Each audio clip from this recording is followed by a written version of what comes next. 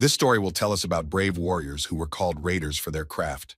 They were the ones who hunted the various monsters that were bothering and harassing the locals. As a reward for this, the daredevils received recognition, fame, and of course, money. They were considered to be the ones who protect people from evil monsters who were always trying to take advantage of their weakness and attack. Although the work was quite dangerous, the raiders were considered real heroes. And as we know, heroism does not live without envy. To be a raider means to be someone who makes people's hearts beat faster. But few people know what makes the raider's heart beat faster and what consequences accompany this. Only one thing could bring the brave warrior to such a state, namely, the understanding that death was already very close. This is the only thing that made the people's favorite and hero stop and feel how fear, along with blood, fills his veins. The cafe was surprisingly quiet, as if the bustle of the city could not penetrate the premises through the huge panoramic windows. But suddenly an indignant cry disturbed this peaceful atmosphere, causing the visitors to turn around indignantly in search of the source of the noise.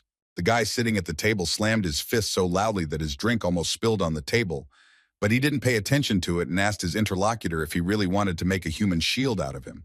The man sitting opposite him raised his hand in a conciliatory manner and, with a hint of alarm, urged his interlocutor to take this information more easily, since the guy himself had said that he needed money. The guy was silent for a second, thinking about what he had heard, and realized that it was not surprising that this man was luring him into raiding the dungeon. The man's name was Young Woo Min, and he worked for a raider agency that was in charge of giving jobs to loners like this guy. When Young Woo Min called him, the guy thought that he had finally come across a profitable deal that would help solve his financial problems. But when he heard that he was offered to stand in the vanguard during the clearing of the Dungeon of the Dead, he was extremely disappointed, because he did not want to go to slaughter like some kind of meat. The guy thought sadly that life had been unfair to him, because even guys who were lower in rank than him found much better offers. Chung Woo-min sensed this disappointment in his interlocutor's eyes and sympathized with him, so he had a desire to somehow console his potential employee. The man said that regardless of rank, raiders of combat classes are rarely given tasks, to which the guy only smiled sadly and asked if he was really being refused because of his class. He ironically apologized for being so useless, but Young Woo-min couldn't console him, because in fact, that was exactly how it was, because recently, magicians had occupied all the workplaces. The employer explained that everyone else found work with varying success, since soldiers were much more often injured, and because of this, they were avoided so as not to bother with compensation. This was the reality, as mages could fight monsters by keeping them at a distance, thus preventing them from harming themselves, and also excelled in teamwork. Warriors were very different from them, because they mainly fought in close combat and received much more injuries in battles. The boy understood all this, and although he didn't know how things were 10 years ago, now he saw that there seemed to be no place for raiders of his class anywhere.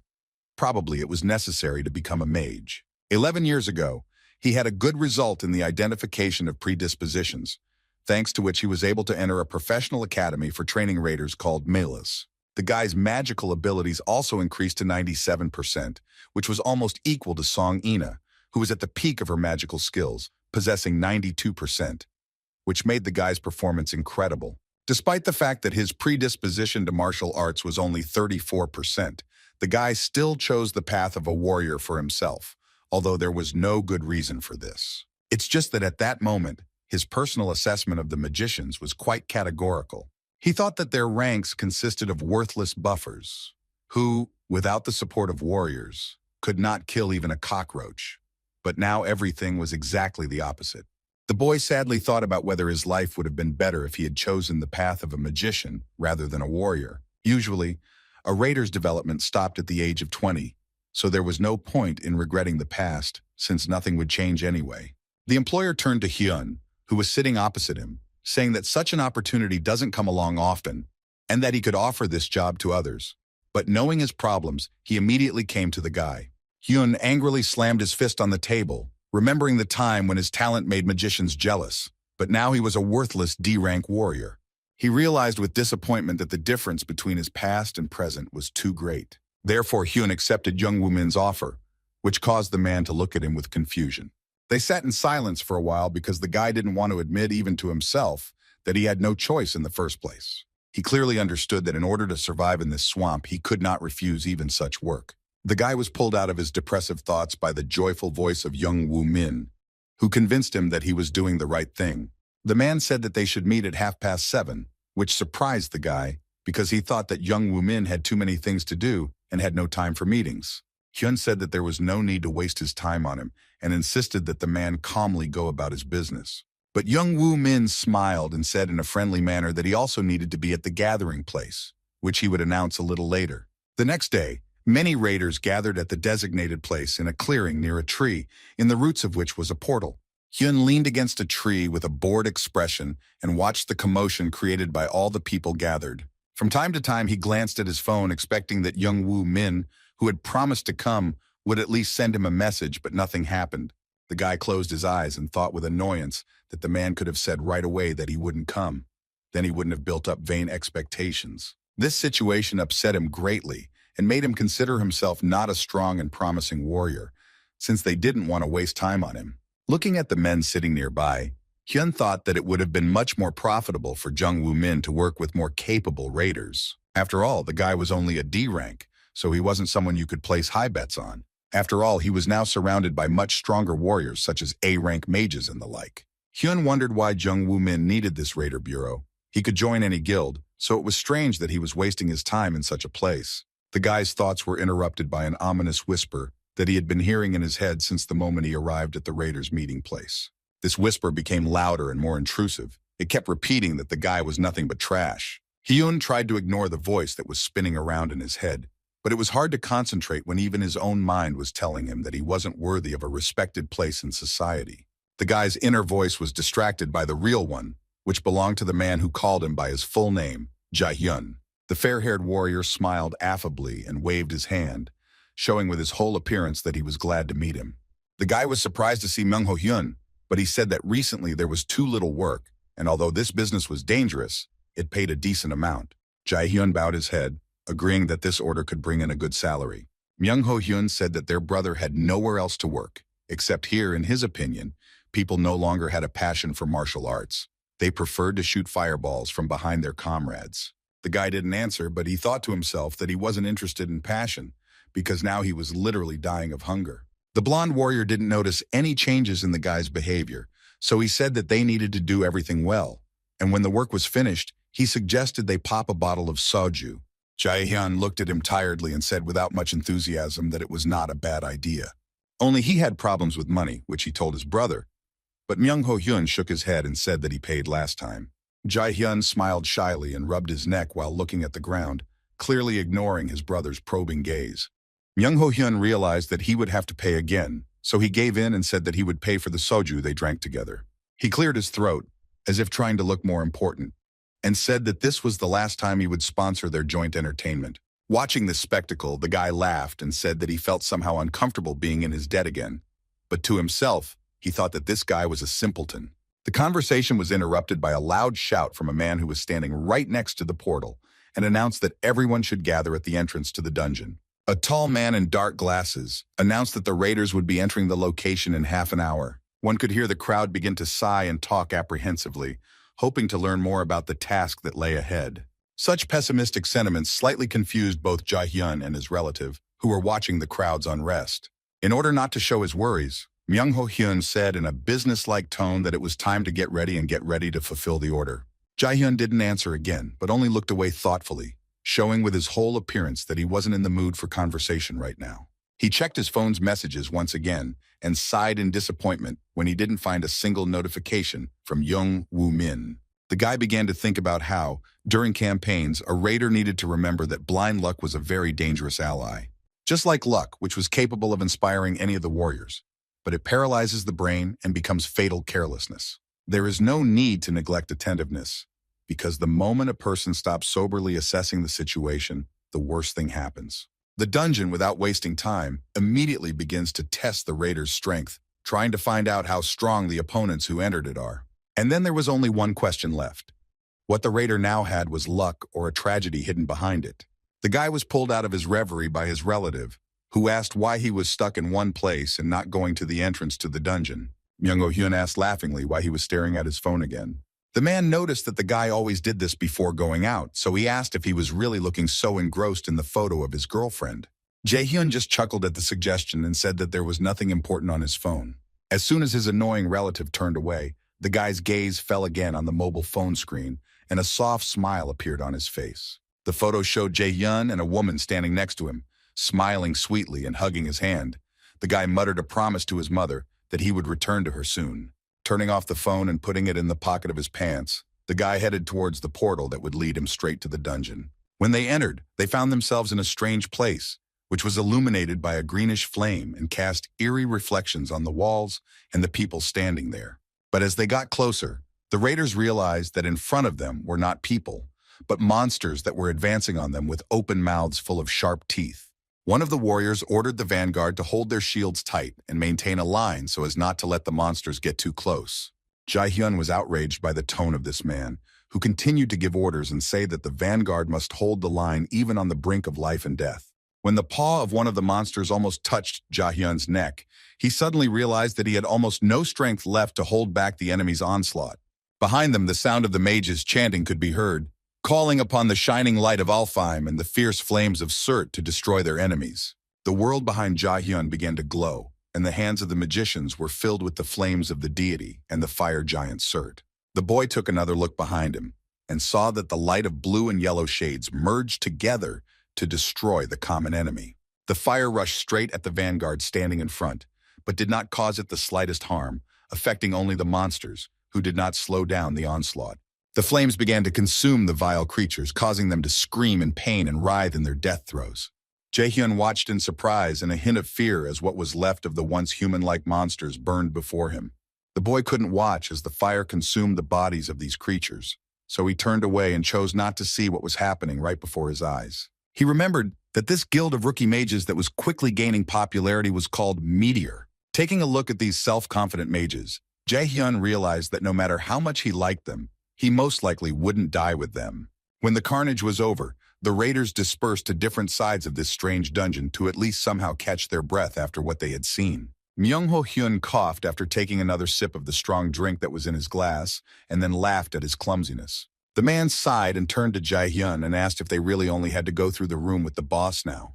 While looking through some information on his tablet, he said that if he had known how hard it would be now, he would have trained more when he was younger and raised his level. Jae-hyun countered by saying that the man was still as fresh as a cucumber, as he was a level higher than him and had quite good skills. The relative asked the guy if he had knocked out any items, because good things could be found in this dungeon, since it was A rank. Jae-hyun replied that he wasn't sure if he found anything, but he still looked at his tablet, wanting to check if he had found anything valuable. The guy was focused on clicking on various areas located on the tablet screen, trying to find something useful. Suddenly, his attention was drawn to the fact that the device began to behave strangely and stop following his commands. The device's screen began to ripple and disintegrate into many small pictures that showed nothing but a bluish light. Jae-hyun was completely confused and at a loss, because he didn't know what to do with it and how to return his work tablet to its original state. After several minutes of unsuccessfully struggling with the technical device, the guy desperately put his hand to his head and tried to figure out what he should do. He didn't understand what caused such a strange breakdown because he didn't do anything new with his tablet, and it was unclear what had just happened. A few moments later, a graph appeared on the device's screen, indicating that the Escher system was no longer working, and that communication with the user had been lost. It was very strange because this had never happened before, and now, for an unknown reason, the launch of the Escher system was canceled, and the guy did not understand what this even meant. As the raider tried to think about the situation, small flashes of light flared up around him, and he heard a quiet whisper that told him to follow this glow. This strange phenomenon seriously scared Jae-hyun, because now you are immersed in your own thoughts, and a second later some whisper appears in your head, calling you to certain actions. The boy watched with apprehension as new information began to appear on the screen, stating that an unknown object had invaded the Escher system, and that safe mode restoration had been canceled. He tried hard to understand what this unknown object was and whose voice he had just heard right in his brain. But the strangest thing for him was the call to follow the light, because he even became interested in where this radiance would lead. Perhaps it was a clue to who the voice belonged to. Jae-hyun was distracted from these thoughts by Myung-ho-hyun, who approached him and began to ask what he was muttering in complete solitude. The boy looked gloomily at his relative, who always came at the wrong moment, and said that he had not said anything. But to his great surprise, Myung-ho-hyun repeated his phrase. which was to follow the light, meaning that he was involuntarily speaking his thoughts out loud. When the boy looked at the man again, instead of his face, he saw a bright ball of light that attracted all his attention and prevented him from concentrating on anything else. Jaehyun looked around anxiously and discovered that the entire space of the dungeon was filled with similar balls of light that were floating in the air. The fact that strange glowing objects were hovering around caused the guy no small surprise. But what was even stranger was that it seemed like the people around him didn't notice anything. Questions kept running through his head about what this light was, why he had to follow it, and where it would lead. All this time, Myung-ho-hyun had been observing his relative's strange behavior, so he worriedly assumed that perhaps he had a fever. Jaehyun was so lost in his thoughts that he seemed to hear his brother from somewhere far away, but he still replied that he was okay. Continuing to watch the light, which had now formed into a small path, the guy finally realized that only he and no one else could see it. This realization struck Jaehyun, because the dungeon was not ordinary and everything in it had meaning. So he decided that he needed to check where this light path would lead. Myung-ho-hyun asked Jaehyun with a worried voice where he was going, but he only replied that he would be back in a few minutes.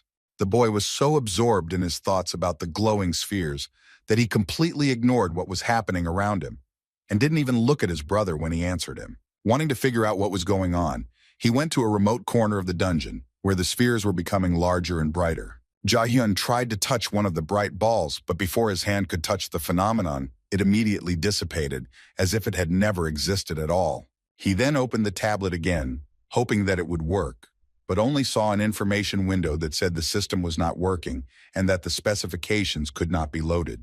The guy got even more confused when he saw a new notification that a feature corruption had been detected and a safe mode recovery had been launched. He focused his gaze on the flame and thought about how he had been awakened since he was 10 years old, and that in all these years the system had never failed. There had been no damage or restoration.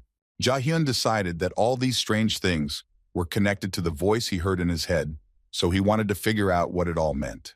The guy began to analyze what had happened, starting with the penetration of the unknown object into the Ashir system and its subsequent collapse. He also did not ignore the voice he heard throughout his entire stay in the dungeon, ordering him to follow the light. Going deeper and deeper into the depths of the dungeon, the guy thought that perhaps all these events meant some changes.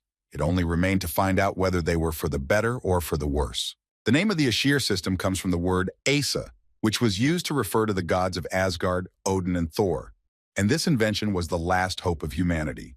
It happened 20 years ago, in a year that was rich in various disasters that harmed people. In the middle of the Pacific Ocean, a tree of unimaginable size grew, and when it opened its buds, in just 9 days it covered the entire sky with its leaves. Some people and wise men said that this was a harbinger of the apocalypse, and that a real nightmare would soon begin on Earth. Others were inclined to think that this tree was a blessing from God, and that now life would begin to improve and the planet would prosper. In reality, this phenomenon was nothing other than Yggdrasil, the world tree spoken of in ancient myths and legends. On the 9th day, when the tree's growth had ended, the earth was engulfed in fires and an invasion of various monsters began, which began to commit their atrocities. Many people were doomed to die at the hands of the monsters and be torn to pieces by their sharp teeth and claws, while the survivors were doomed to suffer from hunger and plague. Seeing how the creatures that mercilessly killed everyone indiscriminately were rampaging on the streets of their hometowns, people fell into despair. But soon, the people had a glimmer of hope, which was embodied in a man who could help deal with the invasion of monsters. The bloodthirsty monsters were eager to put an end to the potential threat to their existence. But for them, everything was not so simple. This man possessed unique abilities that helped him fight the various enemies that came to their world with the advent of Yggdrasil. This is how the world learned about the appearance of the first awakened one, because no one had previously been able to resist these creatures. This awakened one possessed the power of God, and by showing that it was possible to fight the invasion of enemies, he lit a spark of hope in the hearts of people. As the number of awakened increased, they split into different groups, including raiders who professionally hunted monsters. Around the same time, the Ashir system was created, which is a powerful weapon and is controlled by awakened people. Jaehyun thought that when such a stable and constant system experiences such disruptions or changes, it is difficult to think optimistically. While the guy was thinking about this, he didn't notice how he approached the large lights that illuminated the space, filling it with an eerie greenish light. These lights illuminated the massive door, on which various drawings of monsters were depicted, and the guy froze.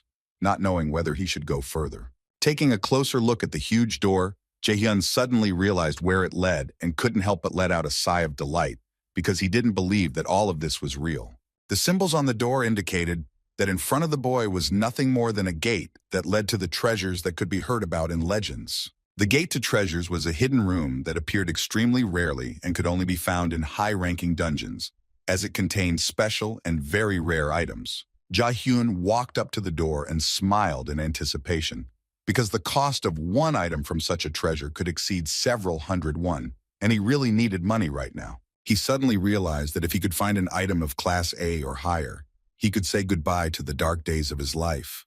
Jae-hyun suddenly felt a strong sense of anxiety, so he closed his eyes and turned to the Almighty, saying that if he existed, then let him send him an item of Class A or higher. Having offered this prayer, he opened his eyes and resolutely pushed open the door, mentally preparing himself for what awaited him inside the hidden room. The atmosphere of the room was completely different from the dungeon, because behind the door it was quiet and cozy. Soft, warm light filled the space, and stars were visible through the tall columns. Slowly entering the spacious hall, Jae-hyun saw that in the center of the room there was a raised platform on which some object was located and was shining brightly. It was surprising to the guy that there was such a large space inside the hidden room, which meant that what they were talking about on television was not an empty fiction. Coming closer and closer to the column, which was located in the center of the hall, one could finally make out a spherical object that blinded with its radiance. The guy was happy, because if this thing had the ability to emit such light, then perhaps it was of a high enough rank that it would help him get out of the financial hole. Jae-hyun realized that he didn't want to stand there and wonder what was in front of him, so he gathered his courage and walked closer to see how useful the find was. He reached out and touched the ball, which felt like a small warm light bulb that could warm you from the inside and replenish all your internal resources. The guy immediately felt how the tablet with the Ashir system came to life and displayed information that some of the functions had been restored and a new piece of equipment had been received. But the good news does not come alone, because the piece of equipment received was the lost eye of Odin, with which one can study runes, reverse magic, or destroy it.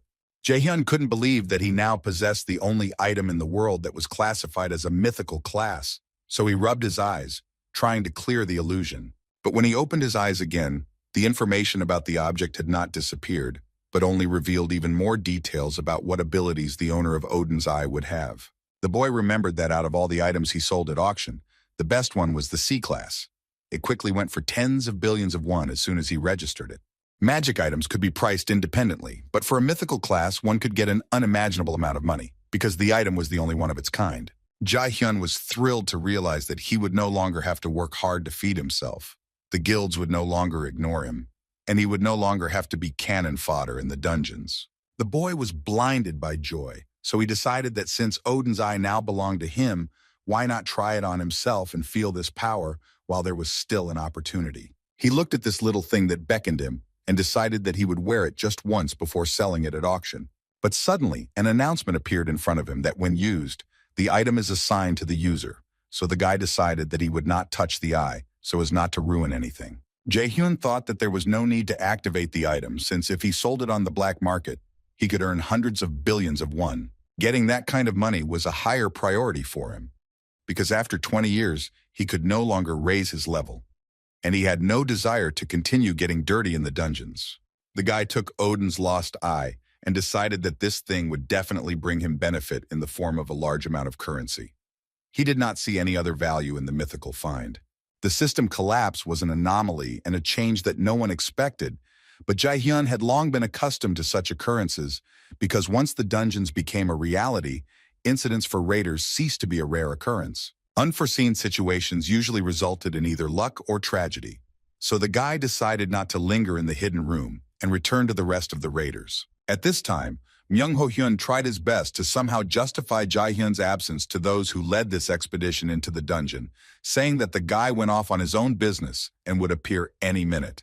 He tried to prove to the magician standing in front of him that it was worth waiting for his relative just a little longer, when suddenly the man saw that the missing guy had finally returned. Jae-hyun walked straight towards them, not in a hurry at all, as if the mages and the entire raider squad weren't waiting for him to continue their mission. Myung-ho-hyun began to hurry him, telling him to quicken his pace since they had to finish their adventures in the dungeon. The guy apologized to the magician for being late and promised to be careful in the future, because the magician began a lecture about how one cannot act rashly in their situation. Jae-hyun looked at the departing mage with annoyance and thought that it was unfair that these arrogant individuals were commanding them and managing the mission. Seeing the boy's bad mood, Myung-ho-hyun patted him on the shield and told him in a soft tone not to be upset by the mage's words. Jae-hyun smiled at the gesture as he was pleased with the man's support, so he said that he was okay. As he left, he said that they would drink soju at his expense tonight, since he couldn't be a freeloader all the time, and these words caused a wave of surprise in the man. Myung-ho-hyun looked at his relative with bewilderment and rubbed the back of his head, wondering if the guy had gone crazy at the age of 27. Once Jae-hyun stepped aside and wasn't surrounded by annoying people, he realized that he was lucky to get by without any unnecessary explanations for his absence. He understood that they were inside a dungeon where there was no law or rules, and everything that happened would remain within these damp and gloomy walls. Therefore, bragging about having found an expensive thing was tantamount to suicide, because there will always be those who want to take away an expensive thing and appropriate it for themselves. It would be wise to sell Odin's eye after the raid was over, because the most important thing now was not to attract unnecessary attention to his person. The mage who was in charge of organizing the raid said that since the formation had been reorganized, they could continue their mission, but suddenly his voice died down, as if he sensed something was wrong. A second later, an unexpected situation really happened, because the entire cave began to shake, and stones began to fall from the ceiling. Jae-hyun's eyes widened in surprise, because he didn't know what to do if they suddenly got trapped under a rubble. It would be very difficult to get out of the cave if the entrance to it was buried under a pile of stones.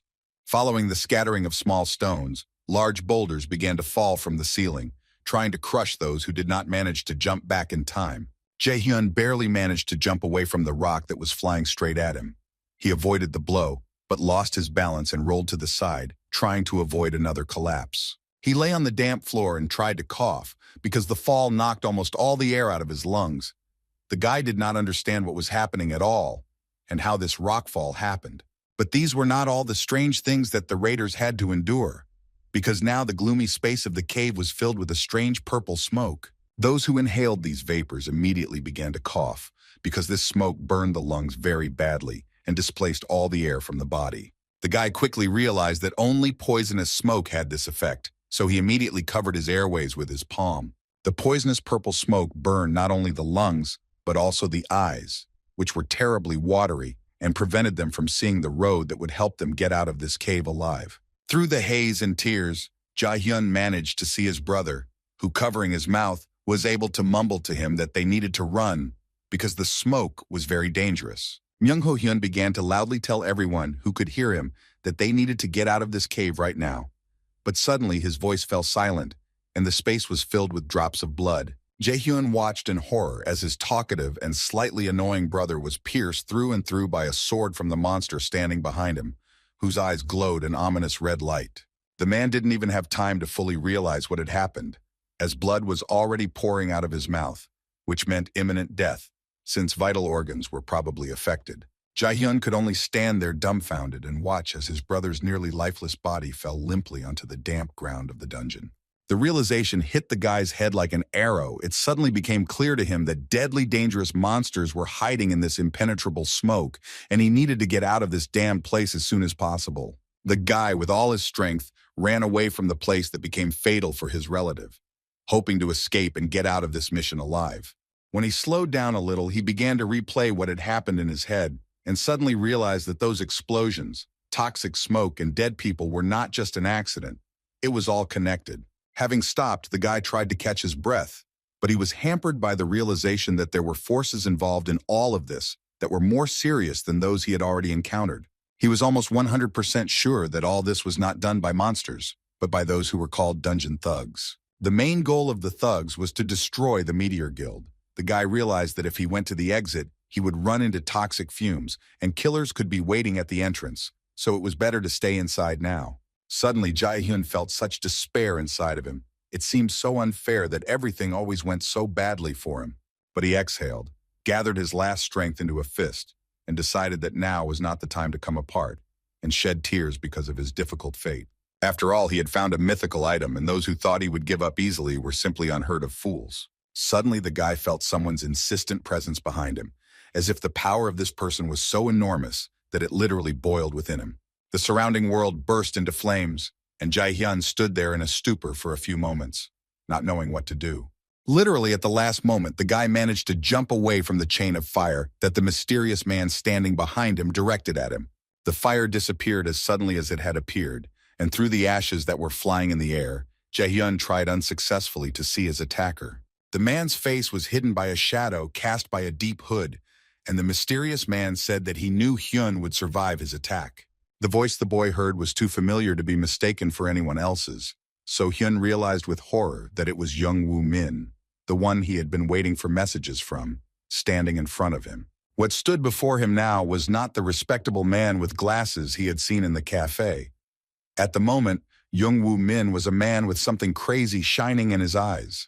The man, as if playing, lit a fire in his hand and smilingly told the guy that he had warned him that he would come to the dungeon today.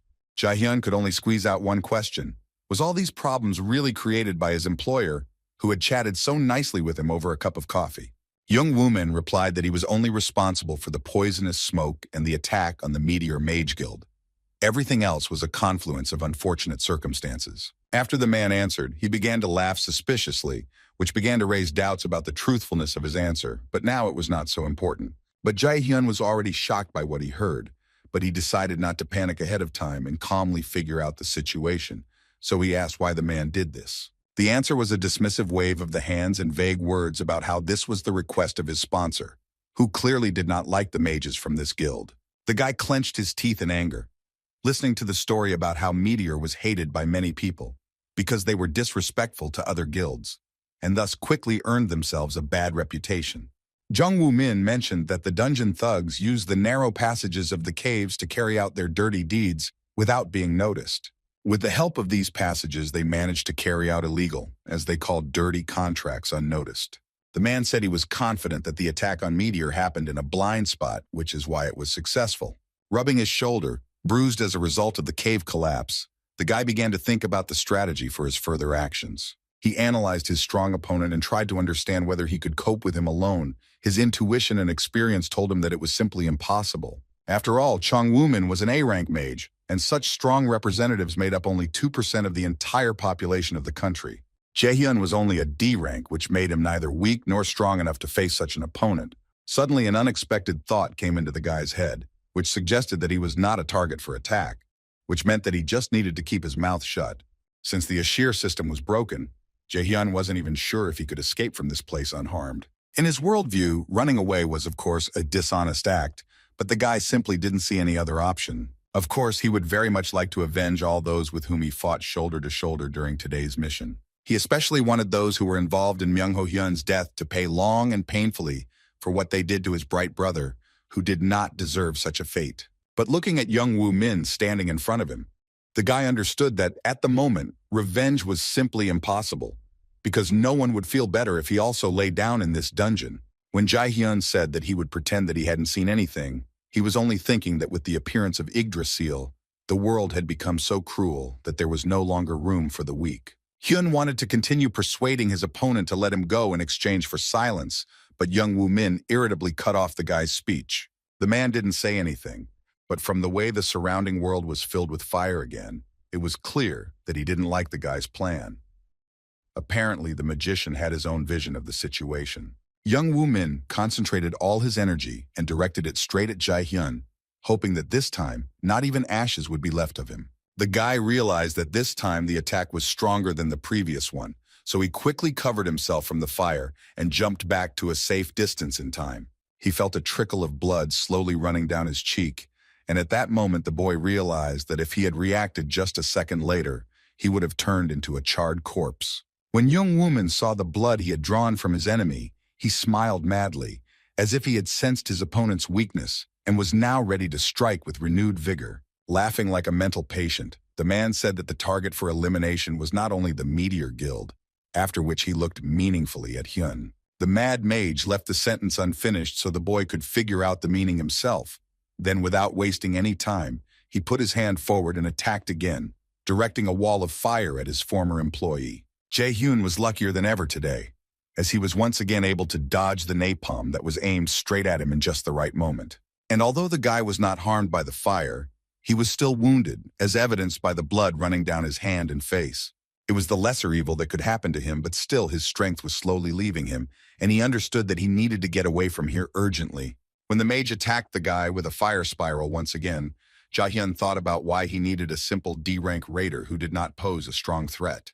At this time, Jung-woo-min created 3 more fire spheres, which, with the first wave of his hand, would fly towards Hyun and would try to burn through him. Clutching his bloody throat with his hand, Hyun thought only about what he had done that such powerful opponents wanted him dead. The guy began to diligently go through in his head all the potential enemies he had ever crossed and who might want to kill him. Suddenly, he remembered the persistent whispers he had heard before entering the dungeon, insisting that the boy was trash and his life was worthless. The realization struck Jae-hyun like lightning, and now his head was filled with guesses about who could possibly want him dead. He asked Chong-min if it was really his father, and this question left the magician stunned because the man did not know what to answer. There was a tense silence in the air, and it seemed that even the fiery spheres had fallen silent, waiting for what would happen next. Jung-woo-min was so unprepared to hear Hyun's suggestion that he even covered his mouth with his hand in surprise, so as not to blurt out anything unnecessary. But then the magician burst into a mad laugh, which had already become so familiar to the guy, and did not answer the question asked about Hyun's father's involvement in this matter. Jung-woo-min began to evade the question, saying that Jae-hyun was a good guy and he liked him, but he had an order that he needed to fulfill. Everything became clear to the guy, and this realization burned inside much more than the burns from the magician's fire spheres, because it's not every day you find out that your own father wants you dead. He remembered the photo of his mother, which he kept even on his phone and looked at before dangerous tasks, as if his mother was able to protect him even in this way. A thought came into his head that didn't give him any peace, and he asked if he could ask one more question. Images of days gone by flashed before Hyun's eyes, namely his mother's dead body lying on a cold table in the morgue, covered only by white sheets. He remembered how he cried so hard when he learned that his only close and beloved person was deprived of life, and he would never again be able to hug her or smell her familiar scent. Jae-hyun asked if it was really true that in the winter, 5 years ago, his mother was also killed on the orders of this vile man who called himself his father. Jung-woo-min responded in surprise that he didn't think that the guy would be able to put everything together and guess the true reasons for his mother's death. Suddenly, the mad magician's eyes widened in admiration, and he said that the guy had simply amazing thinking skills to be able to understand everything. Hyun looked at the man standing in front of him and didn't understand how, when he had talked to him before, he hadn't noticed that Jung-woo-min was simply insane. But what was even more incomprehensible to the guy was how he could have done this to his wife, and now also intend to kill his own son. In response, the mage sent only a new volley of fire, but after all these discoveries, Jae-hyun was so indifferent that he did not even flinch from the new attack.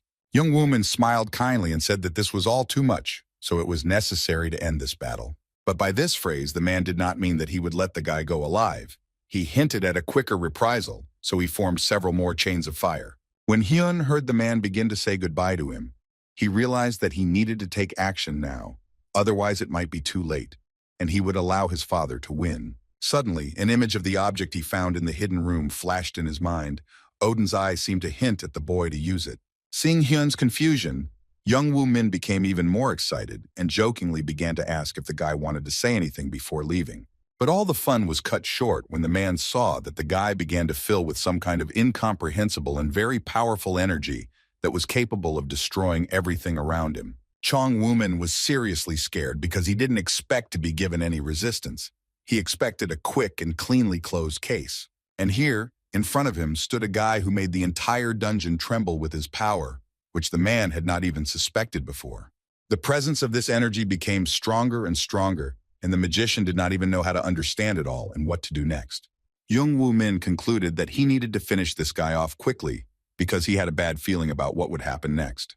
He created another chain of fire, and this time he put the rest of his power into it, saying that now the jokes were over and this time Hyun had to die. The fire was increasingly enveloping Jae-hyun, intending to leave not even bones behind, but the boy stood and did not move at all, as if the remnants of his fear had died in him. After hearing the news, a flame was seething inside the guy, which was much worse than what the magician sent at him. Hyun opened his eyes, which glowed with cold rage, but in addition to this, a fire flared up in them, which was ready to avenge all the loved ones who died due to the fault of his father. The flame, which was getting closer, was stopped by huge shadow claws, which did not allow it to get to the guy. Seeing this, Jung Woo-min was simply astonished and could not utter a word, because before he had never seen anyone possess such powers. Jae-hyun also didn't expect that anything could save him from this stream of fire. He was so shocked that his face couldn't show a single emotion. Suddenly, a tablet appeared, the information on which stated that the item Odin's lost eye was used, and since it was assigned to the user, Hyun would not be able to sell it for money. The guy was thinking about the fact that he had another empty card, when suddenly he was distracted from his thoughts by the shrill cry of young Woo-min, who could not come to terms with the loss. The powerful but insane mage could not understand what was happening and why his magic seemed to dissipate and did not inflict the necessary damage on the enemy. Jae-hyun stepped forward and said in a cold, rough voice that he would finish the man off in the most brutal way possible, after which his blank card was absorbed. The guy's eyes widened as he felt a powerful force growing inside him that was capable of demolishing the entire dungeon along with the magician. The information that was displayed in front of him was that an active skill called Super Speed Chain had been created. After that, fire spheres began to swirl around Hyun, which were similar to those created by Jung Woo-min, but there were more of them, and they felt much more powerful. The magician stood and blinked his eyes in surprise, his mouth open, because he couldn't understand how the raider, who owned rank D, had the super speed chain. Looking at how skillfully the boy managed to create a chain, the man indignantly remembered that it took him years to master this complex spell. Jung Woo-min gritted his teeth in anger and said that he didn't care how the guy managed to learn the highest spell, but he still didn't have a single chance to stand against the A-rank mage. Hyun ignored his opponent's provocative tone and said that they had to fight to see who would win. After these words, huge fiery tentacles stretched out towards the magician, which were just trying to accuse the enemy's body. Hyun's firepower was simply astounding in its power. It seemed that he didn't need any rest or respite between attacks, because the streams of fire hit one after another. One of the strikes from the high-speed chain landed right under young Woo-min's feet. If he hadn't pulled his limb back in time, it would have been fried right there. Jae-hyun watched with absolute indifference as he sent more and more streams of fire at his opponent, because after hearing this, he only wanted to kill this bastard. The man who just a couple of minutes ago was laughing, enjoying his triumph, was now running from one place to another, trying to hide from the enemy's attacks. When he had a small respite, Jung Woo-min took advantage of that short moment and created a fire sphere from the remaining strength of his body. The mage made another attempt to attack Jae-hyun and directed a stream of his power towards where his enemy stood. Hyun's eyes widened again, and information appeared before his eyes, stating that the skill absolute calculation was being activated. Thanks to this technique, the super-fast fire chain moved with incredible precision and was now heading straight for Jung Woo-min. The man also understood that this blow would be much more difficult to avoid than all the previous ones put together, so he clenched his teeth from the tension. He put his hand forward and a blue shield appeared in front of him, which protected him and did not allow the fire to reach the magician's body. This maneuver only made Jae-hyun even more angry and fueled his thirst for revenge for all those who died because of Jung Woo-min and the one who gave him orders. The boy activated his skill called Absolute Calculation again, intending to destroy the armor the mage had put up, and after a couple of seconds of effort, he succeeded. Jung Woo-min couldn't believe that someone was able to break his magical defense, because before this, he thought it was simply impossible. The man looked with fear at the approaching chain of fire and understood that this time he would not be able to dodge, and it threatened to end in certain death for him. Jae-hyun watched with cold pleasure as his power hit its target and finally crushed the opponent who had caused him so much trouble. When the aftermath of the impact began to dissipate a little, and the cave space became visible through the dust and rocks, Hyun moved closer to the impact site to see the result of his actions. The first thing that caught his eye was the broken glasses and the convulsively trembling hand of the once self-confident opponent who had boasted of his abilities. Jung Woo-min lay on the floor of the cave and coughed violently, spitting out more and more blood. It was clear that he was living out his last minutes. The dying man opened his tear-filled eyes and looked at his executioner with a bleary gaze, begging for mercy. But Hyun thought that when his mother begged for mercy, no one listened to her, and these thoughts helped him quickly create a chain of fire, which became the last thing the magician saw. When his power had served its purpose and was hidden in the depths of his body, blood began to flow from the corners of Hyun's lips, and he suddenly realized that it was all over. It seemed that after this thought, the guy completely ran out of strength and he helplessly collapsed onto the stone floor of the cave, not far from the bloody corpse of young Woo Min. The boy looked helplessly at the ceiling of the cave and realized that he had no more stamina or mana left, which he had used in the battle. His eyes closed by themselves, and he caught himself thinking that he hadn't thought about such a strange end to his life, because the guy didn't want to leave this world immediately after a successful find. Jae-hyun thought ironically that Death was a girlfriend that the raider couldn't help but show up for a date with, and she turned out to be surprisingly cold. After these thoughts, the guy wanted to smile, but he didn't have the strength even for that. So he closed his eyes and sank into oblivion. But a moment later, he was awakened by the Escher system, which offered to install a new control system, in which the user moves to a point in the past to which he wants to return. Jae-hyun was surprised to realize that he had a chance to be saved if he traveled to the past. This was another strange change in the system. Trying not to think about whether luck or tragedy would happen to him, the guy said to launch a new system because it seemed like the only solution. The familiar blue screen became covered with red pixels, and a notification appeared that a new system called Nornir was being launched. Images of beautiful girls illuminated by bright light appeared in the guy's head. Some of them had wings, and he immediately remembered the legends of the Valkyries. They spoke to him in a gentle voice, but Hyun could not pick out a word because their speech was in some ancient language, the meaning of which he did not know. One of them came up close to the guy so that he could see how her golden curls shimmered in the light, and extended her hand, and Hyun extended his in response. After that, the system gave out information that the gods of Azer were now watching him because he had become their enemy and had the passive skills attracted the attention of the gods and eye of the absolute god. Before this information had time to reach Jae-hyun's fevered mind, he woke up and began to frantically suck in air, trying to figure out where he was. He sat up in bed and began to look around, trying to remember how he ended up in this room and what happened after he lost consciousness.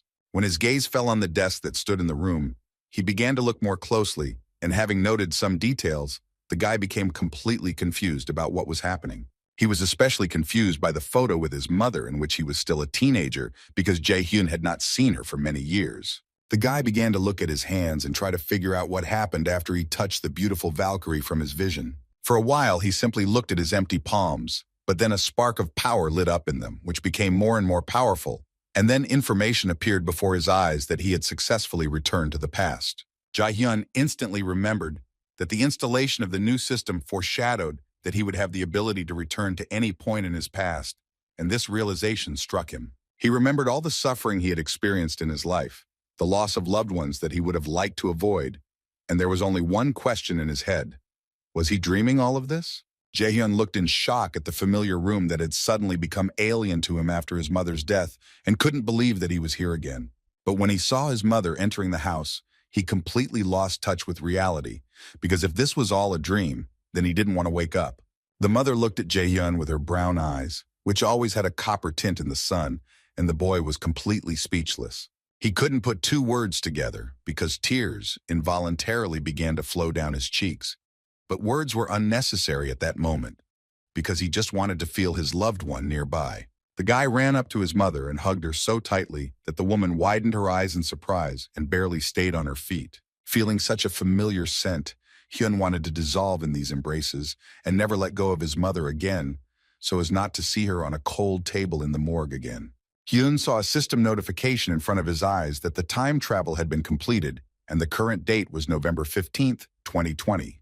He coughed, feeling pain in his chest, and saw another message, which said that the user's body had been restricted and was only 20% restored. The guy felt like he was still in some strange dream, but looking around he realized that he recognized the apartment he was in because he had lived in it before. He received a new notification from the Nornir system, which said that there was a quest called Rest, in which he needed to restore his stamina to 80%, and then he would have one empty card. Jae-hyun looked at this information and couldn't fully comprehend that the Ashir system he had known since childhood was no longer there, and now he was playing by new rules. He sighed heavily, but decided not to despair ahead of time, because he still had a lot to figure out. What worried him the most was the reason why he didn't die when he fell to the ground exhausted after the battle with Young Woo Min in the dungeon. It seemed like the new system was capable of a lot, since it sent him back to the past. But such twists and turns wouldn't surprise Hyun, since many strange things had happened in his life. He decided that if what happened could give him new knowledge, then he would be able to skillfully adapt to similar situations in the future. The guy began to analyze the fact that the system had moved him back 11 years, which meant that now he should be in the middle class in his third year of study. He also noted that the control system had changed its name and was now called Nornir. Jae-hyun slowly got out of bed and decided to look around. But when his feet touched the floor, he realized that what was happening still seemed like a dream to him. The guy finally stood up and headed to his desk, where everything was the same as 11 years ago. There was a slight chaos that did not interfere with finding what he needed. He picked up the calendar in which he always left notes and realized that no matter what happened, he was absolutely sure of one thing. This was an opportunity he couldn't miss. So he glanced at the note that read, "Choose martial arts to study at Male's Academy," and crossed it out with a confident movement. Hyun knew that the combat class hadn't given him the future he wanted, and now that he had the chance to fix it, he would do his best to become a mage. Sitting at breakfast and chewing on the rice his mother had cooked, the boy felt a little uneasy because the memories of the dead body of the woman who was now sitting opposite him were fresh in his mind. The mother looked at her son with her warm, caring eyes and felt uneasy because something was clearly bothering her boy and giving him no peace. She looked at Hyun, who was almost crying and couldn't understand what had happened because her son had always been very stoic, but now he didn't seem like himself. The mother could not look at her son in such a state, so she asked what was happening and why he stood up in such a bad mood. Jae-hyun put on his most carefree expression and laughed, saying that he was fine and that the reason for his behavior was a very realistic nightmare. It was clear that his mother didn't really believe this hastily concocted excuse, but Hyun couldn't say that when he looked at her, he remembered a corpse covered with white sheets. Jae-hyun muttered that he wanted to tell his mother something, and she smiled, saying that she felt that her son was keeping quiet about something. She looked at Hyun with her piercing eyes that were exactly the same as her son's, and thought that perhaps he was afraid of entering Mila's academy. The woman reflected on the fact that the profession of a raider was very dangerous, and the competition among them was quite serious, so her worries were quite justified. The mother closed her eyes and decided that the happiness and well-being of her child was important to her. So if her son did not want to go to Mila's, then he should continue his education in a regular school. She decided that even though Mila's was a prestigious academy, if Hyun didn't want to go there, then so be it. But she never expected to hear that he was thinking of transferring to the magic department. When the woman heard this, she felt relieved and smiled at her own thoughts, because it was important to her that her son choose his own path. So if he wants to be a magician, let him become one. But when the meaning of what was said finally reached her, she was surprised, because her son had always said that he would choose the warrior class. The woman was sure that Hyun was a thoughtful guy and would not change his decision without a reason, so she gently touched his cheek, wanting to ask about the reasons for such a decision. But then she decided that if her son wanted, he would tell her everything later. So she asked him if he was sure of his decision. And when her son answered that he had weighed everything, she felt calmer. She said that in that case, let him do as he sees fit, but reminded him that she would like her son to think not about money, but about what he will do in life. She continued to stroke her son's cheek and say that the most important thing in life was to find your calling. And seeing how Hyun's face became sadder, she said that she would support him in any case. Jae-hyun couldn't take it anymore and started crying. His mother said that now was not the time for tears, but she didn't understand how much he missed this warmth and love after she died. The boy came to the realization that if he wanted to take revenge on his father, who was an A-rank raider, he had to become a strong magician capable of protecting his family. When Jae-hyun was developing his stamina through exercise, the system reported that the rest quest had been completed and the reward, an empty card, had been received. The guy finished training and thought that the new Nornir system suited him quite well because it gave good quests and rewards. He looked at the information window and understood that while it was unclear what kind of material this system was made of, it was quite possible to get some benefit from it. The guy began to think about the fact that he knew the future.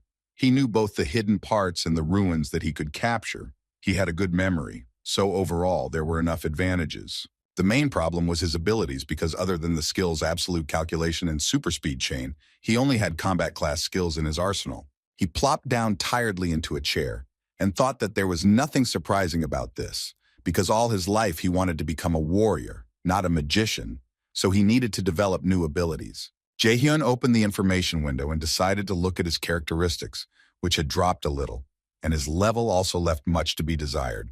But what caught his attention was that the passive skills remained at the same level, which was explained in the system by the fact that this was all because of the new skill attracted the attention of the gods.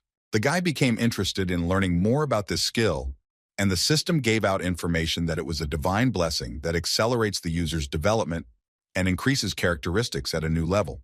Hyun became curious about what it meant to him that the gods were watching him and how it would affect his other skills. The guy began to examine his other skills and came to the conclusion that it was not very clear what the eye of the absolute god was for, but the super speed chain was a very serious toy. Looking at his physical characteristics, Jae-hyun realized that for a mage, strength was not so important, but agility would never be superfluous, and he had nothing to say about mana. But victory loves preparation and endurance, so it was possible to improve these characteristics. You just have to put in enough effort. They, unlike mana and strength, did not increase combat power, but increased the fatigue threshold in the case when the same action was performed repeatedly. The guy understood that if he invested in endurance now, the effect would be felt at every new level. When Jae-hyun more or less understood the strategy of his further actions, he had a question about what he should study to gain new knowledge. Looking at the card he received as a quest reward, Hyun thought that the super speed chain would be enough to attack for now, and he wouldn't be able to use complex spells due to the lack of mana, so healing was all that was left. Jae-hyun remembered that it was 2020, which meant that mages were treated like trash and were not valued at all. But if the raider had some kind of healing skill, then their attractiveness would increase dramatically, and their position in society would improve. Such guys were always valued, and for this it was not necessary to be a raider. You could go into medicine or somewhere where the skills of a healer are in demand. Hyun turned the blank card over in his hands and realized that in order to raise his authority, he needed to learn how to heal. The guy leaned back in his chair and sighed with concern, because the problem was that meeting an awakened one with such skills was not an easy task. In addition, the fight with the crazy young Woo Min showed that one should use empty cards as wisely as possible and not waste them in vain. Jae-hyun closed his eyes and thought that it was unknown exactly how many cards the system would give out, but it was clear that it wouldn't throw them around left and right. The guy was distracted from his thoughts by a call on his mobile phone. He wondered who was bothering him, since his social circle had changed a lot during all this time. He was very surprised when he saw that it was Kim Yoo-jung calling him, because it seemed like these names were familiar to him from some distant past life. They had been friends with this girl since childhood, because they lived in the same area, so they often walked and spent a lot of time together. Kim Yoo-jung, like Hyun, also dreamed of entering Milla's academy and becoming a respected raider. But this bright girl never managed to realize all her planned wishes, because something irreparable happened. Jae-hyun had a flashback of Kim lying bloodied in his arms, dying, and him being unable to do anything to help her. Memories came flooding back to the boy and he couldn't get rid of them. But then he told himself that everything would be okay, because now he had a chance to change the future. Jae-hyun looked at his phone, where notifications from Kim Yoo-jung were coming one after another, and realized that the girl remained the same as he remembered her. She was very restless, and this time she suggested going to a lecture that Yoo Sun-yoon would give in the city center. Kim tried in every possible way to persuade the guy to go there. Hyun racked his brain and remembered that Yoo Sun-yoon was a holy maiden who was highly revered in their hometown, so her lectures were always crowded. She was also popular because her magic embodied the power of sacrifice, and people loved to seek out such heroes and honor them. Jae-hyun decided that he needed to get used to living in this new reality. So he needed to meet up with old acquaintances and make new connections, so there was nothing to worry about. The guy threw on a sweatshirt that he hadn't seen for 11 years, and it seemed to him that with this thing he returned to the appearance of his past self. Hyun went into the kitchen and told his mother that he would go out for a while. It was very unusual for him to hear her admonition to come back while it was still light, because he hadn't heard such words for so long. The guy smiled, because he knew that now there were people who cared whether he was alive or not. So with joyful anticipation, he answered his old friend that he would now join her. At this time, a solid black car was racing through the city, carrying a special and highly respected person. The personal driver informed Yoo Sun-yoon of her schedule, as she had to give a lecture to the raiders in the city center, and then go on a raid in the B-rank dungeon in the Seongbuk district. The man said that after all this, they were expected in Wonju, and then there was a flight to the USA. Looking at the woman in the rearview mirror, the driver doubted that she would cope with all this in such a state. He told the chairwoman in a tense voice that her health had deteriorated and that this could affect her productivity. Yoo Sun-yoon smiled and replied that nothing serious had happened to her. It was just a simple lack of sleep that would pass as soon as she got a good rest. But the personal assistant paid no attention to all these excuses and said that she knew that the sacrifice was taking her own life. The man looked ahead sullenly and thought that if someone else had such a skill, it would be possible to cure the chairman. The woman smiled even wider and reminded her assistant, whose name was Park Sung-jae, that they had agreed not to talk about it. Park Sung-jae fell silent because he understood that these empty conversations would lead to nothing, but would only irritate the woman before important events. But he thought to himself that if this continued, the Holy Virgin of South Korea might soon leave this world. When Jae-hyun finally met Kim, the girl immediately grabbed his hand and enthusiastically led him straight into the crowd, because there was a real crush in the city center. This kind of activity was now unusual for the guy, so he told his girlfriend with a little irritation to stop pulling him by the hand. The girl slowed down her pace a little, but still didn't let go of Hyun's hand, so he could only watch as she looked around curiously, hoping to see Yoo Sun-eun. Wanting to defuse the situation, the guy asked his girlfriend if she had invited him, only because she was afraid of getting lost in this crowd. Kim Yoo-jin looked at her friend indignantly and said that it was not true, but the guy did not believe her, and asked her to let go of his hand if he was wrong. The girl didn't answer, but she squeezed Hyun's wrist even tighter, which only made him smile wider because he was absolutely right. Jae-hyun asked his friend in a sickeningly caring voice why an excellent student and outstanding athlete forgot the way every day. In response, the girl hissed that thanks to her, he would listen to the lecture. The guy didn't deny it, but just smiled and said that Kim was absolutely right about this, especially since he wasn't at all against seeing Yoo Sun-eun in person. When he arrived at the conference venue, Hyun thought that it would be a good idea to copy Yoo Sun-eun's magic of sacrifice, as it could be useful for establishing connections in South Korea. The guys took their seats and began to wait for the lecture to begin, and while the guy sat with an absolutely indifferent face, Kim simply beamed with anticipation. Hyun understood that this person possessed simply unique magical power, but he still could not understand why people were simply obsessed with her. Yoo Sun-eun was called the Holy Maiden. She was the master of the Lotus Guild, and her fame extended not only to Korea, she was equally popular overseas. At a time when raiding was not as widespread as it is now, the Holy Virgin fought in the front lines, while simultaneously treating the wounded. The crowd's attention was drawn to the sound of a hand tapping on the microphone, signaling the beginning of the lecture that everyone present had been eagerly awaiting. The Holy Virgin took the microphone and greeted the people present, after which she introduced herself as if everyone in the city center did not know her. The crowd exploded with excited shouts and responses to this greeting. People began waving their hands at her, hoping that she would pay attention to them. The guy sat silently and watched the woman intently because he knew what would happen to this universal favorite. A couple of months later, when Yoo Seon-eun goes to Taiwan for another raid, her condition suddenly worsens. And although there was no official information, Hyun knew that the reason for this was the magic of sacrifice, which took away part of the owner's life energy, and there was only one way to help her. Knowing what would happen to the woman standing on stage, Jae-hyun felt uncomfortable watching everyone's excitement, even though he knew that people knew nothing about her condition.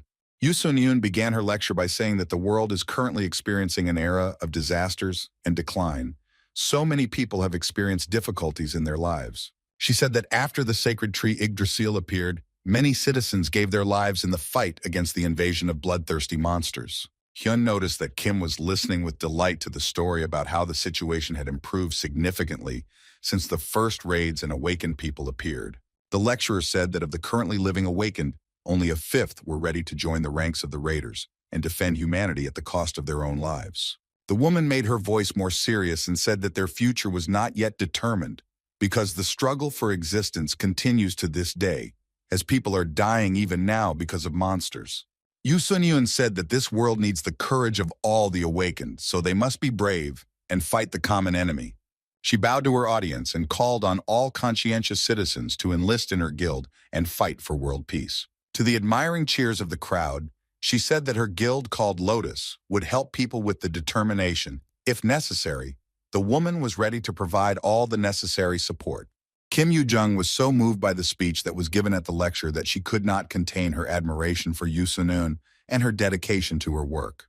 Jae-hyun understood that both Kim and Yoo Sun-eun were right in that they needed to encourage people to fight, since most of the awakened were afraid of raiding, since fighting monsters was not an easy task. The guy absent-mindedly scratched the back of his head and remembered that before the time jump he was going to sell Odin's eye to end all these battles and live in peace and prosperity. Lost in his own thoughts, Hyun could barely hear his friend's thoughts about how Yoo Sun-eun had the right to become a role model, but he doubted that the woman would like that.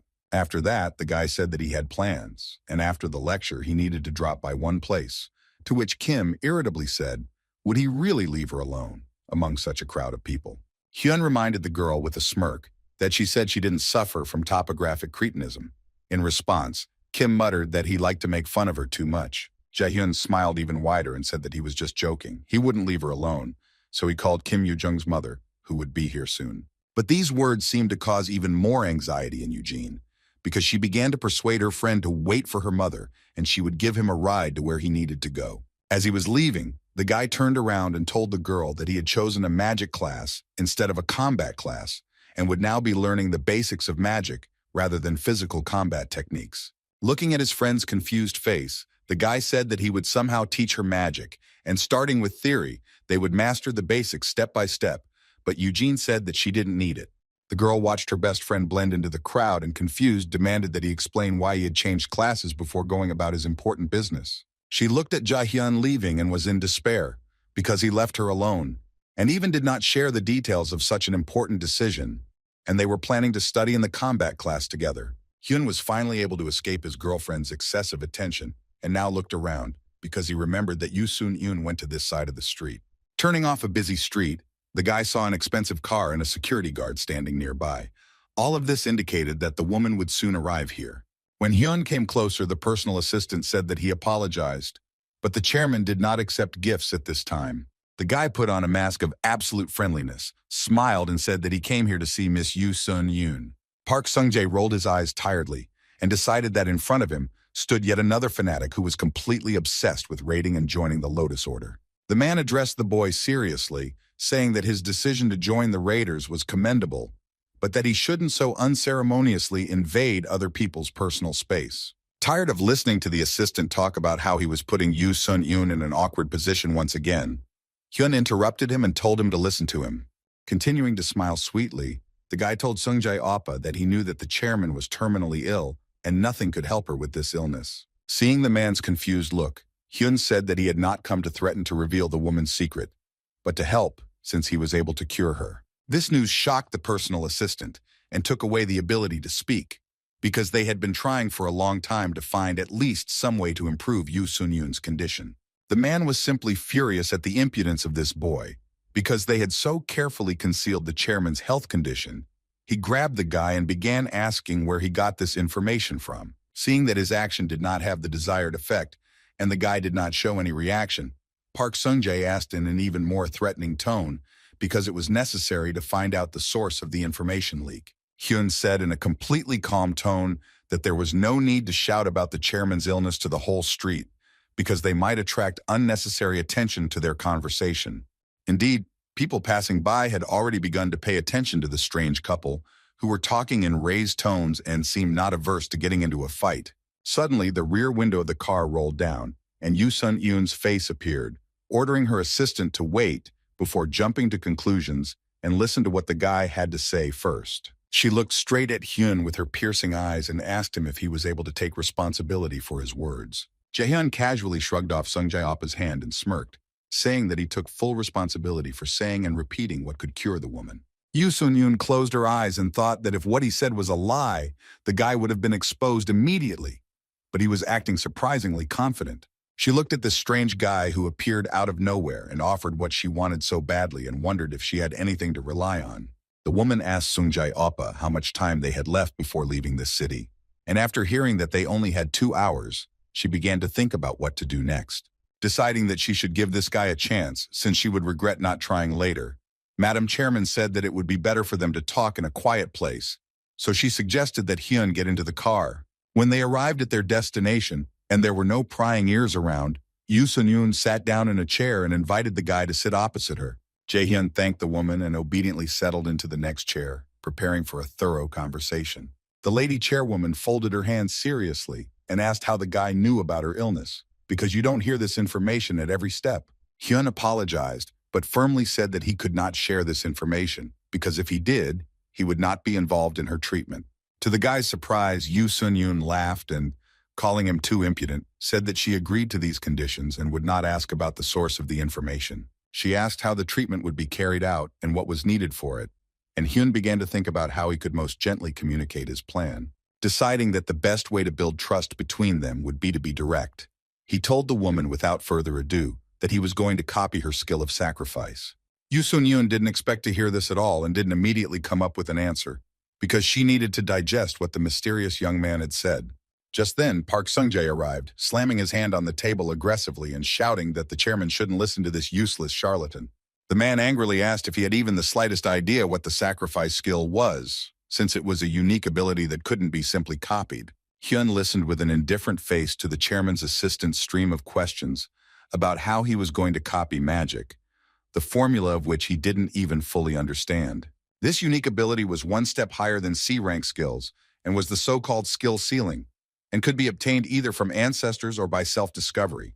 Normal spells could be learned through formulas, but the formula for a unique spell could not be understood, so the ability could not be copied. Hearing all this, Hyun said that this was information that everyone knew, but for now, he suggested not to get excited, because if he couldn't help, he wouldn't even come. Hearing these self-confident words, Park Sung-jae became even more furious because the insolence was coming from this young man, but the chairwoman said that they would hear him out. The woman asked if she understood correctly that the guy wanted to heal her using her own sacrifice skill. Hyun answered in the affirmative and thought that in order to heal the wound received due to the spell usage penalty, a healing of a higher rank, or the same as the spell itself, was needed. He analyzed that the cause of Yoo Sun-yoon's illness was her unique skill. There was no treatment of a higher rank, and the woman could not heal herself, so his option was the only one. Sacrifice meant offering a gift to a god, so Yoo Sun-yoon was under a restriction that prevented her from healing herself. This absurd prohibition was because, according to the logic of the gods, one cannot sacrifice one's life for the sake of one's own life. The woman was silent for a moment, then smiled warmly and said that since Jae-hyun claimed that this was the only solution, she would try his option. The space around Yoo Sun-yoon suddenly lit up with a warm light that enveloped everything around her, and she asked the guy to prove that he could help her. Seeing that the chairwoman had decided to agree to the guy's adventure, Park Sung-jae shouted at her to think again about what she was doing and what the consequences were. But the head of the Lotus Guild did not stop, but on the contrary, concentrated even more and materialized her power in the form of a bright light, which she now held in her palms.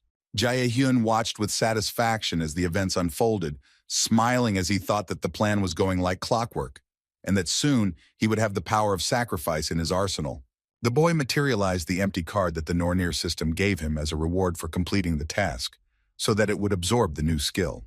Jae-hyun allowed the system to use the card to record the sacrifice skill in order to learn this new spell later. The guy's eyes flashed and he felt how power began to boil in his veins, and his body was filled with new, as yet unexplored energy. After that, Hyun said that he saw mistrust in the eyes of his interlocutors, so he promised to do everything so that they would begin to trust him. To back up his words with actions, the boy decided to demonstrate the new skill he now possessed, thanks to the blank card and the power of Yoo Sun-yoon. The fact that he managed to light the sacrificial light was an incredible surprise to both Sung-jae Appa and the chairwoman, as they had not even known that such a thing was possible before. Seeing the shocked faces of his interlocutors, the guy clenched his fist, drawing all his strength back, and offered to begin trying to heal the woman. An information window appeared before Hyun's eyes, stating that he now had a unique skill that created a healing wave that had various effects. The guy was thinking that since the spell was cast using a blank card, there was no penalty, but he was distracted from his thoughts by the voice of a woman who asked what he wanted from the guild. Although Yoo Sun-yoon asked this question, she thought to herself that just being able to cure her illness was already enough for negotiations.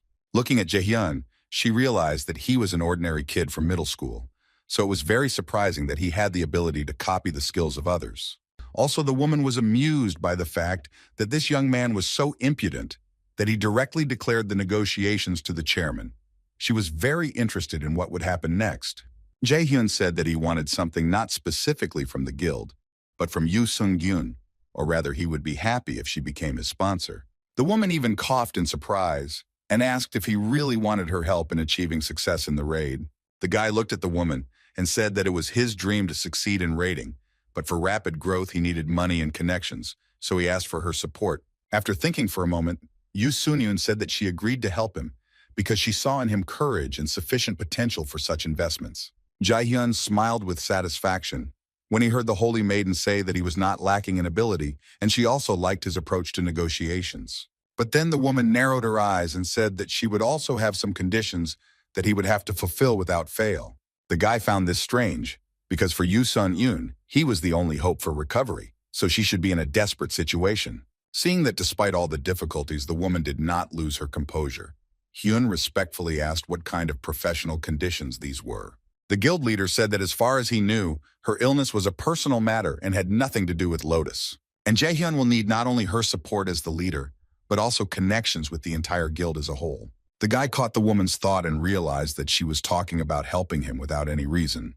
She was talking about unfair treatment, so he asked what she was proposing. Hyun knew that he would always have the option to refuse if he wasn't satisfied with something. So in that case, Yoo Sun-yoon would lose much more than he would, and she also had no leverage to manipulate. The woman didn't pay attention to the guy's thoughtful and gloomy look, and as if nothing had happened, smiled and asked if there was a guild he would like to join. This question left Jaehyun stunned because he hadn't expected at all that he would have the opportunity to choose a guild to join. The guy understood that perhaps right now they were trying to recruit him into some specific guild, and he didn't know yet whether it was good or bad. It all seemed like a provocation, so Hyun asked if the Holy Maiden was joking, since it was unclear how serious her question was. Yoo Sun-yoon laughed and said that she was completely unable to joke, which is why her question might seem so strange. She went on to explain that there were several reasons why she asked the boy if he had any guilds he wanted to join. She raised her graceful finger up and said that firstly, he knew about the illness of the chairman of one of the respected Lotus guilds. This information was known only to a very small circle of people, so the woman could assume that Hyun either had good informants or big ears. The guy thought that his only informant here was the jump into the past, but he couldn't tell Yoo Sun-yoon about this because then he would have to explain a lot. The woman bent another finger and said that secondly, he simply perfectly reproduced her sacrifice skill, which was very surprising and strange. She added that she had never heard of anything like this and didn't think that anyone else could do it because there were simply an infinite number of skills that he could copy. Jaehyun was starting to get a little tense from the woman's admiring tone, so in order to change the subject a little and avoid unnecessary questions, he asked if there was a third reason. The Holy Virgin moved closer to him and said that the third reason was the most romantic of her list. She came close to the guy and touched his chin with her palms, saying that the next reason was him, because while standing in front of her, he never batted an eyelid. It was simply adorable to her that the child was so steadfast in the presence of the Lotus Guild Master. Yoo Sun-yoon moved a little further away and asked the guy if all the reasons she had given were enough to hire him.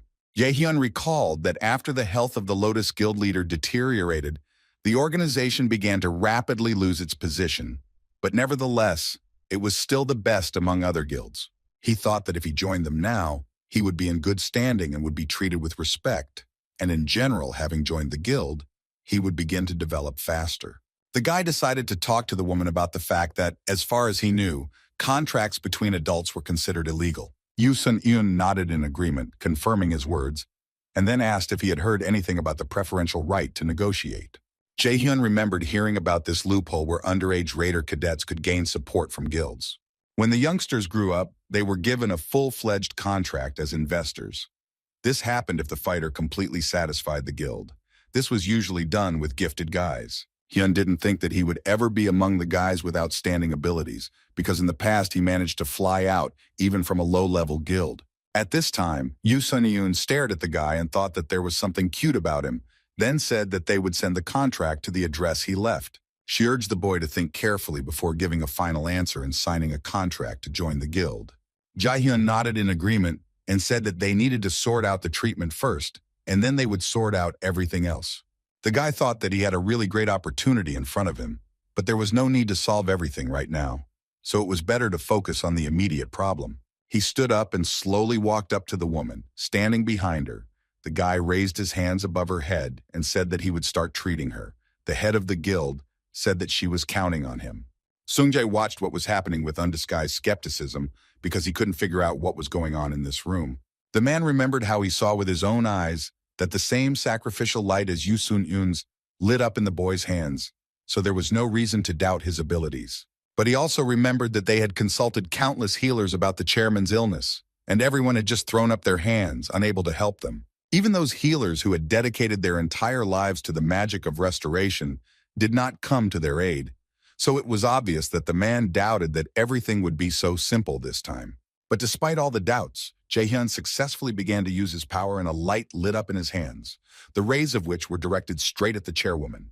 The sacrifice skill was activated and a healing wave penetrated the woman's body. She felt it like a warm wind that enveloped all her limbs and gradually penetrated inside. She didn't want to hope in vain, but she still understood on a subconscious level that her health was being restored.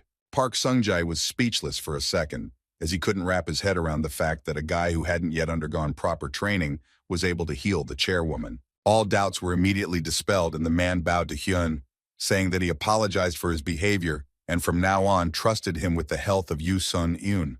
Jae-hyun didn't even look at the woman's personal assistant, but said that everything was fine, because in his place, he wouldn't have believed the child either.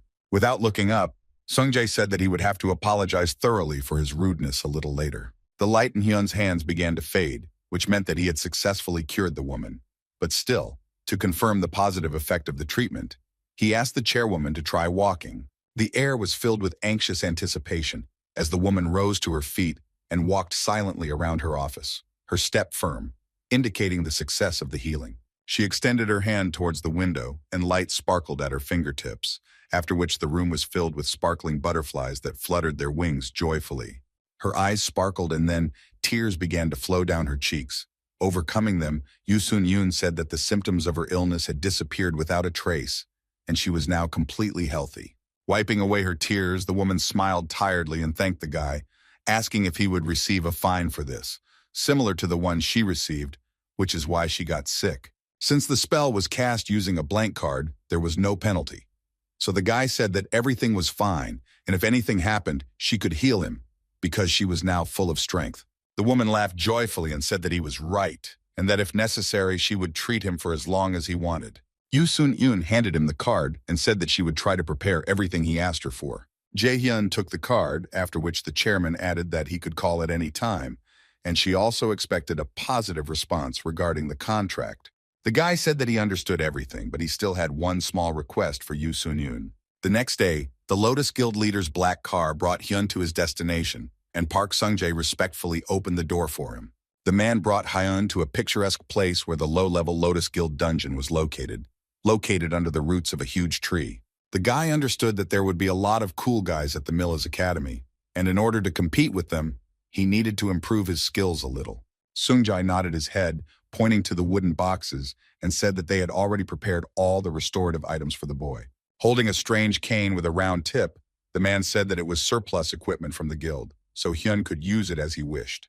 Taking the staff in his hands, the boy thanked the guildmaster's assistant for his concern, but the latter was worried about letting Hyun go into the dungeon alone, so he asked if he was confident in his abilities. Park Sung-jae said that the dungeon was E-rank, but it was still unsafe to go in there alone, so maybe it would be a good idea to bring someone along. Jae-hyun cheerfully tossed the staff and said that he needed to level up anyway, and the dungeon was perfect for that purpose. The man realized that he would not convince this stubborn youth, so he opened his tablet with the Ashir system and began to type something into it. A second later, he had a small blue crystal in his hands, which he handed to the guy and told him to take it with him. Jae-hyun recognized the item that Sung-jae was handing him. It was a warp stone. The assistant placed the crystal on Hyun's palm and said that if it was broken, it would return the boy to the entrance of the dungeon, but it should only be used in case of extreme danger. The man smiled again and said that this small gift was his apology for yesterday's rudeness and lack of faith in the abilities of the novice raider. Park Sung-jae added that this gesture was also gratitude for curing the chairman, so the assistant hoped that this stone would be useful in the journey through the dungeon. Jae-hyun clutched the warp stone in his hand and thanked him for this valuable gift. He was pleased that someone cared about his well-being. Turning around, Jae-hyun headed straight towards the entrance of the dungeon, which looked like blue hydrogen, leading to the complete unknown, full of dangerous adventures. The guy felt the energy coming from the dungeon, and since it didn't cause him any alarm, he thought there shouldn't be any problems. As he began to enter the cave, he heard the last words of Sung-jae Appa, who reminded him that if something happened, he should use the warp stone. Hyun turned around and said in a friendly voice that he understood everything and was taking the risk consciously. As he entered the dungeon, the Nornir system immediately made itself known, and the space around him began to change. The calm blue tones were replaced by alarming purple ones. Dark hands that were made of shadows began to wrap around the boy, touching his body and covering his mouth. Hyun had no idea what was happening at all. The last thing he saw was a black clawed hand. after which a system notification popped up warning him that he was being transported through space and was now in Helheim. At this time, Yoo Sun-yoon was sitting in her office and could not calmly sort through the papers that had accumulated during her absence. Time after time, she returned to the same thought. Would this guy named Min Jae-hyun be able to cope with the dangers that lurked in the dungeon? She remembered how boldly and courageously he asked her to let him into one of the low-level dungeons of the Lotus Guild. Among other things, the guy wanted to be there completely alone. The woman understood that the location was only E rank, but for a rookie raider, clearing it alone was a nearly impossible task. Even though Jae-hyun had a unique ability, he was still very young, and it was clear that he himself was well aware of this. But nevertheless, the boy wanted to enter the dungeon alone. Yoo Sun-yoon smiled at these thoughts because she was very attracted to brave people, which Hyun was, so now she was curious about what his plan was. She was distracted from these thoughts by a knock on the door, followed by the voice of a girl named Pak Hana. The head of the guild threw away unnecessary thoughts and told her visitor to enter the office. A tall, slender girl with a bob haircut entered the room, her figure accentuated by a black suit and tie, holding a folder in her hands. She sat down on a chair opposite the chairwoman. Yoo Sun-yoon asked how things were going with the task she had asked Park Han to carry out. The girl handed her boss a folder with information, saying that she had collected all the necessary information and created a profile of Min Jae-hyun based on it. Having thanked her subordinate, the head of the guild opened the folder with interest and began to flip through the pages one by one, trying to find some interesting points. Park Hana watched the woman with interest, since it was rare for her to hire someone personally, which meant that the boss had already figured out what Min Jae-hyun's specialty was. Yoo Sun-yoon finally found a fact that surprised her a lot. The guy wanted to choose a martial arts class, and now she had a question about where he got such magic from. The woman asked Park Hana in a sullen voice if this fact was true, because it was strange to her to realize that a person with such a level of magic could choose some other class. The girl answered seriously that the error could only have occurred if there had been a technical failure, which she very much doubted. Yoo Sun-yoon looked at the chart that showed Jae-hyun had an affinity for magical arts at 97%, making his choice of the martial arts class even more strange. The chairwoman began to pace around the office, wanting to find an explanation for the guy's strange behavior, since it was clear that he didn't make rash decisions. A minute later, she called Sung-jae Oppa and told him to tell Hyun that as soon as he came out of the dungeon, they needed to meet urgently. When the man asked the chairwoman why she needed this, she replied that she wanted to personally test the boy's fighting abilities. Meanwhile, Jae-hyun was spinning in an incomprehensible whirlpool that was carrying him straight to Helheim. In other words, he was being transported to the land of the dead, where many dangers awaited him. It seemed to him that he had been spinning for an eternity. Now doubts arose that the Nornir system was better than the previous one, because sometimes dying was not the worst option. Finally, the boy landed on the cold, hard ground, and when he looked around, he noticed a strange fog, behind which were hidden the marble tombstones of a huge cemetery.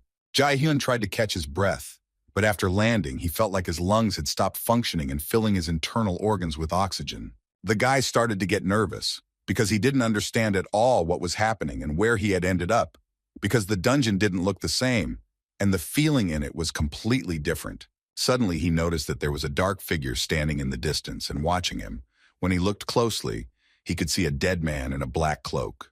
The creature pulled out its bony hand from its cloak and, drawing an arrow, began to aim the bow straight at Jae-hyun. When the dead man fired and the arrow began to fly straight at him at incredible speed, the guy realized that he was in big trouble.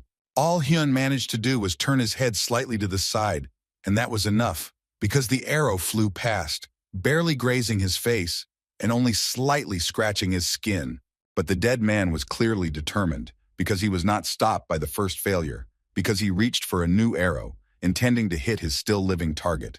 Jae-hyun suddenly realized that he couldn't move his head properly, which led him to believe that the arrows were filled with paralyzing poison. Having activated his new skill sacrifice, the boy realized that the battle would be difficult, and he would have to sweat if he wanted to get out of this mess alive. But Hyun still didn't fully understand how much effort he would have to put in, because right now the dead began to rise in front of him, crawling out of the ground.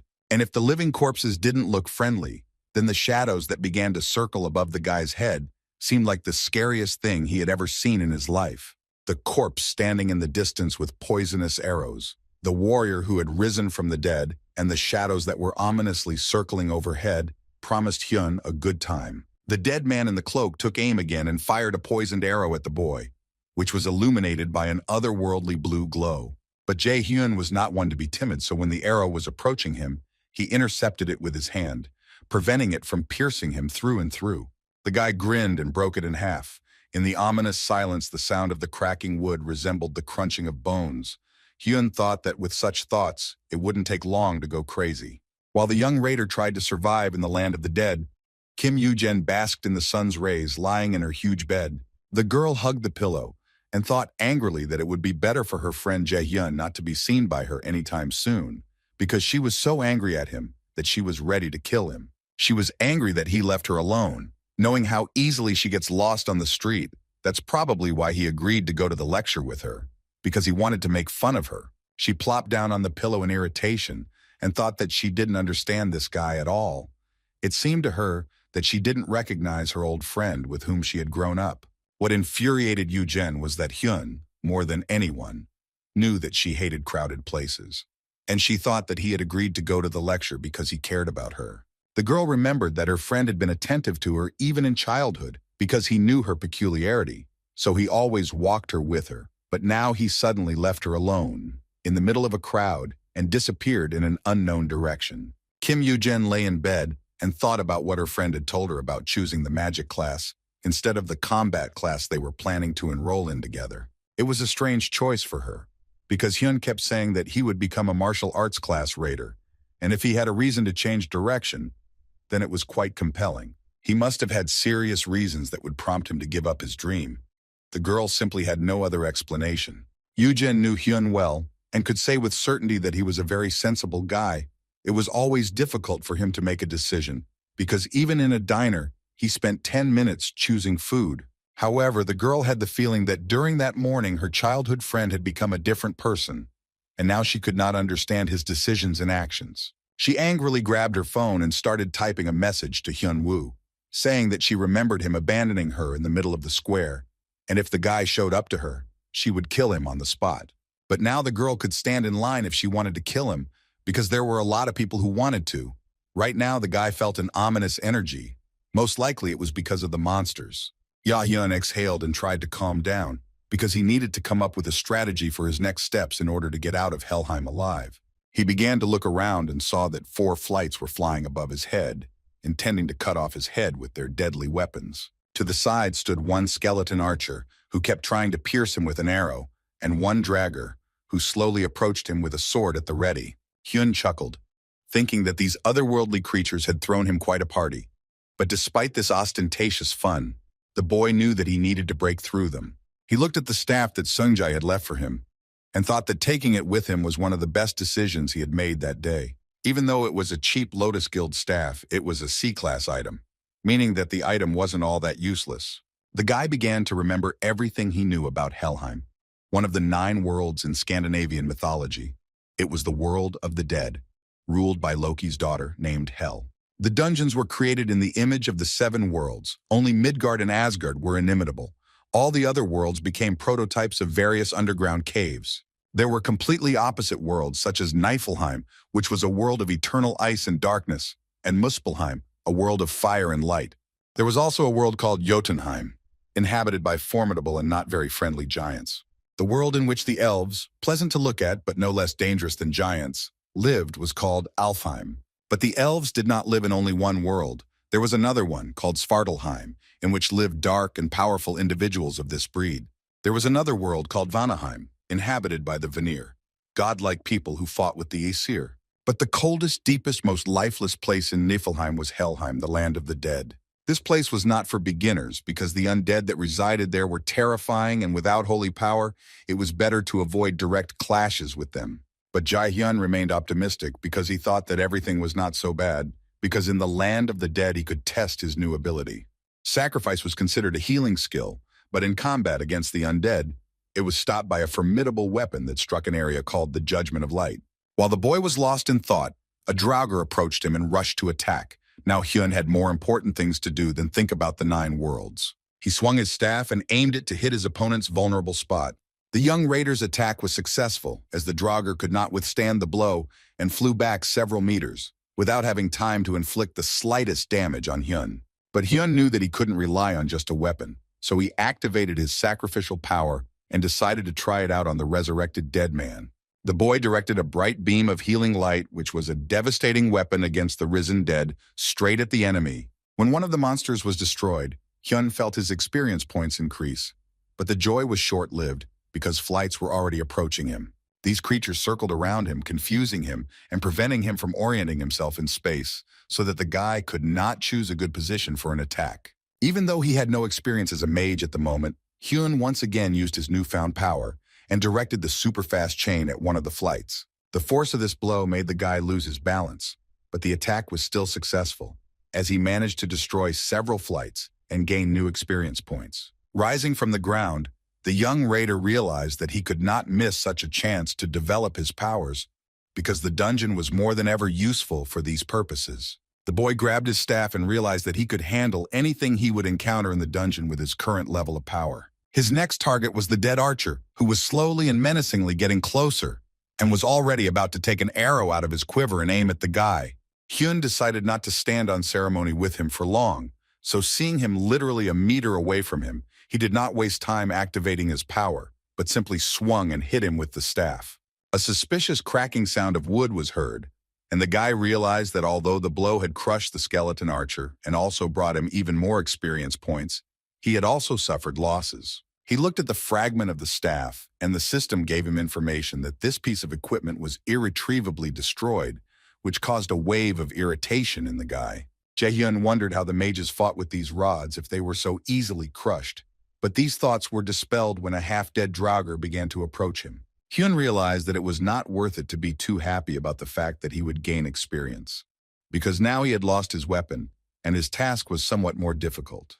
The guy prepared for the fight and realized that regardless of the conditions and arsenal of weapons, he would get the desired result and improve his skills.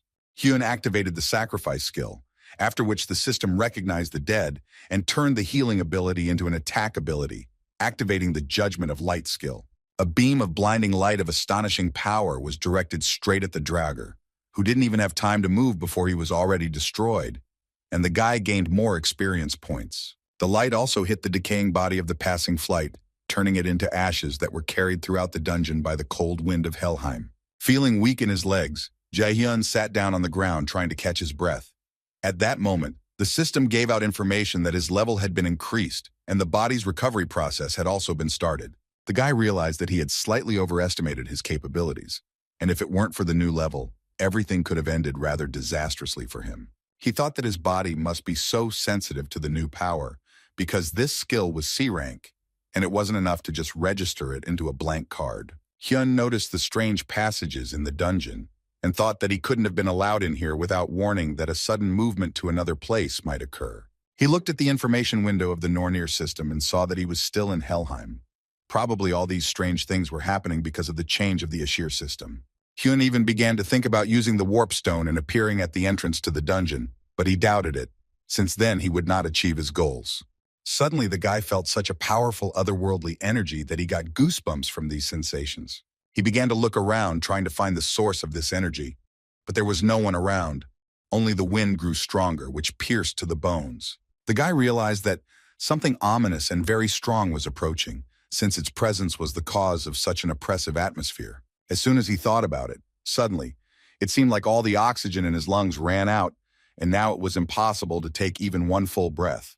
Hyun began to panic and wonder who was approaching him. It must have been a creature with great power, since the guy couldn't even breathe in its presence. For now, the only thing he was sure of was that if he didn't start moving right now, then death would most likely sneak up on him much earlier than the allotted time. From the tension, he began to growl, but then he came to his senses and covered his mouth with his hand because he couldn't make noise without knowing who might be nearby. The guy realized that in order to have an idea of who he would have to face, he first needed to find traces of this creature. But all these thoughts evaporated from his head as soon as he saw a huge shadow that was slowly approaching him from behind and was simply enormous in size. Turning around, Hyun saw a monster whose name was Nightshade. The creature was the boss of the dungeon and had some serious strength that could become a problem for the guy. The Nornir system immediately began sending him warnings that he needed to leave the dungeon immediately because the difference in level changed the status to danger. Jae-hyun realized with disappointment that such an opponent was still too tough for him, so he wanted to get the warp stone from his inventory. He had only a few seconds left for this, because Nightshade was already close, and with every moment the threat of death became greater. Finally, he found the warp stone and clutched it in his hand, wanting to return to the entrance of the dungeon, where he could feel safe. But it was too late, because the dark creature struck with its huge, powerful paw, aiming exactly at where Hyun stood. The warp stone fell out of the guy's hands and flew off to an unreachable distance, so there was little hope of getting out of here. Jae-hyun was hit hard and coughed up blood, after which a system warning appeared that his HP was dangerously low and he needed to use recovery items. But this seemed like an impossible task, because the dungeon boss was already approaching the guy, depriving him of any chance of regeneration. Nightshade swung, wanting to deliver another blow that could well be devastating for the young man.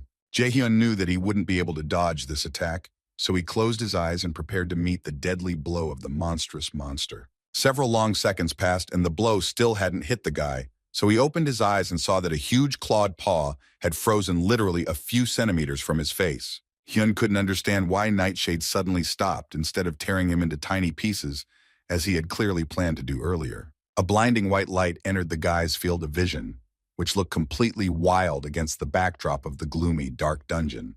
Hyun listened in surprise as the female voice ordered the boss not to touch the guest, since she personally brought him to this place. The Lady of Helheim and the daughter of the god Loki Hel, a woman as beautiful as she was terrible, appeared before the guy. She said that she was waiting for the guy with the fate of a sworn enemy. But in shock after Nightshade almost killed him, Hyun did not understand who was standing in front of him, so he did not recognize the ancient goddess. The guy looked at the monster, which was still standing next to him, but froze in inaction as soon as this woman approached, and asked if this was her doing. The goddess seemed not to have heard the question at all. She was thinking out loud that she expected to see before her a great warrior who could kill him. She touched Hyun's cheek with her hand and said that she never thought she would see a boy with an ordinary human body in front of her. She began commenting on the boy's abilities as if he wasn't there. Hel said that he had good mana, but it wasn't enough to challenge the gods of Asa. She stepped back a little, looking at the young raider appraisingly, and said thoughtfully that she didn't understand why Loki had chosen him. The guy looked at the strange woman and realized that everything was starting to blur before his eyes, and this foreshadowed an imminent loss of consciousness. He thought that the loss of blood was to blame, but the reason was not this at all, but that the goddess scratched Hyun with her nail until he bled and injected poison into his body. Now the guy looked at the clouded face of the goddess, which broke into a contented smile, and wondered if it would really all end here for him. He thought that he couldn't just give up, because then his plan would collapse like a house of cards, and he would never achieve anything. He needs to hold on to make his dreams come true, to become a powerful magician and make his father answer for what he did to his mother. The guy caught Hel's interested gaze, and she said that she liked the sparkle in his eyes that flashed when he thought about revenge. She approached him again and said that although she liked people who were willing to fight for an idea, it wasn't enough. In her eyes, Hyun was weak.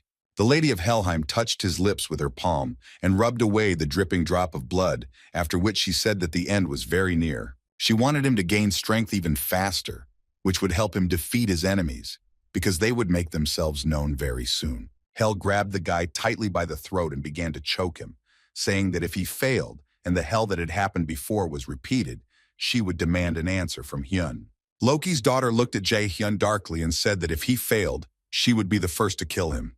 The guy still didn't understand who was standing in front of him and what power this strange woman had. But what was even stranger was that she said that Hyun was very important to them, even though the guy didn't understand who she meant. Hel let Jae-hyun go and said that she was giving him a chance, in exchange for which he had to expand his power and destroy Nightshade, who stood before him. As she left, the woman said that when the boy defeated the monster, he would receive a special gift from her, but he should remember that there was very little time. Jae-hyun stood up and opened the Nornir system, which announced that the main quest called Hel's Trials had been received. The goddess added that he only had 2 months to crush Nightshade, and she really hoped that he would not be disappointed. The system gave out full information about the quest, which said that within this specified time, it was necessary to kill the dungeon boss and earn Hel's recognition. The shocked guy tried to wrap his head around all the information that had suddenly fallen on him. Hel moved away, but managed to shout so that Hyun would not forget that if he did not cope with this task, he would certainly die. She called him the child chosen by Nornir and wished him luck in battle. Suddenly, He saw again the vision that appeared when he chose the Nornir system. The blonde woman was saying something, but he couldn't make out what exactly. After this, his eyes closed and consciousness began to leave him, but when he came to, he saw a bright light that was not like the lighting of the dungeon. Jae-hyun realized that he had somehow miraculously found himself at the entrance to the cave, which meant that the goddess had personally transported him, since he had lost the warp stone in the fight with the monster. The guy stood up abruptly, thinking that he was dreaming all this, but when he looked around and saw the familiar gate, he realized that everything was happening in reality. He touched the place where there was a large bleeding wound and realized that it had healed. Now the question was spinning in his head: who was this strange stranger? The guy began to remember the information about the new quest that the system had given him, and based on it, he finally realized that he had met the real goddess of death, who ruled in one of the 9 worlds. It was hard for him to comprehend that he had met Hell, and on top of that, she had given him a task and promised to reward him with a gift for successful completion. Hyun went over everything he had heard from the goddess in his head and realized that he had already heard the information that he had become Ace's sworn enemy when he received the Nornir system. He didn't understand anything at all, and because of this, he was very angry that it was he who returned to the past and became Ace's sworn enemy, whatever that meant. And although he had no idea what Hell wanted from him, he was only sure that his powers and skills definitely needed to be improved. Jae-hyun admitted that everything the goddess said was true, that in case of failure, Loki's daughter would finish him off without any hesitation. Hyun knew that it would not be easy to defeat such a powerful being as Nightshade, especially since he was only given 2 months to complete this quest. The problem started even at the preparation stage, because now the guy was not able to fight as a mage, and he still did not have a low-level spell. From this, he concluded that in order to advance further, he needed to know the basics of magical combat, so he took out his phone to text the chairman. But when Hyun opened the message chain, he saw an incoming notification from Sungjae Oppa, who wrote that the chairman wanted to meet him in person.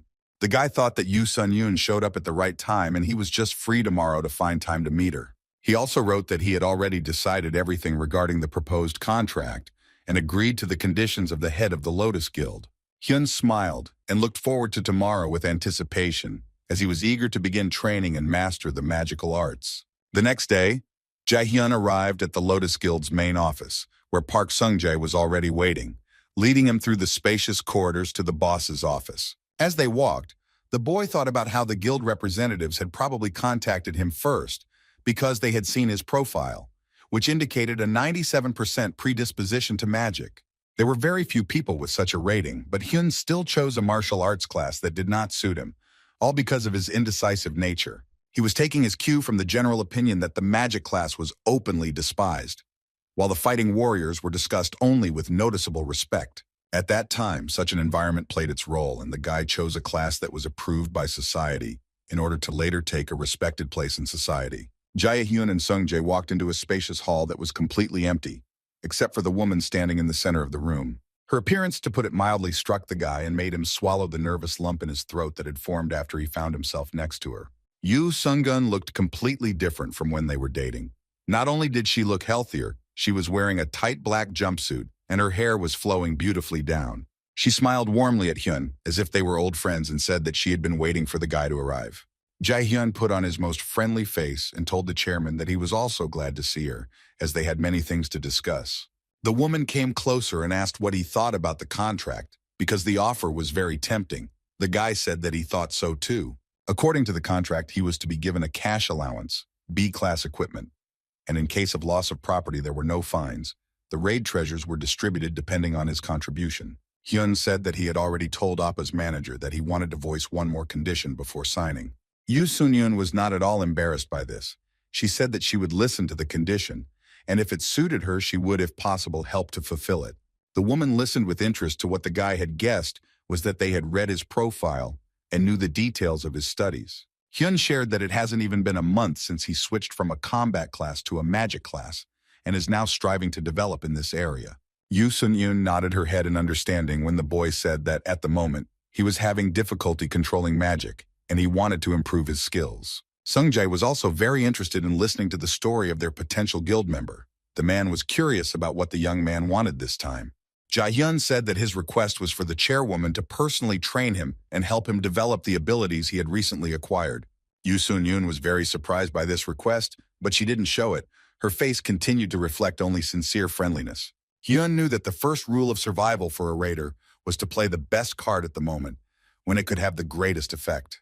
Sungjae also didn't show any confusion when he heard the request, because it was clear that the guy was not simple, and he realized this even at their first meeting. P understood that the boy couldn't pass up the opportunity to be trained by the Lotus Guild Master and a C-rank raider herself, of which there were very few in the world, but he still didn't believe that Hyun was asking for this. Jae-hyun broke the tense silence and said that if Madam Chairman agreed to this condition, then they could sit down and sign the contract right now. For a second, Yoo Sun-yoon didn't even know what to say, because no one had ever set conditions for her so directly before, and she wasn't used to making concessions to anyone. But still, she was curious to see how much this young raider's powers could be developed, so she couldn't refuse a seat in the front row and said that she agreed to this condition. She said without hesitation that she was genuinely interested in Hyun, to which the guy chuckled and said that he was pleased with these words. Yoo Sun-yoon raised her finger and said not to rush, because before signing the contract, she wanted to evaluate the guy's talent herself. For him, this desire was not surprising, because if he were in her place, he would also want to see a potential guild member in action.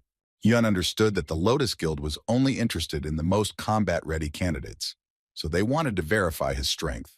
Seeing the expression on the chairwoman's face, Sungjae knew he had to mentally prepare himself for what was going to happen next. Hyun clarified whether he understood correctly that the woman wanted to test his abilities. When she nodded her head in the affirmative, he asked what was required of him. Yoo Sun-yoon didn't answer. She just smiled even wider and snapped her fingers, causing confusion to appear on the guy's face. But after a couple of seconds, the room they were in began to change, and a blindingly bright blue light filled the space. Some strange portal opened up behind the guild leader, but she calmly said that the guy would have to deal with this mana cube. Hyun looked at all this with wide eyes and began to run through options in his head that could help in completing this difficult task. Yoo Sun-yoon smugly asked the guy if he liked his assignment, since if he wanted to sign a contract with Lotus, he should be able to do at least that much. Usually the mana cube was used by B-rank mages to find out their sensitivity to mana. For a guy, this test will not be easy, because only 7% of raiders are able to pass it. Hyun turned to the chairwoman, saying that this task looked like she wanted to break him. The woman began to deny this, saying that even if he lost, the contract would still be signed. The conditions would not change, and she, as the Lotus Master, guaranteed this. Jae-hyun understood that he had no choice and he couldn't back down, because then the other members of the guild would doubt his abilities. Retreating was impossible. He evened out his breathing and calmed down. He needed full concentration on the task, because the guy planned to go only forward. Yoo Sun-yoon turned to her assistant in a honeyed voice and asked him to prepare everything needed to complete this task. The man asked the boss if she was sure of her decision, because even the current raider mages had a hard time dealing with the mana cube. Watching Jae-hyun head towards the cube, he reminded the guild leader that this guy was just a teenager who was just starting his training. The woman looked at Sungjae Oppa with a sly look and asked if he really thought Hyun was an ordinary teenager, because she thought he should be given a chance to pass this difficult task. The man did not argue with the chairwoman because she rarely made mistakes in people, and in most cases immediately saw their potential.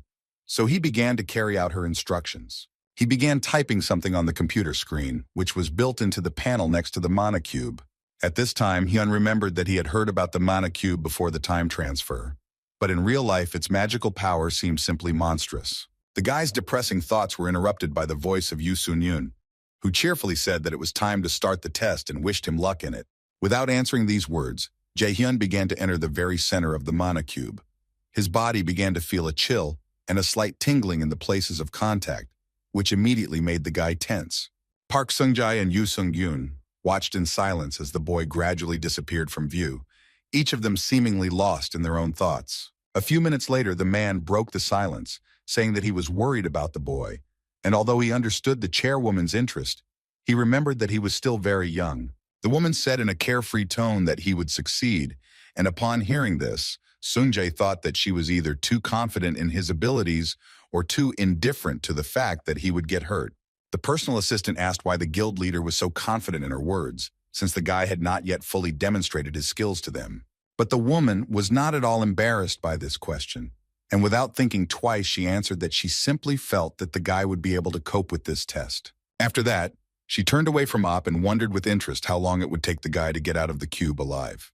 Meanwhile, Jae-hyun found himself in a space filled with water, and only one thought came to his mind, because most likely he was in an ocean of mana. What's most interesting is that he was breathing normally, although he was afraid of getting mana poisoning as a result of being under the influence of magical powers for a long time. In this world, mana was like oxygen. Without it, it was impossible to use skills and abilities. But if you overdo it, your lungs and heart may fail, which will lead to inevitable death. The guy thought that he shouldn't waste time because perhaps the symptoms of poisoning had not yet appeared, and if he stayed in the cube for too long, his condition would worsen. The first and most important thing he needed to do now was find a way out. And if Hyunwoo's memory served him correctly, there was only one way to get out of this space. It was necessary to find a door that was connected to the outside, and it was located inside the endless whirlpools. Jae-hyun closed his eyes and tried to focus on the waves of energy he felt in this place. He had to feel the water currents, because the path that would lead him out lay among them. So now he needed to give in completely to his instincts. A second later, the guy realized that he felt something strange. Perhaps it was a hint that pointed to the water stream he needed. Looking closer, Hyun saw a bright, sparkling crystal that was a different color from the rest of the space and stood out greatly. The boy's eyes widened at how incredible the magical power of this item was, since he could feel it from such a far distance. It felt like this crystal contained all the magical power of this place. While Hyun was trying to figure out how to deal with the cube, there was a lot of debate in the real world about whether he would be able to get out of it alive. Sung-jae understood that everything the guy had shown before was simply stunning, but that didn't mean he could handle a task that was problematic even for experienced raiders. The man asked his boss how long such a test takes, because perhaps if the boy is gone for too long, he will need to be dragged out somehow.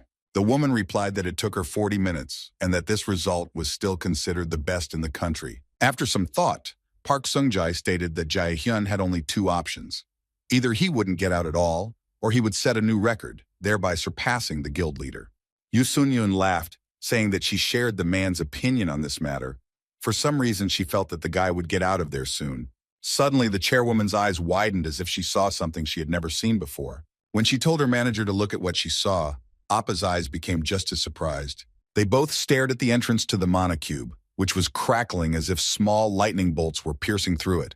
Fragments were flying in different directions, and it was generally unclear what was happening. Sung-jae asked in confusion if the cube had cracked. It was a very strange phenomenon, because nothing like this had ever happened before. When the man saw the worry in the guild leader's eyes, he realized that she didn't know what to do either, so he decided to take matters into his own hands. Park Sung-jae frantically grabbed the phone and looked at the time. Then he shockingly told Madam Chairman that only 10 minutes had passed, and during that time a rift had opened in the cube. The woman put her hand to her heart and thought with alarm about what was happening inside, since even fragments were breaking out on the surface. And what was happening inside was that Jae-hyun had practically reached the crystal from which this powerful energy was spreading. The boy concluded that this object, which looked like a sparkling gemstone, was the core of the cube, in which all its power was concentrated. Jae-hyun realized that if he was right, he could escape the cube by destroying its core, which would save him from having to find a way out and wade through the water currents. Therefore, casting aside unnecessary doubts, the young raider decided to put his plan into reality and at the same time test his intelligence. He finally reached his destination and grabbed the crystal, squeezing it in his hand, intending to destroy the cube's core. The guy hoped that he was right and wouldn't be stuck in this space forever. Then Hyun crushed the crystal and it shattered into small pieces in his fist. The space he was in began to ripple. Lightning began to dance around him. It seemed that it was not the crystal that was cracking, but the place he was in. Jae-hyun looked with pleasure at the system information window, which showed information about a new passive skill called Mana Management Essence having been obtained. In the real world, things were no better, because at the entrance to the Mana Cube there was complete chaos. Everything was seething, exploding, and cracking. Guildmaster Lotus and her assistant watched in horror as the entire room they were in began to collapse, with shards and pieces of rock flying everywhere. The man couldn't believe his eyes because in his memory, no one had ever passed this test in such a destructive way as this teenager who appeared out of nowhere. Seeing Hyun exit the cube, he remembered that only 7% of the Raider mages ever made it out, and even they needed about 3 hours to do so. Raiders who reached B rank needed a little more than 2 hours. A rank fighters completed the task in 1.5 hours, and C rank completed the task in an hour. Sung-jae gulped as he realized that this guy had beaten them all and completed the task in record time. The previous record was set by a girl named Camilla. She was a genius of magical practices from the Union of Europe, and it took her 36 minutes to get out of the mana cube. Just now, a young talent named Jae-hyun broke this record and set a new one that will be very difficult to surpass. Personal assistant Yoo Sun-yoon found it strange to realize that the guy had a 26-minute difference with the previous record holder, Camilla. Sung-jae immediately ran up to Jae-hyun and started congratulating him on doing it, and doing it in a very impressive manner, finishing the task in just 10 minutes. But all these joyful congratulations were interrupted by the chairwoman who approached, whose face was very stern. She asked the guy very seriously how he managed to get out of the mana cube so quickly, because he not only finished ahead of the standard time, but also broke the international record. Jae-hyun, as if nothing had happened, replied that he had found some kind of crystal inside the water space and decided to break it, which helped him get out ahead of time. The woman was not just surprised. She couldn't believe what she heard, because it was simply an incredible achievement. The mana cube crystal was a vessel that stored all the energy in the magical space, and it was impossible for an ordinary awakened to even find it, much less destroy it. Yoo Sun-yoon understood that if Jae-hyun managed to destroy the crystal, it meant that his mana was much stronger than the energy in the cube. She simply couldn't find the words to describe the delight she felt when she realized what a capable guy would now be in her guild. But the woman decided not to show that Hyun had surprised her, so she waved her tail, turned around and left, saying that he had successfully completed the task. Then, to the boy's surprise, the chairwoman said that in the name of the Lotus Guild and her word of honor, she would personally train him. She pointed her finger at the boy and asked if he was ready to undergo the training she would design especially for him. While Jae-hyun was dealing with the guild's issues, his girlfriend and mother stood outside the house and waited for his return. Kim Yoo-jin said irritably that he was still not here, and her mother anxiously agreed, saying that in addition to being late, he also didn't answer his calls. But their conversation died down as soon as an expensive black car appeared near the house and drove right up to the front entrance. The car stopped and a man got out of it, opening the back door for Jae-hyun, after which the guy slowly walked out into the street. Both Yoo-jin and Hyun's mother couldn't believe their eyes. Neither of them understood what this expensive car was doing in their area and why Jae-hyun was sitting there. Seeing his girlfriend and mother looking at him, the boy stopped talking to Sung-jae Oppa and waved his hand at them. The mother anxiously asked Kim Yoo-jin if her son had started doing something bad. This question irritated the girl because, unfortunately, she could not answer it. When Hyun entered the house, his friend immediately went to his room to ask him about what was happening in his life. She asked if she understood correctly that the guy was not suited for the martial arts class and decided to go to the magic one. Hyun nodded his head affirmatively and said that he had already finished with the preparation. Jae-hyun said that he was already sick of the warrior class, so he quickly signed a contract to transfer to the magic craft training. For Eugene, this was all very surprising because just a few days ago, he had been insisting that magicians had no prospects in the future, and it seemed to her that her friend had some kind of health problems. But the guy just laughed and said in a philosophical tone that a person, like a chameleon, is always changing his views, like his color. A friend asked if Hyun was sure about his choice, since he wanted to go to the martial arts class because of his mother, despite his magical talents. The girl also clarified that being a magician was a very unprofitable business that takes a lot of energy. Hyun recalled Young Woo-min saying at a meeting at a cafe that warrior raiders had a hard time finding work because the chance of getting injured was too high, and employers were reluctant to pay the costs. Having heard another phrase about how he had previously planned to enroll in a combat class to support his mother, the guy asked to close this topic. Jae-hyun decided to change the topic, so he asked what Yoo-jin was doing here, whether her parents were on a business trip again. The friend plopped down on his pillow and said that the guy had guessed right, and since she didn't want to be left alone at home, the aunt allowed her to stay the night. The guy asked her what she liked so much about visiting them, because her house was a real expanse, not like their couple of square meters. Kim Yoo-jin was the only daughter of a very wealthy family of businessmen who doted on her. Her parents were involved in processing the remains of monsters with their subsequent sale on world markets, and since new monsters appear in other countries, they have to arrange business trips. That is why his friend was often left alone, since she was unable to travel with her parents due to her studies at the Miller's Academy.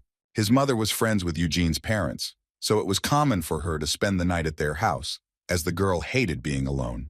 Jae-hyun decided that sleepovers could be useful, so he asked his friend to teach him the basics of magic. The girl looked at him skeptically and asked if she should really share such valuable information for free. The guy rolled his eyes and asked what she wanted. After his selfish girlfriend gave him the price, they could come to an agreement. The girl made the most thoughtful expression on her face and said that she hadn't thought at all about what she wanted. She fidgeted for a long time trying to figure out what she wanted from Hyun, and then suddenly jumped up and said that he would have to fulfill absolutely any of her wishes. Eugene said that if he did not agree, she would not teach him. The guy had no choice but to accept, but he set a condition that if his girlfriend did not come up with a wish within a year, it would be canceled. The girl said that she was friends with the cheapskate, but still agreed to the condition. Jae-hyun smirked, considering himself a winner, because he thought that his girlfriend would probably forget about her wish within a year. Seeing Eugen's irritated face, Hyun joked and asked if she had really come up with something vulgar, which made the girl even more angry. Kim Eugen clutched the pillow in her hands, and at that moment she remembered that her friend had thrown her alone in the crowd, so now it was his time to die. She jumped up and with particular enthusiasm began to hit Jae-hyun with a pillow on different parts of his body. The guy began to scream so that his enraged girlfriend would not touch his head. Their fatal battle, which hell would have envied, was interrupted by a knock on the door, followed by their mother's voice calling them to the table. This didn't stop Eugen from giving the final blow, after which she threw a pillow straight into Hyun's face. In her opinion, he got off easy, because if she had caught his eye earlier, she would have strangled him. Jae-hyun couldn't help but smile happily. It had been so long since he had had fun with his loved ones, and over the long years of loss, it seemed like he had forgotten how to laugh at all. There was a stunningly beautiful sunset this evening. It painted the sky blood red, against which the black crows seemed especially ominous. And while some were having a pillow fight, others were killing for real, and that evening the huge snake was unlucky, because its head was pierced through with a dagger. The killer of this monster was a man whose facial features were hidden from prying eyes by his hair. He slowly approached the huge creature, parts of whose body were already being eaten by crows. The man stopped in front of the muzzle and looked appraisingly at the result of his work. Behind him, a warrior in armor spoke up, saying that thanks to him they had finished quickly. The warrior also added that he had not been on such fun raids for a long time and was happy to repeat it again. The mysterious man turned his head slightly towards the speaker and in an indifferent voice thanked him for such a pleasant assessment of his work. He pulled his sword out of the snake's body and started to leave, but the warrior said that if he joined their guild, they could form a strong and powerful alliance. The man didn't seem to even think about the offer, as he immediately said that he had no plans to join forces with anyone. The warrior began to persuade him in a very insistent manner, grabbing him by the shoulder and preventing him from leaving. This behavior made the man very angry, because he was not used to someone behaving so brazenly towards him. But the warrior did not notice his indignation, because he was busy telling stories about how the Skeleton Guild provides only the best conditions for its members. The man said loudly that this empty chatter really got on his nerves, which caused the warrior's indignation, because he tried so hard to persuade him to join the alliance. The man's eyes flashed with a strange otherworldly light and thick shadows began to swirl around him, so dense that they seemed about to materialize. The warrior had never seen anything like this before, so he watched in fascination as chains appeared from the shadows. This magical power was controlled by a man, who said in a dark voice that greed and the desire to profit from other people were a death sentence for a warrior. The magician began to think about whether these vices were inherent only to people, since they mainly manifested themselves in their actions. Looking at the huge snake he had killed, the man realized that even monsters were not without these vile qualities, so the magician, who was also Hyun's father, turned around and left. The warrior remained standing in place, unable to tear his gaze away from the huge monster in front of him. The Skeleton Guild member tried unsuccessfully to remember what he was even doing in this place. At this time, Hyun recalled the moment when he was led into the already familiar room where Yoo Sun-yoon was waiting, who told the guy that before training, she wanted to see his fighting skills. The woman suggested a training duel that would show how dangerous Jae-hyun could be in a fight. The guy was surprised by such a proposal, because he had already passed one test, and it seemed too much to him that the head of the guild wanted to arrange another one. But Yoo Sun-yoon cheerfully replied that she didn't think that the person who had dismantled the mana cube in 10 minutes should worry about something as trivial as a training duel. The chairwoman took a fighting stance, waved her hand and ordered the guy to try to attack her and cause at least the slightest damage. Hyun thought that it was not for nothing that he had immediately noticed the woman's combat outfit, because it seemed like she had been planning this fight from the very beginning. Without thinking twice, the guy got into a fighting stance and began to look appraisingly at his opponent, trying to understand how she would behave in battle. The woman watched with interest as her future student put his left leg forward, bent his knee and lowered his shoulders as much as possible. This was a typical warrior's stance, with which one could dodge an enemy's attack and counterattack when the opportunity presented itself. Clenching his fists, Jae-hyun mentally prepared himself for the upcoming fight, because he knew that Yoo Sun-yoon would not give him an easy victory. As if reading his thoughts, the woman looked straight into Hyun's eyes and smiled slyly, hinting at the beginning of the entertainment. The young raider did not hesitate, and immediately swung his hand to attack his opponent. But attacking her was not an easy task at all. She flew up to the guy so quickly that he didn't even have time to understand how her hand was already squeezing his fist, not allowing him to escape from this grip. Hyun began to think where exactly he had miscalculated, because he hadn't even noticed how the opponent had managed to move and appear next to him in such a short period of time. Yoo Sun-yoon smiled, as if she was thinking of another plan that would help her defeat the enemy faster. After that, she snapped her fingers and the fight took an unexpected turn. The chairwoman flew away from the guy at incredible speed, several meters away, leaving him in complete bewilderment. Hyun knew that it wouldn't be easy, since the guild leader was a C-rank raider and also a healer, but he hoped to land at least one blow on her to demonstrate his skill. The woman playfully tapped her heels on the floor and made the guy aware that from now on she would simply call him Jae-hyun. She asked him if he really wanted to choose a martial arts class instead of pursuing magic. Hyun nodded in agreement to her question. Yoo Sun-yoon thoughtfully said that he had not yet gotten rid of his old habits, because a real mage would never attack so thoughtlessly. She asked Jae-hyun if he knew the main difference between a martial arts class and a magic class. The guy named what was most obvious. The classes differed from each other in distance, because fighters fought in close combat, and mages could carry out attacks at long distances. The chairwoman nodded her head in agreement, because the young raider had named the foundation that was taught literally from the first day of training at the Milas Academy. The woman explained that the raider mages first weakened their enemy from a distance, and only then allowed themselves to rush into the attack. Jae-hyun did the exact opposite, immediately closing the distance to his opponent, and with such tactics any mage was doomed to defeat. Guildmaster Lotus said in a mysterious tone that she'd been frivolous up until now, and would now make Hyun's task a little more difficult. Looking at the boy's face, which was full of questions, she explained that she meant that he needed a visual example to understand how real mages should fight. The space around Yoo Sun-yoon filled with a blue glow, and she said that this time she would also begin to attack the guy, though not so hard as to not injure him. She chuckled and added that, in a pinch, she could always patch up his injuries with her healing power. These words made Hyun smile. He was pleased to see that he was able to heal the woman, and now she was full of strength and energy. Forces began to gather around the chairwoman, and she said that the guy was capable of more, so she demanded that he fight with full dedication.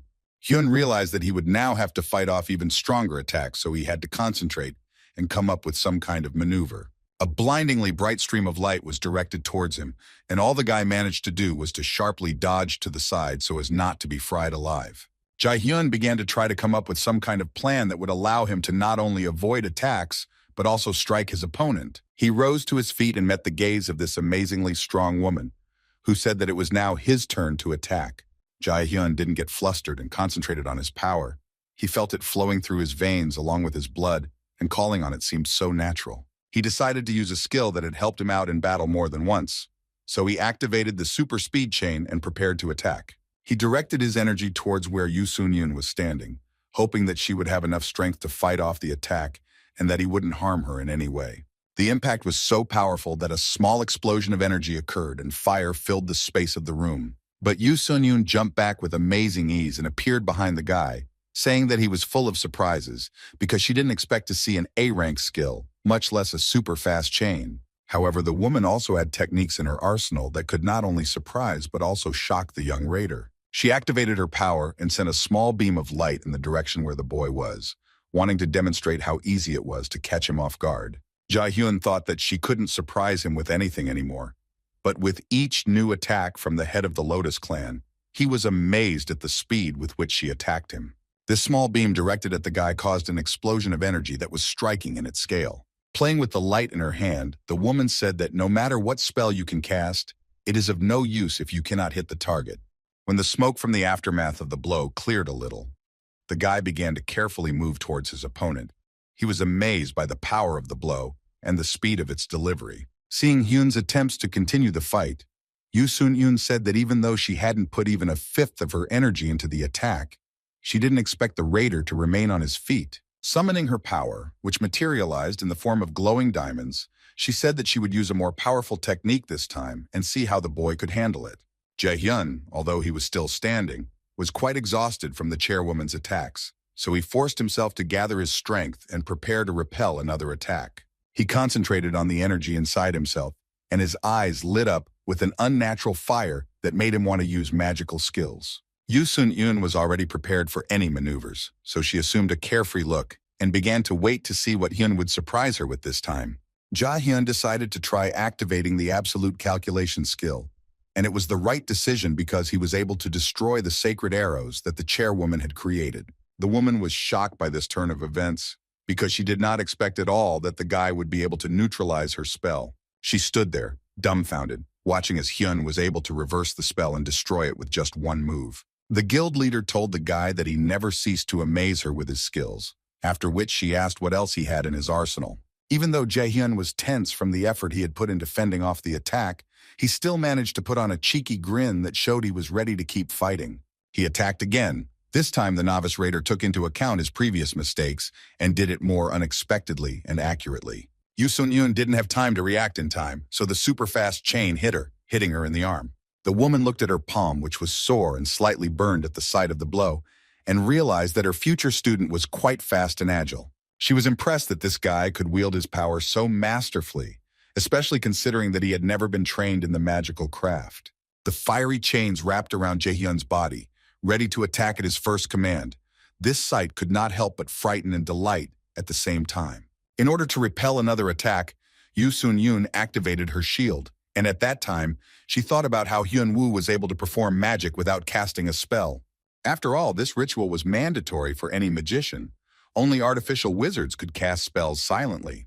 The woman understood that the guy was still an inept magician, but the question remained open as to how he managed to use magical skills without reading special words. Seeing the chairman successfully defending himself, Hyun realized that he had almost no mana left because the opponent was a real monster.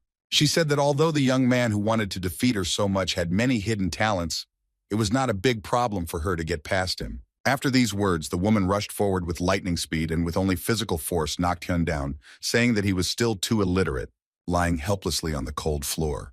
The boy tried to comprehend what had happened and how he had been disarmed so quickly. Yoo Sun-yoon leaned over him and cheerfully asked if he really thought he could defeat her in a one-on-one fight. Guildmaster Lotus extended her hand, offering to help Jae-hyun up after her successful attack. The guy accepted the help, but was upset that he didn't even notice how the chairwoman delivered her final blow. He thought sadly that this was what it meant to be a C-rank raider, to have such perfect combat tactics that an inexperienced fighter couldn't even notice your blows. It was difficult for Hyun to adapt to the new fighting style because dedicating oneself to martial arts classes only gives one experience in close combat, and now he was faced with endless magical attacks. Looking at the guy, Yoo Sun-yoon thought that he really could become a skilled raider and take a proper position in her guild. She came closer to him and said that during their fight, she remembered one very important detail. After these words, Hyun looked at her questioningly. The woman explained that she thought about it every time she looked at him. She meant a fighting style that no one had ever been able to master, and she thought that Jae-hyun was capable of it. The guy began to think about what kind of fighting style Yoo Sun-yoon was trying to talk about, and seeing the young man's thoughtful look, she assumed that she had managed to intrigue him. The Lotus Guildmaster addressed him in a solemn tone and said that from now on, he could safely call her his teacher. And also, she sincerely congratulated him on the fact that he became Yoo Sun-yoon's student, and now learning the magical craft would be very productive. Jae-hyun was so deeply immersed in these memories, which left a lasting impression on him, that he didn't notice anything around him. He was only pulled out of these thoughts when they started calling his name loudly, hinting that he was needed in the real world. While eating ice cream, Kim Yoo-jen looked at her friend with annoyance and asked if he was listening to her carefully.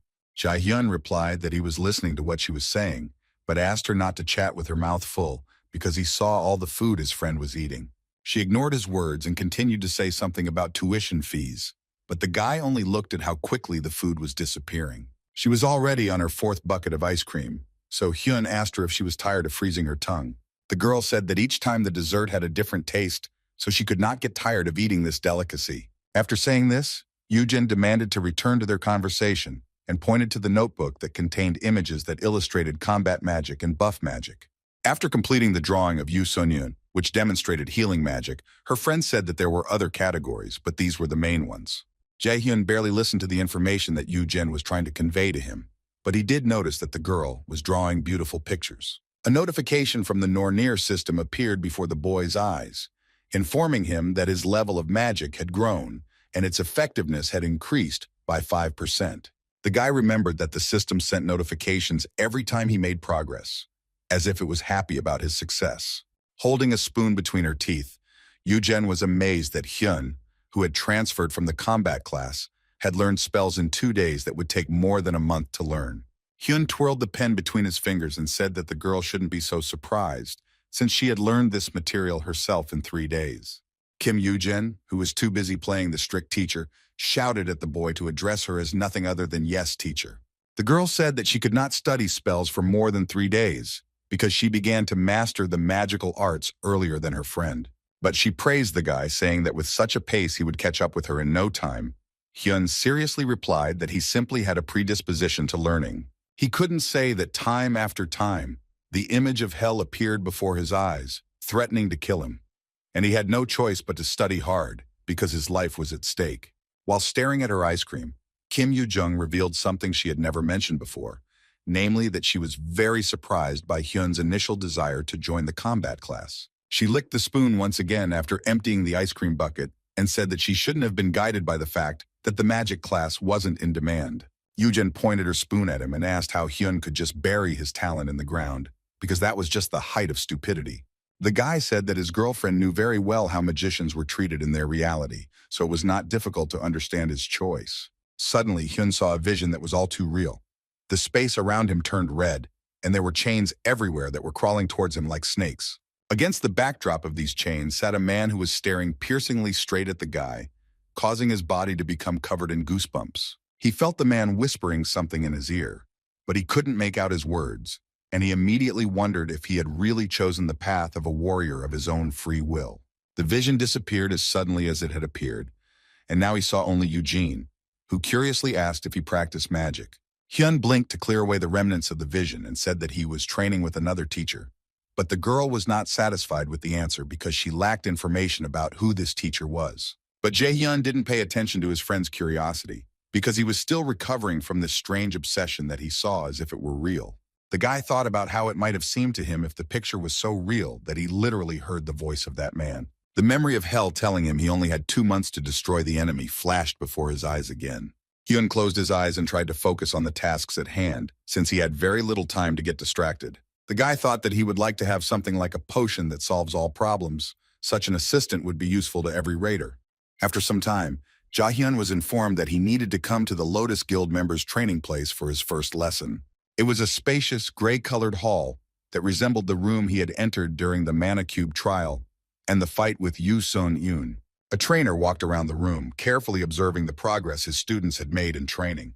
When the man noticed some mistakes or poorly performed exercises, he corrected them, as he did now when he saw Paku Jin's incorrect position, whose back was bent when swinging the sword. He told Raider Kang Jina that the spellcasting was too slow, because if she didn't use the healing in time, her comrades could die. Seeing that the guild leader was watching the lesson with interest, the trainer approached her to discuss some points. He said that all these young raiders were pretty good and the average was higher than last year. When the woman made no comment on his assessment, he called out to the chairwoman, who said she was simply lost in thought. The man smiled and asked if her thoughts were centered around their new student named Min Jae-hyun.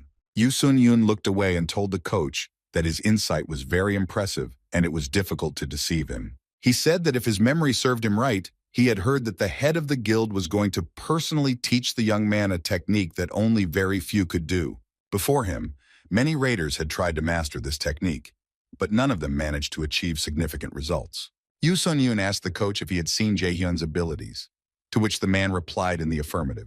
The chairwoman said that the guy's movements were perfect, like a skilled craftsman, so she was sure that if a C-rank raider appeared among the magicians, it would definitely be Jae-hyun. In Korea, only Yoo Sun-yoon has managed to reach C-rank magic so far, but she was still a healer and her combat magic was quite weak. However, if Hyun joins the Lotus Guild, the organization will become even more influential, and the magic class will face serious changes. It is worth mentioning that there was a magical drug called Mana Increase Potion, It was a powerful elixir that could infinitely increase the mana of an awakened being and grant him stronger abilities. Every second Raider mage will probably be interested in such a brew, because who doesn't want to become stronger and not experience a decline in strength?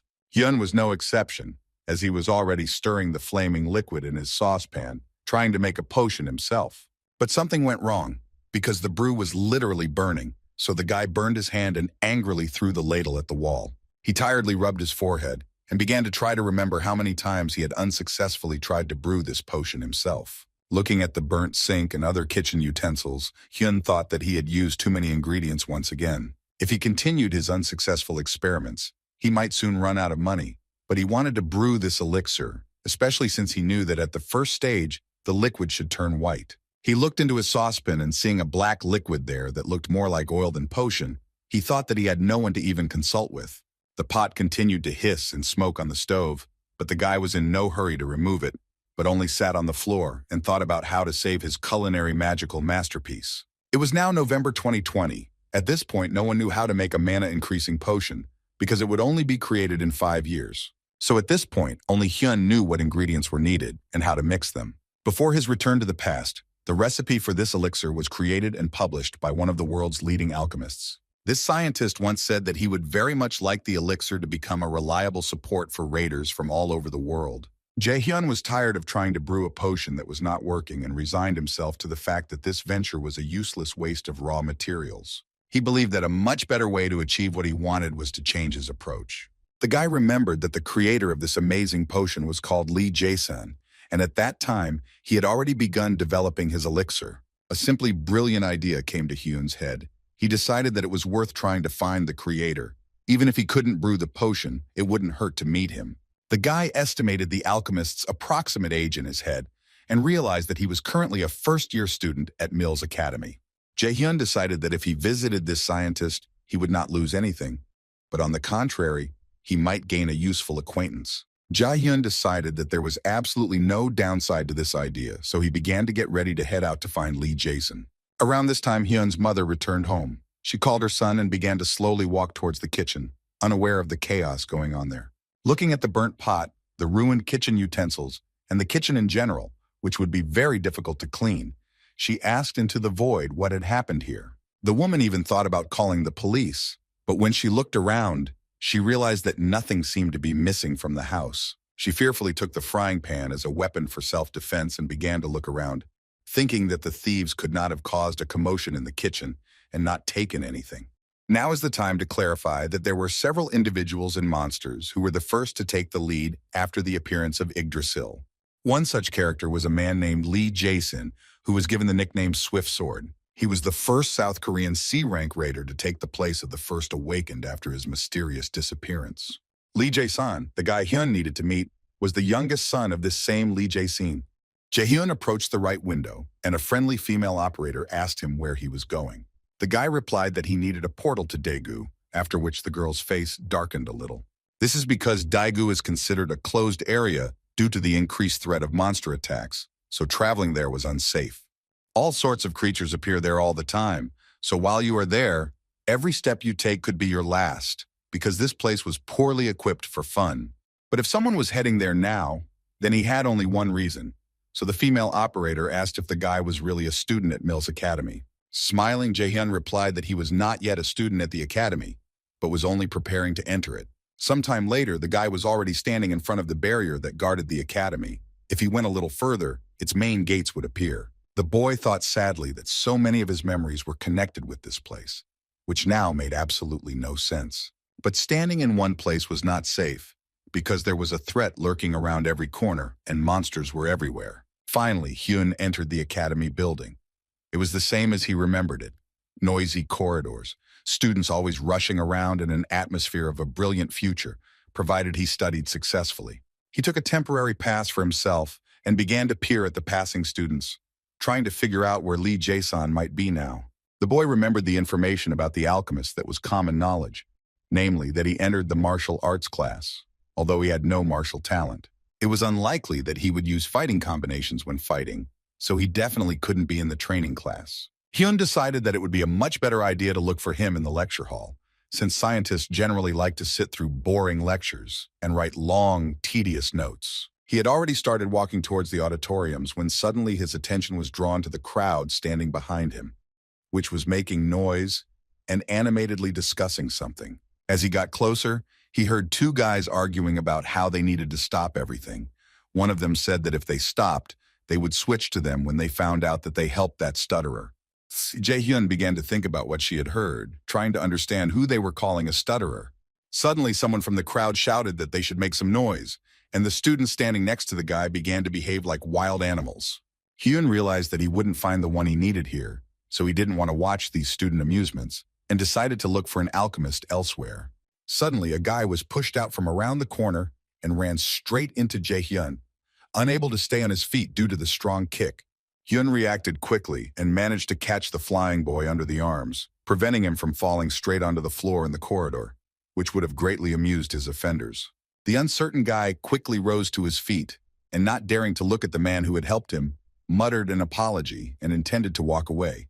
Jae-hyun began to look closely at this strange guy, and recognition flashed in his eyes. But then a strong, fair-haired guy spoke to him, asking in a gloomy voice who he was and what his business was with their friend. The boy, who they tried to humiliate in front of the whole school, only now decided to raise his eyes, full of tears and resentment, and look at the one who came to his aid.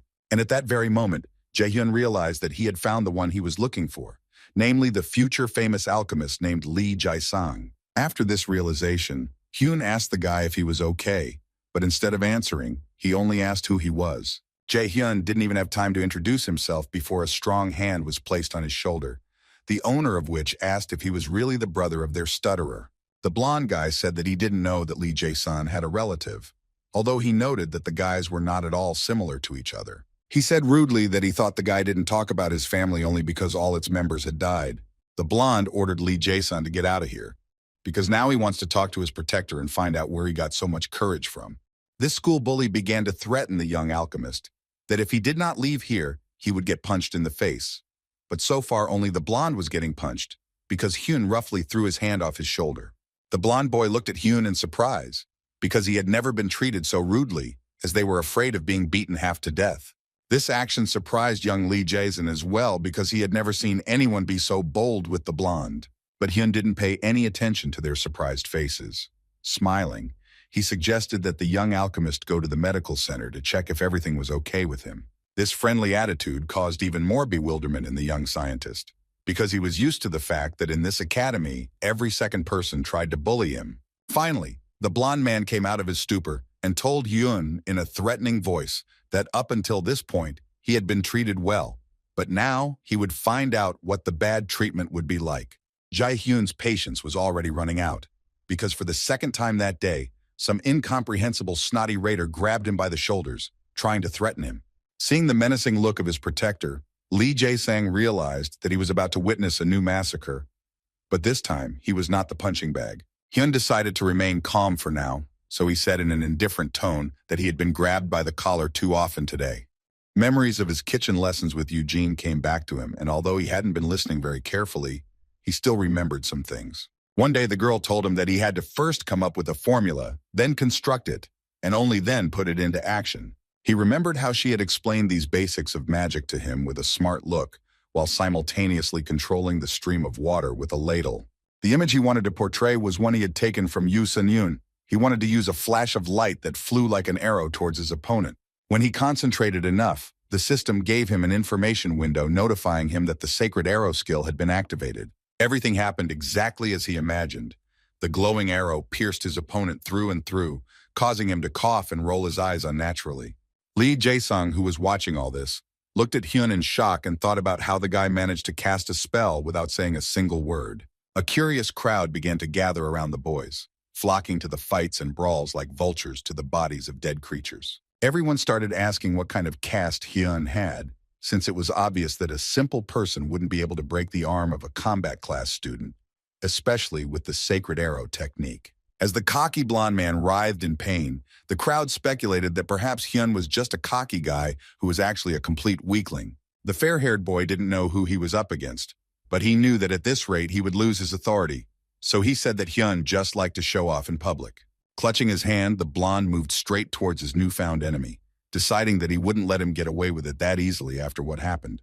The cunning guy had already begun to come up with a vile plan on how he would beat his opponent in front of the entire Milla's academy and strengthen his authority. When Lee Jae-sung realized what the blonde was up to, he immediately tried to warn Hyun about the danger.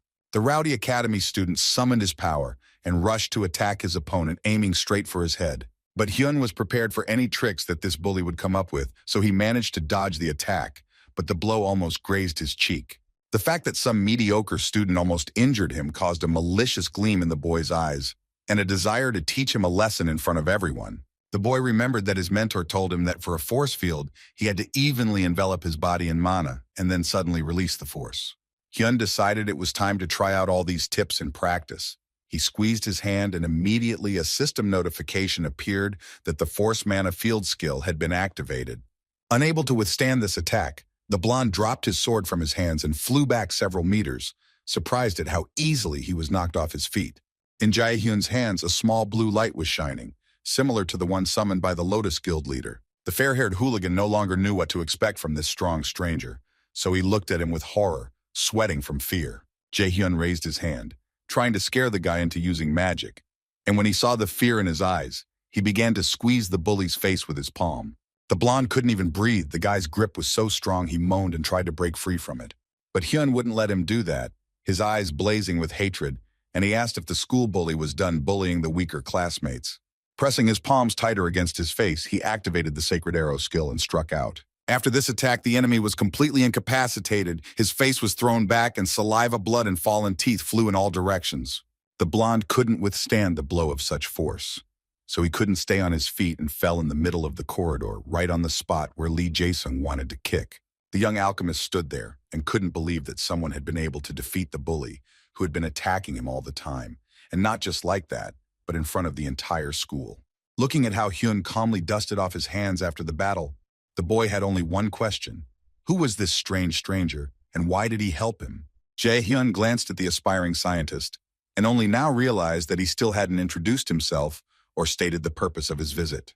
But Lee Jae-sung misinterpreted that look, so he pressed himself against the wall and almost cried from fear, thinking that Hyun would attack him too.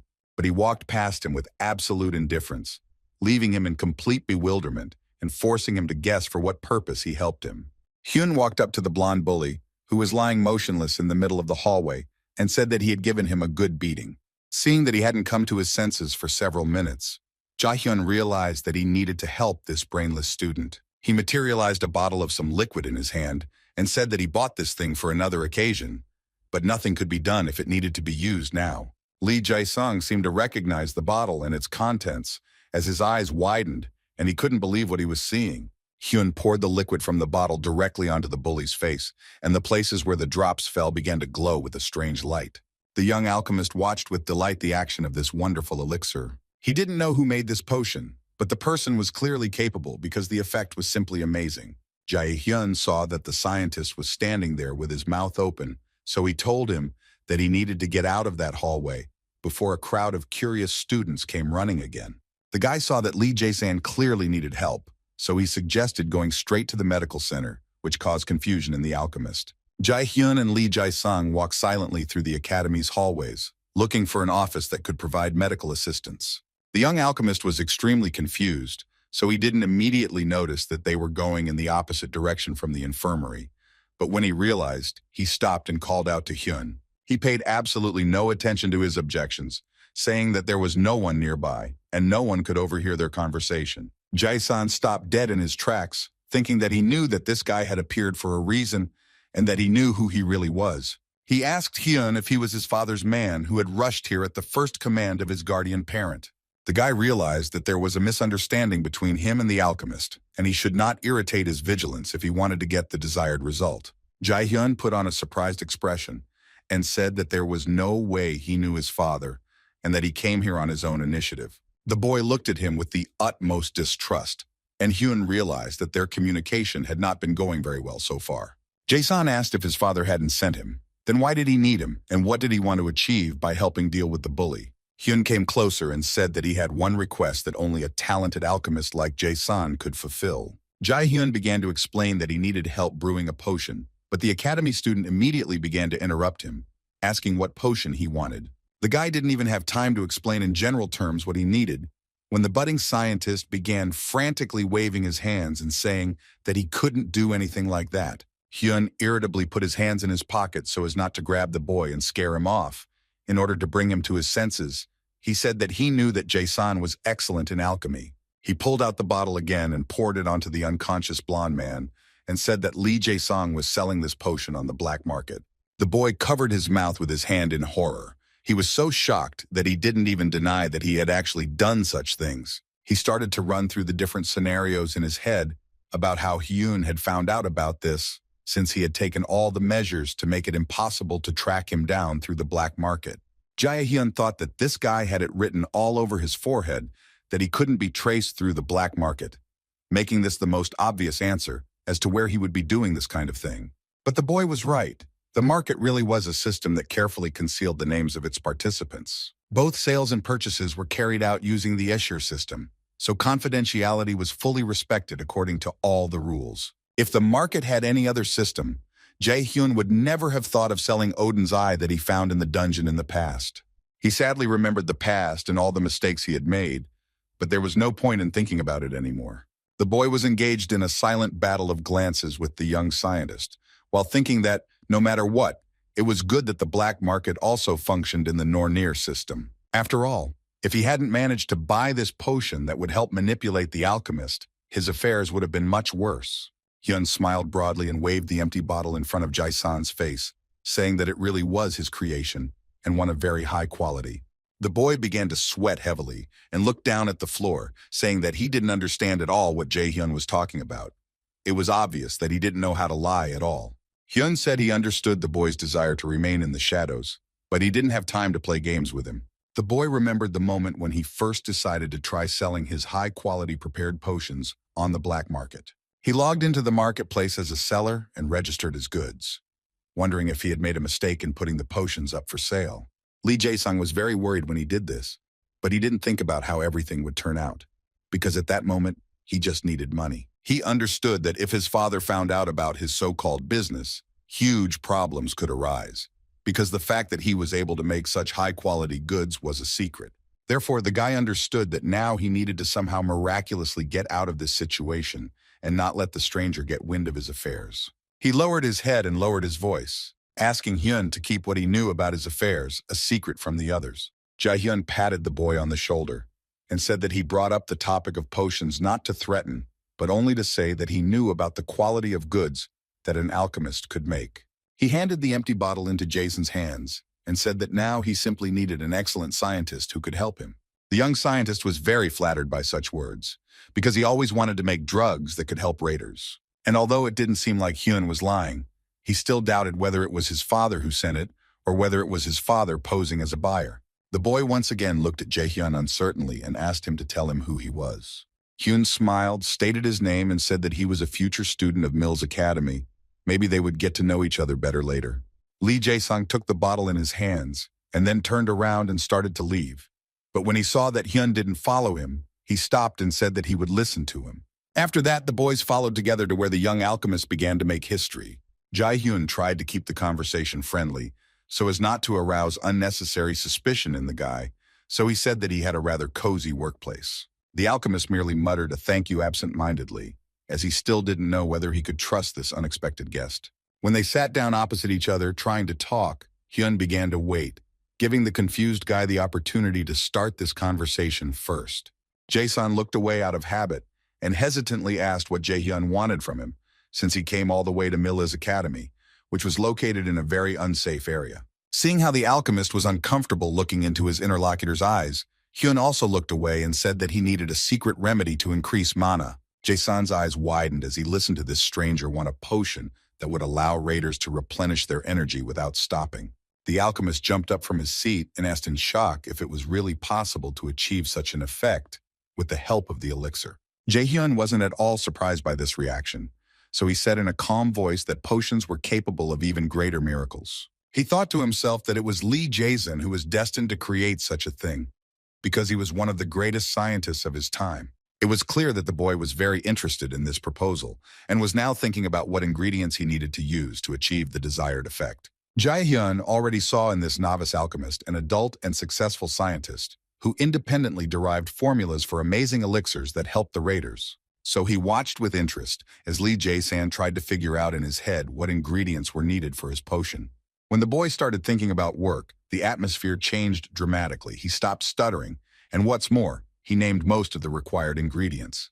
Hyun understood that he was facing a true genius who simply had to be made his supporter. But then, Jae-san suddenly lost confidence in himself and asked if it wouldn't be better to ask another alchemist to create a similar masterpiece. Jae-hyun said in a confident voice that he wanted Jae-sang to take care of this matter and that he would provide all the necessary ingredients. Hyun didn't know. Maybe other alchemists could also create the potion if they had the recipe, but he understood that their skills and talent were nowhere near the mastery of this young scientist, for whom alchemy was the meaning of life. Jae-hyun was fully aware that the guy standing in front of him was worth fighting for, because he would be able to make this recipe a reality. When the guy asked again if Jae-san could help him, he hesitantly agreed, because it was obvious that he was interested in completing this task. The boy looked away uncertainly and said that he would not promise that everything would go well, to which Hyun replied that failure was just another step towards success. Jae-san looked up sheepishly and asked if the guy was sure of his decision, because if nothing worked out, he risked losing a lot of money. To which Hyun replied that it was not scary, because he believed in the abilities of the young scientist. Investments are always difficult, but he was ready to take the risk. Lee Jae-san's eyes lit up brightly, because this stranger believed in him more than his close relatives, from whom he wanted to receive approval. Hyun knew that he would never be able to create such a potion anyway, so the only thing he could do was rely on the boy. Tears began to form in Jae-san's eyes, as this was the first time someone saw the real him and believed that he was capable of creating something impressive. Looking at him, Hyun realized that he had just made new, quite useful connections that would definitely be useful to him in the future. After the mysterious stranger left him, Jae-san sat silently in his room for a while, trying to comprehend what had just happened. He remembered the words this guy had said, namely that he was investing in him because he trusted his abilities and talent.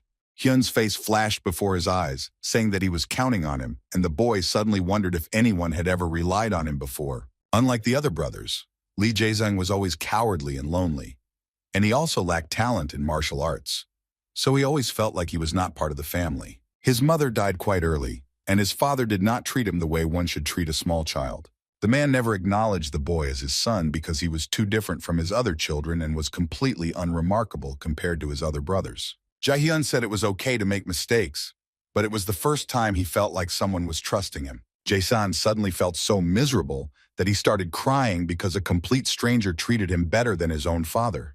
He was so touched by Jae-hyun's trust and belief that he could handle the task at hand that tears involuntarily flowed down his face. At this time, the Nornir system sent Hyun a notification that he only had 10 days left to complete Hell's task. But the guy didn't waste his time because he trained with Yoo Sun-yoon and made significant progress in developing his magical skills. The Lotus Guildmaster attacked him more and more each time and put more and more of her strength into inflicting damage on the guy.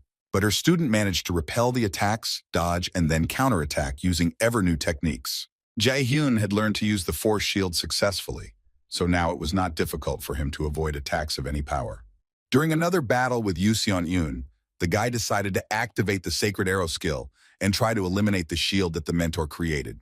High-speed arrows rained down on the spot where the woman stood, defending herself from his attack. After some time, the protective force barrier began to weaken, and small cracks began to appear on it, which became wider and wider. Yoo Sun-yoon watched Hyun with interest and noted that he had made noticeable progress, since not every raider was capable of breaking through the cracks in her shield. The guy learned quite quickly, and it was hard not to notice his desire to master as many new techniques as possible. The fight continued, and Jae-hyun summoned his energy to attack Yoo Sung-geon once again, causing bright lightning to gather around him. The mentor was not at all embarrassed by the guy's threatening appearance. She activated her skills with a smile on her face, and blue streams of light began to sparkle around her. Right now, it will be revealed whose energy was more powerful, Hyun's blinding lightning or Yoo Sun-yoon's blazing flashes. But this promising fight was stopped by Park Sung-jae, who shouted that the sparring time was up and it was time to finish, because they had worked hard enough. The man looked around and couldn't believe that the training ground, made of a special metal, was almost in disrepair, and it's hard to leave a scratch on these stones. Watching the boy stop fighting and regain his strength by drinking something from a glass, Sung-jae thought that if the fight had continued, the room would have become a beautiful ruin. Yoo Seon-yoon was completely satisfied with the sparring because she was smiling and thinking about how the guy had an incredible speed of development. He could use various spells, the power of which was surprising. She asked if anyone taught him theory outside of their training, and the guy replied that his girlfriend took on the role of teacher. The woman said that he exceeded all her expectations because she was worried that she had no time left for lectures. The teacher praised his friend and said that she was a very smart girl, since she was able to convey to him the basics of magical art. Hyun reluctantly agreed with this. He couldn't argue with Kim Yoo-jung's intelligence, but her character was far from simple, and it was difficult to find an approach to her. Yoo Sun-yoon asked if the guy was really planning to visit the dungeon again, since she had heard similar rumors. Jae-hyun nodded his head in agreement, explaining his desire by saying that he really wanted to test his skills in battle. The woman could understand this desire, so she said that she thought the E-rank dungeon was within his capabilities, and as she left, she wished the guy good luck. Hyun thought sadly that the E-rank dungeon would be ideal for him, but he needed to remain calm since he was going to a less pleasant place. He didn't know if he could handle Nightshade because the monster was C-rank, and in the past, the guy would never have defeated it alone. Hyun convinced himself that he would succeed because he had undergone serious training and all that was left was the test of battle. He told himself that he could deal with the dungeon boss and earn the favor of the goddess Hel. That same day, Lee Jae-sung came to see him, looking very tired but happy, and said that he had fulfilled his request. The boy was holding a small box in his hands, in which lay the treasured potion that Hyun had suffered so much over, and almost burned down the kitchen while trying to prepare it. Jae-hyun smiled sincerely and said that he had no doubt that the alchemist would cope with all the difficulties and prepare exactly what was needed. He impatiently asked Jae-san if he could consume the elixir immediately to test its effectiveness in practice. The scientist said that the potion was just right, so Hyun swallowed the magical brew without fear. The guy immediately felt a surge of strength, and in confirmation of this, the Nornir system notified him that the mana characteristics had increased by 5%. The boy looked at the alchemist and realized that the effect of the potion was simply excellent, so excellent that this bitter pill was like a candy. Alchemy was a very complex science. The effect of the same potion could change depending on the skills of the alchemist himself. If Hyun had given the ingredients to someone else and asked them to make something similar, they would have given him a stat booster that increased his stats by 1 or 2%, but not by 15%. The guy laughed and said that he was right about Jason having talent, so he wasn't disappointed at all. The young scientist sheepishly thanked Hyun and said that all the success in this matter was due to his faith in him. Jae-hyun said that the only one to thank here was the talented scientist, who now needed to rest, since it seemed like he hadn't slept very well these days. In confirmation of this, the boy sleepily rubbed his eyes and said that he really needed to get some sleep, but if Hyun needed anything, he could call at any time. Jae-hyun thanked him once again for his help and went home, realizing that at this point his preparation was complete and that tomorrow he would crush Nightshade. Hel already had a premonition that they would have guests in the coming days, so she told her monster named Garm that they needed to get ready. In the morning, Jae-hyun stood at the now familiar entrance to the dungeon and wondered if he would be able to get out of there alive this time. This time he prepared thoroughly before entering this cave, putting on the ring and pendant of the Valkyrie apprentice. Hyun also grabbed an earring. All this equipment was C-class and should be useful in battle. The guy was fidgeting with the earring, thinking that this should be enough. These thoughts gave him a sense of peace, so for now he felt great. He was about to enter the dungeon, but suddenly turned around and saw that Sung-jae had lowered his head anxiously, not wanting to watch the guy enter this creepy place. There were countless reasons to worry, and Hyun understood this perfectly well, but he had no other choice. So he walked right up to the entrance of the cave and let its magic absorb him and pull him into its magical space. When Hyun entered the dungeon, the Nornir system immediately notified him that he would be transported to a specific location, namely Helheim, or the Land of the Dead. An otherworldly whirlwind picked up Hyun, and he began to fall down, but the guy remained calm because he knew that Hel would not let him crash until he completed her task. When he arrived at the familiar cemetery, he didn't even stagger after landing, but immediately began to look out for monsters that the goddess of the dead could send to meet him. He realized that during his last visit to Helheim, he hadn't noticed that the bad energy was everywhere. It seemed to belong to Nightshade. By destroying this bloodthirsty monster, he will be able to meet Hel again and then demand answers, because he did not understand what the ancient gods wanted from him. He had a lot of questions, especially when he heard that Loki had chosen him for some reason and that he had to kill some unknown enemy. The thoughts were interrupted when a skeleton archer appeared on the horizon, pulled the bowstring, and was already releasing an arrow towards the guy. Jae-hyun couldn't be caught off guard anymore, so he immediately noticed the movement near him and prepared for a fight. Monsters began to fly around and the dead began to rise, crawling straight out of the ground. The guy thought that the evening was no longer languid, and now he would have a lot of fun. He remembered his mentor's words about making him a battle mage, but the martial arts class still called such people magical swordsmen. The main feature of such fighters is a hybrid position, which combines magic with martial arts, but so far no one has managed to do this. Most of the failures were mainly due to the fact that the long range did not suit the magic class, and the short distance between opponents was not enough for the martial arts class because there was no room at all for maneuvering. It was a kind of middle position, in which neither of the two directions was specialized. However, Yoo Sun-yoon claimed that when it came to Jae-hyun, it was a different story, as the guy seemed to be able to find a middle ground. Recalling this conversation, Hyun managed to defeat a Draugr, a Ryef, and a skeleton warrior, and the Nornir system only managed to send notifications that the guy was gaining experience points. At this time, Park Sung-jae stood near the entrance to the dungeon and waited for the guy to return, quickly typing a message on his phone. Suddenly, he heard some noise in the forest thicket and realized that he was not alone in this area. Someone was clearly approaching him. The man hadn't heard that anyone from the Lotus Guild was planning to visit the dungeon, so he immediately materialized a sword in his hand.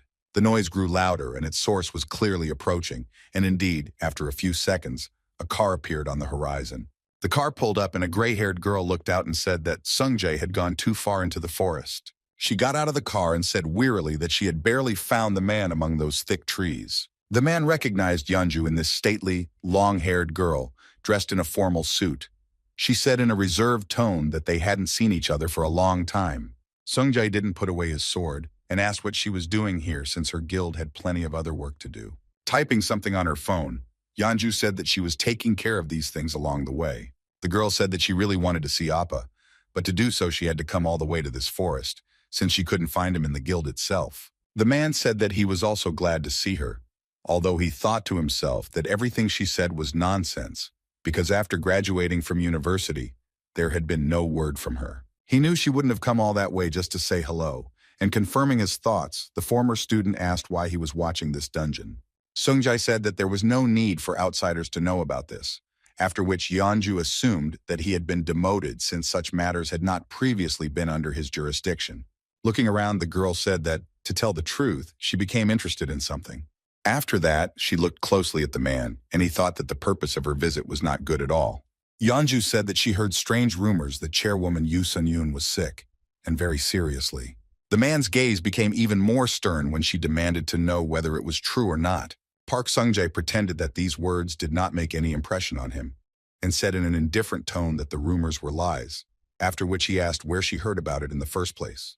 The girl began to examine her nails, and copying the man's indifferent tone, said that there were a lot of ears around, and in her guild, the curator, there were a lot of informants. Sung-jae immediately wondered if Yeonju was hinting that her guild had planted a spy among them. He irritably thanked the girl for telling him these rumors, because now he would have more work upon his return. The deputy chairwoman of the Lotus Guild asked if she had run out of questions, since he needed to go and clean up, to which the girl said that she had one last question. She opened a photo on her phone and handed it to Appa, asking if he knew this guy named Min Jae-hyun. The man couldn't hide his surprise right away because he didn't understand where Yeonju got the information about their new potential guild member from. Yeonju said that she felt like the guy had been dropping by the Lotus Guild quite often lately and seemed to have met the chairwoman more than once. The girl thought that the deputy head should have such information and be aware of what was happening within the organization. Sung-jae rudely said that as an outsider, she should not poke her nose into other people's affairs, and that it would be better for her to focus on the matters of her guild. Yeonju didn't expect such a sharp answer, because in most cases the man was extremely polite and restrained in his words. She turned around and began to leave, saying at the end that, to be honest, she had not hoped that he would share interesting information with her. After all, she always assessed the man as a prim and unyielding person who would never give out even a grain of unnecessary information. To Appa's surprise, she said that the guild paid her to come here, so she wouldn't pretend to genuinely miss the vice chief. Yeonju got into the car and said that she was going on her way, wishing the man good luck in the end. Park Sung-jae watched the car drive away and wondered what other rumors were going around in other guilds about the health of Yoo Sung-yoon and Jae-hyun. He absent-mindedly scratched the back of his head and decided that he should first report this to the chairwoman. At this time, Hyun finally had a break between battles. He killed a huge number of monsters and was now resting on a small hill that formed from a pile of bones. He himself was surprised at how calm his state was, because even when he felt the approach of powerful dark forces, he humbly thought that his enemy had finally appeared. Indeed, the dungeon boss Nightshade has finally emerged from his hiding place and revealed himself. Without keeping the enemy waiting for long, Jae-hyun immediately directed a powerful stream of blinding light at him. The guy grinned and said ironically that he even managed to miss his opponent because so much time had passed. This behavior seemed to anger the monster even more, because his eyes lit up with a bright red glow that did not bode well. But Hyun wasn't impressed, because he didn't even bother to get up from the mountain of bones he was sitting on. The guy concentrated on his energy and realized that this time, everything would be different. As soon as the monster raised its paw in an attempt to attack, Hyun quickly shot up and jumped away from the enemy, preventing it from getting close to him. The guy landed and began to think about his further strategy of actions because the enemy's strength exceeded his own, so his only advantage was maneuvers. Jae-hyun decided that it was worth trying to aim specifically at vulnerable spots, so he directed concentrated streams of light at specific points on the monster's body. This plan was quite successful because Nightshade roared and began to cover himself with his huge paws, trying to hide from the attacks. But a moment later, the roar of pain turned into a growl of anger, and the monster prepared for a new attack. Hyun's eyes lit up because he understood that if he screwed up now, no one would help him, and he would die in this dungeon.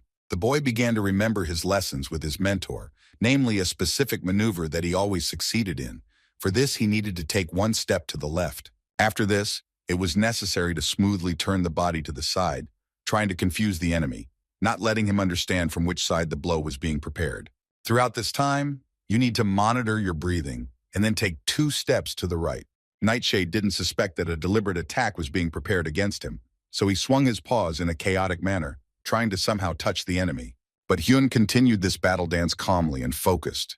He tilted his head forward and then made a wide lunge to the side. The dungeon boss finally realized that the guy was circling around him for a reason, so he stopped and began to look at him. Hyun finally summoned his power and then asked if the monster was at a loss. It seemed like things weren't going as the little beast hell had expected. He activated the skill super speed chain and prepared to deliver devastating blows. He aimed the deadly tip of the chain straight into the body of this creepy pet of the mistress of the dead. The chain found its destination, hitting the monster right where the boy had planned. Nightshade roared loudly, clearly not expecting such a powerful attack. But Jae-hyun had no intention of stopping. Instead, he concentrated even more power into his fist and prepared to strike again. The guy decided to try a new trick, wrapping his flaming chain around the monster's body. It was successful, as it completely confused Nightshade. But Jae-hyun understood that these efforts were still not enough to destroy the enemy completely. Therefore, he added light arrows to the flaming chain, which he learned to create thanks to Yoo Seon-yoon, and now they were very useful to him in the fight against the monster. Light arrows began to pierce the monster's body, and it began to roar so loudly that it seemed like all of Helheim was shaking. Hyun saw that his attacks were dealing massive damage to the dungeon boss, but still not enough to send him into oblivion once and for all. All this pain that Hyun caused the monster enraged him even more, and now he was ready not just to kill, but to tear the guy into small pieces. Even the Nornir system seemed to panic, as it sent out notification after notification, warning that the monster's strength and agility had been increased before the messages suddenly died out. All this made the guy very nervous, because it seemed that the system had somehow malfunctioned and was now functioning incorrectly. Indeed, something strange was happening with the Nornir system, because first some incomprehensible symbols appeared, and then it said that the death seal was activated. A purple haze formed around Hyun, and the system informed him that if the user did not remove the seal within 10 minutes, he would be given an instant death penalty. The condition for removing the seal was the death of Nightshade. The guy was amazed, because he had never heard of anything like this before. Hyun tried to activate the absolute calculation skill, but the purple haze seemed to have absorbed all of his energy, and the system began to malfunction even more. The guy didn't understand what happened and tried to activate the skill again, but the system reacted the same way over and over again. After that, another notification popped up saying that all these skills cannot be used while the user has the seal of death. It seems that these were Hell's games. Jae-hyun roared in anger. He screamed, asking the goddess of the dead why she was interfering in his battle. But instead of an answer, another information window popped up, informing that there were only 9 minutes left before the instant death penalty would take effect. The boy realized that he had no choice but to finish off the monster as soon as possible. Otherwise, it would remain in Helheim as a pile of bones. But Nightshade gave him an unexpected surprise when he turned around and started running away at such a speed that the guy couldn't catch up with him. Hyun was already preparing to attack, but when he saw the dungeon boss running away, he remained standing with his hand outstretched, in a complete stupor. The monster began to run in circles, running back and forth, not giving the guy any opportunity to attack. The system reported that the guy had 8 minutes left before he would die if he failed to destroy the enemy. Jae-hyun looked at Nightshade, who seemed to be smiling, and he realized the plan of this vile monster. His opponent was simply mocking him because he understood that he didn't need to kill Hyun himself. The instant death penalty would do it for him. He just needed to drag out the fight. The guy realized that in this case he needed to deliver a powerful blow that he would not be able to dodge. But before he could make even one movement to the side, the monster roared so loudly that the guy couldn't even move. A message surfaced that the resistance had failed, and Hyun had grabbed his throat because he couldn't breathe. The guy read the next message from the system, which said that he was feeling the fear effect. He was completely confused about what was happening.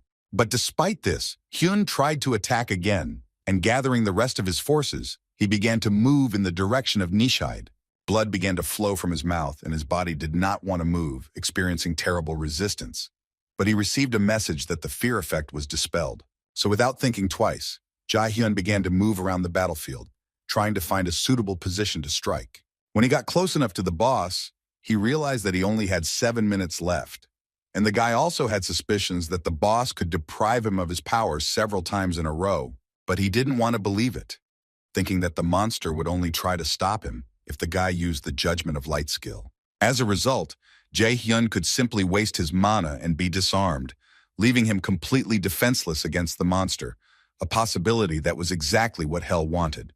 The boy remembered that he had stabbed the monster straight in the eyes, which meant that his vision should have deteriorated, and now he had blind spots. Hyun decided to try out a new skill called Wonder Boost, which would help to plunge the enemy into darkness, which would at least temporarily confuse them and make them vulnerable. The Nornir system notified that wind energy was passing through the user's body, and agility was temporarily increased. After that, a strong stream of wind was directed at Nightshade, which threw his huge body back several meters. After that, the guy used the skill he needed, and the space was filled with radiance, causing the monster to look around absent-mindedly. Hyun was fully focused on his internal energy, but he still saw the monster's surprise, wondering if Nightshade really expected him to just rush at him. A small beam of light appeared in his palm, and he activated a skill called Flash Bomb, hoping that it would help him in the fight. At first, the beam slowly hovered above the monster, and then, stopping above his head, it exploded into a bright, all-consuming light that made Nightshade freeze in place. In addition to the Flash Bomb technique, Hyun added a super-fast chain that wrapped around the monster's body and cut it along the torso, leaving no chance of survival. The light had not yet gone out, but the guy was already walking towards the monster's body to make sure that he had done his job. Hyun leaned over the fallen Nightshade and said grimly that he was glad that the monster was finally dead. But the guy rejoiced too soon because the burnt monster jumped to his feet, and the system notification said that he only had 4 minutes left. Jae-hyun turned around and saw that dead people started to rise from everywhere and move straight towards him. The guy angrily thought about what else this unkillable monster was capable of. But Hyun was not afraid of the dead, because he had the power to destroy them all without physical intervention. He activated the sacrifice skill, and the system immediately detected the dead. The skill switched from healing to attack mode and began to burn the resurrected corpses. While Hyun was dealing with the population of Helheim, the system was counting down the last minutes before the instant death penalty would take effect, taking the boy's life. The guy stopped, not knowing how to stop this deadly timer, and in a stupor began to watch as the last seconds passed, after which life would leave his body. But when the countdown was already at the 6th second, Nightshade fell to his knees in defeat, and Hyun realized that the monster had finally begun to die. The guy closed his eyes and thought with relief that he had finally succeeded and completed the task that had been bothering him for a whole month. The monster finally fell to the ground, and the system announced that it had been destroyed, and Hyun received the title of First Sufferer. Then Hel appeared. She said that now it was clear to her that Loki's choice was not accidental. The goddess cordially called the guy to her and said that she would wait for him in her temple. The Norner system reported that the death seal effect had been removed. The raider had been awarded 3,000 points, and the Nightshade core and shadow armor items had been received. But what surprised Jae-hyun the most was the message that the Hell Temple was calling him. He didn't quite understand what to expect from this invitation. After some time, the guy finally reached the temple, which was completely covered in ice, and it was incredibly cold near it. Jae-hyun looked at the place where the Keeper of Dead Souls and the Mistress of Helheim lived. Fascinated, he still couldn't believe that Hel herself had summoned him. But the goddess was not particularly hospitable because before he could open the gates, he heard a loud roar that made his blood run cold. Hyun thought that nothing would surprise him in this dungeon, but the one who appeared before him coped with this task 100%. The enraged beast, which was no less in size than Nightshade, ran straight at Hyun, and it was clear that this was not a friendly dog greeting a new guest. The guy realized that the little beast Hel wanted to gnaw him to the bones, so he urgently needed to figure out how to get into the temple alive. But the otherworldly dog had other plans because it opened its stinking mouth and rushed to attack. This creature was called Garm, and if the legends are to be believed, this four-eyed dog guards the land of the dead and serves the goddess directly. It seems that the hospitable hostess sent her furry friend to escort the guests straight to her temple, but she did not specify the point that Hyun was not to be killed. The guy thought that as soon as he finally reached his destination, he was suddenly met by Garm, who wanted to feast on his guests. But suddenly Garm calmed down and closed his mouth, then turned around and began to walk towards the entrance of the temple, making it clear to Jae-hyun that he should follow him. The temple was very impressive inside. It was all shining, as if it was made of ice or crystal. It seemed like the guy had entered some kind of fairy tale. But Jae-hyun was so exhausted that he didn't have the strength to look at this beauty, so without further ado, he began to shout, notifying Hel that he had come to her.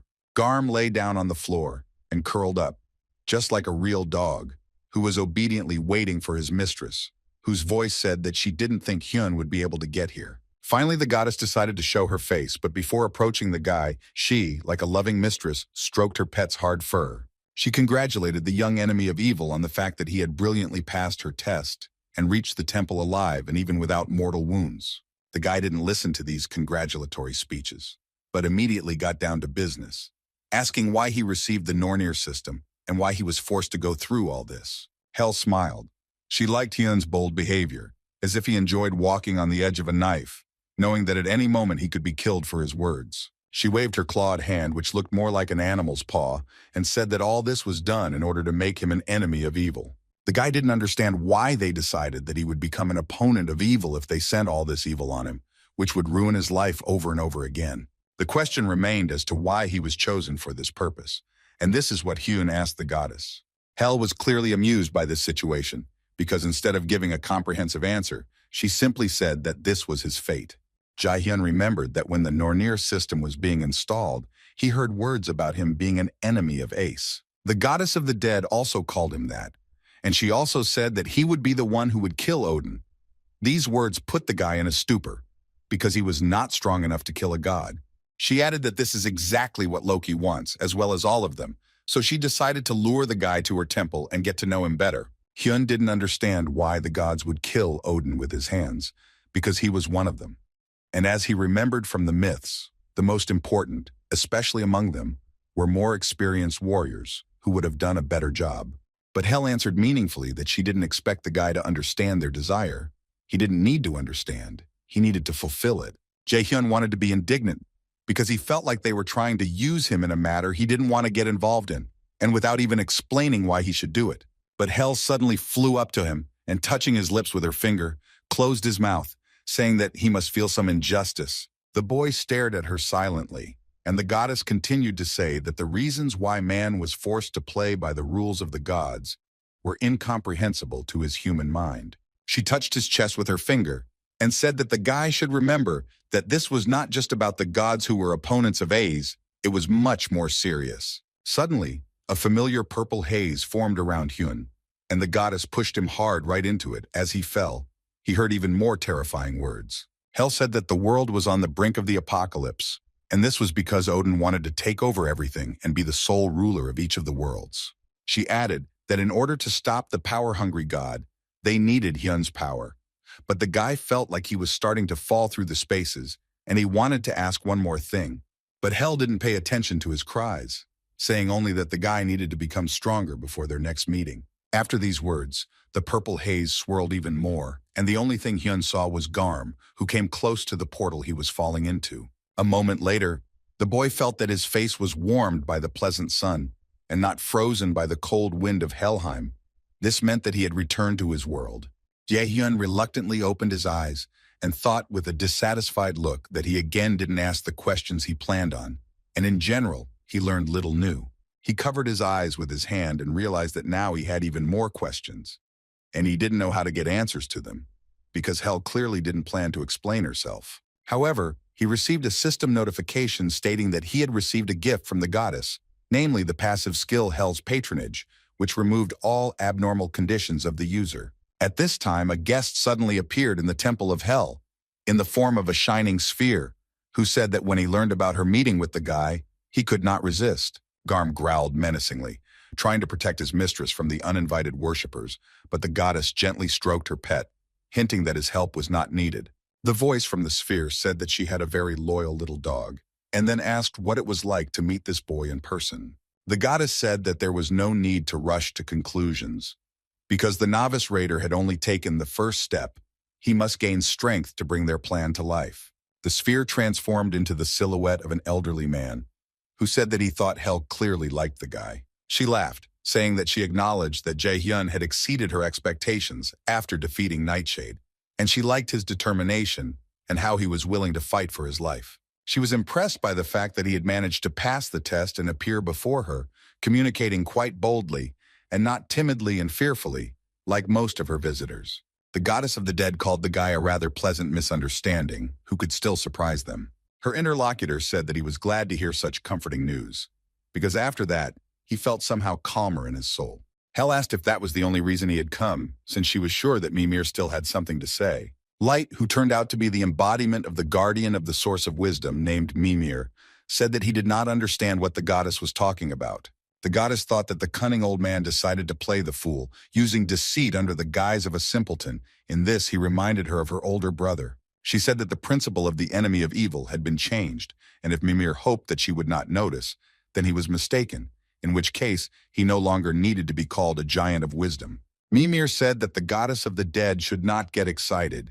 It seems that she really cannot be fooled, and important details cannot be hidden from her watchful eyes. But the woman was not finished yet, saying that she noticed a strange glow in the boy's left eye, and as far as she knew, Odin dedicated the eye to the source of wisdom. She spread her arms wide and demanded that the giant of wisdom explain this, but so far she heard only silence. Hel wanted to know what kind of plan she and Loki had created, and why they hadn't let her in on the details. Mimir apologized to the goddess of the dead and said that he would like to tell her the truth, but it was too early. He said that such was fate, to which Hel defiantly said that although she was used to waiting a long time, she would not sit idly by. Through the halo of light, one could see the giant's eyes gleam curiously, suggesting that the goddess had come up with a good idea. The woman replied that the enemy of evil was still weak, and if the prophecy was to be believed, many difficult trials awaited him. She touched her chest and pulled out a glowing ball, saying that the guy would need a guide to help him on his difficult path. Jae-hyun needed someone who would always show him the right path, even if that path was full of dangers and difficulties. After leaving the dungeon, Hyun continued to live his normal life, occasionally coming to the Lotus Guild office to train, with 7 days left until he entered Mila's academy. The guy walked down the hallway of the shopping mall and thought about what it would be like to study in a magic class, because he was so used to solving all his problems with the help of combat skills. On his way, he met Pak Hana, who noticed that the young raider looked very puzzled. The girl looked rather indifferent, but she still asked what was bothering the guy and making him walk around with such a sad look. Hyun replied that his worries were nothing special, and upon hearing this, the girl said that in that case, they had shopping to do, so there was no need to delay. Jae-hyun scratched the back of his head and thought about how he was worried about too many things, from entering the academy to the ancient goddess not wanting to answer all of his questions. Although there were some advantages, because the guy received the patronage of Hel and a skill that removed all abnormal conditions. He looked at the information window in the Nornir system and realized that the skill was X rank, and he had several more skills with that rank in his arsenal. These were the skills called Attract the Attention of the Gods, which increased the user's cultivation speed, and Absolute God's Eye, which allowed one to discern the truth. Hyun realized that the Ashir system didn't have any ranks like that, which made the new system even stranger. X rank was out of specification. In other words, the skills of this rank were outside the scope of the Ashir system. The boy followed behind Pak Hana and thought that since the other skills of this level were so cool, then the absolute God's Eye was the same. It was not for nothing that the opponents of the gods of Asa stuffed Hyun with all these skills. They must have some practical benefit. Time after time, the boy remembered the image of the sinister goddess, and how she said that he must kill Odin at Loki's request. Hyun hoped that these visions would pass. Meanwhile, the future god slayer watched as Pak Hana chose a weapon. She stopped at an impressive blade, but when the guy saw its price, he was amazed. He didn't believe that the girl would just spend 300 million won on a mana knife. It was unclear why she would spend a fortune on something that she would throw away anyway.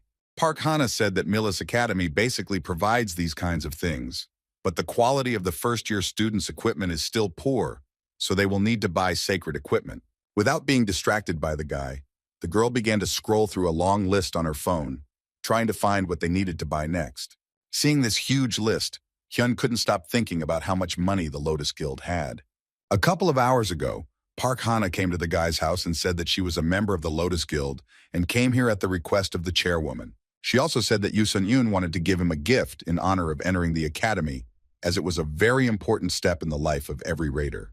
Jae-hyun was surprised by such generosity and by the fact that the guild leader sent her assistant to go shopping with him. Now he was carrying in his hands a heavy armful of bags, which were filled with various equipment that would be useful to him for his studies. He thought that they would buy him something like a couple of miracle drugs or artifacts, although the Lotus Guild was on a completely different level. Park Hana said that they should now choose suitable armor for the future student, but the guy interrupted her. He said that there was no need for them and began to materialize the armor that was already in his arsenal.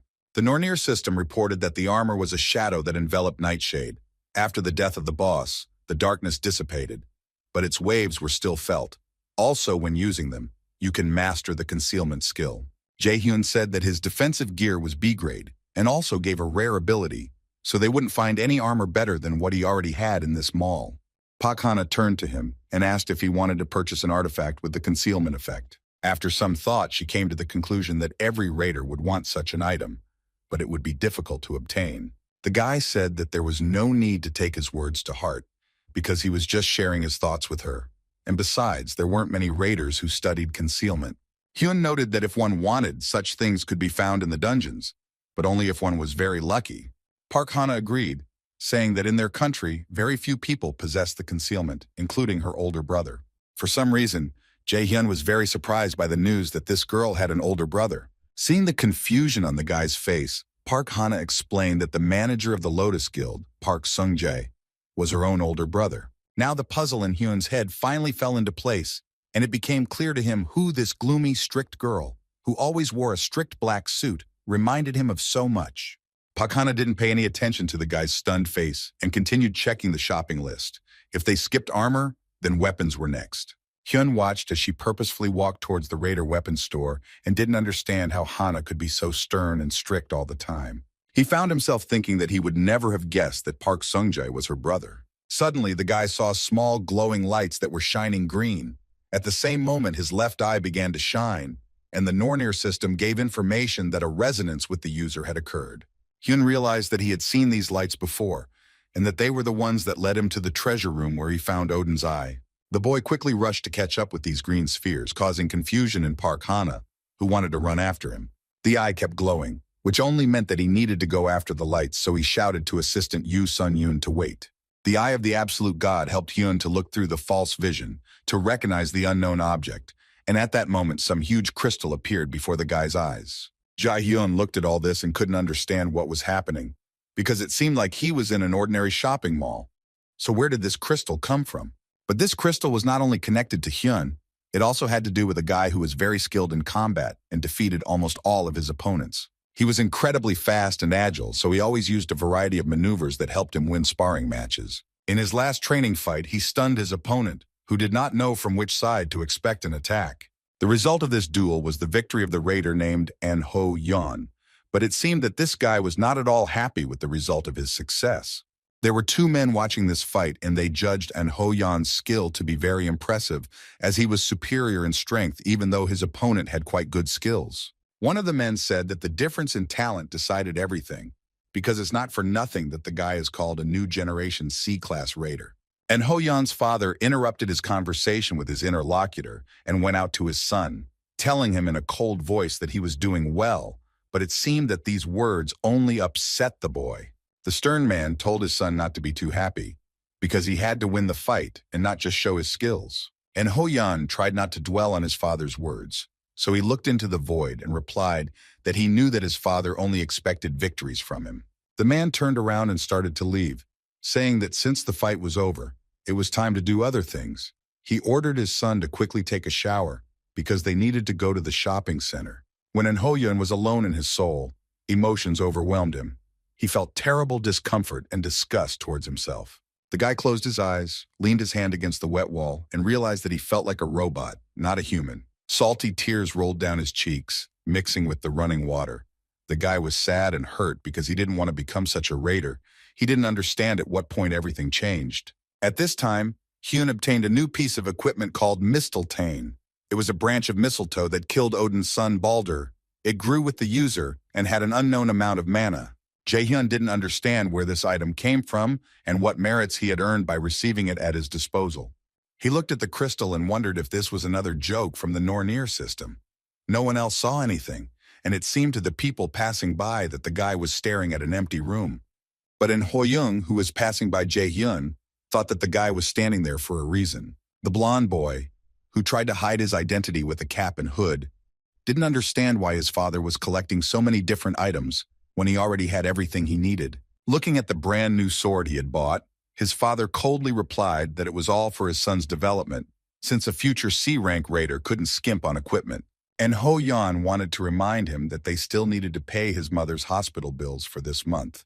But his father interrupted him and said that it was none of his business. The man said irritably that he would handle the bills himself, and the guy needed to continue training and not think about anything except his preparation.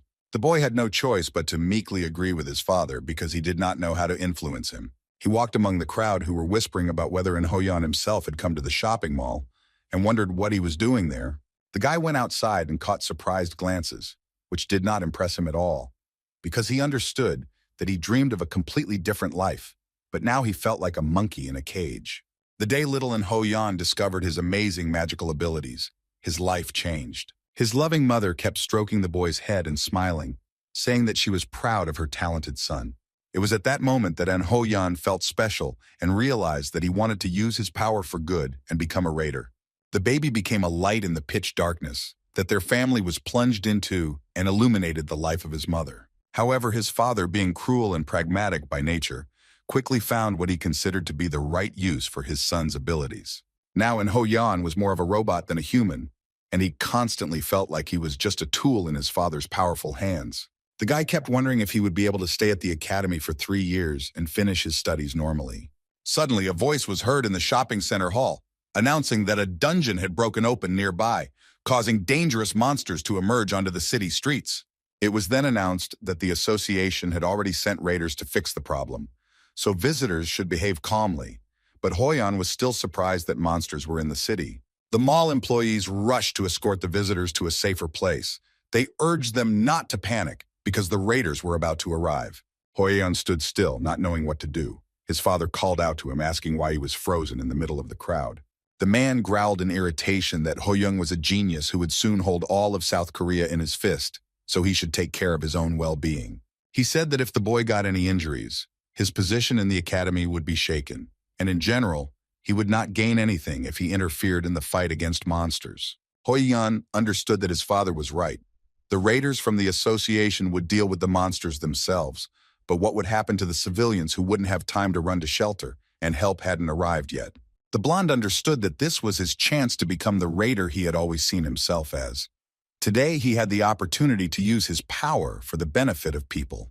Putting further thoughts on the back burner, the boy turned around and quickly ran to the epicenter of events. He heard his father ordering him to return immediately, but Ho-Yan didn't care what his father would think.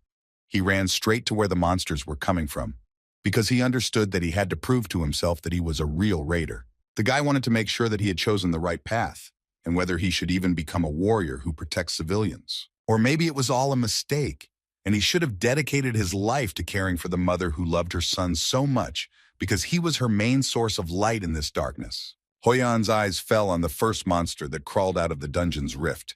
This creepy creature looked like a goblin. Its eye sockets glowed with an unnatural light, and its teeth threatened to tear it into pieces. The guy boldly stepped forward to meet the monster, but after a few seconds, more than a dozen similar creatures ran into this place. Now the task turned out to be not so easy. The goblins began to take out their axes and swords, looking forward to gutting the first human they came across. Hoyan suddenly realized that he was not prepared to face real danger because he stood there and could not move a single limb. Only his eyes could tremble with fear. But the goblins could move like no one else. They approached him threateningly in a crowd, but the guy couldn't even make one movement with his fingers, one short step. The young raider tried to force himself to move somehow, but other than a slight tremor in his hand, he could not elicit any reaction from his body, even though he told himself that he knew where he was going. The enemies were not wasting any time. They were already running towards Hoyan, menacingly waving various weapons that they had brought with them, or stolen while already in this world. The blonde could only stand and watch as one of the goblins jumped, swinging his sword at him. The guy couldn't understand why he had such a reaction, because for as long as he could remember, he dreamed of becoming a raider, but in reality he was afraid of some lower monsters. Hoyan had already closed his eyes, resigning himself to the fact that the goblin was about to hit him with a sword, when suddenly, out of nowhere, a guy appeared who knocked the monster to the ground and repelled the attack. The blonde didn't expect anyone to come to his aid, so he was more than surprised, because he was used to everyone expecting something from him, and no one helped him. Jae-hyun approached the guy sitting on the ground and asked if he was that same An Ho-young. The guy was so shocked that he couldn't even find an answer right away, so he just looked at his savior with wide eyes. When Jae-hyun left the strange room that the glowing lights led him to, he bought a piece of crystal that he found in that room for 50 million won. Pak Hana, who had most likely been looking for him everywhere, immediately ran up to him and asked why he went towards the unidentified objects. The girl looked at him in surprise and asked what kind of stone block he was holding in his hands. Using the Nornir system, Hyun dispersed the piece of crystal and realized that the thing looked like an ordinary stone to outsiders. He told the irritated woman that he thought there was no need to buy the gun either, but she was about to object when she was suddenly interrupted by the voice of the mall dispatcher. The announcement stated that a dungeon had been breached nearby, causing many monsters to emerge into this world. Hearing this message, Min Jae-hyun immediately rushed to where he thought the highest concentration of monsters would be. He heard Park Hana shouting his name but didn't pay attention to it. The guy was afraid that the monsters would get to the civilians before the raiders had time to arrive. So to shorten the route, he jumped straight out the window. A horde of goblins watched with interest as glass flew out of a multi-story building, and then some madmen jumped out. While Hyun was calculating his landing trajectory, he saw that the city was overrun with monsters, running through the streets and waving weapons, scaring people to death. The guy immediately realized that he needed to use one of the techniques he had learned from Yu Seon-yoon, and it was the right decision, because thanks to it, some of the goblins were neutralized. When he finally landed on the ground, the surviving goblins began to retreat and avoid him, afraid of being killed, just like their brethren. Hyun looked around and realized that things were worse than he thought, because monsters were everywhere, so it was possible that this battle would not be without losses. The guy began to use various techniques, including the super speed chain and the technique that his mentor taught him, all of which successfully crushed his opponents. Jae-hyun rushed from building to building, trying to find every monster that was hiding in some secluded place between the buildings. Suddenly, his attention was drawn to a whole horde of go pancakes that surrounded some boy, who stood helplessly and could not fight them off. Hyun recognized this guy as the famous fighter in Hoyan, who was called the future C-Class Raider. The guy didn't expect to see this blonde guy here, whose media image was carefully crafted by his father, because this rich son should have been in hiding a long time ago. Looking at Ho-yeon's confused expression, Hyun remembered hearing information that he was also entering Mill's academy. Jae-hyun knew that this guy had good fighting skills, so he said that he needed his help in clearing the city of monsters. Ho-young didn't answer at first, but then his eyes widened, and he shouted that there was an attacking goblin behind Hyun. Without turning his head, Jae-hyun said that he knew about the attack, after which he used another technique and quickly destroyed the attacker. Such skills impressed Ho-yeon pleasantly, but he didn't have time to think about it properly, because Hyun said that they couldn't let the monsters get to the residential buildings. Seeing how this son of rich parents was hesitating, Jae-hyun impatiently asked how much longer he was going to sit there. The guy ordered the blonde to get ready, take his weapon, and finally do what he had been training for all this time. Because being a raider meant fighting evil, they were hiding from it. These words had an effect on Hoyeon. He said that he understood the task and would do his best to complete it. Oddly enough, after Jae-hyun's words, the trembling in the blonde's hands stopped, and he finally began to fully control his body again. Hoyeon realized that he was facing a true raider who was not afraid of danger and was ready to risk everything to complete his mission. The blonde realized that all he had to do now was save people who, unlike him, had not trained their entire lives. Jae-hyun and Hoyeon were standing on one of the major streets of the city. In front of them was a whole bunch of disgusting goblins who were ready to tear their flesh with their teeth and beat their bodies with clubs. Hyun asked if the guy could use a technique to distract monsters called provocation, because if he had already come to his senses, then he needed to deal with the otherworldly guests. He added that there were a lot of goblins, and the blonde's main goal was not to miss any of them and to provoke as many monsters as possible. Jae-hyun asked Hoyeon if he could handle it, but then he saw him already starting to activate his magic power. The boy realized that he couldn't hesitate because the success of their common cause depended on it, so he needed to do what he knew how to do. He activated a skill called Provocation Cry and prepared himself for most of the goblins to flock to him, so he had to be ready to fight back. The Escher system notified him that all monsters within a 50-meter radius had turned their attention to him, and his damage from physical or magical attacks was also reduced by 30%. After activating the Cry of Provocation, all the goblins, as if under a spell, began to advance towards Hoyeon. After a while, the monster's eyes glowed red, as if they sensed the easy prey they would receive if they came to the place that called them. Hyun realized that he was facing a true genius, because Hoyeon was able to use the Cry of Provocation several times in a row, and the effects of this ability are much stronger than those of a normal skill. Jae-hyun remembers with sadness that he, at one time, only managed to become a B-rank raider who fought for work just to survive. The guy looked at Hoyeon and remembered the information that he was called a genius with a sad fate, because fame quickly destroyed his personality. Perhaps it was due to his psychological state. Hyun thought that with such abilities, it didn't matter what kind of character the guy had, because everything could be fixed if you only wanted it. The battle was going well, and when Jae-hyun used the super speed chain on the goblins that Hoyeon had summoned, he realized that he could gain an extremely useful ally. While one was luring out monsters, the other was destroying them. This tandem had excellent results, so soon Hyun reported that they were already finishing. The boys destroyed the goblins one after another, and some even had to be caught up with, because seeing how their relatives were being destroyed, they fled. The once uncertain Hoyeon was now completely engrossed in the battle, swinging his weapon with abandon. When the last goblin was killed, the boys stood nearby and began to assess the work done, noticing that the entire street was strewn with green corpses. Their attention was drawn to a man in a cloak who came closer and closer and, looking around, asked what all this meant. Neither Jae-hyun nor Hoyeon responded, allowing the man to come to his own conclusions. The strange man slowly twirled the cigarette in his hands and rolled his eyes, demonstrating his displeasure with the guy's silence. He said his name was Park Kyung-hoon and he was from the National Raiders Association's management staff, then asked if the two guys had really wiped out all those goblins by themselves. Jae-hyun still remained silent, so Hoyeon took charge and confirmed the Raiders Association representative's guess. Park Kyung-hoon recognized Hoyeon's ashen eyes and hair. He had heard that he was called a genius, but at that age, it was surprising to see such skill, and the other guy looked to be his age. He didn't understand how these two were able to kill so many monsters, so he asked out loud what he should report to the leadership. Hyun said that he wanted to talk about this, since it was better for the Raider Association not to know who killed the goblins. He wished that everyone would think that the association itself had dealt with the monsters, because no one would believe that it was done by two guys who hadn't even entered the academy yet.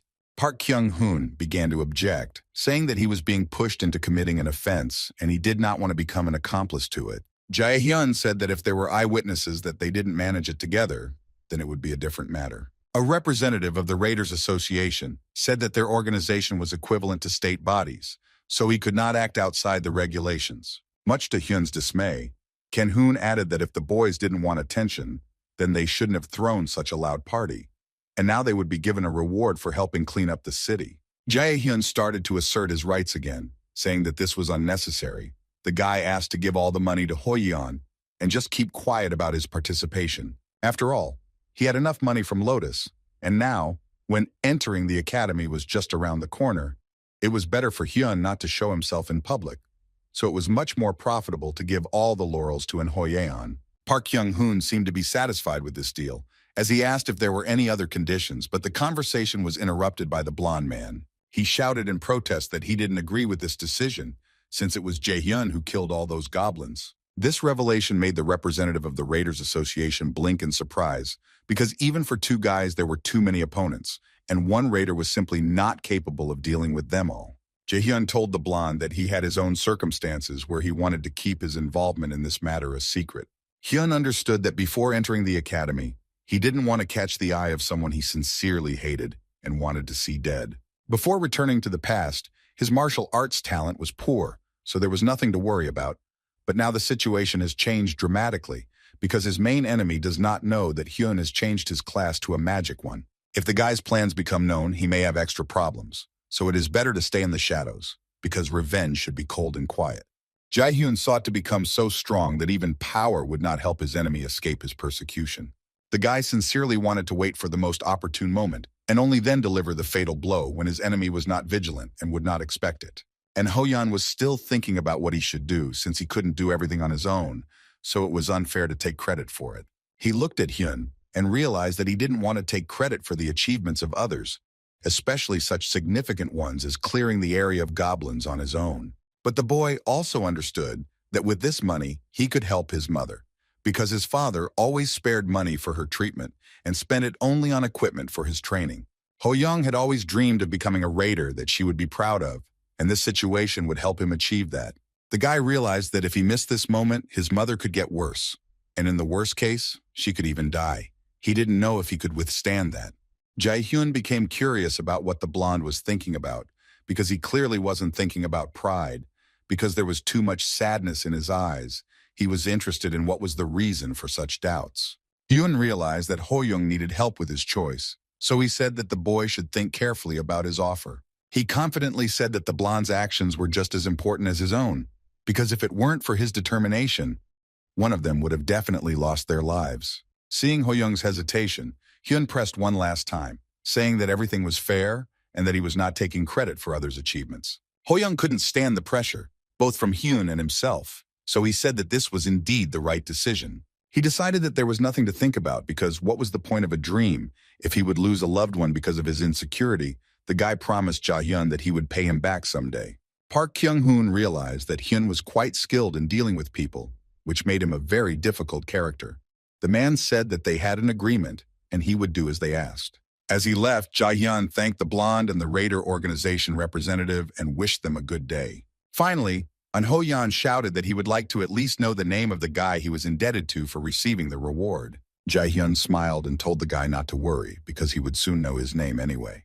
Hoyeon listened with his mouth open as he heard that they were going to Mila's academy together, so they would be seeing each other much more often from now on. The blonde was extremely surprised by the fact that he and Jae-hyun were the same age, because he had such outstanding abilities that not every successful raider could boast of. On this note, Hyun's preparation for entering Mila's academy ended, and when the long-awaited day arrived, he stood calmly next to the worried Yu Jin. The boy heard the new students whispering that the genius of the martial arts class had entered the training. The students couldn't believe that An Hoyeon would study with them, because they felt like he was from another planet. Also, everyone's attention was drawn to the calm, dark-haired girl who stood alone to the side. The guys turned their attention to the pleasant facial features of the student. Jae-hyun knew that her name was Seo-ina, and in addition to her beauty, she had outstanding fighting skills that would make her a good raider in the future. She was already gathering the gaze of those around her, and in a couple of years her name would be at the top of the raiders list. Hyun understood that if he could win her over to his side, he would have an ace up his sleeve. But Seo-ina was a complex person who couldn't be rushed. If the guy wanted to succeed, he had to act gradually. Moreover, Jae-hyun already had quite powerful raiders on his side, such as An Hoyeon, Yoo Sun-yoon, and Lee Jae-sang. The guy was distracted from his thoughts by the hissing of Yu Jin, who said with displeasure that she understood that Seo-ina was really beautiful, but there was no need to stare at her so openly. The friend's squabble attracted the attention of Seo-ina herself, who involuntarily looked in their direction, but did not say a word to them. A voice came from the stage, and the man standing behind the podium greeted all those entering Milla's academy. The academy's director, Gu Chain, smiled warmly and said that he was glad to see so many new faces in his school. But the director's friendly appearance did not deceive Hyun. The boy thought with displeasure that he finally remembered what his face looked like. He turned his head and looked at his friend, who was listening to the director with interest. She was full of life and light, and Hyun was afraid that what happened in the future would happen to her. The guy was mentally transported several years ahead, and an image of his dying girlfriend, who was literally dead in his arms, appeared in his head. Jae-hyun pushed those memories away and spoke to his friend in a dark tone, saying that she should be prepared for anything, because who knows what could happen at the academy. The girl laughed carefree, asking why the guy was suddenly so concerned about her, since she was strong enough to cope with all the difficulties on her own. Jae-hyun remembered that after Kim Yoo-jang entered, she was ranked 3rd in the magician's rankings. This time, he couldn't let her die. The director announced that from now on, the grand entrance ceremony to Mill Academy would begin. Shuffling through papers, he said he wanted to talk about many things, but he thought the students were not interested in formal speeches. The man chuckled sinisterly and said that he was sure they already knew that something special had been prepared for the inauguration ceremony. Gu Chain cheerfully said that they would have to play a game where they would steal the name tags of their new comrades.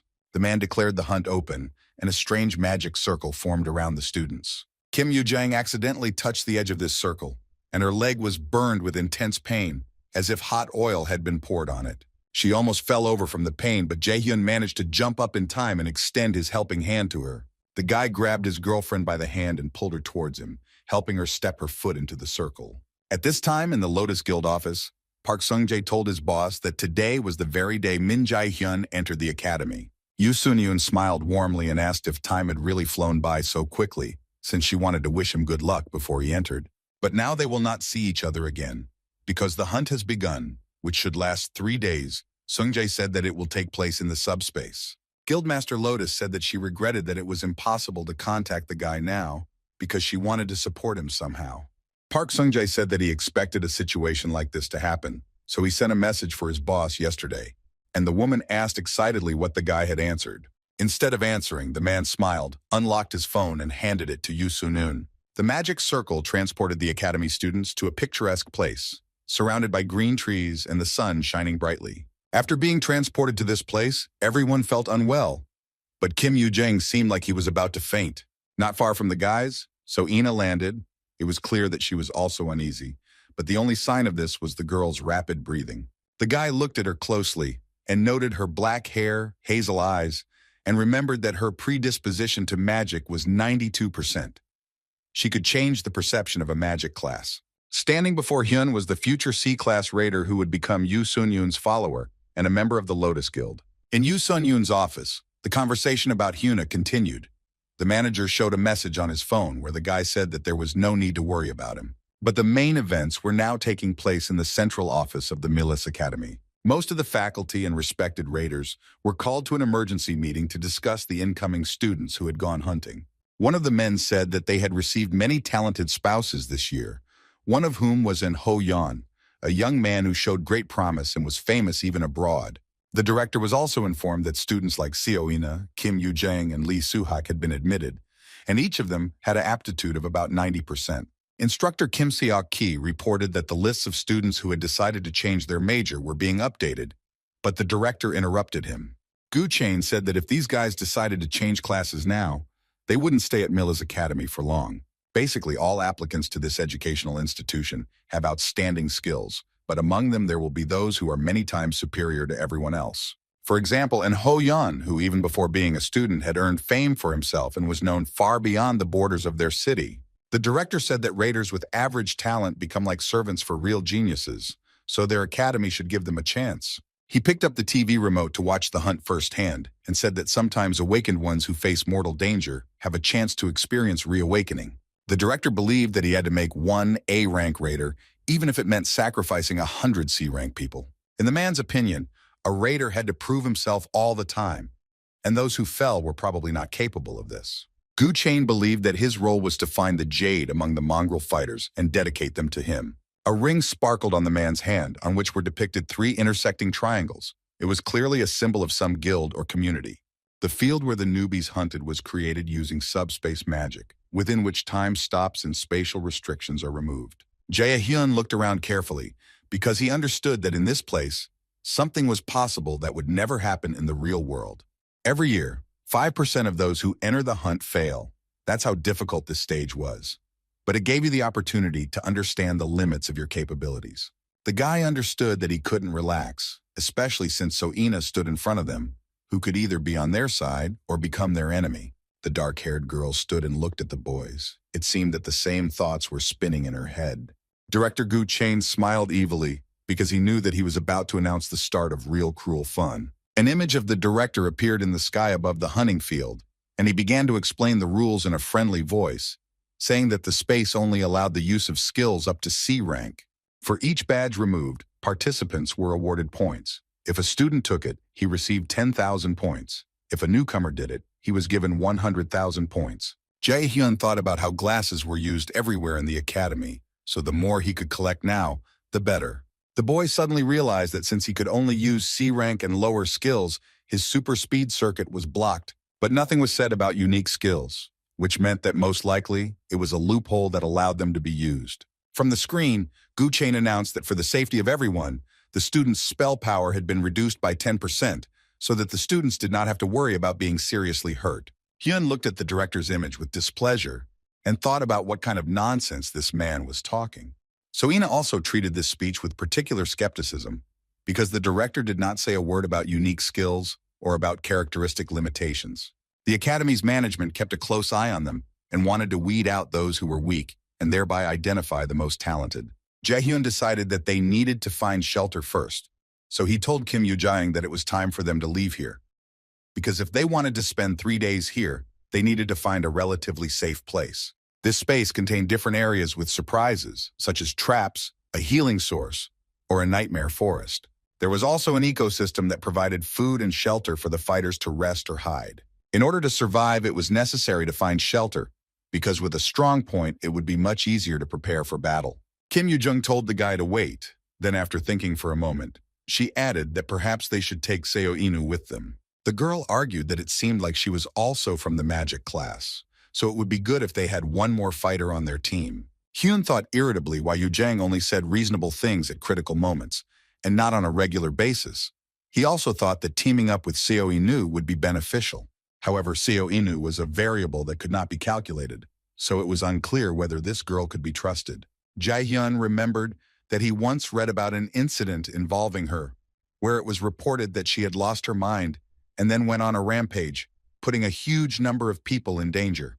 The decision to accept her into his and Yoo-jang's team couldn't be made hastily, so Hyun asked his friend again if she was sure that Seo Ina wouldn't betray them. Besides, judging by the brunette's look, she also didn't trust the guys, and this could complicate their possible union. They needed to think carefully, weigh the pros and cons, and only then decide whether they needed to unite with the girl. But Yoo-jin said something that Hyun didn't expect to hear at all. His friend shared that the brunette reminded her a lot of him as a child. So without further ado, she went straight to Seo Ina, intending to invite her to become allies with them. Kim Yoo-jung greeted the girl kindly and said that she and Hyun were magi, and they would like to invite her to become part of the team. Seo Ina listened to Yoo-jin's proposal with interest, but did not yet deign to answer her. Hyun's friend continued to persuade the girl, saying that in this hunt, the newbies were not in the best position, and that it was better for the magicians to fight as a team. But the girl understood that now they would have more important concerns, and it would be better to put off the question of an alliance for now. She nodded to the side, hinting that they had guests, and when the boys turned their heads, they realized that they might have problems. 2 strong students were approaching them, cheerfully discussing the fact that they had managed to find 3 newcomers and were now going to have a lot of fun. A guy named Shin Jun-san told his blonde companion Kwon So-yul that their piggy banks would be full of points this year. The girl said with displeasure that she had only smelled 2 newcomers whose badges they could take for themselves. But when Kwon So-yul saw 3 people in the clearing, she became very tense because she always relied on her intuition. She didn't understand how it was that she couldn't feel anything from the dark-haired guy who was standing right in front of her. Jae-hyun thought darkly that he remembered this couple because they had bothered him more than once when he was training in the combat class. Kim Yoo-jung suggested that they just run away, since these 2 were students of the martial arts class, and it seemed like they had been training for many years. Hyun said that they wouldn't be able to hide from them anyway, so they would have to try to take their badges from them. Kwon Soyul had one very interesting ability, thanks to which she could lock on to a target 300 meters away. It was clear from her eyes that she had already activated the object search skill, so if she wasn't removed now, serious problems could start later. Shin Jun-san said that he planned to first gain points and then eat until he was full. In response, the blonde hissed that he should not let his guard down, because the dark-haired guy was not simple. But her partner was too confident. He materialized his sword and said that Hyun was still a newbie, and they already had experience participating in hunting. Shin Jun-san rushed to the attack, cheerfully shouting that if the girl watched carefully, she would see how he would deal with those students in no time.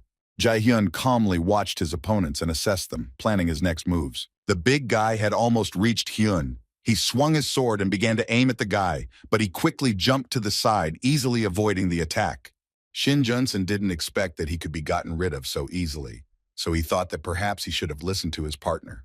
Kwon Soyul watched with indignation at what her ally was doing.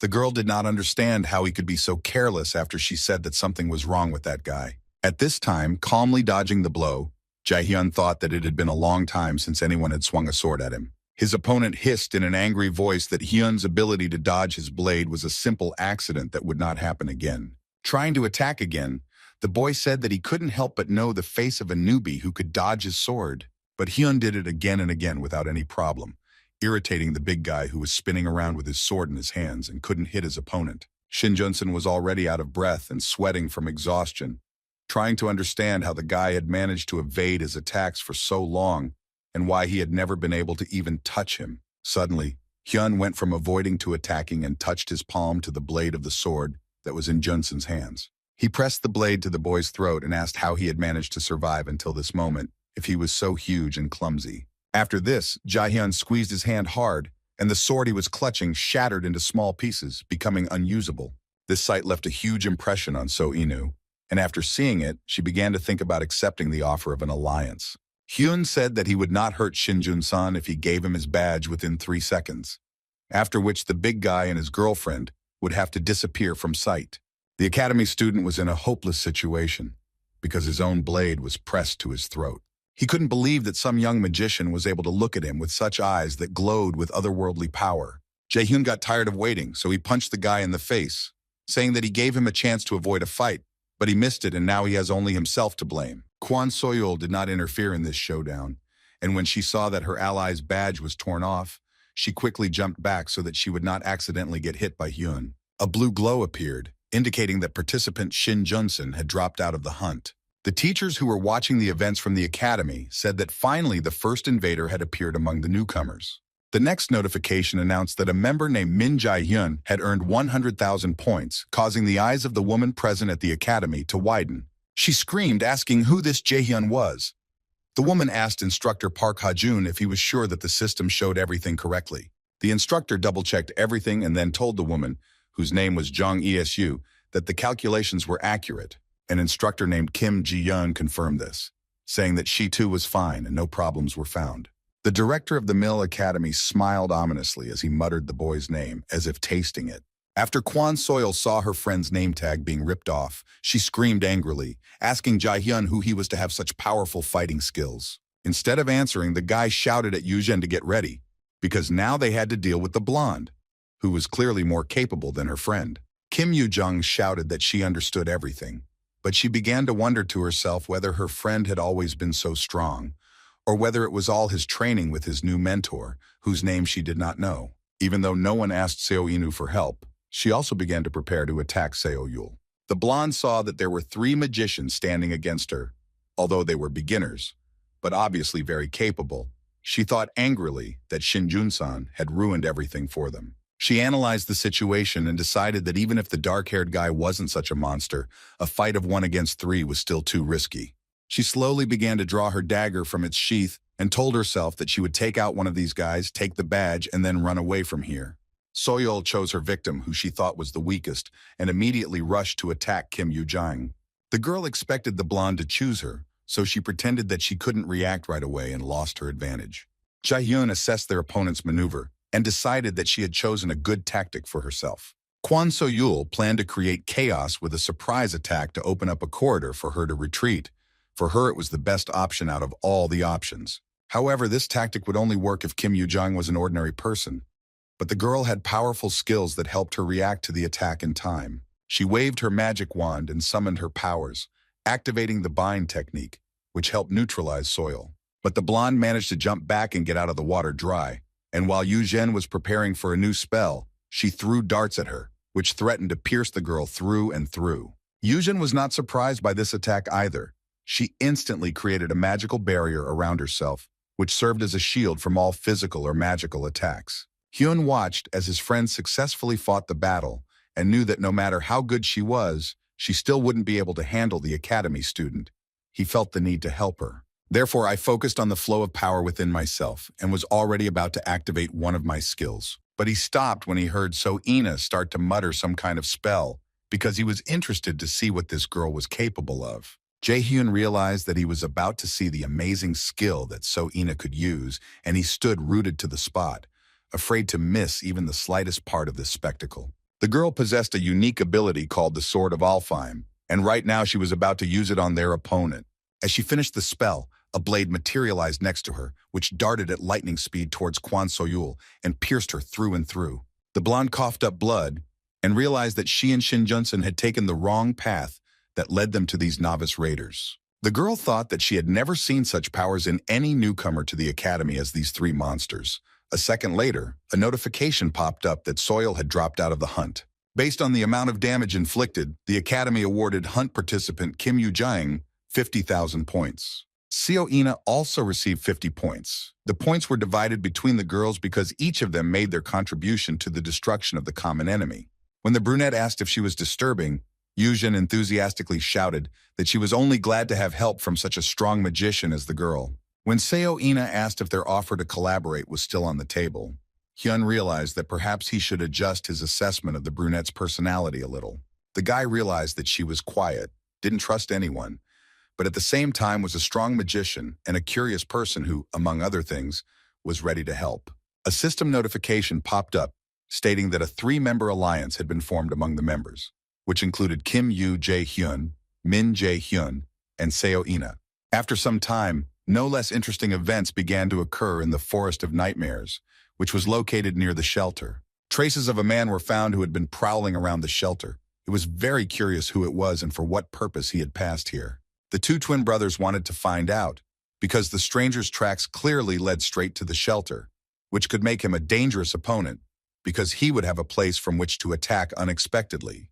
One of the brothers suggested that these might be the newcomers who had knocked Shin Jun-san and Kwon So-yul out of the hunt, so it was decided to stop searching and just watch. Everyone understood that the hunt would last only 3 days, and even this mad trio would not be able to hide until it was over. Around a dozen student raiders had gathered in the vicinity of the shelter, deciding that now was the time to get to know these newcomers better. Kim Yoo-jung stood behind the trees, unnoticed by these raiders, spying and eavesdropping on their conversation in order to then come up with a tactic on how to get out of the shelter without losses. Suddenly, a scream echoed through the forest, coming from one of the academy students who had been wounded by an unidentified enemy. It was none other than Kim Yoo-jung, who helped contestant Kim Sung-hoon drop out of the hunt earlier than he planned. One of the guys noticed some movement not far from him and sharply turned his head, hoping to see the one who carried out this vile attack. Turning around, they saw Yu Jin, who seemed to have no intention of going unnoticed, but rather made sure that she was noticed. The girl assessed her situation as she ran and realized that she was being chased by about 5 people who were quite good fighters and posed a threat. But pushing her worries aside, she exhaled and told herself that everything was going like clockwork, because distracting their attention was her plan. Yuzhen cheerfully shouted at her opponents that they should be ashamed of themselves for attacking just one girl in a crowd. The students of the academy shouted at her to stop, but the girl ran further, and it became increasingly difficult to catch her. Kim Yuzhen laughed and ran further and further into the forest, leading the naive raiders behind her. When Hyun held a meeting for their team, he decided to talk about how they needed to somehow get out of hiding. He noted that although the shelter was a safe place, they would not be able to sit it out until the end of the hunt, and there was no point in doing so. Jae-hyun addressed the girls, saying that they all needed to get food, and also needed to earn points that would be useful for further training at the academy.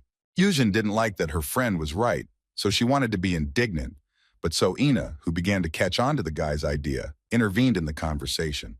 The idea was that they would now start hunting the students to take away their food and badges. thereby earning points to win.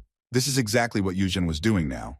She was luring the raiders out so that she could then set a trap for them and neutralize each of them. Suddenly, a warning popped up that there was a living creature with anomalies near the girl. Yujin breathed a sigh of relief.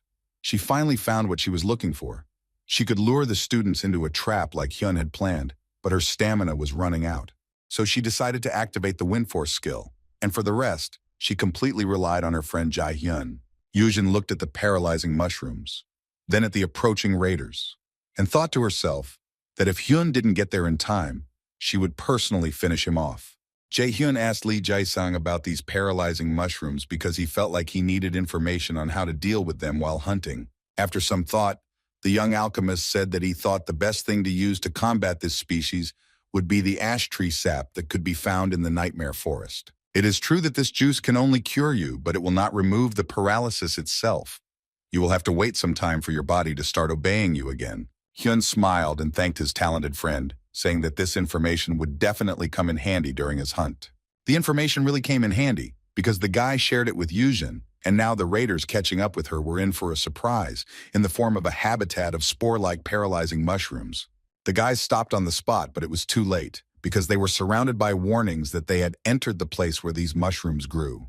One of the raiders told a guy named Jin Hyuk that it was dangerous to run after the girl any further and suggested that they turn back.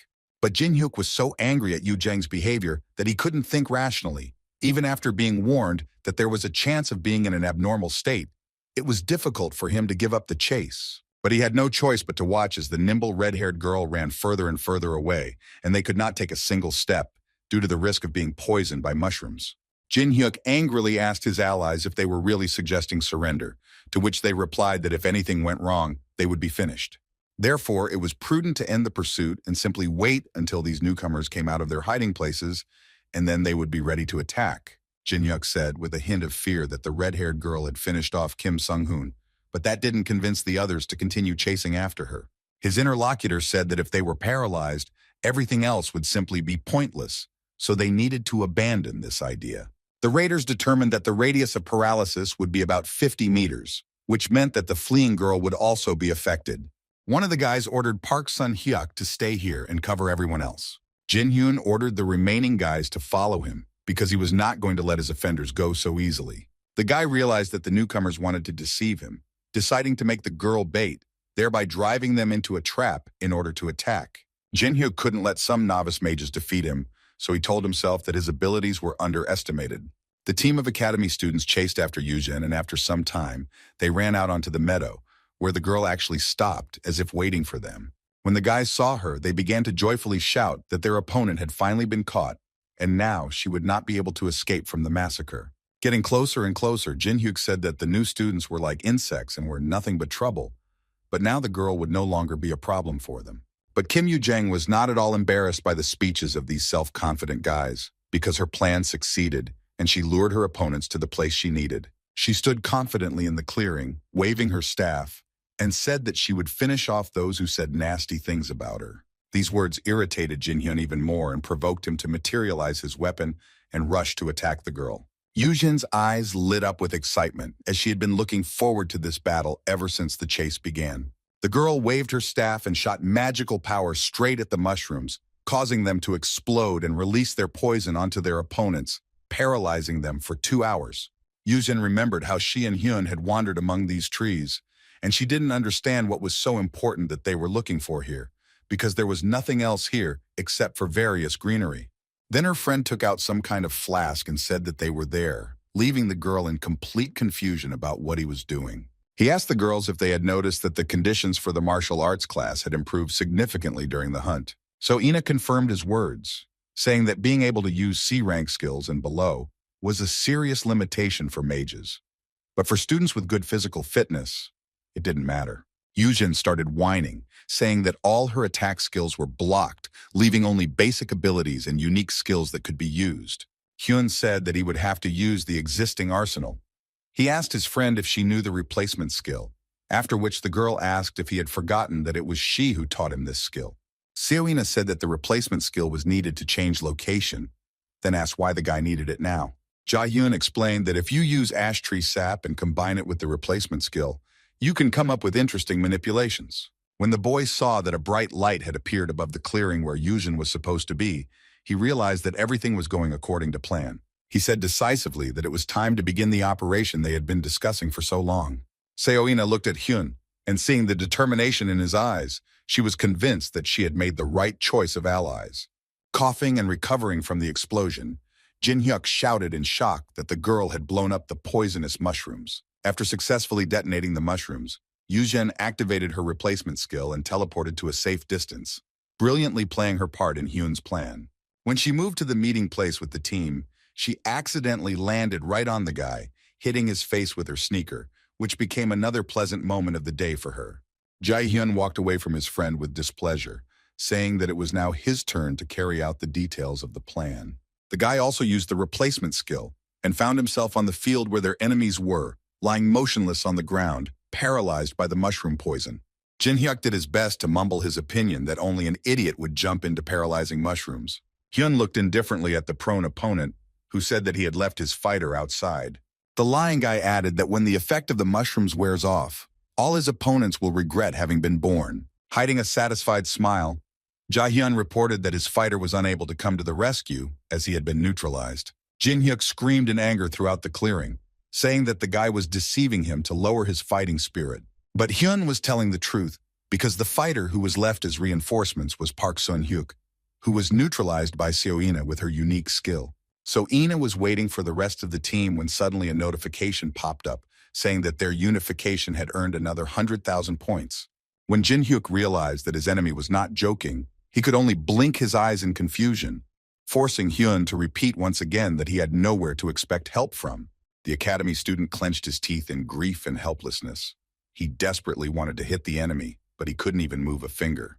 Then he shouted that no matter what, within 2 hours they would all be in the same position, and when the paralysis subsided, he promised to kill Hyun with his bare hands. Jae-hyun chuckled ominously and asked why Jin-hyuk suddenly decided that they would be in the same position, since it was already clear whose side had the advantage. A sudden thought came to Jin-hyuk's mind about how his enemy was able to move despite the paralyzing poison that was causing them all to lie motionless on the ground. Seeing the wheels starting to spin in the enemy's head, telling him that he had unique abilities, Hyun leaned over him and said that this was all unthinkable and impossible. Jae-hyun raised his leg, intending to finish off his opponent, and said that he could direct all his grievances to God. Hyun was protected by Hell's protection, so he could move around in the poisoned space, which is what scared the academy student, because he began to ask the guy not to come near him. There was a sickening crunching sound, and then all the students lying on the ground stared in horror at the notification that informed them that the hunt participant Jin-hyuk had dropped out. Hyun stepped aside and saw several more new enemies approaching him, who were obviously looking for death. The guy grinned and realized that there were still 3 opponents left. After he defeated them, he could breathe a sigh of relief. There were shouts, and then 2 new notifications popped up, stating that Min Jae-hyun's team had earned 200,000 points. Instructor Jang Yi-soo watched in shock as this guy, who had transferred from a combat class to a magic class, dealt with the enemies, one after another. After all these announcements, the rookie rankings were revealed with Jae-hyun in first place and Kim Yoo-jang and Seo-ina tied for second. At this time, Yuzhen drank the antidote that Hyun made from tree sap so that she would not have the symptoms of mushroom poisoning. So Ina stood next to her restlessly and sympathetically, asked how the girl was feeling, to which Yuzhen replied that she felt a little better. Hearing this, the brunette suggested moving to the designated place. Yuzhen said animatedly that she was all for it. The red-haired girl tried to bring herself back to normal, stretching her joints, thereby checking whether the poison had worked. Seo-ina asked if it was her imagination or if Jae-hyun knew a lot about magic, because even the textbooks didn't write about the method of using substitution that the guy used. Yuzhen said that this was not true, because he had only changed direction 3 months ago, and she had helped him with the theory, so he could not know more than her. The brunette asked in surprise if the guy really wanted to get into the martial arts class, because it seemed that when he used magic, he felt like he belonged. Yuzhen said that Hyun had long been obsessed with the warrior class and had no interest in magic at all, but then suddenly everything changed. But what surprised the girl most was that her friend somehow knew about the healing powers of ash sap, because you can't find this information in a regular textbook. She asked rhetorically how he knew that the sap from this tree could cure paralysis. Seo-ina agreed that it was strange. Yu Zheng grabbed Seo Inu's hand and led her to the guy who asked how the paralysis was going. After she drank the juice, her friend said that she felt better than ever. The girl asked Seo Inu how she felt. The brunette did not quite understand the essence of the question, because she was not at the scene of the poisoning, but she also said that everything was fine. Yu Zhen, like a child, began to jump around Hyun and talk about how cool he had come up with everything with his tactics. She was glad that he had finally shown off his intelligence. The guy was amused by his girlfriend's behavior, so he squeezed her cheeks and asked if she really thought he was incapable of coming up with a brilliant plan. Seo Ina stood there and didn't understand the guy's behavior, because Hyun didn't seem stupid at all, but smart and even cute. She didn't know that the guys were having fun by teasing each other. Catching herself thinking that she found the guy attractive, Seo Ina pulled herself back and asked herself what she was even thinking about while hunting. The girl frowned and realized that she should be careful, because her feelings could cloud her common sense and prevent her from thinking clearly. Returning to the shelter under the protection of the barrier, the guys began preparing for subsequent attacks. Jaehyun was cooking something in a huge pot, adding various ingredients to it, and then stirring the contents with concentration. Seo Ina walked up to him and looked curiously into the pot, asking what he was doing. Hyun replied that he was brewing an energy recovery potion. He explained that he had learned this from an acquaintance, although before the potion began to work, it had been preceded by several hundred failures. Yujin asked him with a strange smile where he had his acquaintances from, because as far as she remembered, he never had any friends. In order to change the subject and not have to explain anything to his friend, Jaehyun decided to joke, saying that Yu Zheng spoke as if she had a lot of friends. To everyone's surprise, Seo Ina said that she thought Hyun was amazing and never thought that they were the same age. The girl said that she had the feeling that he had lived 10 years longer than them. Hearing this, the guy wondered if the brunette had always been so perceptive, because she had even guessed the time. But this dialogue was interrupted by Yu Zhen, who said that it was time to stop chatting, because if they wanted to continue hunting, they needed to eat. She told the guys to wait, because now the chef Li Yuzheng will cook something for them. The guy carefully tried to dissuade her, saying that there was no need to cook because they could eat fruit. Seo Ina watched the friends squabble with a puzzled look in her eyes, and Yu Zhang asked if Hyun didn't trust her cooking skills. Hyun asked the girl to answer a question about what color the cookies she made in middle school were. After some thought, Yuzhen said that the cookies were purple, but that was due to the blueberry jam she added to the dough. Jaehyun recalled how he almost died when he tried these cookies and said that his friend just didn't know how to cook, just like him. So Ina calmly said that she was a good cook and then offered to make something for them. Hyun asked where she got her cooking skills from, to which the girl replied that when she lived with her grandmother, she had to cook food every day. Having said this, the girl stood up and began to gather her hair into a ponytail so that it would not interfere with her while she was cooking. Jaehyun watched her every move closely, remembering that little was known about Ina's family. He watched her deftly peel potatoes and wondered if, since she said she lived as a grandmother, then where were her parents? So Ina quickly sorted out all the ingredients and threw them into the pot to cook, stirring and tasting the contents along the way. When she tasted what she had prepared, she nodded her head contentedly, which indicated that the girl was satisfied with the dish. Hyuna was overcome with curiosity, and he looked to see what the brunette had prepared and saw the most appetizing dish that smelled incredibly delicious. When the guys tried this delicacy, they could hardly contain their enthusiastic comments because it was simply delicious. Yuzhen couldn't contain her emotions, so she rushed to hug Soinu and tell her what a delicious dish she had prepared. Jaehyun confirmed these words by saying that it was very tasty. He didn't even think that in such conditions, he would be able to eat normal food. At first, Soina didn't know how to react to this praise, but when Yuzhen hugged her, the girl thawed and smiled tenderly, which was completely unusual for her. At the Milas Academy, they were keeping a close eye on how things were going on the hunt. The director and instructors were glued to their screens so as not to miss anything.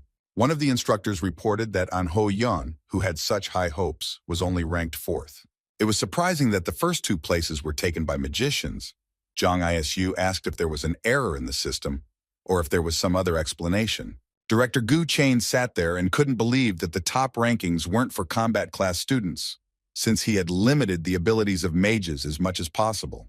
He considered it unthinkable, since only martial arts class raiders could achieve such results in the conditions he created. The principal wondered how a group consisting of 3 mages could crush almost all the students and come out on top. The man asked the instructor, Kim Ji-yeon, to bring up an image of the paralyzing mushroom fields on the screen. And the girl nodded and began typing something quickly on the computer. They began to watch on the screen the moment when Eugene moved from the field straight to Hyun, and thus avoided being seriously infected with the poison like everyone else. The director thought that the guy's decisions, skills, and absolute calmness were capable of taking out any experienced raider warrior. Gu Chain couldn't believe that this guy was an ordinary mage, but it was even harder to believe that he was a newbie because his intelligence and abilities said otherwise. The man glanced at Min Jae-hyun's file for the umpteenth time and looked with distrust at the number 17 listed in the age column. He wondered if it was possible for a 17-year-old to fight on par with raiders who had undergone full combat training. But then one of the instructors came running up, who was extremely excited. He said that they had received this guy's profile, and there were doubts about whether everything was indicated correctly there. The director looked up from watching the hunt on the screen and asked what the instructor meant when he said he wasn't sure the information was accurate. The young instructor was so nervous that he could not find the right words to answer the director's questions. Seeing the employee's distress, Director Gu Chain softened his tone a little and ordered him to calm down and then explain what the problem was. The instructor handed the director a folder with information about Min Jae-hyun and said that it indicated 97%. Gu Chain didn't understand what exactly was being talked about at first, so he picked up the folder and asked what exactly was meant. The instructor said that he was talking about the predisposition for magic, and indeed, after looking at the information sheet, Gu Chain saw that the guy had a talent for magic of 97%. The man covered his mouth with his hand in surprise because he hadn't seen a rate of almost 100% for a very long time. Now it was clear why the guy had such abilities. The instructors were also alarmed when they saw these figures, but what surprised them most was the director, who seemed to have no idea what to do with this student. After a few seconds, Gu Chain started laughing loudly, as if he had been told the funniest joke in his life. He slammed the guy's file shut and said things were going just wonderfully. The director said that he now wanted to personally check what Min Jae-hyun was made of, and the worried instructor asked if he really wanted to interfere in the competition. Gu Chain smiled sinisterly and replied that this was exactly what he planned to do. At this time, the screen showed In Ho-yeon's face, which expressed confusion and indecision. It was clear that the guy did not quite understand what he needed to do. Watching the blonde, the director said that he wanted to add even more spectacle to this show, and at the same time, test the participants for strength. Having dealt with another opponent, Yujin happily said that their team had more than 1,000,000 points, which meant that first place was assured. The girl asked if they had to leave the shelter, but Hyun said that they had no other choice, because no one else would come to the Nightmare Forest. Seo-ina said that the guy was right. They really needed to take matters into their own hands and continue earning points. Yujin reluctantly agreed with the guys and said with a displeased look that in that case they should start getting ready. She asked what the biggest record was among the newcomers. Ina named the number 1,140,000. Hyuna was surprised by how curious and greedy Seo-inu was to notice such small details. He decided that it was necessary to remember these features of the girl, after which he suggested that they set out on a journey and leave their shelter. But his attention was drawn to the birds, which suddenly became alarmed, which meant that something bad was coming, so he told the girls to get ready. A stream of powerful energy rushed past the boys, which almost hit them, which could have seriously injured and maimed them. They managed to jump back in time because this force split the ground under their feet and Kim Yujin almost fell into this newly formed abyss. Jae-hyun assessed the power of this blow and realized that it was far above C-rank level. So, Ina read out loud the notifications that had surfaced in the space, which stated that the connection with the space was unstable and the restrictions placed on the participants had been lifted. Yuzin asked with concern in her voice if all the team members were okay. She didn't understand why the newbie attacked his comrades, making a hole under their feet. Jae-hyun saw who was the cause of this chaos and said that he didn't think they would meet under such strange circumstances. He saw In Ho-yeon approaching him. The guy didn't know how to interpret his behavior because the blonde was acting extremely strangely. His gaze was somehow clouded. His breathing was intermittent, and his movements were abrupt and unnatural. Jae-hyun tried to figure out what was wrong with this guy, because it seemed like he didn't even hear when people spoke to him. Seo-ina said that they had to be on guard because it seemed like the new guy was out of his mind. She assumed that the blonde guy had been hypnotized. Hyun suddenly had a hunch. He was almost certain that In Ho-yeon's behavior was Gu Chae-in's doing. He remembered that something similar had happened in his previous life. It had happened at the Millis Academy Festival, and the day that should have been a warm memory had turned into a bloodbath. The cause of that tragedy was Gu Chai's unique skill called brainwashing, which involves changing the consciousness of the victims. After this man's crimes were discovered, he faced prison time, but even under the public eye, he still managed to escape. Looking into Ho-yeon's empty eyes, Jae-hyun remembered that many students had died in those circumstances, but Gu Chae-yin had been let go unpunished.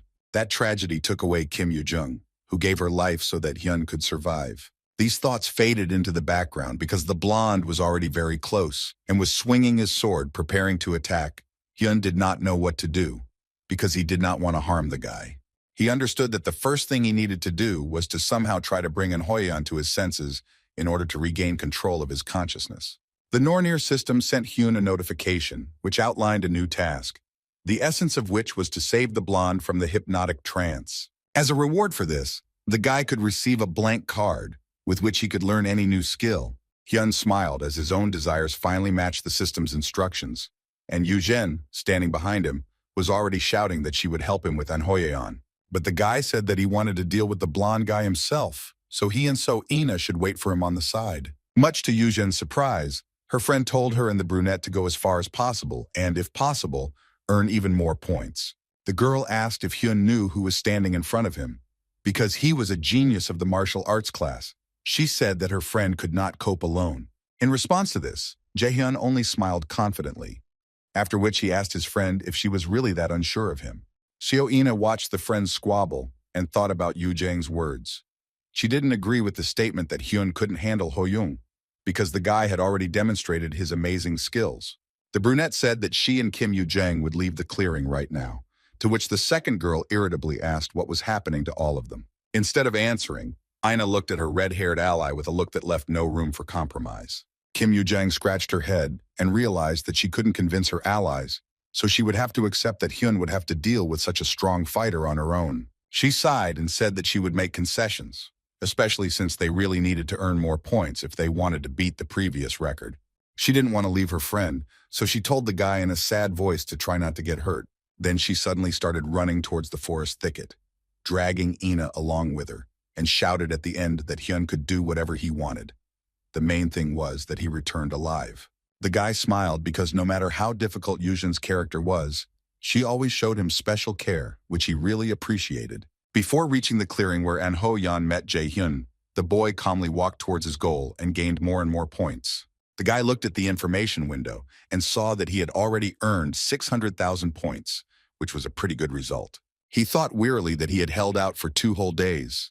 There was only a day left, and after that time, the hunt would finally end. Ho-young saw the rookie rankings and realized that he was only in 4th place, and the guy thought that he was giving it his all. Now it would be difficult to get to 1st place. He realized that even with the restrictions, the lead in the race belonged to the mages. Moreover, Hyun's team occupied the entire top 3. Ho-young remembered the amazing things this guy was capable of and decided that it was logical that he occupied such a high bar. He rose to his feet and thought resolutely that he couldn't lose either. After all, he had trained for most of his life. Now he had to prove to himself that it wasn't in vain. He still had some time, so Ho-young decided that he just needed to wait a little bit, and then he could lure out the newbies to take more badges. Suddenly, a screen appeared in front of the guy's face with an image of the director, who was smiling at him warmly. And Ho-yeon was surprised that Mr. Gu Chain had done him such an honor and come for a personal conversation, which was extremely strange, because the hunt was in full swing. The image of the director became extremely strange, and after he said that he would be glad if the guy did him a small favor, his eyes glowed purple. This radiance was reflected in Ho-yeon's eyes, and he felt that his body suddenly stopped obeying him and his consciousness began to slip away. The weapon began to fall out of the hands of the young raider, because he no longer controlled his limbs. The only thing he felt was as if his brain was being scratched with claws. An SSS system notification popped up, warning that an unknown user had invaded his mind and was trying to take control of him. After that, the guy no longer understood where he was and what he needed to do. All the thoughts that belonged to him were erased from his head, and new ones took their place. After Ho-young's consciousness was completely taken over, his head was filled with thoughts imposed by the director, which indicated a new target. The boy's pupils became cloudy, and with an empty mind, he rushed to fulfill Gu Chain's whims. And Ho-yeon swung his sword, and with this move, he managed to cut the ground under his feet, thereby forcing his opponents to turn towards him. Although Jae-hyun was surprised by such an intense attack, he was still able to dodge the attack without much difficulty. He analyzed Ho-young's fighting technique and realized that the boy was using an A-rank skill called Ultra Instinct. The blond man rushed at Hyun without hesitation. Obviously, his goal was not just to take the badge and earn points, but to completely disable the guy. He attacked confidently and without further thought. Acting automatically, Hyun thought that when they met him a few days ago, the guy behaved completely differently. And Hoyun became so strong and unshakable that he was simply unrecognizable. Such changes could not have happened in just a few days. Jae-hyun knew that he was inferior to the martial class genius in terms of physical ability, so he needed to come up with a plan that would make use of his strengths. But before he could do anything, Ho-young simply launched an attack at lightning speed that sent Hyun flying back several meters. The guy barely had time to regain his balance in order to be able to track the enemy's next attempted attack. He activated the wind enhancement skill and was ready to engage in battle with an Ho-yeon, who had suddenly gained courage. Jae-hyun directed the flow of wind towards the blonde, but controlled his strength because he didn't want to harm the guy too much, who was clearly not himself. The gust of wind turned Hoyun in the other direction, so now he couldn't attack unexpectedly. His eyes were completely empty and expressionless. Hyun attacked again, this time using orbs of light to help him disable his opponent. But the blonde reacted so quickly that when the spheres reached the place where he had been literally a second ago, he was no longer even close to there. A moment later, he was already running towards Hyun, swinging his sword, while he thought that the opponent's body had reacted to his attack before he even noticed the movement. Jae-hyun thought that with An Ho-young's innate sense of combat, it would be very difficult for him to win this battle. The guy understood that if he could use the absolute calculation skill, he would deal with the enemy in 2 counts. But the main problem was that they were constantly being watched, and Hyun didn't want to show off his skills to the Academy administration. Jae-hyun assumed that right now, Director Gu Chae-in was sitting on his chair, staring at the screen and grinning nastily in anticipation of his battle against An Ho-yeon. He smiled at these thoughts and decided that he would make the culmination of this hunt as interesting as the director deserved. Since the head of the academy wanted a spectacle, Jae-hyun was able to arrange it, but the outcome might not please the man, and the price for it would be high. Instructor Jung Yi-soo watched tensely as the mage named Min Jae-hyun approached one of the top fighters and couldn't believe her eyes that they were about to clash. She couldn't wrap her head around the fact that a mage was capable of fighting like a martial arts class raider and even surpassing his opponent. And he was stronger than not some ordinary fighter, but in Ho-yeon himself, a legend of his time, who was predicted to have a future as a C-class fighter. Jong Yi-soo was nervous and angry, so she squeezed her hand tightly, scratching it through her clothes with her nails. She tried to find an answer to who this magician was. She gritted her teeth and told herself that the mage could not stand up to the warrior in open combat one-on-one. This was a truth that the woman realized through her own bitter experience, because she herself once walked the path of magic. Watching Gu Chain's interested expression, she herself became curious as to why this guy was able to fight on par with the combat class students. The fight between Jae-hyun and Ho-young was gaining momentum. The tired blonde sat down on the ground, trying to catch his breath after another attack. Hen came closer and closer to him, then said that he didn't want things to come to this, but he had no other choice. Looking at Ho-young's empty face, he said that the guy was young and strong, so he would recover quickly after his next dose. Jae-hyun smiled slyly, knowing what was coming next, and activated a skill called Flash Bomb. There was an explosion that was so powerful that the room where they were watching the hunt shook. It seemed like the windows were about to fly out and the walls were about to crack. The director quickly rose from his chair and began to examine the screen in panic, which showed only white light. The instructors were alarmed because they had no idea what was happening with the equipment. Gu Chain abruptly snatched the remote control away from the instructor standing next to him, hoping that he would be able to fix something on his own. The man, his face flushed from the strain, began frantically clicking the buttons on the remote, hoping that this would help return the picture to its place. But all this was useless. The instructor assumed that the participant in the hunt used some kind of spell that was able to block the broadcast. The director squeezed the remote control so hard that it couldn't withstand it and cracked. Gu Chain realized that this magician had used a flash bomb. He called over his instructor, whose name was Kim Seoki, to give him instructions for the next few days. The man said that once the event was over, student Min Jae-hyun should stand in his office for a serious talk about his skills. The instructor asked coldly if the director was sure of his decision, since it seemed he was rushing things too much. Gu Cha-ying walked up close to the instructor, putting on a friendly smile on his face, which was just a mask that hid the man's cruel essence. He patted Kim Seoki on the shoulder and asked the instructor why Min Jae-hyun used the flash grenade. The man was puzzled by this question because really, Why do this if the magician's victory was obvious? The director's face was distorted with anger, which was difficult to hide behind his friendly face. He said that Hyun did it because he knows how to raise his price. Finally, Hyun dealt with the unwanted spectators, and now they were left alone with Ho-yeon. The guy was pleased with the effect of the flashbang grenade because it interrupted the broadcast of the hunt, and now he did not feel like a monkey in a cage, which someone was watching all the time. He approached his opponent, who was kneeling and waiting for the punishment, but instead Hyun touched his head with his palm. After he did this, the space around them was filled with a bright light. Following this, Jaehyun activated the skill Absolute Calculation. It was noticeable how the blonde's eyes began to brighten, after which a notification came from the Nornir system that the brainwashing effect had been removed from the subject. And Hoyeon's eyes widened, and he began to look around, not understanding where he was and why he didn't remember anything. He stuttered as he tried to ask Hyun what was going on. When the guy realized that the blonde recognized him, he asked if he had finally come to his senses. Hoyeon smiled uncertainly and, using his sword as support, began to rise to his feet, saying that he was okay. But when he tried to straighten his legs, he fell to the ground screaming because his body refused to obey. And when he tried to move, it hurt incredibly. Jaehyun apologized to the guy, saying that he just bumped into him and had to fight back to protect himself.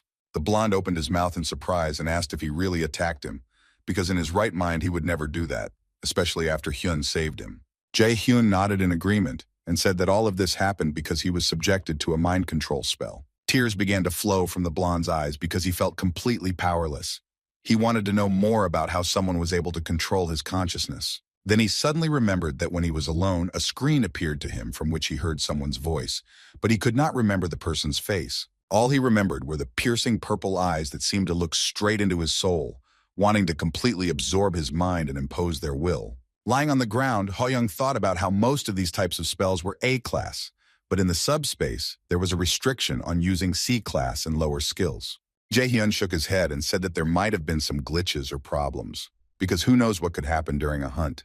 Hoyeon thought further, saying that even if the subspace was glitched, there was no one among the students who could use A-class magic so professionally. He admitted that someone could interfere with the competition, but who could it be? And why would he pull off such a scam?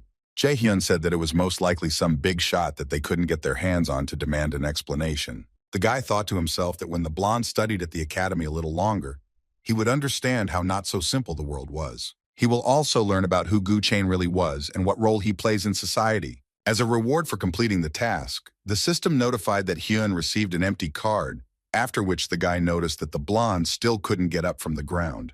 Hoyeon looked at his savior curiously and tried to find traces of their battle on him. He wanted to make sure that he did not cause much harm. But when he looked around, he realized that Hyun was safe and sound, and what's more, there wasn't even a scratch on him. The blonde was happy with this news, but still thought sadly whether this was really the limit of his strength, since he couldn't even wound his opponent. The guy threw these thoughts away, stood up, and began to ask Jaehyun for forgiveness, saying that in his right mind he would never have done anything like that. Hyun said that it was all nonsense, and if he could move normally, then it was time for him to leave. After which the guy wished the blonde good luck until the end of the hunt. Then he remembered that he forgot to give something to Hoyeon, so he called out to the guy, asking him to come closer to him. Hyun held out his hand holding Hoyoung's name tag and told him to give it back to himself. The blonde was extremely surprised by this turn of events. He asked why he should do this, to which the guy replied that participants without badges are eliminated from the hunt. And Hoyoung smiled and said that it didn't matter because he had already scored enough points. Maybe not as many as Jaehyun, but it was enough for him. The blonde added that besides he lost the fight, which means that the badge rightfully belongs to Hyun. Hoyoung smiled and said that he hadn't managed to win now, but his opponent shouldn't get his hopes up because he was planning to beat him at the festival and get his badge back. Jaehyun could only watch in silence as Hoyoung voluntarily dropped out of the hunt, and his team earned another 10,000 points. He looked at the badge in his palm, which was worth 10,000 points, and realized that he needed to follow the path of magic, which he had chosen this time. However, before, everything was different for him.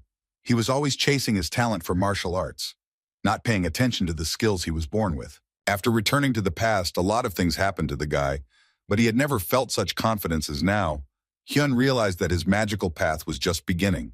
For the first time in his life, the young raider understood that he was moving forward, having chosen the right path. He headed into the forest to find the rest of his team, and realized that he had to continue making progress if he wanted to bring victory to himself and his allies. After some time, the system notified that the 72-hour hunt for newbies was over, and after calculating the results, it turned out that a new record had been set. After this, there was a return to reality, and all the participants of the hunt returned to the hall where it all began.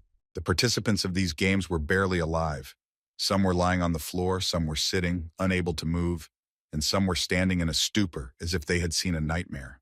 Jae-hyun stood there as if nothing had happened, thinking that earning 1,530,000 points was quite a good result. An irritated Yu-jin reminded the guy that they actually broke the record, so he seemed a bit less than happy. She turned to So-ina and asked if she agreed with her, but the brunette stood there, sadly thinking that in another hour they would have reached 1,600,000. Yu-jin thought that her team was full of weirdos, but then she said that no matter what, with that amount of points, you can live life to the fullest for a while. Hyun nodded his head in agreement and then said that if they multiplied the points by 10, they would get the amount in monetary terms. Kim Yoo-jung listened with her mouth open to the information that they were able to earn 15,300,000 won. Seo-ina was also surprised by such a huge number. Seeing the shock on the girls' faces, Hyun said that he had first place, and they shared second place with slightly smaller points. Yu-jin listened with delight that they would most likely receive additional points. The girl started asking what the extra points were, to which the guy replied that if he was not mistaken, they should get another million. Jae-hyun started watching with laughter as his friend tried to make Seo-inu dance, happy that they had earned almost 2.5 million in 3 days. Seeing the crowd looking at them with displeasure, Hyun told the girls to stop their victory dance, since half the academy was looking at them. The girls, of course, tried to hide their joy, but they did a very poor job, so the guy had no choice but to simply cover his face with his hand and pretend that he didn't know them. A moment later, their joy was interrupted by the rough voice of the instructor, who was approaching them closer and closer, and his appearance did not bode well. A strong man approached them and introduced himself as Kim Seoki. The girls immediately recognized one of the instructors close to the director, so they calmed down and greeted him with restraint. The man ignored them, telling Hyun that they needed to talk, but it would be awkward to do so in such a crowded place. When Jae-hyun heard the proposal to move, he immediately asked if this conversation had anything to do with the points earned. Kim Seoki remained silent, but the guy could tell from his face that he had hit the nail on the head, so he agreed to talk in a secluded place. The boy asked where they would take him to discuss the details of the hunt, to which the instructor replied that he needed to go to the director's office. Jae-hyun had assumed so he told his friends that the principal of Millis Academy, Gu Chai-in, wanted to see the three of them. When the three of them went into the director's office, it turned out to be empty, which really angered the guy, because if they were called, then it meant they had to be present. But then, their attention was drawn to Kim Seoka, who had a completely empty and distant look, as if he didn't even understand where he was. The girls looked at each other, asking what was happening to the instructor, but they couldn't find an answer. Hyun remained silent, although the man's appearance reminded him of the hypnotized Hoyeon. Ignoring the curious looks from the kids, Kim Seoka told the students to sit down, because the principal would be arriving very soon. All three sat down and began to wait for the one who so desperately wanted to talk to them, but was now absent to come. Gu Chain walked into the office and made a very surprised face when he saw the guys sitting there, as if it wasn't him who called them here. The girls immediately jumped up. Each one in turn began to say their name, but Jae-hyun didn't even bother to stand up or show respect to the head of the academy. The man smiled warmly, saying that he knew the names of everyone in the room, his face a mask of friendliness. Seeing Yujin's delighted face, the boy said irritably that the director was indeed too late.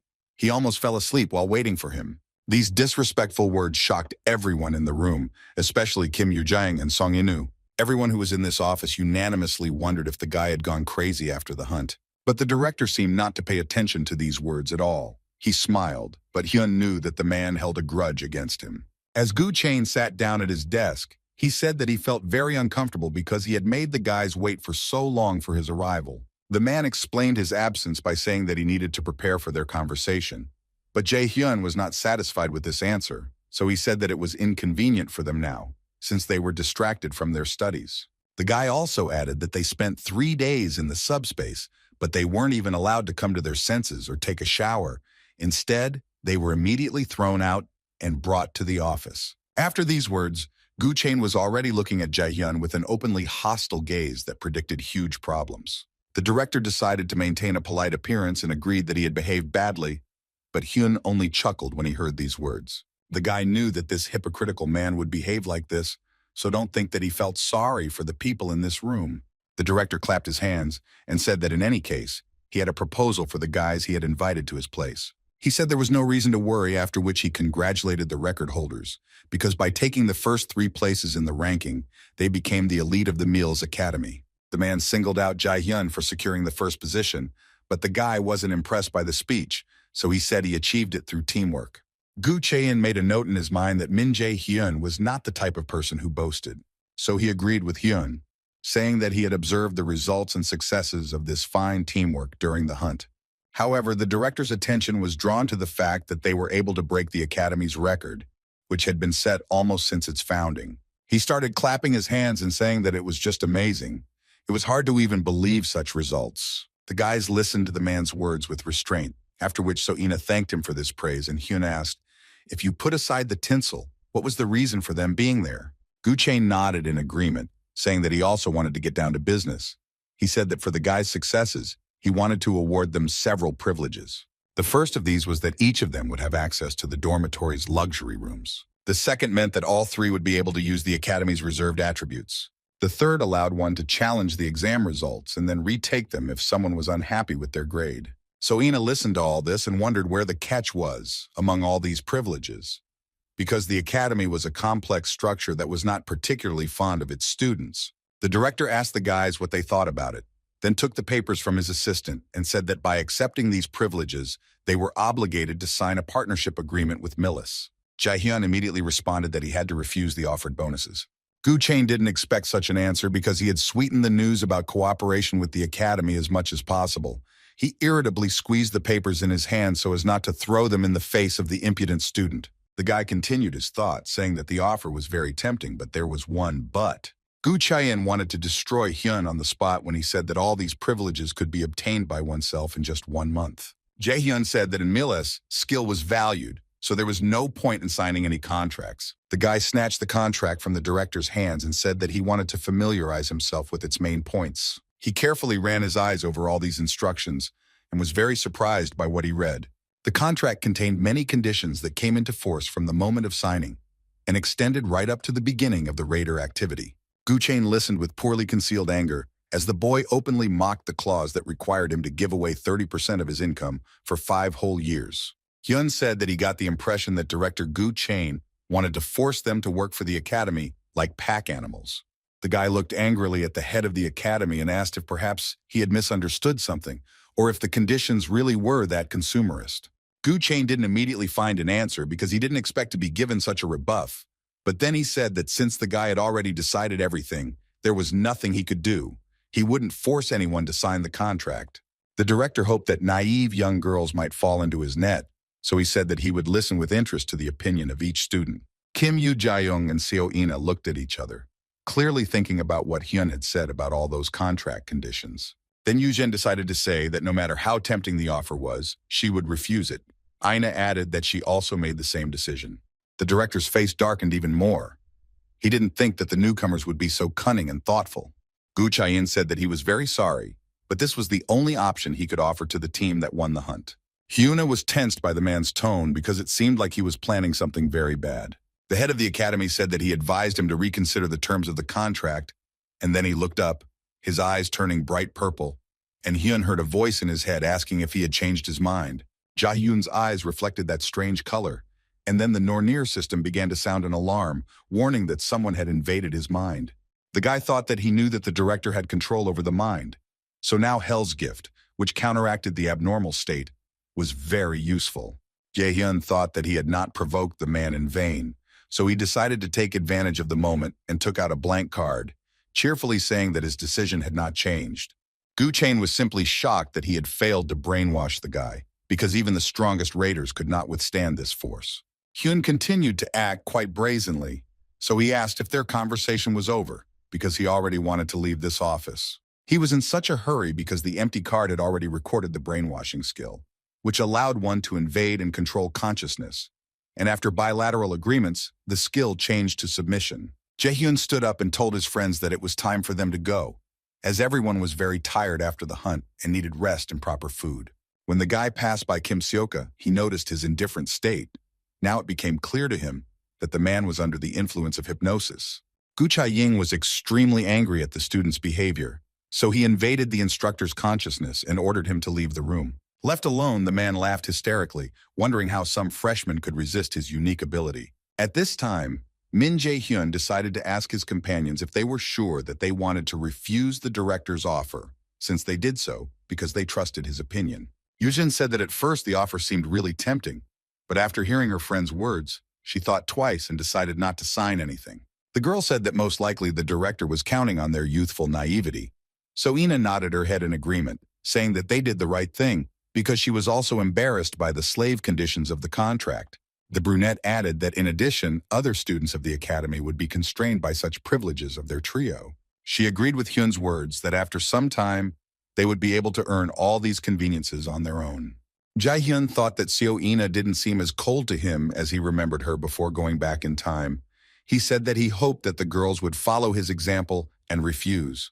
Kim Yoo-jung asked if the others had noticed anything strange in the director's behavior because she was scared by the way his face twisted after they refused the contract. Seo Ina agreed with Yoojin, adding that neither the director nor instructor Kim Seoki had said a word about there being serious problems in the subspace. The guy thought that this girl's intuition never ceased to amaze him because she noticed all the details so subtly that it could not help but delight him. Seo Ina suddenly asked if Hyun knew anything interesting about the identity of the academy director. Jae-hyun almost stumbled in surprise because he never thought that he would be asked such a question. He stood rooted to the spot and was only able to ask why she decided that after a couple of seconds of silence. Ina explained her interest by the fact that the guy was surprisingly calm, which was not at all like the behavior of a newbie. She also added that when she met the director, his face showed anger, as if the man had committed some bad act against him. Eugène started to say that she had also noticed something similar, so she asked her friend to tell her what he knew, but the guy replied that it was difficult for him to say anything right now. But he was convinced of only one thing. Within the walls of the Miller's Academy, no one could be trusted, neither the director nor the instructors, because it could turn out badly for the students. Seo Ina listened carefully to the guy, then thought for a bit and asked if Hyun himself could be trusted. The guy didn't even know how to answer this question, because if you think about it, he wasn't completely honest with his friends either, but telling them what brought him back to the past wasn't an option either. Yuzin came to his rescue, quietly sneaking up behind Ina and saying in an ominous voice that Hyun couldn't be trusted 100% either. She said that not only did he look like a psychopath, but he also dared to leave her alone in the very center of the city.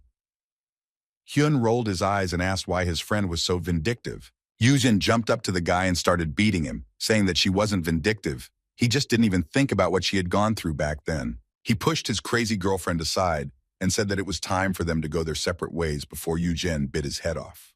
But that wasn't the only reason. The sun had already set, which meant it was time to go to our rooms. So Ina said with a hint of sadness in her voice that they would have to split up now, since the rooms for guys and girls were in different places. Yujin looked suspiciously at the sad Ina, then turned her attention to the embarrassed Jae-hyun, and it dawned on her. She hugged the boys and pulled them towards her, asking what kind of love carrot was going on between them. She wanted to know all the details. Jae-hyun pushed Yujin away from him in irritation, saying that the female dorm was on the left side, the male dorm was on the right, so it was time for them all to go and rest. The red-haired beast calmed down and said that they really had to go, so Ina turned to the guy and wished him a good night's sleep. Tomorrow was their first day of school, so the brunette told the guy that he should get a good rest. He nodded his head in agreement and wished them good night. Jae-hyun finally reached his familiar dorm room and realized that he hadn't been here for so long. He plopped down on the hard bed and realized that he didn't miss the nasty smell of mold, the creaky floor, and the sadness of students whose dreams had been shattered by harsh reality.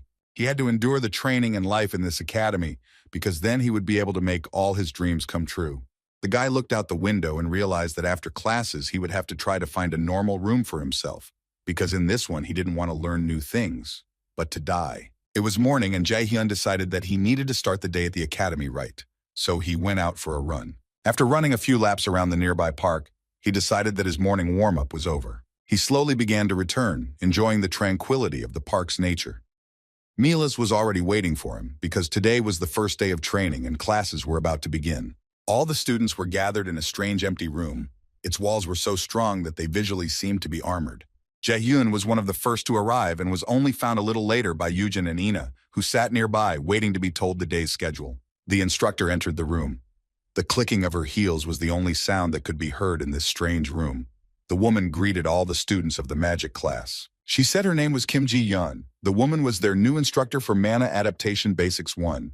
Kim Ji-yeon expressed her hopes that they would work together successfully.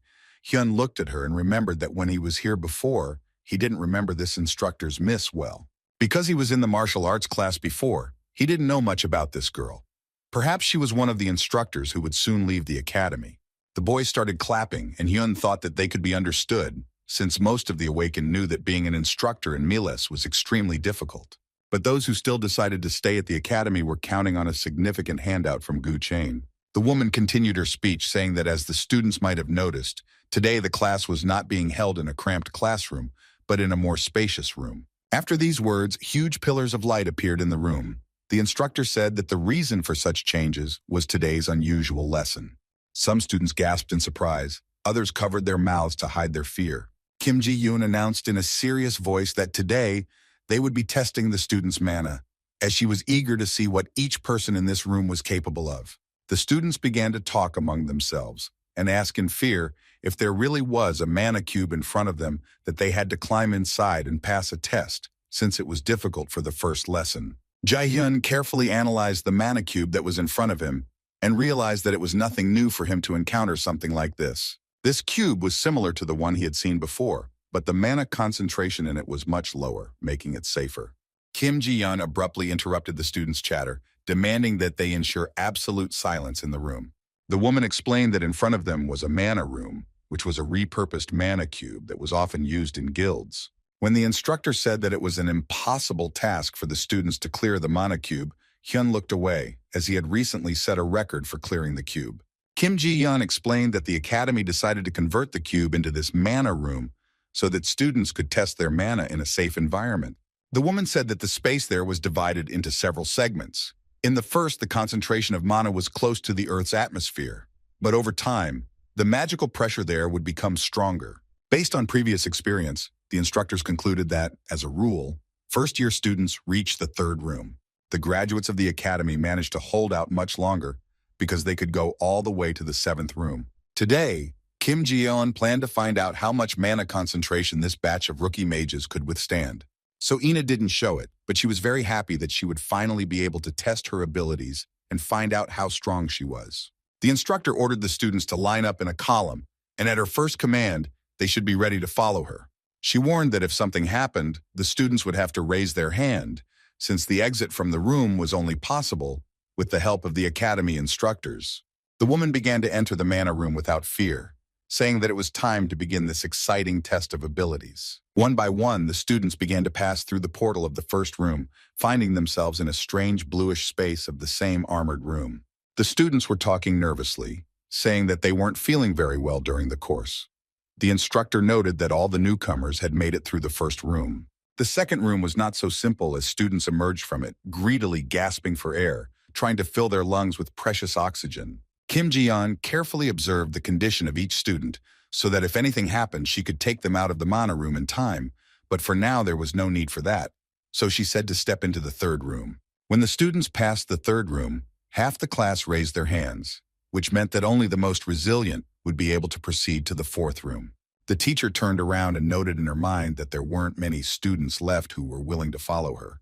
After the novice magicians passed the fifth and sixth rooms, there were more and more hands. Some were taken away because they could barely stand on their feet. Some could still walk on their own, but almost every student was in poor condition. Kim Yoo-jang said that she was now also having difficulty breathing, and she asked how Hyun was feeling, but he replied that there was no change in his original condition. Seo-ina also noted that Jae-hyun looked like he was out for some fresh air while many others were literally gasping for air. The girl decided that she should also try, because she did not want to lag too far behind the guy. She was strong and wanted to prove it. The brunette assessed those who remained and realized that besides Min Jae-hyun, there were 3 more people present in the room. It was she, the red-haired Kim Yoo-jung, who was still holding up well, although she was occasionally gasping for air, and Lee Soo-hyuk. All of these students were at the top of the rankings during the hunt and showed very high results, backing them up with a considerable number of points. Min Jae-hyun especially distinguished himself, becoming the undisputed leader of the race, breaking the record that was set back when the academy was founded. It was not for nothing that the director ordered the girl to follow him, although she had absolutely no desire to carry out this order. Kim Ji-yeon warned that they would now be heading to the 7th room, so those who felt even the slightest bit stuffy needed to leave the manor room. The students looked at the remaining 4 and talked among themselves about who they were, since the instructor had said that only graduates could reach the 7th room. All 4 of them successfully made it through this room, after which the instructor asked if there was anyone among the boys who was feeling unwell. But no one answered her. Everyone stood firm and intended to go through as many rooms as possible, because everyone wanted to show that they had a high percentage of mana. The rest of the students watched in shock as the 4 leaders entered the 8th room and none of them were lying unconscious. The 8th room became a very difficult test. Each of the boys felt their internal organs contract. Lee Soo-hyuk curled up and tried to take a full, deep breath. But Hyun felt like he was just walking in the park, not undergoing a test in a mana room that could turn his insides inside out. Kim Ji-yeon looked at the students and said that starting from the 8th room, the mana concentration in the space would fluctuate every second, just like in a real dungeon. After she said that even geniuses of the magical arts would have a hard time enduring this, 2 hands were raised. Lee Soo-hyuk and Kim Yoo-jang wanted to leave the mana room. So Ina also felt very unwell, but she kept silent, because she wanted to go as far as possible and not fall behind Hyun. Kim Ji-yeon noticed the girl's condition, but left it up to her to decide whether to stay or go. Jae-hyun felt generally fine, only slightly short of breath, so he moved towards the door to the 9th room without hesitation. They stepped inside, and as soon as Ina took a step, she realized that she couldn't breathe at all. She panicked, because the lack of air made her insides twist, and she was afraid of losing consciousness. Jae-hyun noticed that the girl was barely standing on her feet, so he rushed to hold her. The instructor also heard everything, but did not turn her head towards the guys. She desperately wanted to help the girl, but she remembered the director's instructions that she should remember that the students were future raiders. The head of the academy kept saying that no matter what the situation, you can't be the first to extend a helping hand. The man believed that danger was an opportunity for future raiders. It could help them to reveal their hidden potential. One day he asked Kim Ji-yeon if she would feel sorry if someone took away her chance to show her potential, and did it in front of her classmates. The woman pressed her lips into a thin line and realized that all these words were just beautifully formulated nonsense. At this time, Jae-hyun tried to help Ina somehow. He tried to talk to her so as not to let her fall into oblivion. If she was conscious, everything else would not be so scary. The girl understood that her consciousness was slipping away from her like sand through her fingers. She saw only Hyun's silhouette. He was saying something, but she could not understand the essence. Tears appeared in her eyes. Ina understood that it was impossible to lose, even despite the fact that she felt such terrible weakness. All her life she had heard the words that only the strongest survive in the world, so she had to become one of them. She was told that no matter how strong and talented she was in magic, one day she would have to bow down to a martial arts class. When Ina was still a little girl, she was very upset by such words, and she cried when she heard them. But instead of consolation, she was only told that weaklings have no future. She came to the conclusion that if her strength was not recognized at the academy, then it would mean nothing anywhere. She watched as everything swam before her eyes and realized that this time she had lost her own battle. The instructors arrived wearing gas masks and carried the girl's motionless body out of the mana room on a stretcher to resuscitate her. Jae-hyun stood there and thought about the words that Ina clearly didn't say out loud on purpose. He didn't understand what battle she was talking about and why she thought she had lost it. While Kim Ji-yeon watched Inu being carried away, Min Jae-hyun quickly disappeared into the portal that led to the 10th door. The woman realized that even she was finding it hard to breathe in the next room, so she asked Hyun with concern how he was feeling. The guy turned around and said that he was fine, but he was starting to feel short of breath, so he decided it was time to wrap it up. Kim Ji-yeon said that in that case they would leave the mana room together. She ordered him to follow her strictly and not deviate from the route. But looking at this student, the woman thought that something was not right here because there was no hint on the guy's face that he was feeling ill. When all the students finally left the mana room, instructor Kim Ji-yeon told his classmates to give Jae-hyun a round of applause since he had made it past the 10th room. The woman said that his result was comparable to the level of a B-rank raider, and she also suggested that the young man was capable of more, since his condition allowed him to try to pass another room. Hearing these words, Lee Soo-hyuk looked at the boy with displeasure. especially after hearing that Kim Ji-young hoped that everyone would be as diligent as he was. So Ina listened with noticeable sadness to the instructor's speech about how it would be nice if all the guys tried to keep up with their comrade. Jae-hyun noticed how the brunette's face had fallen, so he asked her if everything was okay with her condition.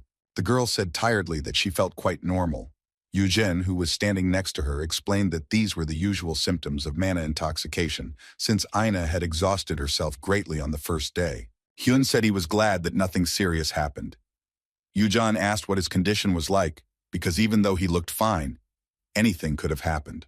The guy said that everything was just fine with him, and to change the subject, he decided to make fun of his girlfriend and told her to remove the towel from her neck.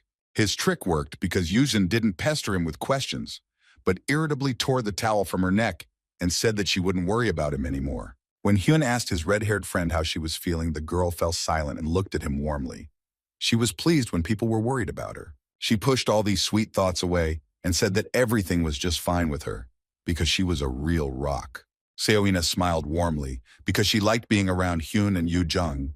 They were so spontaneous and caring towards each other that it made her feel like she was part of their friendship.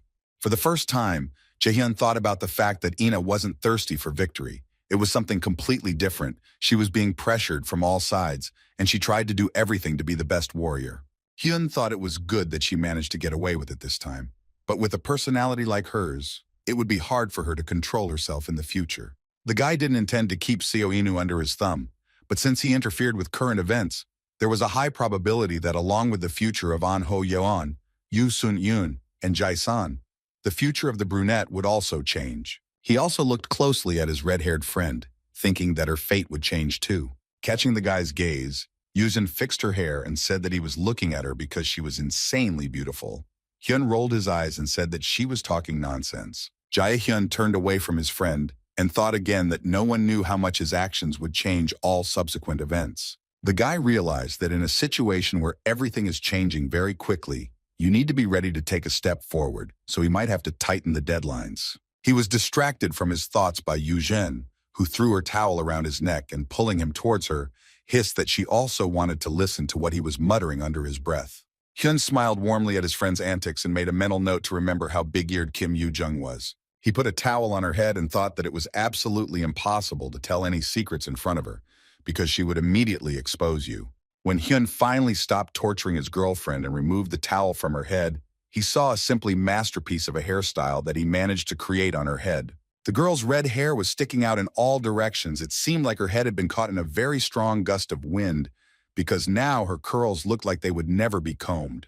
Yoo-jin took this action as a challenge, so Hyun witnessed her eyes turn bloodshot and her mouth twist into a sinister smile. For such services of a hairdresser, the girl was ready to kill, and her first target would be her stupid friend. She yelled that the guy had no idea how much time she spent doing her hair. Laughing at this phrase, Hyun said that he didn't even notice the difference. These words made the girl furious, with eyes burning with rage. She asked if he was really hinting that she was ugly, or if she had misheard it. When the boy remained silent for more than 2 seconds, Seo-ina witnessed an enraged Yoo-jung start swinging her fists and chasing after her friend. The brunette laughed at the situation, thinking that she came from the medical center, but it seemed that Jae-hyun would need him much more. Seo-ina noticed once again how close the two were, and she too wanted to have someone she could relax and be herself around. As the pair ran through the academy's corridors, they were spotted by Lee Soo-hyuk, who looked at them with irritation. The guy wondered how Min Jae-hyun managed to reach the 10th room without even getting out of breath. It was quite strange, because newcomers usually had less powerful abilities. Lee Soo-hyuk was called out by a guy who was standing at a distance and watching him, and the student asked him what he was thinking about so hard. That student turned out to be Kim Min-soo. Watching the red-haired girl pound Hyun, Soo-hyuk said that if he knew any information about that guy, then he should post it right now. Kim Min-soo wondered if this magician had really decided that he was his servant, and then asked how it was that he still didn't know Min Jae-hyun. Min-soo said that analyzing the powers of other students was an important task in the academy, and Jae-hyun was the first mage to take leadership among the hunters. Soo-hyuk shook his head, saying that he knew about all the main tasks, but he was interested in where this guy came from. In response to this, Min-soo spread his hands, hinting that no information could be obtained from him. Lee Soo-hyuk ran his hand through his hair and said that there was something fishy about this guy. He could guarantee 100% that this Jae-hyun was hiding something from them. Kim Min-soo recalled that Lee Soo-hyuk looked completely different as a child, and it was difficult for him to get used to his new image. After which the guy said that there had already been 2 checks, so everything was fine with Hyun. He reminded them that they were in Mills, and it was not easy to fool anyone here, because there were a lot of different tests. But the red-haired guy was not convinced by these words, because he asked why this Jae-hyun was stronger than him. Kim Min-soo reminded that he was inferior not only to the guy, but also to Kim Yoo-jin and Seo Inai, who were ranked slightly below Jae-hyun. He said that they shouldn't overestimate their abilities, because Jae-hyun was hard to get past, so they should focus on themselves. Lee Soo-hyuk left without answering, but it was clear that these words meant nothing to him, and he did not give up on the idea of entering the race with Hyun. Kim Min-soo thought that this red-haired guy was a blockhead with 8th grader syndrome who was only chasing recognition and fame, but he still ran after him, because it was difficult to survive alone at the academy. Even such friends could help with this. It was deep night and the stars filled the sky like a scattering of bright lanterns. Jae-hyun decided to talk to his mentor and inform her of the results of the hunt. Yoo Sun-yoon, as always, smiled warmly and said that she would be very interested to hear his impressions of this event from him personally. The guy said that he thought the result would not surprise his mentor because she had an idea of what abilities he possessed. The woman nodded her head in agreement, after which Hyun informed her that he had won first place and had scored a record number of points. Jae-hyun noticed some movement near the guild leader, so he asked if Park Sung-jae's manager was nearby. The woman said yes, and he was happy to hear about the guy's success. Yoo Sun-yoon said that she noticed a fancy apartment that a freshman was staying in, and she asked if he had managed to earn enough points to get such a room. The woman sincerely congratulated her student, saying that even at the Milla Academy, which is known for its difficult learning curve, he showed the best start. When Yoo Sun-yoon said she was proud of him, the guy thanked her, but said that to be honest, he was afraid that he would take second place. The mentor said it was normal to be nervous, then asked if he had been interested in anyone on the hunt. Jae-hyun asked if she wanted to take someone on as an intern. Yoo Sung-gun replied that she was thinking about it, and if he shared information, there would be a reward. The guy said that it wasn't hard for him to just say it, because it was nothing, and the mentor was already too generous to him. The woman said that she simply knew that next time he would not agree to a reward that would be 10 times greater than this one. Jae-hyun informed the guild leader that there were 2 capable candidates from the magic class named Seo Ina and Kim Yoo-jang. Another guy from the martial arts class, named An Ho-yeon, also had extraordinary abilities. Hyun believed that these 3 candidates could be safely accepted into the Lotus Guild, since they showed only their best side at the academy. Also, the guy added in a mysterious voice that there was another person who could be accepted into the ranks of Lotus, although he was not a first-year student. Yoo Sun-yoon replied that she would gladly accept this person, because if Hyun noted his abilities, then they were outstanding. Hearing this, the guy smiled because he was pleased to know that his opinion was so valued. Then he said that it was time to say goodbye and ended the call. Yoo Sun-yoon began to remember who that guy named Lee Jae-sang was that Hyun recommended. The name was familiar to her. Then the woman remembered that if she was not mistaken, this was the son of the C-rank raider Lee Jae-sun. Park Sung-jae, who was standing next to her, confirmed her guess. And Yoo Sun-yoon remembered that there were rumors that the boy was neglected in his family because of his lack of talent. But the chairwoman understood that blood was blood, and if they took the boy in, a conflict could arise with the Wind God Guild, which was led by his father. Although Lee Jae-sang was not very talented, his father felt that accepting him into the Lotus would cause unnecessary controversy. But when the woman voiced her concerns to Jae-hyun and asked if he was sure the risk was worth it, the boy said without hesitation that it was. Hyun claimed that in the near future, Lee Jae-sang would prove himself and become a world-class alchemist. The Lotus Guild leader had no reason to distrust Jae-hyun, so she decided to think about her decision to accept each of the students. Park Sung-jae entered the office and informed the chairwoman that Miss Baek Ji-hyun had arrived to see her. The woman smiled and asked the manager to invite the guest into her office because she already wanted to see her. The door opened and a blonde girl entered the room. Her manager remained standing in the doorway and did not say a word. Yoo Sun-yoon put on a friendly face and said that her customers were not late even for a second, which she was very impressed with. The blonde casually threw her fur coat over one shoulder and said that time was worth its weight in gold for the merchant. Baek Ji-hyun extended her hand in a welcoming manner, her nails sparkling with a freshly done red manicure, and said that she was glad to see Yoo Sun-yoon, as they hadn't seen each other for a long time. The woman did not shake his hand, and without ceasing to smile, said that she thought there had never been a friendly relationship between them. In a colder tone, the chairwoman added that the girl could sit down on the chair if she wished. Yu Seon-yoon asked about what important matter the master of the Curator Guild had personally come to see her about. The blonde chuckled at the quick transition to business. She said that they would really never become friends. The girl took off her glasses and Yu Sun-yoon was once again amazed by her blood-red eyes. Baek Ji-hyun said that it was nice that she wasn't looking for new friends. When the Lotus leader realized that they could avoid idle chatter, she asked what brought the blonde to her office. The girl said that she had heard rumors that a very interesting specimen had entered the Lotus Guild. Hearing the question of how much he was worth, Yu Sun-yoon couldn't help but grin. If the head of the Curator Guild wanted to buy Hyun, then she would disappoint her. The woman's eyes sparkled, and it was clear that she was ready to enter into conflict but not sell out her student. Baek Ji-hyun sat down on the sofa and waited for her to answer her question, because it never occurred to her that she might be refused. Yu Sun-yoon said that her people are not a commodity that can be bought or sold. If the blonde is doing this kind of thing, then she should go somewhere else.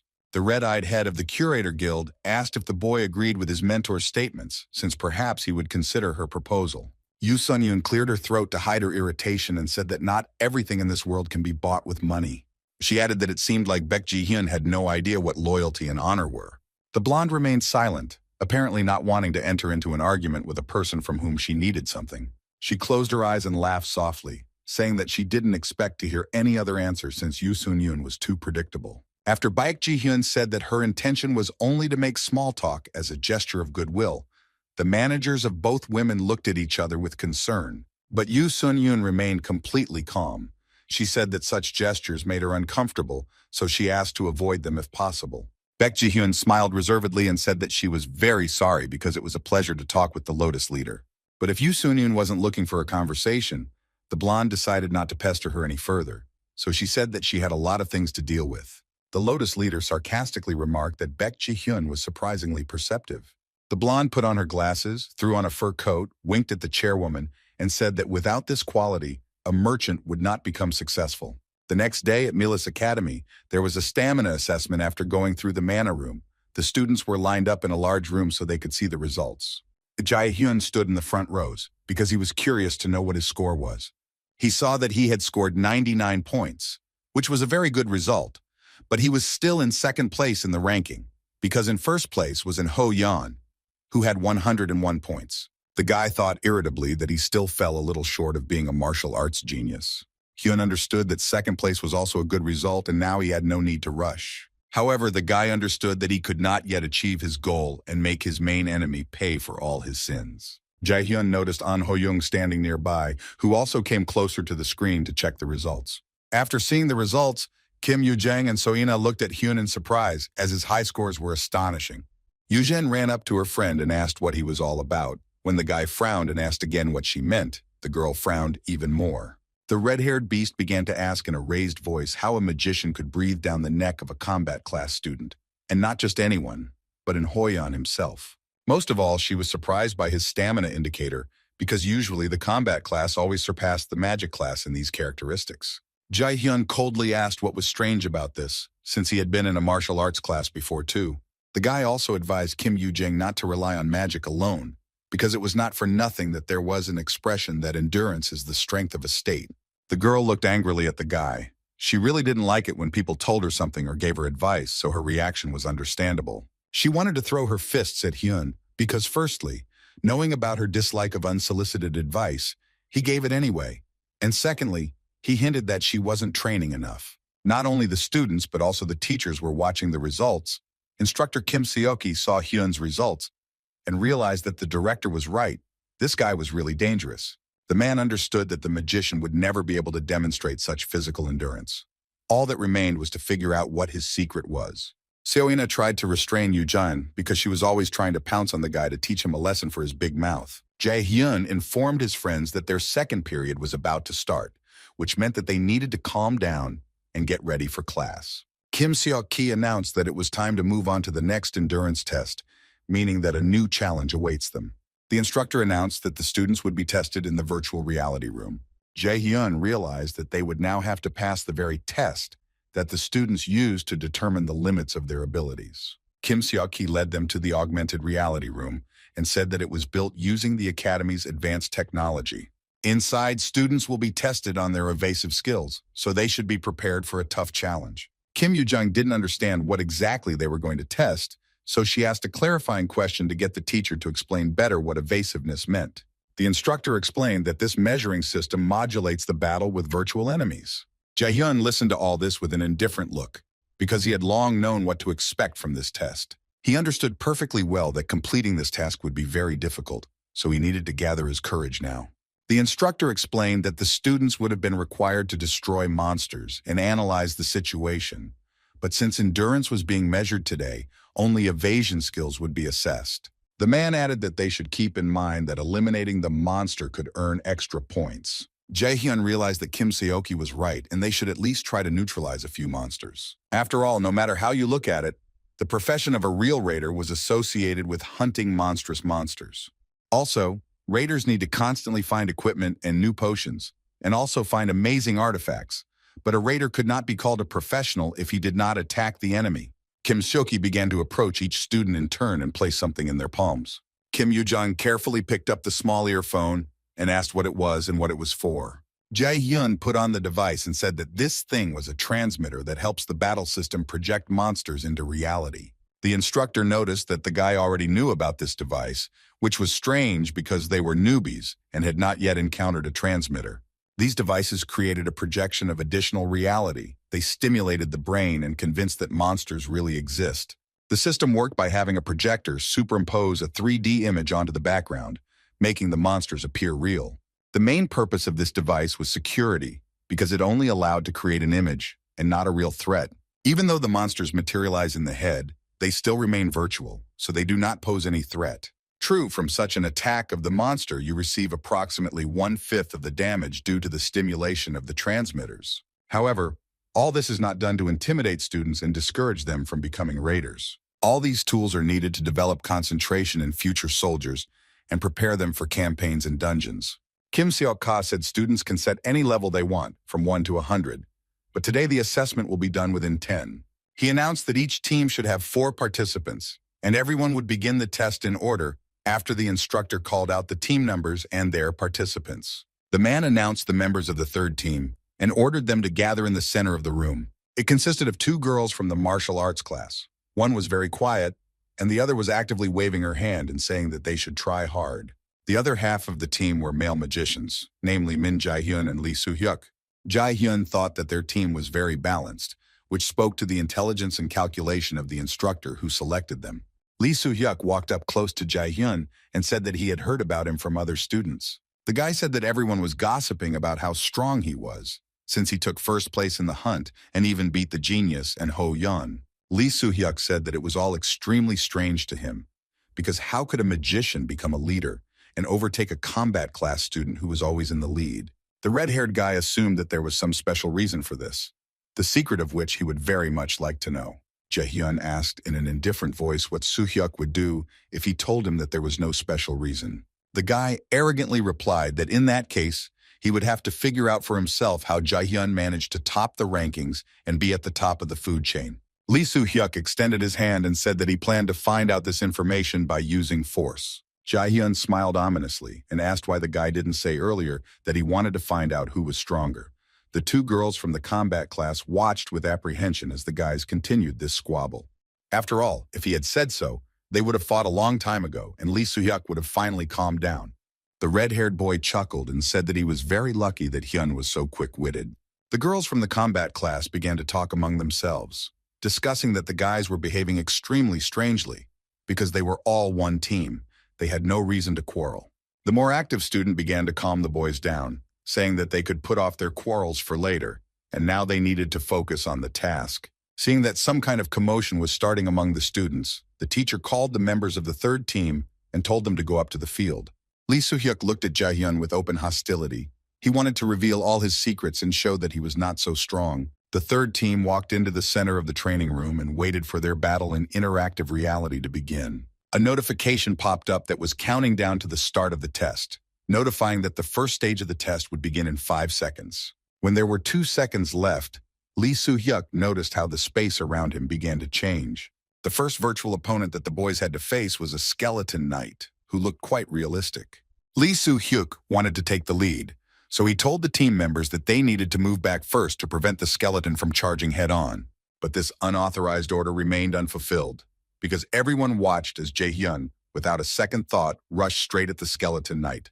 The girls rushed after him, shouting along the way that it was dangerous because one cannot rush into a thoughtless attack on such a strong opponent. The red-haired guy watched what was happening in surprise. He couldn't believe that the magician was going to go in the vanguard, intending to kill such a strong monster. Jae-hyun ran towards the monster and thought that he never imagined that any of the students would want to challenge him.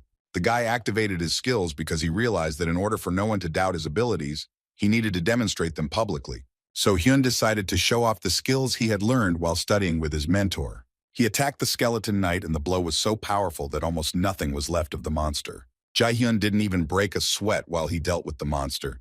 Pretending to retreat from the attack, the guy decided to look with one eye at the reaction of his viewers. His team members stood dumbfounded and watched as the monster's virtual body disintegrated into tiny particles. Instructor Kim Seoki also watched what was happening with his mouth open, because he hadn't seen such a monster dealt with so quickly in a long time. There is nothing to say about the reaction of Kim Yoo-jang and So Ina, because they were both simply amazed by what they saw. After neutralizing the first skeleton knight, the system decided to test the guy's strength, so it projected 3 more of the same monsters. But Jae-hyun was not at all embarrassed by this turn of events, so he immediately entered into a fight with these enemies, not at all afraid of their formidable appearance. When he realized that attacking 3 at once was quite a difficult task, he used one of his skills and blew up the monsters. When the effects of the explosion cleared, the boy saw that his attack was not very effective, so he decided to use a mana weapon. It was a special skill that ordinary mages couldn't use. It was useless to them, and besides, it could cause physical damage to them. Jae-hyun used this technique and waited, because he didn't know yet how the mana weapon would affect the skeleton knights. Lee Soo-hyun looked at his teammate in shock. He couldn't believe that the guy would dare to use such a dangerous move. For him, it was crazy. The girls also looked at Hyun in amazement and couldn't believe that he was able to defeat the skeleton knights so easily. The notifications announced that the first stage of the evasiveness test had been successfully completed and Hyun had passed it 100%. The second stage began and the system projected an even more terrifying monster that was clearly ready to tear its opponents apart. Jae-hyun realized that a Draugr was standing in front of them. The guy remembered with a grin how many he had killed in Hell's domain and thought that he hadn't seen such creatures for a long time. Only a few short moments passed, and after Hyun's blow, only a scorched spot on the floor remained in place of the Draugr, and other stages of the test awaited. The guy looked at the scene of the massacre and read the notifications that said that the 10th stage had been successfully completed and that he had also managed to set a new record. Lee Soo-hyuk couldn't believe his eyes. He didn't understand how this was even possible because never before had a magician possessed such power. Jae-hyun looked at his palms and decided that the fight was not bad. After he changed the method of fighting according to the instructions of Yoo Sun-yoon, his body immediately began to feel much lighter. Jae-hyun realized that he was satisfied with the results of his training with his mentor, but there was still one thing that was bothering him. He felt uneasy when she got excited every time she taught him, and although her skill was undeniable, this moment greatly embarrassed the guy. Hyun was pulled out of his thoughts by Lee Soo-hyuk's voice, who was approaching him, and it was unknown for what purpose, so the guy's body tensed up. Soo-hyuk's expression was surprisingly menacing. He asked with displeasure what kind of show Jae-hyun had put on and why all this was necessary. The guy didn't understand what the redheads meant, so he explained that he rushed to the front lines of the attack and slaughtered everyone single-handedly to prove his strength. Lee Soo-hyuk shouted that all this was simply impossible. It was impossible to defeat such dangerous monsters alone. Jae-hyun told his classmate that he had nothing to say in response to his words, because everyone saw everything with their own eyes, and his victories did not need explanation. The red-haired guy laughed and clearly wanted to say something else sarcastic, but Hyun interrupted him and told him not to ask for trouble. Soo-hyuk couldn't close his mouth in time, so Jae-hyun's eyes flashed angrily. He walked up to the guy closely and asked why they didn't figure it out right now. The redhead was so angry that he was ready to jump into the attack right now because Jae-hyun was acting too provocatively. But the brawl was prevented by the instructor, who called out to the boys and asked what was going on there. Lee Soo-hyuk thought irritably that if it weren't for Kim Seoki, he would have finally dealt with this boastful boy who was flaunting his strength in front of everyone's noses. But the boys had to go to different ends of the class. Passing by Jae-hyun, Lee Soo-hyuk told him not to think that he had won, because their battle was still ahead. Jae-hyun walked on silently, and then without turning his head, showing with his whole appearance that he was not afraid of an attack from behind. He said that it was and did not look like he had lost. Lee Soo-hyuk said in a serious voice that he wanted their battle to happen at the Academy Festival, and then they would finally find out who was stronger. Min Jae-hyun chuckled and said that he had other plans on the day of the festival, and they had absolutely no place for fighting with Soo-hyuk. Lee Soo-hyuk remained silent, but it was clear from his face that he harbored a deep grudge against the guy. The next morning came and the rising sun painted the world in golden tones. And Ho-yeon had been lying in his bed for a long time without sleep because thoughts did not leave his restless head. He kept replaying the events of yesterday in his head, specifically the moment when Jae-hyun refused to fight Soo-hyuk, saying that he had other plans.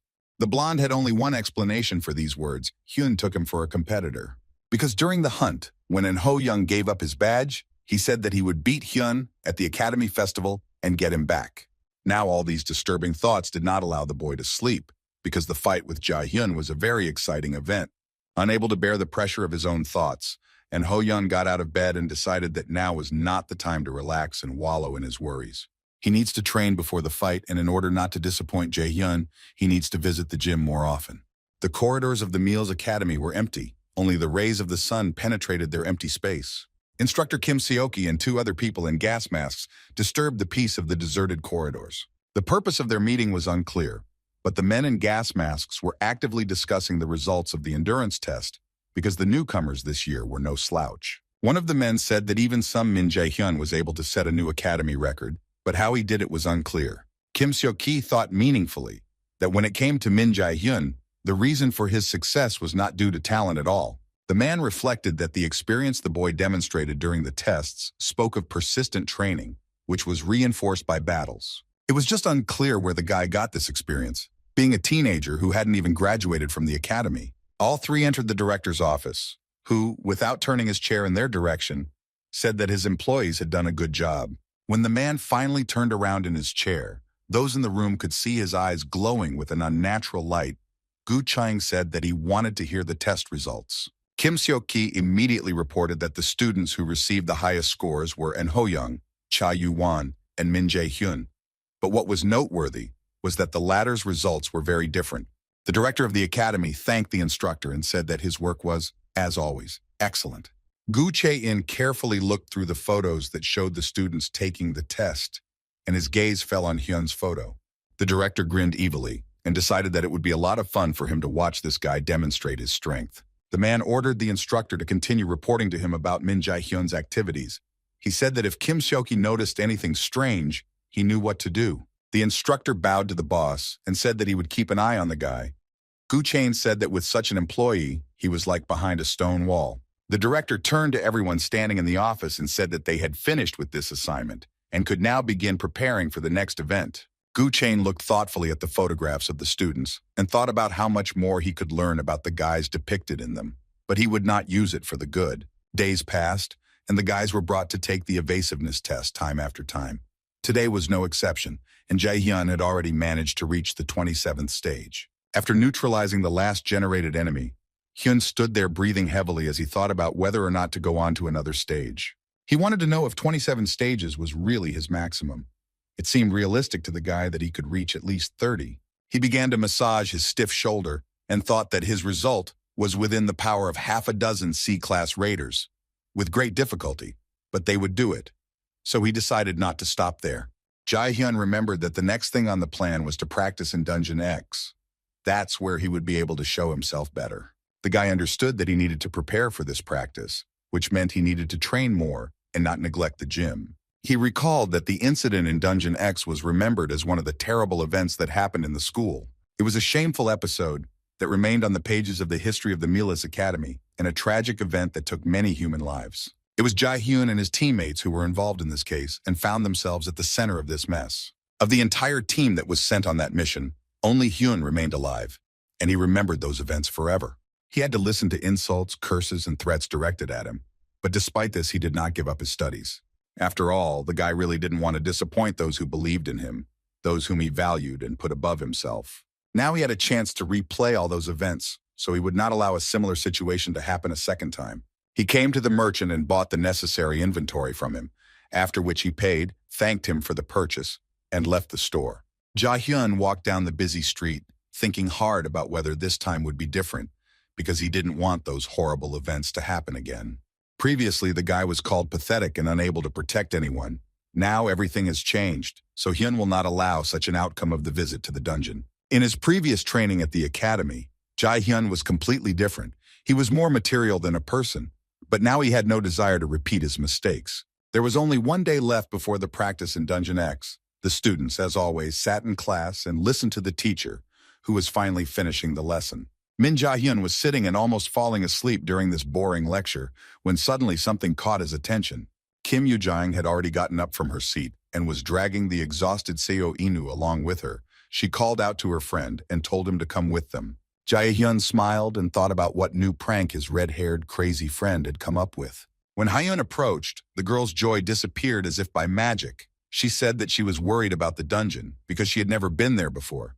Seo-ina also shared that she couldn't sleep normally because of the worries. Jae-hyun said that their fears were not unfounded and that it was the first time for all the students to be very nervous. Kim Yoo-jang chuckled when she heard this phrase and said that the guy spoke as if he had been there before. She ironically suggested that Hyun probably went there for a walk. Jae-hyun supported his friend's joke by saying that he didn't know about dungeons, but he had already met monsters, and hinting at the girl added that one of them was standing right in front of him. These words caused the expected reaction from Yoo-jin. She jumped up to Hyun and started to punch him, but it also helped to distract her from her worries, which is what her friend was counting on. Seo-ina once again witnessed the showdown between these two longtime close friends. She watched as Yoo-jin was so irritated that she seemed ready to beat the guy to death with her fists, within the limits of a joke. But Hyun didn't mind, and only smiled in response to this. The brunette smiled because she had never had such close friends, so she really enjoyed watching their interactions. Suddenly, Jae-hyun became serious and materialized a potion in his hand. The guy said that if the girls were too nervous, they could take it.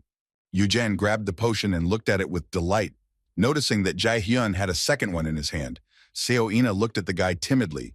His look said that it was for her, so she walked over and took the flask. Hyun said that when he took it for himself, he took 2 spare ones, because he knew that the girls would be worried. Ina squeezed the flask with trepidation. He said that his friends should use it as needed. Yoo-jin said that the potion helped her forgive his harsh words about her being a monster. Ina modestly thanked him for the gift. Jae-hyun thought that if before only luck influenced survival, now everything would depend on skills. The anxious morning of the day, when the practice in the X dungeon was to take place, arrived. Jae-hyun woke up with the first rays of the sun and began to train so as not to fall flat on his face in this test. After the training, he decided to meditate in order to better feel the flows of power within himself and, if necessary, to be able to find energy deep within his body. He understood that before penetrating the energy core, it was necessary to warm up and feel it inside himself. After all, even if you are a strong mage, the sudden use of higher spells can lead to mana backlash. If the mana countdown starts to run in the opposite direction when magic is used, the user's body will begin to deteriorate from the inside. Mages who often have to use higher spells are not resistant to mana backlash. The skills Ultra Speed Chain and Sacrifice that Jae-hyun used were high class. Therefore, the guy understood that if he did not develop mana, he would face this problem himself, and then it would be much more difficult to solve it. Moreover, Hyun didn't know how dangerous the situation could be in the dungeon, so training wouldn't be at all unnecessary. He realized that if he did not prepare properly, either he or his comrades would die, and he wanted to avoid both. The most important thing was that if mana was concentrated in the core, it could be instantly used to enhance physical abilities or spells. Suddenly, a screen appeared in front of the guy's eyes with a notification that when loading a new system, the user is moved to a point in the past to which he wants to return. Just as Jae-hyun was about to think it over, another screen popped up in front of his eyes, telling him that he needed to complete a quest that involved resolving several crossroads of fate. The guy thought with indignation that the Nornir system was throwing some strange things at him again. Hyun understood that the system definitely wanted him to develop. He was needed for some purpose. Nornir spoke about this, and the fact that the gods were so eager to contact him. This time, Jae-hyun was given a choice of route. He could go the same way as last time or do something different. The guy wondered what the catch was. The day came when the students of Mills Academy arrived at Cave X to undergo another test. Instructor Kim Ji-yeon stood at the entrance and said that before entering the dungeon, certain actions had to be performed. She said that all students would be divided into teams by lottery, and that way they would understand who would have to interact with whom. Some of the students looked at each other in surprise because they thought that they would be able to choose those with whom they would fight side by side. Jae-hyun understood that the students' reaction was justified because with such a distribution, the teams would be unbalanced, which could lead to less coordinated work. The guy remembered in Hoyeon, he thought that real monsters were waiting for them in the dungeon, and if he was lucky, the blonde would successfully complete this task. And if he fails, then Hyun will have to hang out with the low-ranking students who, by a lucky coincidence, are among the best. The noisy whispering of the crowd was interrupted by the instructor, who raised her hand up, making it clear that she needed all the attention and concentration of the students because important information was about to be announced. She said that this practice was part of the official test that affected the current grades, and that only lower monsters could be encountered in Dungeon X, so the students would have to handle it on their own. Jae-hyun listened as the woman assured him that the academy's students had no reason to worry, as everything was designed to ensure their complete safety during the mission. The guy understood that this was all empty chatter, because she was speaking with the words of Director Gu Chain, which were an absolute lie. Dungeon X did indeed have most of the lower-ranked monsters, as the instructor said, but based on Jae-hyun's past experience, it was not quite like that. In some places of the cave, there was a high probability of running into a boss, and the result of this meeting could be very disastrous. Sometimes you can even meet Lord Cobalt. He was one of the D-rank bosses. It was no problem for Jae-hyun to fight him, but the others could suffer.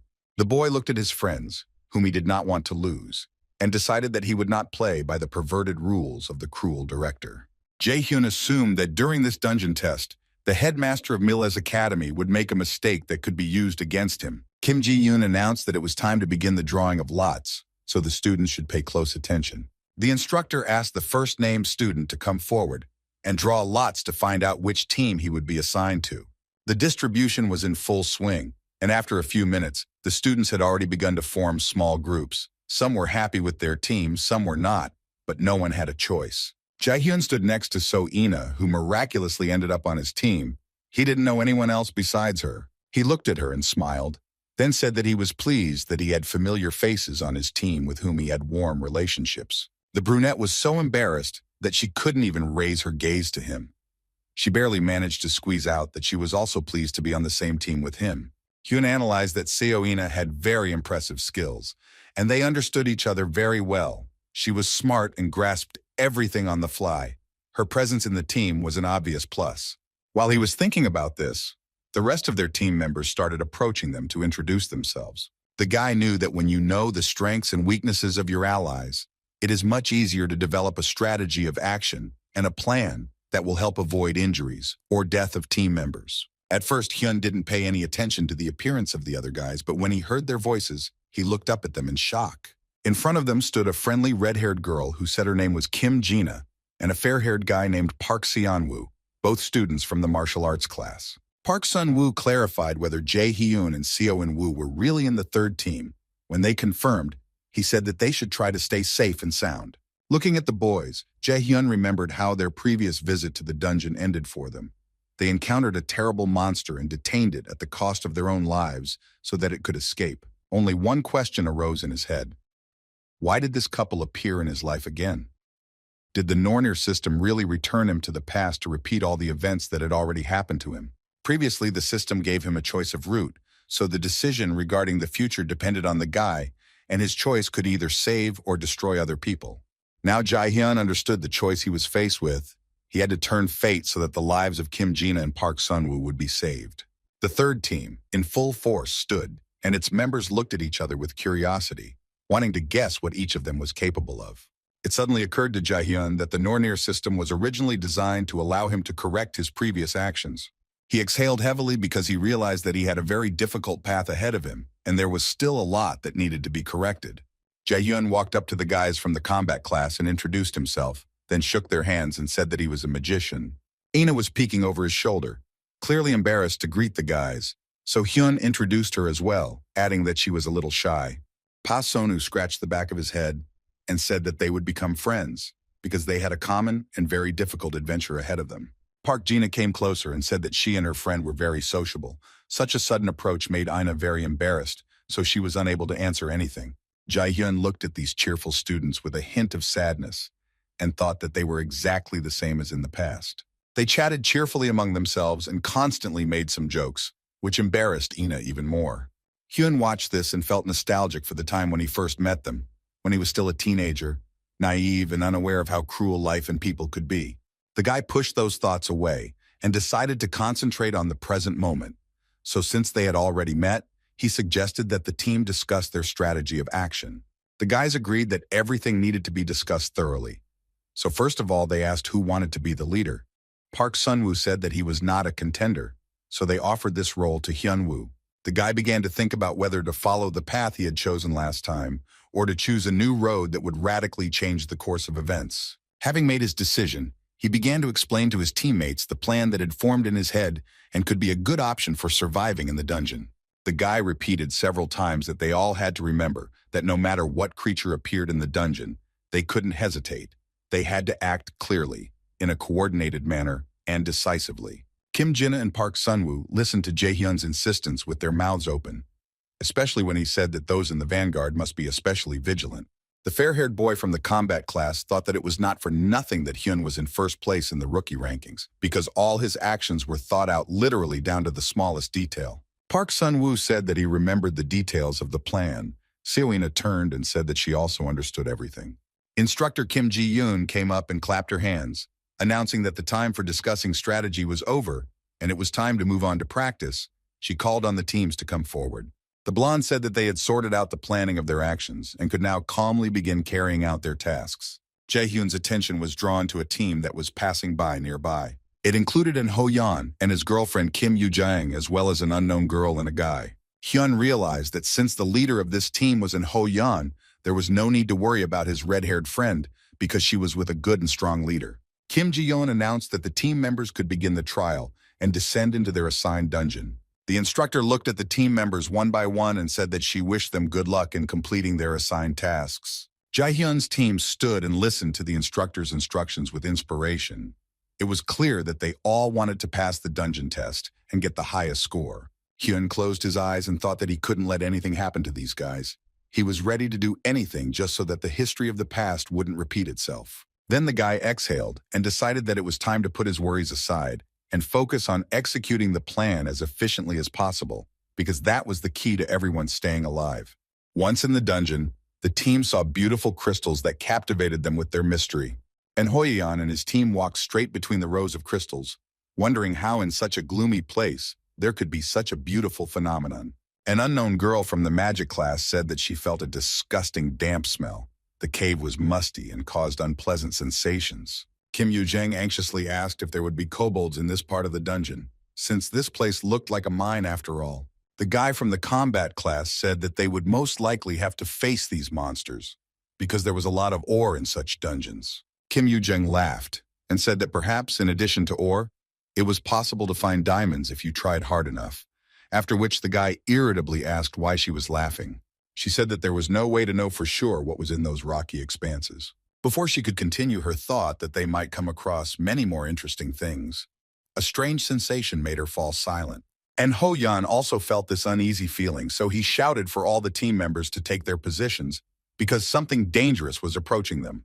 Kim Yoo-jang obediently took up a fighting stance and, taking her staff in her hands, prepared to attack the uninvited guests. The rest of the team did the same, but the girl from the magic class was so consumed with panic that she couldn't hold back her tears and shaking hands. All these reactions intensified when she saw those approaching huge wolf-like monsters, holding pickaxes in their hands and growling angrily at the boys. The team grouped together and stood with their backs to each other, but there were too many enemies. They surrounded the academy students with incredible speed. And Ho-yeon assessed the situation and said that individually the wolves were weak, but if they attacked in a pack, then in such a battle, they would have to try very hard. The guy rushed to the attack, saying that he wanted to end this fight quickly, because in a long fight, they might not defeat the enemy. Kim Yoo-jang agreed with this strategy, so she began to whisper a spell, calling for the holy light to explode. This move activated a skill called Light Bomb, causing the space to explode with a blinding light that threatened to engulf everything in its path. The monsters tried to hide from these incinerating rays, but they couldn't move, so they stood and covered their faces with their paws. While the opponents were busy trying to preserve their vision, the team members began to attack, taking advantage of the wolves' weakness. And Ho-yeon began to assess their situation after the attack and realized that it was not enough. many more monsters needed to be destroyed. A boy from the combat class fought selflessly with one of the toothy creatures, trying to pierce its body with his sharp sword. The girl from the magic class, despite her fear and obvious panic, also continued to fight, successfully attacking the huge wolves. Kim Yoo-jang used another powerful skill called Helheim Wind. This brought about the use of Air Blast, which was a powerful tool in the battle against the kobolds. The girl combined these two powerful techniques and directed streams of power straight at the enemies, giving them no chance to escape. The kobolds were stunned by such a strong energy, so they could only silently watch as their bodies were penetrated by streams of light. A few seconds later, smoking bodies of monsters were scattered around the perimeter of the dungeon, from which came the stench of scorched wool. And Hoyan breathed a sigh of relief when he realized that they had managed to avoid losses when attacking such powerful enemies, and had only gotten off with a slight fright. The guy began to examine the team members and ask if anyone was hurt. Kim Yoo-jin cheerfully said that she was okay. The girl magician, breathing heavily, also said that she was fine. When the blonde didn't hear the answer from the guy from the combat class, he tensed up. Turning his head to the side, he saw how he was sitting on his knees and looking at his hand with wild eyes. Yoo-jin called out his name anxiously, but Seho didn't respond and could only squeeze out a weak groan from his throat. The guys immediately ran up to him, hoping to find out what happened. And Hoyeon asked the guy to calm down, and Yoo-jin said that she didn't even imagine that kobolds could use poison. Suddenly, heavy footsteps were heard, and the disgusting sound of claws scraping on stone. Kim Yoo-jang raised her head and hoped that she had just imagined the monster's heavy footsteps. But when she saw the monster standing in front of them, she realized that the problem with Seho wasn't the poison at all. Before them stood a monster that wasn't just big, it was shockingly huge, with waves of mana so powerful that it seemed like there wasn't enough air in the cave. And Hoyan couldn't understand where the kobold lord came from in this cave, because he was incredibly dangerous, and the dungeon was designed for first-year students. At the same time, the third team wandered around their part of the dungeon. It was lighter, and in some places, even green plants were visible. Kim Jina asked Jae-hyun in a friendly manner how many monsters he had managed to kill, because even though she knew he was very strong, she was still surprised by his abilities. Hyun didn't want any extra attention to himself, so he tried to joke it off and say that all his victories happened by themselves. Seoina didn't say anything out loud, but she thought to herself that if Min Jae-hyun always managed to do things this way, then a clean entry into the enemy's lair was guaranteed. Jae-hyun noticed that Seoina was acting very distant and withdrawn, always lost in her thoughts and hardly speaking. He decided to find out if everything was okay with her, so he touched her hand, stopping her near him. The guy smiled, and in the softest voice possible asked if the reason for her quiet behavior was that she was uncomfortable with the other guys. The girl was confused by Hyun's unexpected closeness and care. She didn't know how to react to it, so she could only squeeze out a sound that confirmed the guy was right. Hyun realized that despite the strength that Ina possessed, she was very shy and closed off, and only allowed a very small percentage of people to get close to her. He thought that it was not surprising because before his return to the past, there were rumors that the brunette could say no more than 3 or 4 words a day. The guy was distracted from his thoughts by Park Sun-woo, who suddenly stopped and stared in surprise at what was right in front of them. The boys stopped at the entrance to a beautiful cave, which was illuminated by light coming from the many crystals that were there. Hyun thought that this place was very different from the one he had been to once before. Perhaps it was the academy director's doing, and Gu Chain had made sure that this place was even more dangerous. The guy started to run through possible scenarios in his head. He wanted to understand what to expect from this place since the director himself had worked hard on him. He understood that he had attracted Gu Chai's attention, thus becoming an interesting figure for him, which would be fun to test in various situations. Jae-hyun felt something dark and powerful approaching, which meant that the danger was closer than they thought. He announced to the team members that he sensed a monster approaching, so they would go straight to Plan C, which meant that after repelling the attack, they would go on the counterattack. The boys took up fighting positions and got ready. Hyun warned that the creature that was approaching was much stronger than those they had already encountered. Park Seon-woo thought hard about what he had heard. There was a dissonance in his head, because they had been told earlier that only weak monsters appeared here. The tense silence was broken by the sharp sound of a stone wall collapsing. Sharp crystal fragments flew in all directions, but they were not the most dangerous phenomenon. They were kobolds, numerous monsters snapping their jaws and advancing straight towards the third team. They moved slowly, as if they knew that the victims would not escape from their trap. Kim Jina and Park Sunwoo screamed in shock, not believing that the Kobold Lord was also among his smaller brethren. No matter how emotionless So-ina was, even she looked with wide eyes of fear at the monsters approaching them. She calmed down a little when she remembered Jae-hyun's words about how those who were in the vanguard must always be on guard while maintaining a cool head. A magical armor was activated, covering each member of the third team with a protective dome. This action brought Park Sun-woo to his senses. The guy realized that he was distracted, so he immediately gathered his strength and prepared for the fight. The provocation skill was activated, and at that very moment, the first kobold reached the blonde and attacked him, hitting him with a pickaxe. But the guy quickly reacted and put his shield under the blow, saving his head. Without wasting any time, Jae-hyun decided to join the battle and quickly moved toward the enemies, not giving them a chance to avoid a frontal attack. The guy began to assess the situation and think about the best way to deal with such a number of opponents. Led by the boss, he decided that only a sudden and quick attack would help, so he began to accumulate power within himself. Hyun got to the first enemy so quickly that he didn't have time to react, so the plan to ram was quite reasonable. He released his power, and an explosion occurred, which should have taken the life of the first kobold. So-ina looked at this surge of energy and fascination, and thought that this incredible power would definitely not leave the monster alive. But when the aftermath of the explosion began to dissipate, two burning eyes became visible among the dust, followed by the growl of a living monster. At first, Jae-hyun was in a stupor because he used enough force to get rid of this monster, but the kobold was more alive than all the living. Then the guy laughed nervously because he realized that this fight would not be as easy as he might have assumed. Hyun knew deep down that there would be some unpleasant surprises, but he never expected that they would meet a kobold lord who had the ability to quickly regenerate.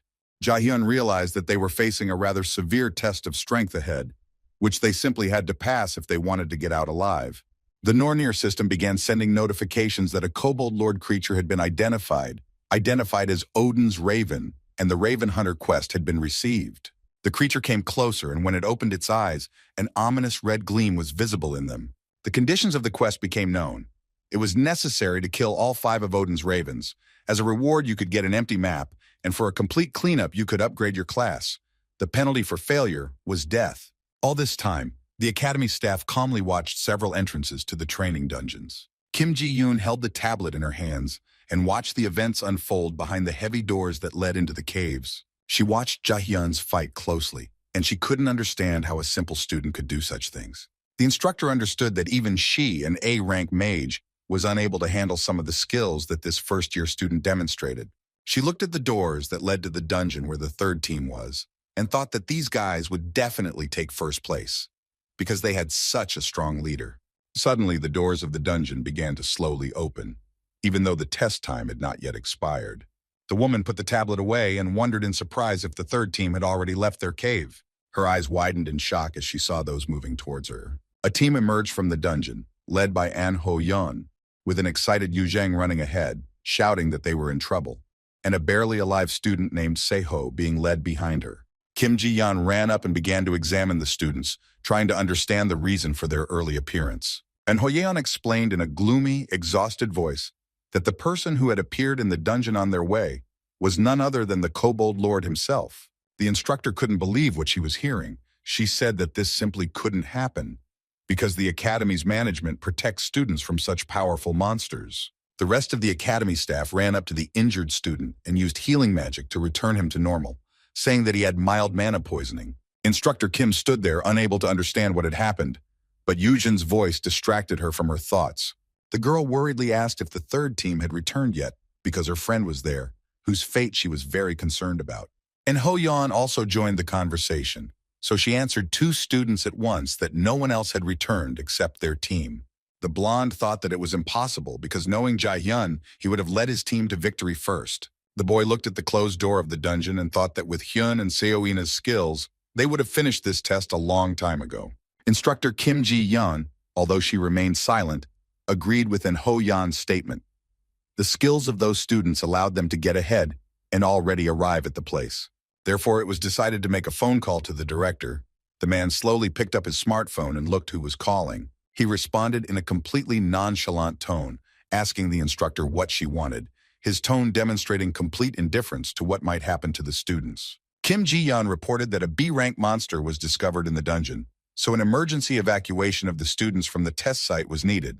Without changing his indifferent tone, Gu Chain said that he understood the instructor's message and would send his people to help. But for now, he advised not to worry about it. When the principal hung up, the woman stared at her phone, trying to figure out why the principal wasn't at all surprised by the news of a high-ranking monster in the training dungeon. But she didn't see that at that moment.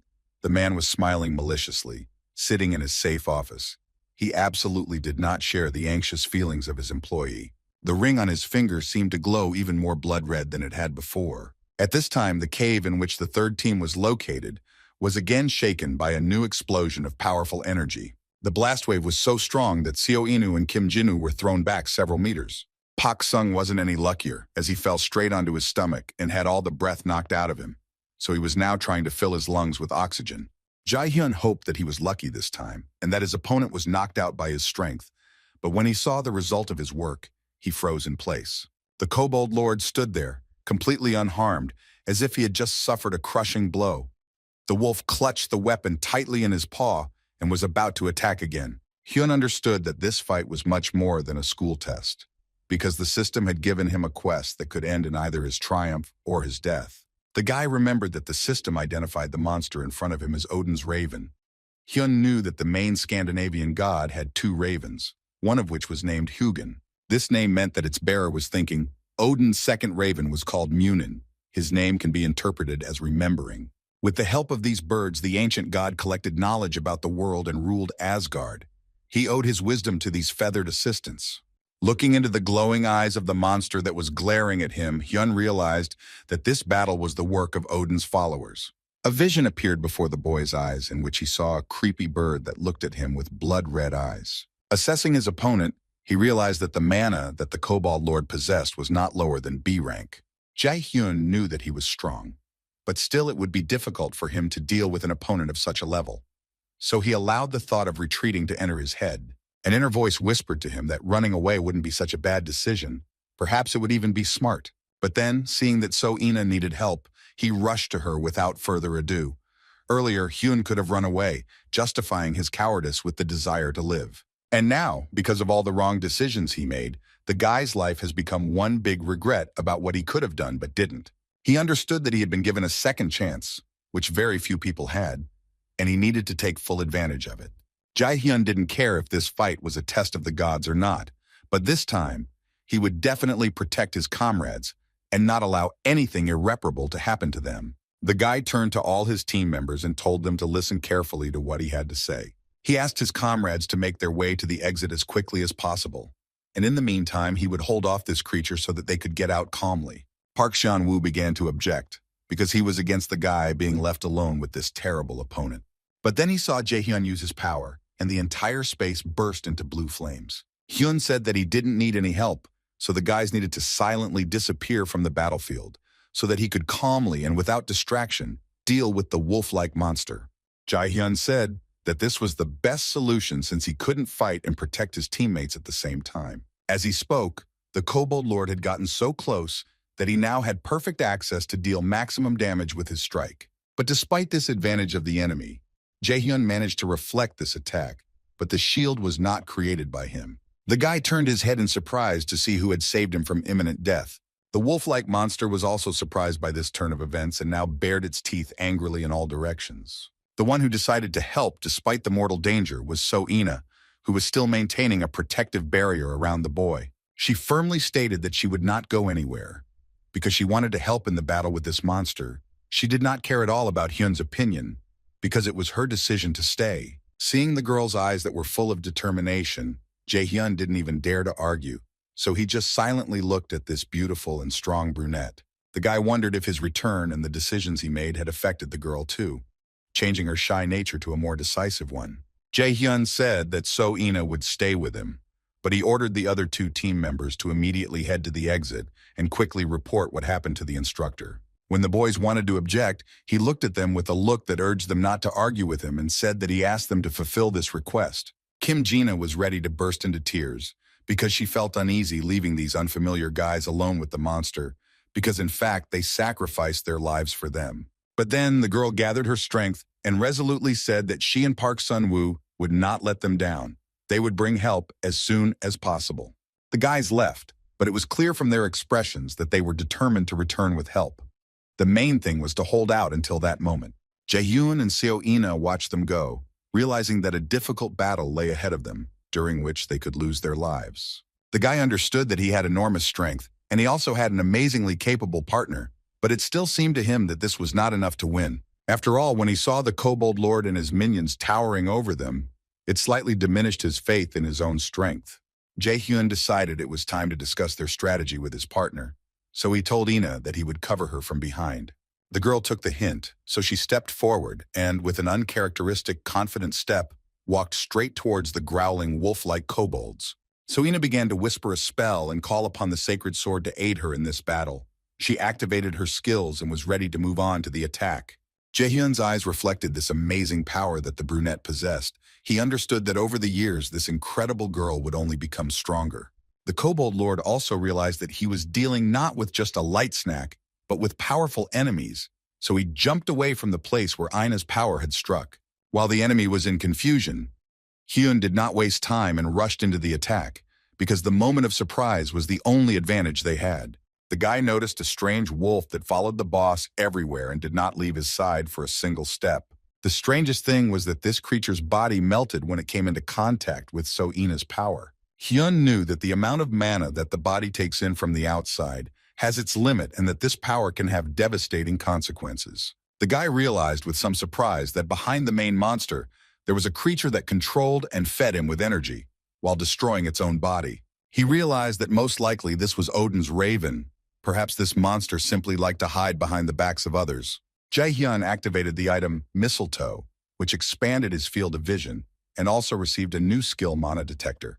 This ability allowed him to recognize the movement of energy of magical creatures. Hyun realized that with these skills, he would be able to fight such a powerful enemy, so he decided it was time to stop hesitating and finally get down to business. New skills allowed the guy to see every movement and breath of energy of the wolf. Thanks to this, he could predict where the next blow would fall. The traces of energy led the boy straight to the one who was pulling the kobold's strings with his paw, like a rag doll. Hyun grinned because he guessed that the boss was not acting on his own. He was too strong and invulnerable, but if he killed the one who controlled him, this omnipotence would disappear. It was Odin's raven who was at the helm and led the attack with the help of others. He moved his clawed paws and directed the threads of energy so that the wolf-like monster would rush to attack. But Jaehyun saw this, so the enemies were unable to catch him off guard. Now the guy had an advantage that he would successfully use. He activated his skills, which included the super speed chain, and quietly whispered that he would tear the Kobold Lord and the one who controlled him into pieces. At this time, no less interesting events were taking place in Asgard, on which the future of many beings depended. Odin, the leader of the Asa people, asked one of his ravens, named Hugin, what was happening at the other end of the universe.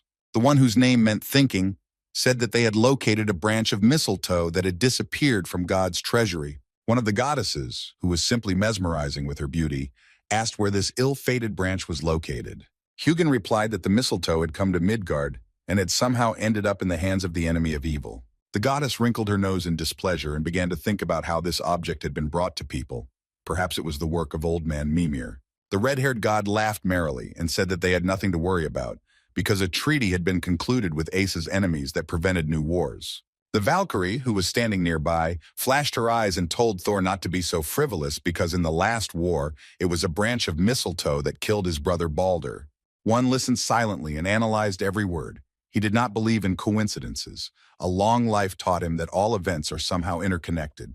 The supreme god ordered Hugin to find out whether the enemy of evil had contact with the enemies of the Aesir. The crow in human form obediently said that he would carry out the order. When he turned around and began to leave, his face became visible, and it was very reminiscent of Jae-hyun. Indeed, everything in this world was connected. There was a special atmosphere in the Millis Academy. Director Gu Chain leisurely rubbed his ring with intersecting triangles. When instructor Kim Seok-ki entered his office, he asked in an indifferent voice how things went with the freshman test. The man said that no one seemed to notice any outside interference in the test, so everything was calm for now. In the understanding of the Academy administration, calmly meant a battle to the death between Jaehyun and the Kobold Lord, who was a high-ranking monster. The director laughed with satisfaction, and finally stopping polishing his ring, said that everything was going according to plan. Thinking about what was happening in the dungeon, Gu Chain decided that it was good that he had managed to borrow power from his boss. Now, no matter what the young raider did, he would be at his mercy. His eyes lit up with a mad light, and he muttered that he did all this in the name of Odin and the Aesir. Whatever the director had come up with, Jae-hyun was doing quite well against the monster so far. His super-fast chain deftly heading straight for the enemy. But the overgrown wolf still managed to remain intact after such powerful attacks. It seemed that he was completely invulnerable. Even after Hyun's serious blows, the Kobold Lord still had the resources to attack the guy with his powerful claws.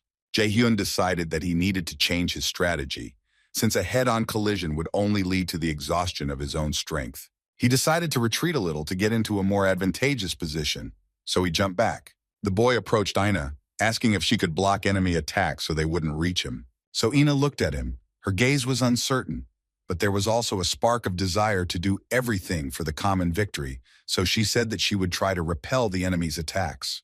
Jae-hyun was sure that Seo Ina fully understood the situation they were in, since she was a very reasonable girl. She knew that the mana backlash would catch up with her, and even if Hyun managed to kill the Kobold Lord, there was still a high chance that the girl would die. The guy looked at her and didn't understand why. Despite all the danger of the situation, Ina still wanted to help him. Hyun remembered a guy named Young Woo Min who was close to killing him.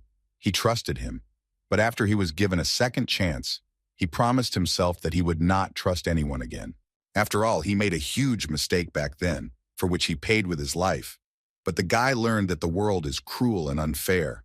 However, now he realized that he wanted to trust So Ina, who, despite the obvious danger, for some inexplicable reason, was still by his side. He looked at the monster that was approaching him, repelling all attacks, and understood that he couldn't cope alone.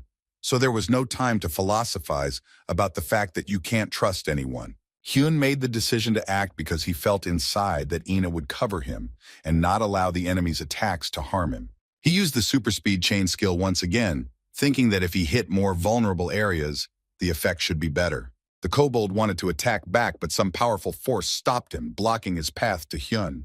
Seo Ina entered the game. She kept her word and tried her best to keep the enemy at a distance and not let him get close to Jae-hyun. While the boy ran to get a better position to attack, Ina covered him by activating her Force Mana Field skill. With each passing second, it was becoming more and more difficult for the girl to hold back the attacks of the wolf-like monster.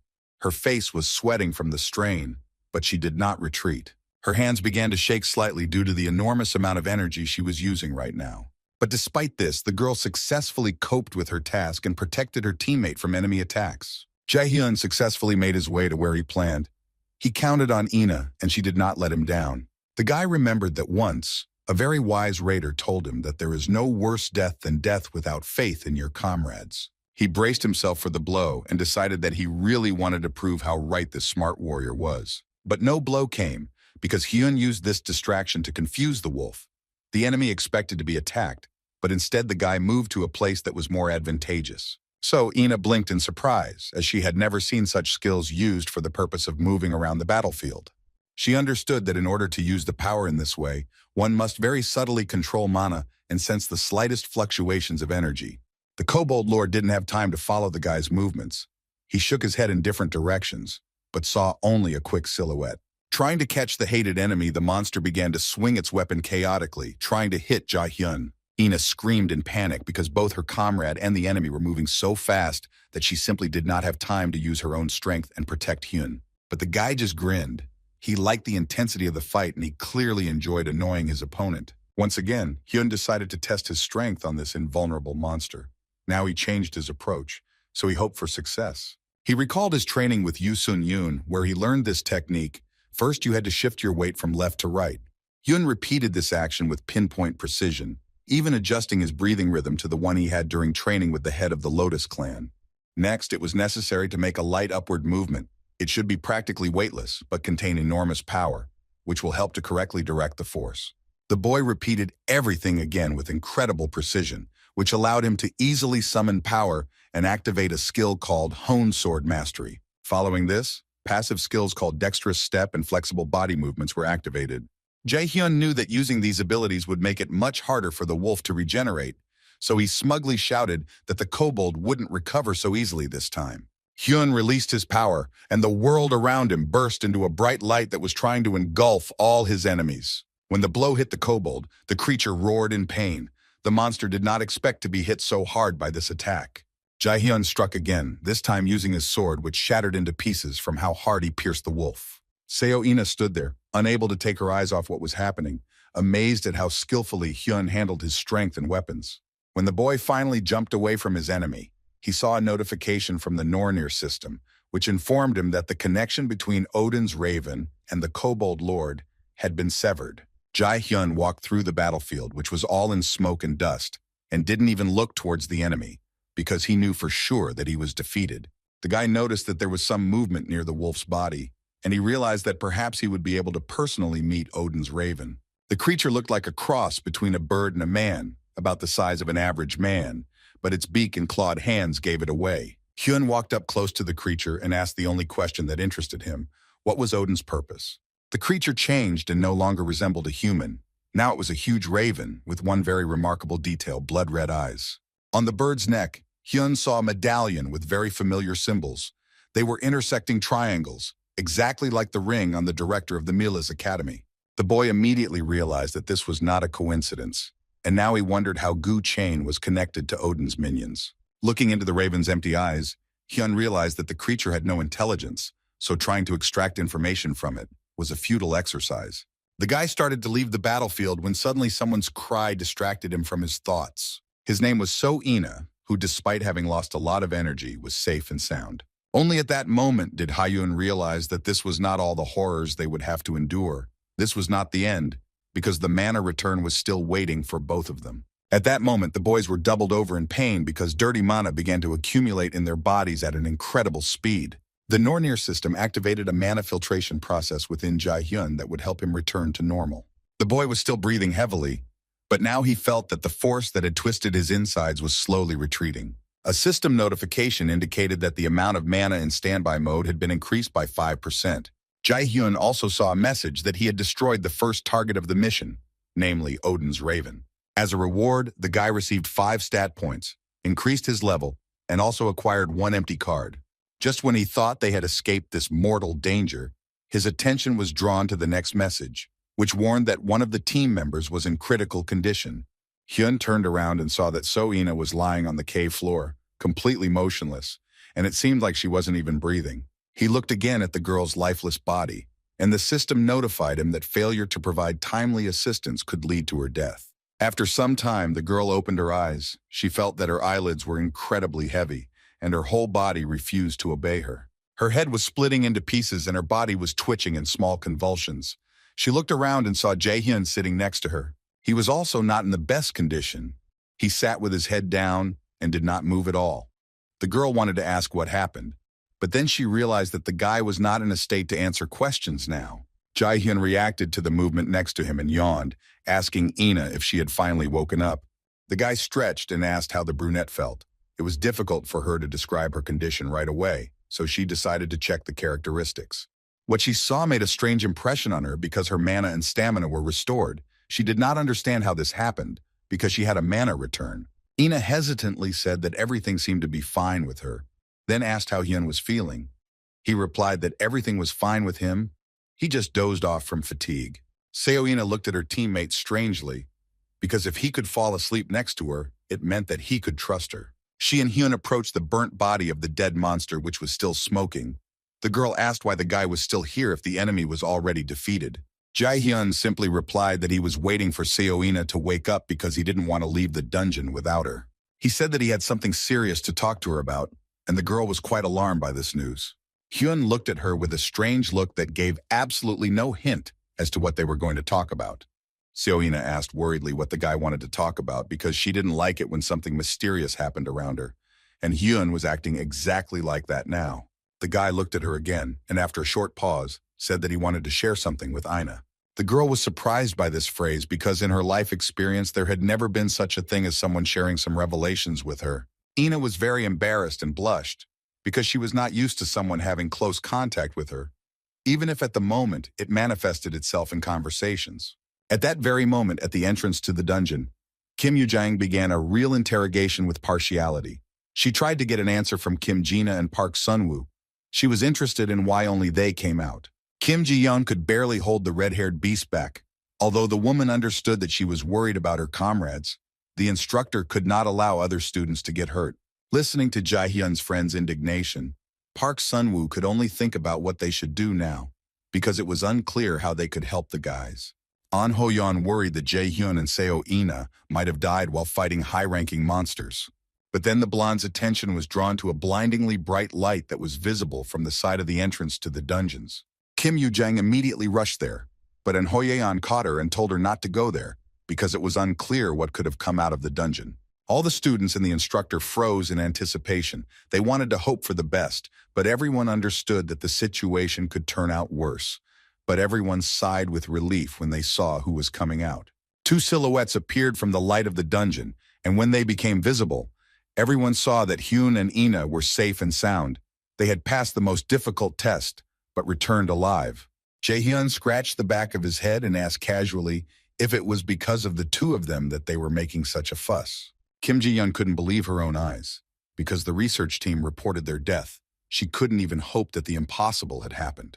The woman realized that, judging by the mana reaction, the guys had encountered a boss in the dungeon that was no lower than B rank. Kim Yoo-jung could not hold back the tears that rolled down her cheeks like a river. She sobbed loudly, not believing that her friends were standing before her alive. She immediately rushed to them. The girl began to hug her friends tightly, because it was important for her to feel that she had not imagined them. When she hugged Hyun, she was already crying uncontrollably.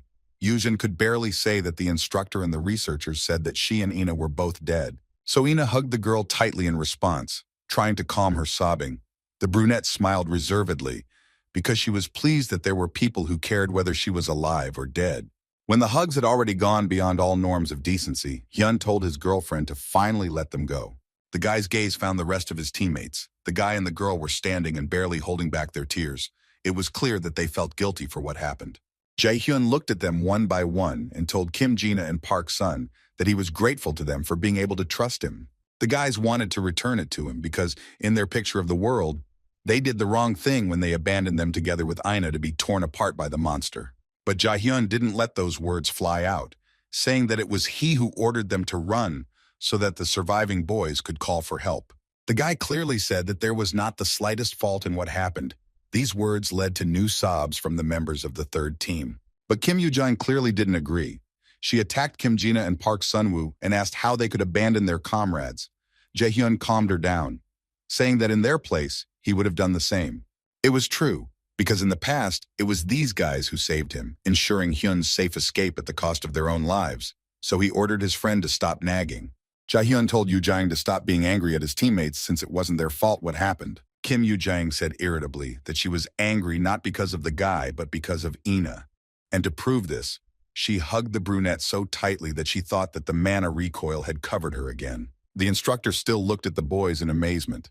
It was hard for her to believe that they were actually standing in front of them alive. Jae-hyun began to think about the fact that Ina now knew more about him than anyone else, since he had cured her of the effects of the mana rebound. He remembered telling her that he had healed her. He knew that he had confused the girl, but he couldn't tell her everything. He also added that it was better for people not to know about his abilities. Seo-ina understood that the guy did something special for her, so she became very embarrassed, then asked why he was hiding his skills at all. To the girl's surprise, Hyun asked if she wanted to know why a kobold lord appeared in the dungeon. Jae-hyun said that the whole reason was Director Gu Chain, no matter how strange it may seem, but he was the real root of all evil. So Ina listened in surprise to the information that the head of the academy was a terrible person who used the students as puppets. The guy said the man was not the saint the media made him out to be. Gu Chain could afford to calmly get rid of those who no longer brought him practical benefit. The girl asked if that was why Hyun was so hostile towards the director. She suggested that he was hiding his power for the same reason. The guy nodded his head in the affirmative. Ina needed time to process what she had heard, but she had no reason not to believe Jae-hyun. Suddenly, she asked Hyun if he remembered the words he said when they left the principal's office after the hunt. The guy thought back to that day and remembered what he had said about how you can't trust anyone within the walls of Milas, neither the director nor the instructors. Jae-hyun was tensed by Ina's next question. The girl asked how much he knew about Director Gu Chain. After analyzing his behavior, she said that Hyun knew from the beginning what kind of person the director was and acted as if he knew what would happen in the dungeons. Ina asked with concern in her voice how the guy knew all this information, which you can't just get. The girl literally began to beg for answers to her questions. Hyun never expected such a reaction from her. The guy understood that it was very dangerous to drag Ina into all this. He even thought about using the brainwashing skill that he copied from the director onto the empty card. But then he realized that the brunette had very high mana values, and she also had a strong spirit, so his skill might not work. Moreover, it was a very radical method, and the guy did not want to build friendly relations in this way. So he apologized to the girl and said that this was all he could say. Ina absent-mindedly asked why he did not want to share information with her. Jae-hyun said that if he said too much, her life could be in danger, and he really didn't want that, so he wouldn't say another word. The guy was pulled out of his memories by Kim Ji-yeon, who asked him to accept her deepest apologies for not being able to free them from the dungeon. It was clear that the instructor sincerely regretted that she had not done anything for them. The woman said that she was glad that the boys had survived. Jae-hyun replied that everything was fine. In a mysterious voice, he added that it wasn't the woman who lured them into a trap. Kim Ji-yeon looked at him, trying to understand what he meant. But the guy didn't explain anything else, and instead said that it was time for him to go, because he wanted to rest after the ordeal he had gone through. Jae-hyun turned around and headed towards the exit of the dungeons, but Seo-ina followed him, clearly not wanting to let him go. The girl anxiously asked if Hyun wanted to add any details to his story, since it would be useful for the instructor to know what had happened. When she didn't get an answer, she insisted that if something like that happened, his information could help avoid fatalities. But Hyun only said sorry. The guy looked Ina in the eyes and said that he believed that she would keep her promise and that no one would know anything about what he did. After that, he turned around and walked away, leaving Ina alone with her thoughts, which were probably very different from his own. More system notifications popped up, notifying that the guy had completed the main quest, choosing a path different from the previous one, and as a reward, he received Odin's golden apple. An unpleasant conversation was taking place in the office of the director of the Millis Academy.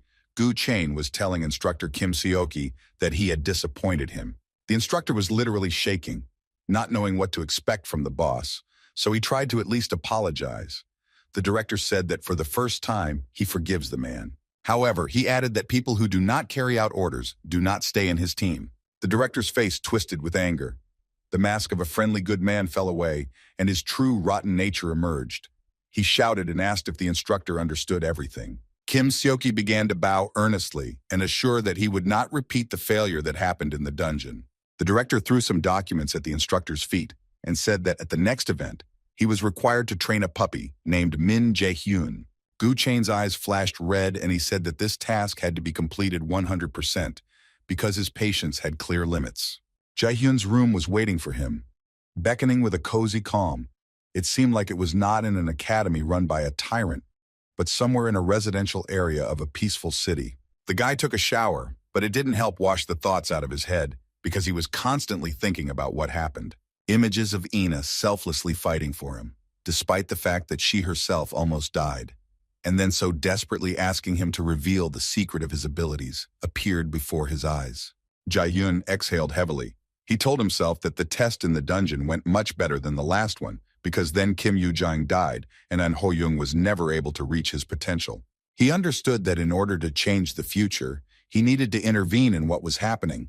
Although with So-ina things were different, she was able to figure everything out herself. The guy sat down on the sofa absent-mindedly and thought that they needed to be much more careful, because it was unclear how and what would affect the future. He decided to distract himself from these thoughts for now, and in order to drown out the inner voice, Hyun turned on the TV to see if there was anything interesting on. He looked at some politicians who were talking about nothing at a round table and thought that first of all, he needed to find out how Gu Chain was connected with the aces. It was clear that the incident in the dungeon was only the beginning of everything that was in the sick head of the director, who calmly sacrificed his students. Hyun understood that if Gu Chain was connected with the Aesir, then soon the gods would come into play, against whom he would have to fight, and that's when the real fun would begin. When trouble knocks on a guy's door, he needs to be prepared, so he should speed up the learning process and devote as much time as possible to training. Jae-hyun only now noticed the voices of the men on the TV, and what they were saying caught his attention. One of the show's hosts asked what kinds of dungeons exist besides the usual ones, since the invited expert had previously mentioned that there were several types. A respectable gray-haired man explained that there are themed dungeons. They use an unusual method of action, because to pass them, it is not enough to just kill the boss. Jae-hyun listened with interest and turned up the volume.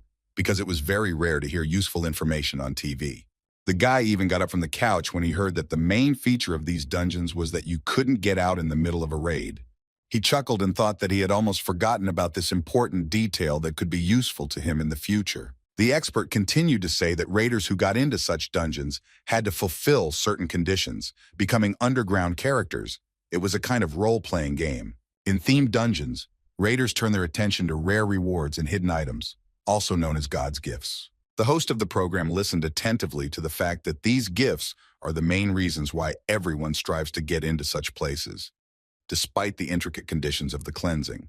Jae-hyun suddenly had a thought. If he could get to such a place, he would be able to get everything he needed. No less interesting events were also taking place in the women's dormitory.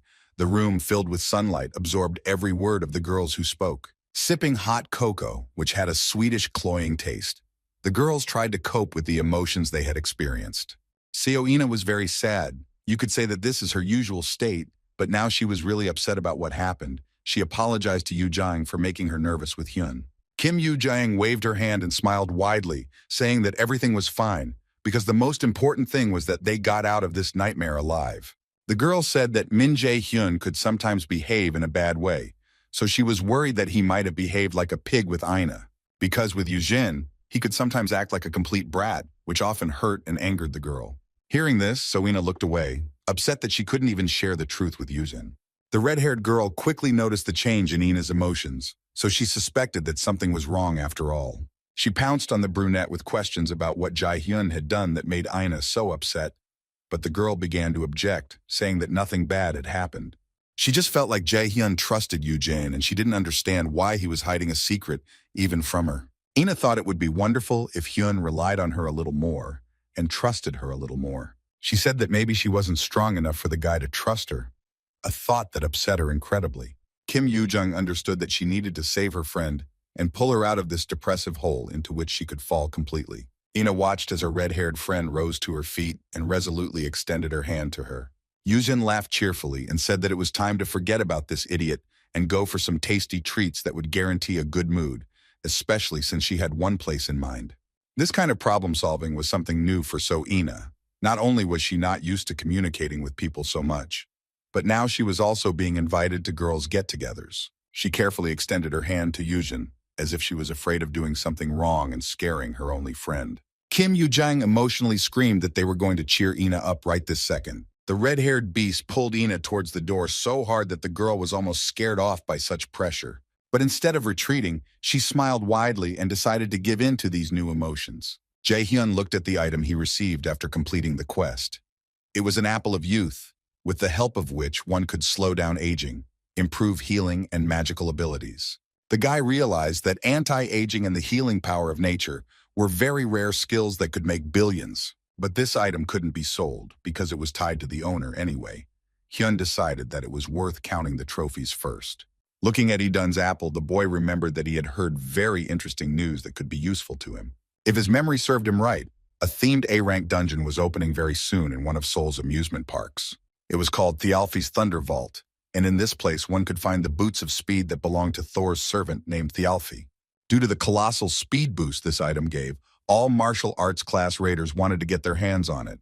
Jae-hyun rubbed his golden apple and thought that with these boots, he would be able to achieve a balance between agility points, mana, and durability.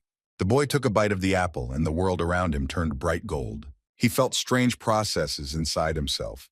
His body would shrink and then become light as a feather. The guy would feel like he was going to throw up. Then he would feel the incredibly delicious taste of an apple. But then, in an instant, it was all over, and Jae-hyun caught himself thinking that this apple tasted very ordinary, too ordinary for such an artifact. The Nornir system notified that all of the boy's skill indicators had been increased and the level of his magical abilities had been changed. Jae-hyun felt the warmth begin to spread throughout his body, and the process of increasing his stats began. The boy chuckled and thought that it was very good that the effect of the apple was much better than its taste. He warmed up a little and realized that after eating this apple, it became much easier for him to move. Now he could try his luck in the dungeon. He picked up the phone and dialed the number. When he finally got an answer, he greeted his teacher and mentor. The Seoul amusement park was a real fairy tale, with music playing everywhere and parents leading their happy children to rides or shops with sweets and toys. Looking at all this cloying fun, Jaehyun thought that this place was even more shitty than usual. The guy approached the cash register, and the friendly saleswoman asked what ticket he wanted to buy. He put a card in front of the girl, and her eyes widened in surprise. On this card was the symbol of the Lotus Guild. The guy said that his name was Min Jae-hyun, and he was a raider and a member of this guild. Hyun said that there will be a themed dungeon here very soon, and he would really like to go into it. At this time, another ordinary school day was going on at the academy. Students were walking measuredly along the corridors, looking for their classrooms. There was only one student missing, and that was the one that instructor Kim Ji-yeon was trying to find. She couldn't understand why no one had seen Jae-hyun at the school. The girl who stood at the reception said that he came yesterday evening and asked to give him a day off. She asked worriedly if there were any problems. Kim Ji-yeon reassured the employee, saying that there was no problem. She was just wondering about the student's whereabouts. The woman thought to herself how a newly arrived student could recover so quickly after that incident in the dungeon. She understood that no matter what he said, the guy dealt with psychological trauma very quickly, which distinguished him from many other students. The instructor wondered if Min Jae-hyun was so strong-willed that he could not be broken by any difficulties he faced. The receptionist was watching the instructor closely. Kim Ji-yeon didn't want to attract any attention, so she just asked him to tell the guy to find her. The girl smiled amiably and said that when she saw him, she would definitely pass on this request to him. The instructor thanked her and walked away. Looking around to make sure no one was following her, the woman left the academy building. She walked into the most remote corner of the academy courtyard. Standing in the middle of a deserted place, Kim Ji-yeon looked around once again because she didn't want anyone to fall on her tail.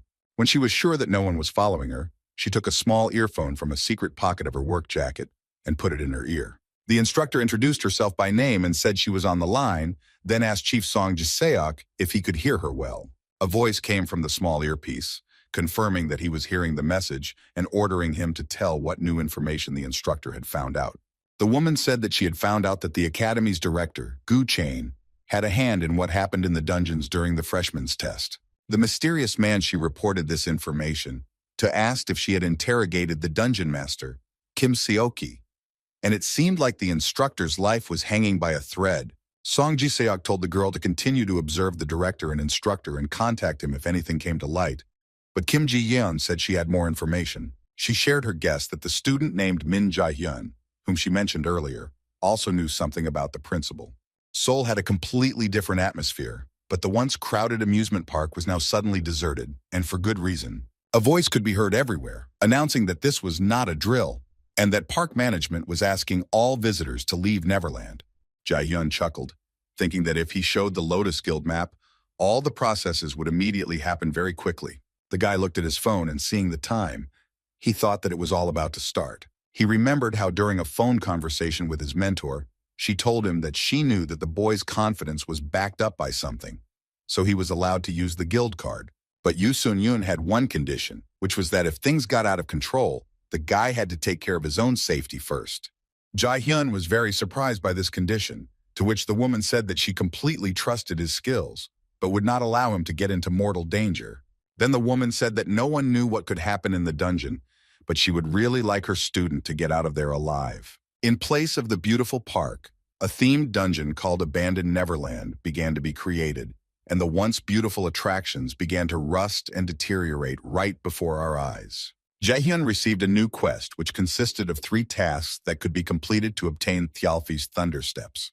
But the boy still couldn't notice all the changes that had happened to the park because his vision wasn't strong enough to notice all the details. He remembered seeing an interview on TV with the dungeon-themed dungeon crawler, So Ah-hyun, who said that a special skill was needed to navigate.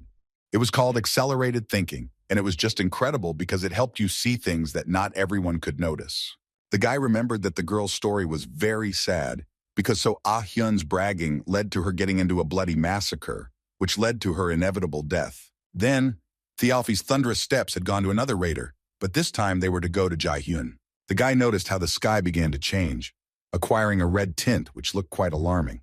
A few minutes later, Neverland Park was unrecognizable. It was all made up of old and rusty buildings, which looked even more eerie against the backdrop of the bloody sky. Jae-hyun looked around and decided that it would be better to take the initiative into his own hands instead of waiting for the monsters to come running to feast on his flesh. The first mission was discovered, so the Nornir system asked if the boy wanted to start a raid on the Vikings. Hyun naturally agreed.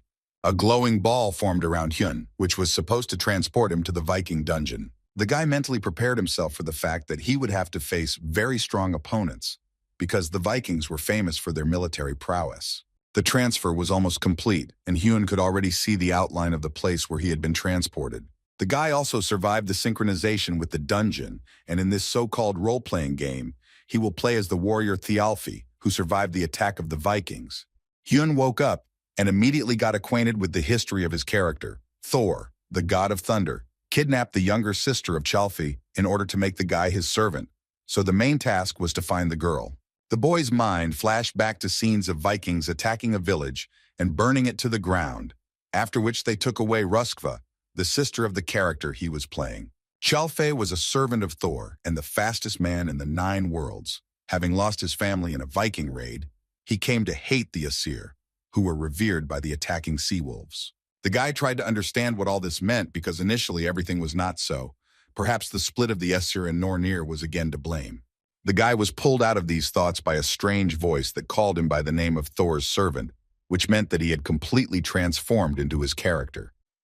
Hyun opened his eyes and tried to understand where he was, because he couldn't come to his senses. The place where he came to seemed familiar to him, but his head hurt so much that it made it difficult to think. Apparently, he was on the ship that was stolen to rescue Ruskva, and the guy who tried to bring him to his senses was Frederick, and it was he who came up with the plan to capture this ship. When Jae-hyun's mind returned to relative normal, he wanted to convince Frederick that everything was okay with him, but something prevented him from doing so. The sudden crack of the planks from which the ship was made drowned out all sounds and words. Every man on the ship tried to find what had destroyed part of the deck. The force of the impact was so powerful that unsecured barrels and some crew members rolled across the deck. Through the sea fog, it became noticeable that alien ships were approaching, almost catching up with the vessel that Jae-hyun was on. One after another, enraged warriors began to jump onto the deck, hardly intending to leave anyone alive. Frederick hesitated, not knowing what to do. It was clear that in stressful situations he became confused and could not immediately enter the fight. Jae-hyun didn't know what was going on or who these warriors were, but he knew that the search for Ryoskva would have to be put on hold for now. He turned to a shocked Frederick and said that he would deal with these troublemakers. Frederick shouted that it was too dangerous to go into battle alone. He tried to stop Han in the form of Thialfi from such a reckless act. Jae-hyun jumped from his ship to the enemies, deciding that destroying the enemy in the very center of his lair would be more productive. The enemy crew members looked in surprise at the daredevil who risked taking such a desperate step alone. One of the crew members pointed his finger at Hyun and started laughing loudly, saying that the guy should have cowered in a corner like a rat instead of going on an enemy ship. His enemies shouted at him that he was a brainless idiot who had brought his own death closer by his own actions. But the guy didn't pay attention to the screams because his attention was attracted by something more interesting. Behind the screaming men, there was a fragile girl whose movements were constrained. It seemed that this was the very same Ruskva that needed to be found. But looking closely at the tied-up girl's face, Hyun realized that it was very familiar to him. He remembered the boastful dungeon conqueror So Ah-hyun and realized that it was her. But a new question arose. How did this girl end up here? The boy's suspicions were confirmed when the Nornir system notified that Chalfa Ruskva's younger sister had been discovered. So Ah-hyun was a young and promising girl who was not in the last place in the raider rankings. She had a simply brilliant mind and showed great promise of becoming the greatest raider of her time. Seo Ah-hyun was not one of those shy people, so she openly showed that she considered herself a very cool thing. But somehow, during an emergency message in Neverland Park, when the girl decided to go to the toilet, she was sucked in and locked in the dungeon. The probability of a person being sucked into the dungeon was incredibly small, and the possibility that that person would be So Ah-hyun was unthinkable. Finding herself locked in a parallel space, the girl began to rack her brains, trying to figure out how to get out of this nightmare. She didn't plan on dying in this horrible place, so she needed to use her genius brain and come up with some kind of plan. Seo Ah-hyun wandered around this gloomy place and thought that someone must have noticed that she was missing, which meant that a task force must have been sent to search for her. She waited for at least someone to come to her aid, but no one was visible. But after some time, she saw a silhouette moving among the shadows. Seo Ah-hyun followed this mysterious guy, watching what he was doing in this place. She didn't dare to show herself to him yet. Judging by his mannerisms and appearance, it didn't look like the guy was an operative, so the question of who he was remained open. The girl decided that she needed to follow him, because just sitting around doing nothing was a bad option. But this way, perhaps, she would be able to find a way out of this place. All these actions led So Ah-hyun to where she was now, into the clutches of evil bandits who hardly wished her well. Jae-hyun realized that she most likely didn't listen to the warning and didn't leave the Neverland territory. And now, because she was swallowed up by the dungeon due to her own fault, Jae-hyun was forced to stay with her. But the guy was not allowed to feel sorry for himself because he was left alone with this arrogant person. The enemies decided that it would be nice if he felt their arrows on himself. The arrows flew straight at Jae-hyun. They threatened to pierce him. And after that, the enemies could easily throw him overboard. But Hyun wasn't too bothered by these arrows, as he had easily built a protective barrier around himself that was capable of repelling any attack. The guy fought back and was angry that there were always some dubious characters around him, among whom was now So Ah-hyun. After the arrow stopped flying straight at his face, Jae-hyun switched from defense to offense, and gathering his strength into a fist, attacked his opponents. Boards and splinters flew, and amid the dust and chaos, it was noticeable that the enemies began to scatter across the deck like rats. Hyun thought that he should start thinking more optimistically, because even though So Ah-hyun was an upstart of sorts, she could help in clearing the dungeon. Jae-hyun wasn't even given a chance to think properly before another thug was flying at him, trying to chop off his head with his axe. The guy deftly dodged the attack, jumping just a couple of centimeters to the side, and the enemy's axe crashed loudly into the wooden deck. Jae-hyun continued to think about what to do with So Ah-hyun. He came to the conclusion that if he couldn't throw her out, he should at least use her. He then deftly punched the warrior straight in the jaw as he tried to attack him again. Hyun realized that before he could make any grand plans, he needed to deal with all these idiots who were trying to take his life. The guy stretched his neck and decided that it wouldn't be that difficult to deal with ordinary sea robbers. So he growled menacingly that he didn't have time to start a grand battle. So it would be nice if this bunch of rats attacked him all at once. When the battle finally ended, all members of the attacking crew lay motionless on the deck of their own ship. The guy approached the girl and said that she could stop pretending to be a sleeping beauty, because he saw how she blinked unnoticed. He asked her if she was really Ruskva in this RPG that the themed dungeon created. The girl smiled slyly and said that it seemed that she had been discovered. She assumed that it was Thialfi standing in front of her. Jae-hyun crouched down to be on the same level as her and said that the girl was absolutely right. Suddenly, Jae-hyun punched right next to where So Ah-hyun's head was. She screamed, because she didn't expect such behavior from the guy at all. Hyun said he could see right through her, so he advised her to get rid of any idea of probing him. So Ah-hyun looked at the guy with a shocked look and didn't know what to answer, because he literally read her thoughts and intentions. The Nornir system has notified that Hyun has successfully completed the first quest, Thialfi's Revenge, so he will now be transported to another location. Jae-hyun and So Ah-hyun were transported to the abandoned Neverland Park. They sat at a table near a coffee shop and both realized that they were stuck in this place with each other's company.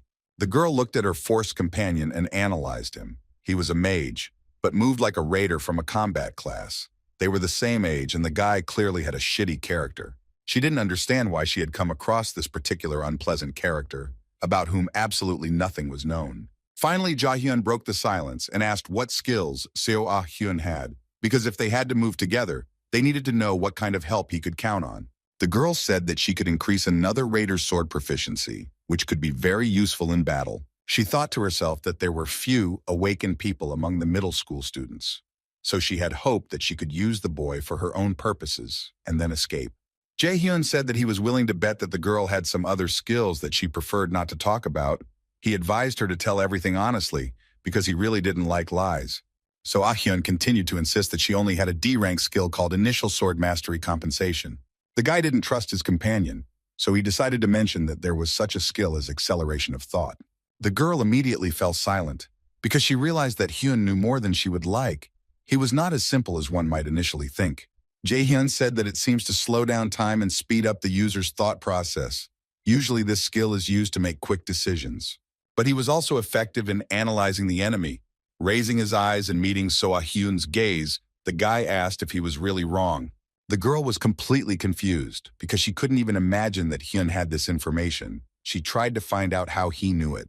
But instead of answering, Jae-hyun said that he couldn't take So Ah-hyun with him because apparently she was just looking for an opportunity to take advantage of him. The guy gave the girl a displeased look and said that the people around her were not as stupid as she thought. Hyun turned around and started to walk away, And at that moment, the girl began to realize that she had underestimated her companion, so she had no choice but to rush after him and talk frankly. With tears in her eyes, she begged him not to leave. The girl admitted that every word he said about her was the pure truth and said that she would simply die alone. Jae-hyun looked at her, and his eyes reflected complete indifference. He asked why he should suddenly trust the one who lied before. Seo Ah-hyun said that she would prove her words. This phrase intrigued the guy. His eyes sparkled slyly and he offered to sign a contract. The girl immediately perked up, thinking that she still had a chance to get out of this place with the help of the guy. But when Seo Ah-hyun looked at the terms of this contract, her face twisted in displeasure, because they were far from all the points she wanted to fulfill. The main points of the contract were that Seo Ah-hyun had no right to harm Jae-hyun. She had to obey the guy's orders, and their conversations had to remain a secret. In turn, Jae-hyun guaranteed the girl complete safety until the moment of clearing the dungeon, but she was not very impressed with these conditions, so she grabbed her head, thinking how to get out of it. Hyun was sure that despite her internal resistance, the girl would agree to the conditions, because she simply had no other choice. The submission skill was a subtype of the brainwashing skill that Hyun now possessed, and with the help of the contract, it would be possible to maintain power over the girl and protect himself from her attacks. He smiled because he had come up with a great idea that provided the best way to keep an unreliable companion on a short leash. The girl understood that she didn't have much of a choice, so she fell for the guy's trick and accepted the terms of the contract. The shackles around Seo Ah-hyun closed, and she finally realized what she had agreed to. But for her, this was the only way to get out of the dungeon. The Nornir system notified that the girl had been put into a state of subordination, which would not be removed even after clearing the dungeon, since it was related to the contract. Jae-hyun chuckled and said that there was nothing to be angry about since the conditions were normal. He jokingly added that at least he didn't take her soul, but the girl angrily replied that she didn't want anyone to get into her head. Then Hyun advised her to terminate the contract since he was not forcing her to do anything, but then she would have to cope with her difficulties on her own. The girl, with unrealistic enthusiasm, said that she would spare no effort and make sure that the two of them got out of the themed dungeon. The events that were taking place were closely monitored by the higher powers.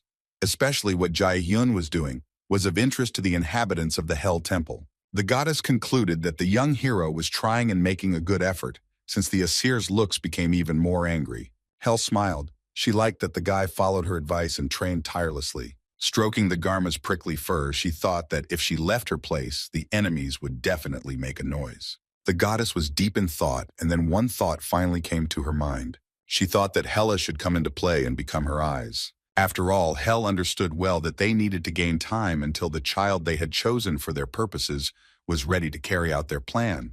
In Neverland, things were the same. Only the sounds changed. The creaking of the rides were replaced by the slamming of doors that swung freely due to the strong wind that howled in the empty buildings. Jae-hyun walked silently through this post-apocalyptic place. Seo Ah-hyun trailed behind and did not know how to start a conversation, because it was already unbearable for her to remain silent. The girl finally decided to break the silence, so she asked the most obvious question. She was interested in where they were going. The guy replied that he wanted to look into the haunted house. Perhaps there was a clue that would help him get out, but the girl did not hear anything, because she was shocked by this unexpected news. Hyun noticed this sudden change in her behavior, so he asked if the girl was afraid to go there. Seo Ah-hyun began to put on her courage and asked where the guy saw a schoolgirl who would be scared of such a trifle as a haunted house. Hyun chuckled and said that one of those schoolgirls was standing right in front of him and pretending that she was not scared by the childish game. The girl indignantly said that she was not afraid of anything. Seeing Seo Ah-hyun's face puffed up with irritation and anger, the guy ironically said that he believed every word she said. Then his expression became surprisingly serious and he ordered her to get ready, because soon they would be entering the haunted location. The girl's face changed into a caricature. Fear was literally radiating from her. It was surprising that a raider like her would back down in front of such a trifle. Jae-hyun was about to go through the portal that would lead him to this sinister house, but the girl started whining that she hadn't had time to take a deep breath yet. The guy didn't pay attention to her screams, so he went inside, and a second later they were already standing in a new location where their raid was supposed to begin. They found themselves in front of a haunted house. The building was made in the Gothic style. It turned out to be old and dilapidated. This made it even more gloomy. Jae-hyun immediately asked what role Seo Ah-hyun had in this themed dungeon, and she replied that she was the cameraman. The guy said that he should play as a horror streamer. It was clear that something very interesting, in the bad sense of the word, was waiting for them in the house. Out of nowhere, a strange voice of a man was heard, who said that there had been no guests in this building for a very long time. Jae-hyun and Seo-ah-hyun didn't even notice how the huge caretaker of the house appeared right behind them and said that the doors of this abode were open for them. The boys slowly turned to face this mysterious caretaker of the house, and the guy noticed that his companion's face was becoming increasingly anxious. It seemed as if she was about to run away from here. The man, whose eyes resembled two bottomless holes, said that his name was Alfred.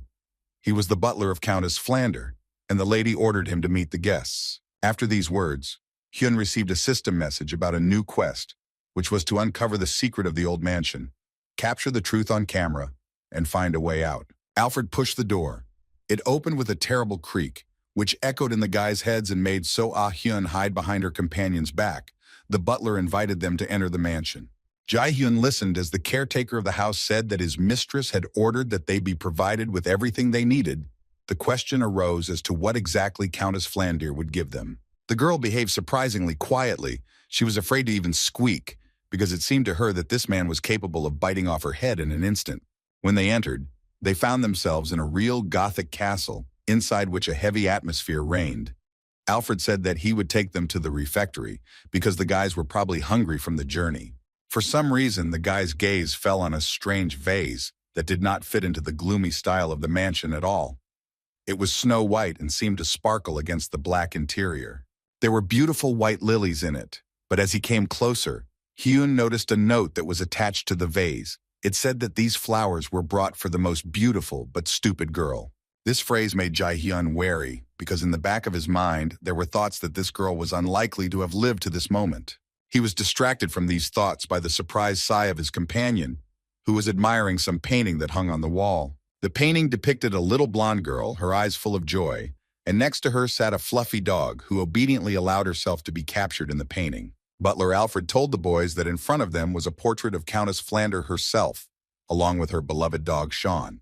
The girl in the painting was no more than 12 years old.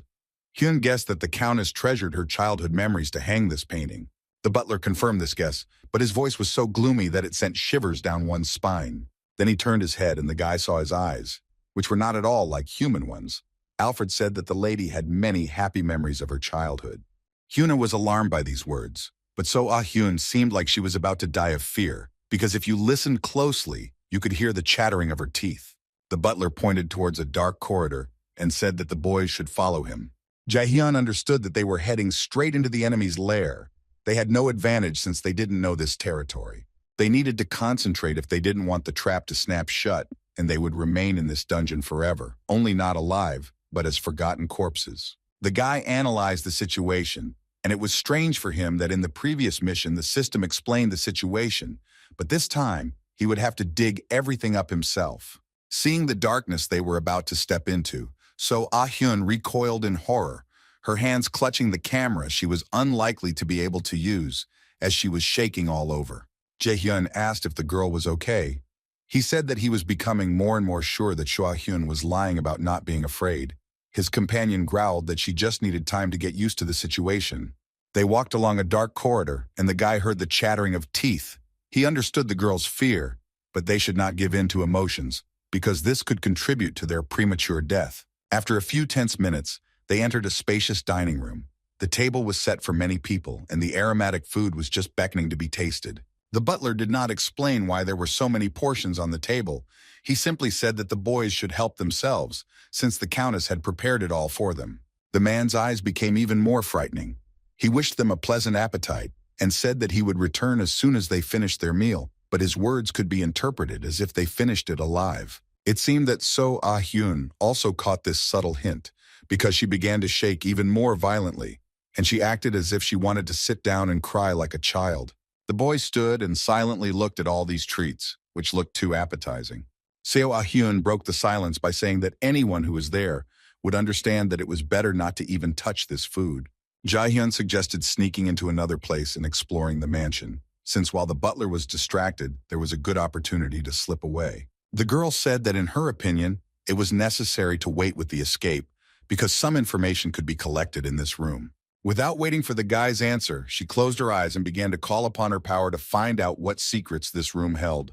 The girl activated her accelerated thinking skills and began to look around in search of some kind of clue. Her power prompted her to examine the antique chest of drawers and pay attention to the contents of the dining table. Her eyes moved from one object in the room to another, her gaze tenacious, never missing a thing. Her head was filled with new information, and now all that was left was to analyze it all and find useful clues. Jae-hyun saw Seo-ah-hyun's eyes sparkle with excitement. Fear turned to interest, and she exclaimed that she had managed to find out something new about this mansion. The guy thought that his companion had done it too quickly. It turned out that a unique skill was serious after all. He asked her to lay out everything she had learned. Seo-ah-hyun said that everything in this room indicated that the owner here was a little girl. Hyun asked in surprise why she decided so. The girl said that if you just looked more closely, you would notice that the chair at the head of the table, where the lady was supposed to sit, was much lower than all the others. Visually comparing the chairs, the guy realized that this was indeed the case. This discovery indicated Countess Flanders' small build. Another confirmation of Seo-ah-hyun's guess was that the shelves in the lobby were positioned very low, and the dirt on the handles was only visible at the bottom. Jae-hyun agreed that many things in this mansion were indeed very strange and peculiar. The guy said that since they had examined this room, they should pay attention to the others. Perhaps they would find even more interesting facts. So Ah-hyun finally completely forgot about her fear and began to film everything around her with a camera. She admired that this equipment was very expensive and high quality. She babbled that she would like to take her with her, but when the girl saw that her words seemed to fly past Hen's ears, she tensed up. Walking around the guy and stopping next to his face, she asked what happened, because so far, everything was going quite well. Jae-hyun said gloomily that now was not the time to be happy about some camera. Right now they were locked in the dungeon, and it was pointless to be distracted from searching for a way out of this place. Outside the themed dungeon, very interesting events were taking place. 2 hours after its appearance, helicopters were already flying into the epicenter of the event, and the press was running. The reporter said on camera that according to witness testimony, inside the dungeon was a raider from the Lotus Guild and a middle school student, Seo-ah-hyun. Leaning against the wall, the two men listened to the information that it was still unknown whether the boys had managed to get out alive. One of them scratched his head and said that he was about to get a promotion, and this situation could change the order of things. The second one said that he agreed with his comrade, because no one knew that the underground would appear in the park, and this could lead to human casualties. Both civil servants were worried that their ratings might go downhill at the civilian council. An employee named Song Jiseok Sunbae said that even after the goblin incident they could still be demoted. His interlocutor said ironically that his words gave hope. Lighting a cigarette, the man was indignant that all the troubles had fallen on their heads again. He told the second employee to check the profiles of the stranded teenagers. Jiseok Sunbae, the one who found An Ho-young and Jae-hyun near the pile of goblin corpses, opened the first file and recognized Hyun's face in the profile photo. The civil servant raider was extremely surprised by the fact that this guy was a member of the Lotus Guild. He remembered hearing that Hyun had entered the Mila's Academy, but had the guild really hired him that quickly? Seeing Sunbae's tense face, his colleague dropped the cigarette from his hands and asked if there was some other strange creature in the dungeon. Jiseok Sunbae relaxed a little and said that it wasn't that.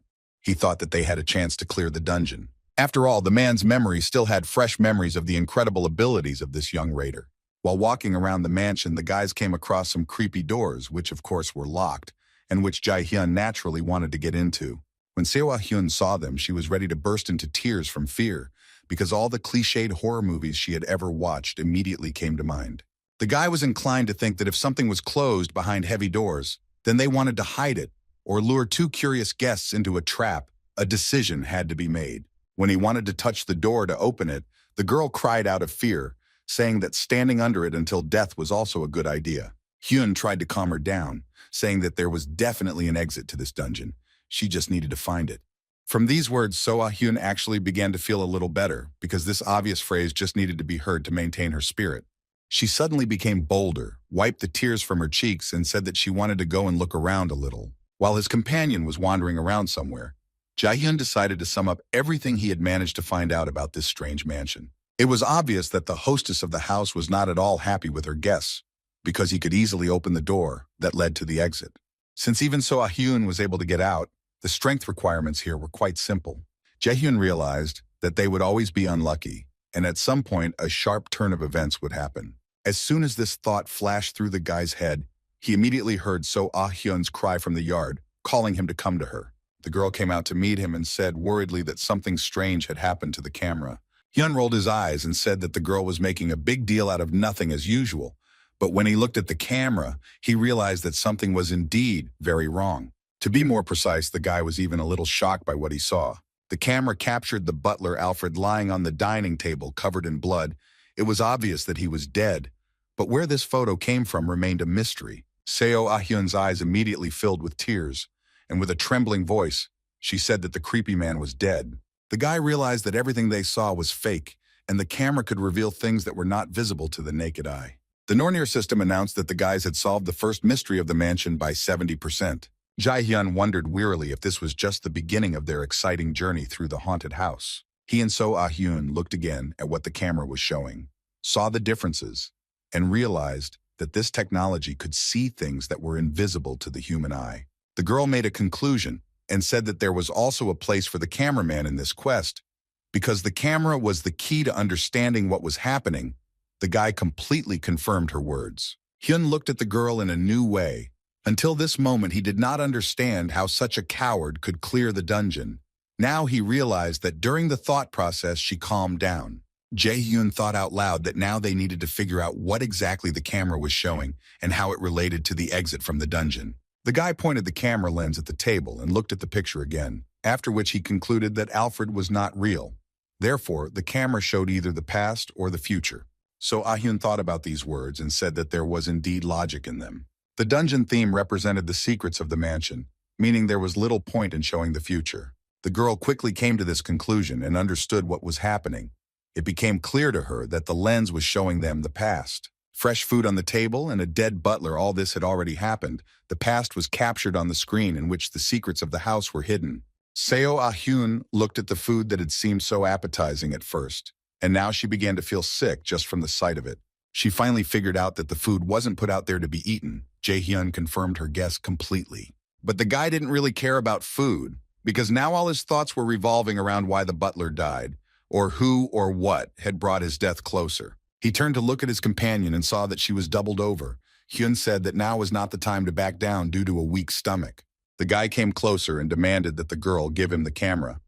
She didn't really want to do it, but she had no choice, because she signed a contract that obliged her to obey Hyun's orders. While So Ah-hyun was muttering something under her breath, Jae-hyun noticed that he had recently started to feel a weak flow of mana. He thought that most likely these were visions or illusions that this mystical place sent. It was one of the frequent mana traps. The boy decided to activate the absolute calculation skill to see if there was any unexpected danger near them. In the dark corner of the room, two eyes sparkled, after which a system notification came that the skill could not be activated, and then it was reported that it could not be used at all. This was quite disappointing for Hyun, but at the beginning of the quest, it was said that some skills would not be usable, so he was not very surprised by this turn of events. Noticing that his companion was curiously rummaging around the room, Jae-hyun asked what she was doing there, which even stopped bothering him with her whining. Ignoring this taunt, the girl said that apparently there was a device in the room for unlocking the door. She was shaken by the dust she had collected while conducting the search and said that the only thing that was clear from the camera was that the food on the table represented Alfred's corpse. Seo Ah-hyun guessed that there should most likely be some kind of key in this room. If they find it, it will help them move on. The guy thought about this assumption and realized that it made sense. All that remained was to figure out where this key could be located. A sudden thought crossed Hyun's mind, and he broke into a satisfied smile, saying that he seemed to know what they needed to do next. His eyes lit up with a bright light, meaning he had activated the mana locator skill. This helped him to see an object that was emitting waves of mana, although weak but quite noticeable. The mana came from a dish that was right in front of the countess's chair. It was something like jelly that emitted a purple glow. Jae-hyun thought that he knew there was something wrong with this dish because it stood out from the rest and was placed next to the place of the hostess of the house. The guy knew that the blocking spell was usually associated with some objects or formulas. Therefore, in order to remove these magical restrictions, you must first find and then get rid of these objects. Jae-hyun told his companion that inside the jelly was a key that could be the answer to their questions. The girl stared at the dish in surprise, wondering why she hadn't come up with this idea herself. She was afraid to even think that inside the delicacy was hidden the key that would answer the question of who killed the butler. Seeing So Ah-hyun's expression, the guy asked in a mocking voice if she was scared. The girl irritably shouted that she was not afraid of anything. She rolled up the sleeves of her jacket and said that she just needed to get the desired object out of this jelly. She could easily handle it herself. So Ah-hyun reached her hand straight into the cool jelly and began searching for the key there with disgust. In fact, she was not picking around in the jelly, but in the box, inside which was the butler's corpse. It was just all hidden behind a masking spell. When the girl was already beginning to feel that she was becoming unbearably scared and tears were clouding her eyes, she realized that she had managed to cope with this task. Pulling out her hand, she saw that she was covered in either jelly or the remains of a corpse. But the most important thing was that she had the key. After that, notifications from the system began to arrive that the guys had successfully destroyed the illusory blocking spell. After clearing the dungeon, they would be awarded an additional reward. What was left of the butler watched what was happening with great interest, because the most interesting part was about to begin. Listening to the guy's conversation, he thought that it seemed like the guests weren't enjoying the food, which meant he should intervene. After all, they were his guests, so they couldn't allow negligence. It was impolite. The creature that was once the butler, Alfred, said out loud that he could not disappoint his mistress, so he would give the guests the best reception. The dead man began to dissolve into a blue haze, which was a very alarming sign for our heroes, because it meant that he would soon appear before them. But while the boys were unaware of the danger, they went out into a spacious corridor, which was illuminated by beautiful chandeliers. For a second, their fear even receded, and they admired the interior. Seo Ah-hyun didn't forget that they were on a mission, so she kept her eyes on the camera that could show the secrets that were hidden behind the beautiful facade. And so it was, in fact, the beautiful room concealed bloody details, because in the past, there were soft toys scattered everywhere, and the floor was covered in blood. Watching all these horrors, the girl understood that some kind of tragedy had happened here. So when the guy stopped, she almost crashed into him because she did not immediately return to reality. Stopping in front of the huge doors, Jae-hyun said that it looked like there was a guest room in front of them. The girl agreed, arguing that usually after dinner, guests are escorted to their bedrooms. Traces of blood led in that direction, which meant that they were moving correctly. He looked at the camera again and saw that there was a huge pool of blood flowing right from behind the doors, which meant they definitely needed to visit that room.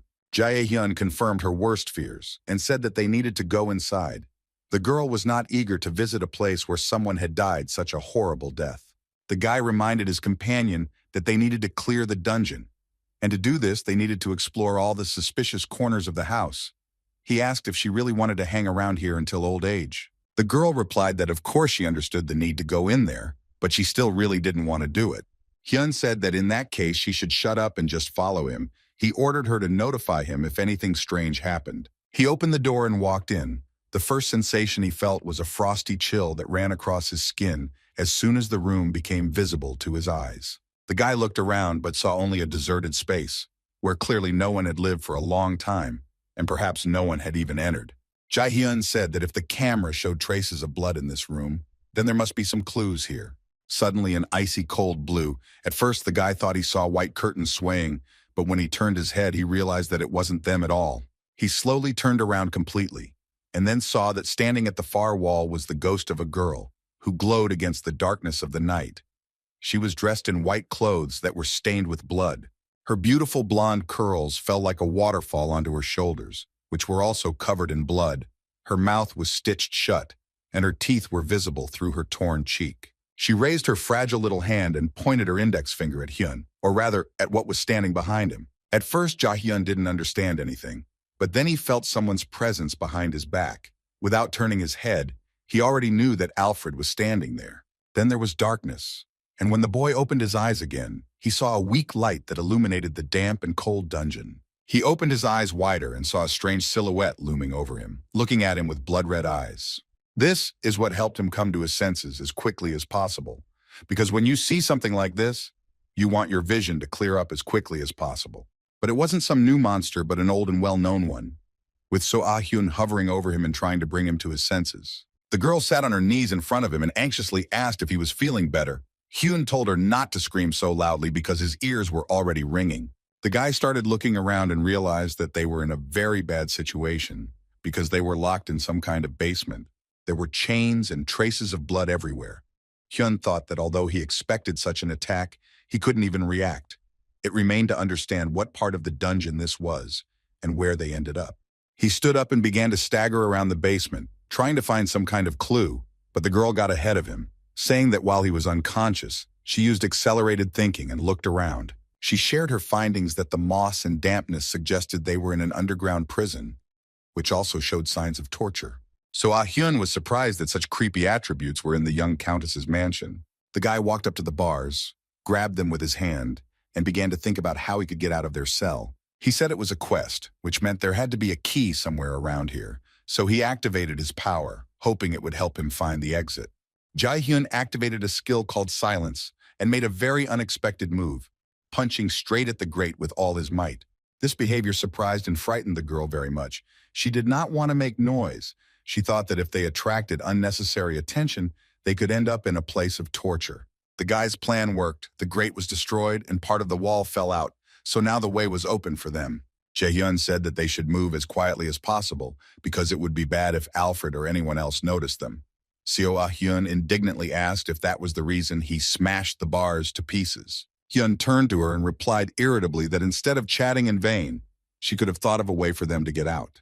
While his head was turned towards his companion, the guy did not notice how some kind of glare was approaching them very quickly.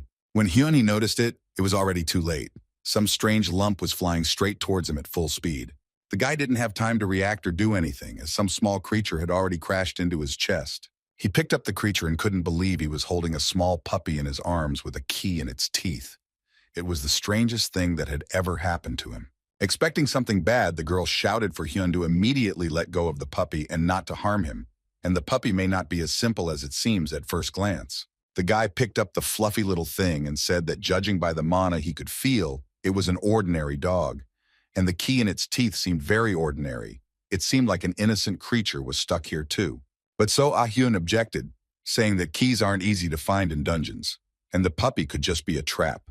When the fluffy lump heard these words, he growled angrily and bared his teeth at the girl. So Ah-hyun bared her teeth at him in response, because she didn't trust small, harmless creatures, and it was usually these creatures that dealt the most painful blows. The Nornir system sent a notification about a new quest called Flandir's Diary, the essence of which was that you need to get into the Countess's room on the 4th floor and read the diary. The guy thought that he could get a good reward for it because at stake was the removal of restrictions on skills in a themed dungeon. Without letting go of the little puppy, Hyun thought that the task was directly related to the secrets of the estate. Perhaps they would finally lift the curtain of mystery. So Jae-hyun, Seo Ah-hyun, and their new furry friend went to the 4th floor in search of the Countess's room to steal her personal diary and read all the secrets hidden there. The boy released the puppy from his arms and said that although they had reached their approximate destination, the mansion was so big that he had no idea where to go next. Seo Ah-hyun whined, saying that the camera had also been taken away, so all they could do was look around and rely on their own eyesight and attentiveness. Jae-hyun stopped listening to the girl somewhere in the middle of her sentence, because some strange feeling pierced his body. His companion also noticed this change, saying that she suddenly felt somehow anxious and cold. So Ah-hyun turned her head very slowly and saw what she had been afraid of from the very beginning, a ghost. Specifically, the corpse of a little girl floating in the air. This time they were able to get a better look at her face, or rather what was left of it. Instead of eyes, there were 2 black holes, and her tortured mouth was roughly sewn up with threads. Hyun had already prepared for a new fight because after the last visit of this ghost, the butler appeared, and then he fell into oblivion. The guy felt someone tugging at his sleeve. When he turned around, he was surprised by the words of his companion, who said that they just needed to move on. Now was not the time to communicate with the ghost. But Hyun pushed the girl's hand away and turned to the ghost, asking why she was still here. He asked the ghost of the little countess what she needed in this mansion, since she could not leave it even after death.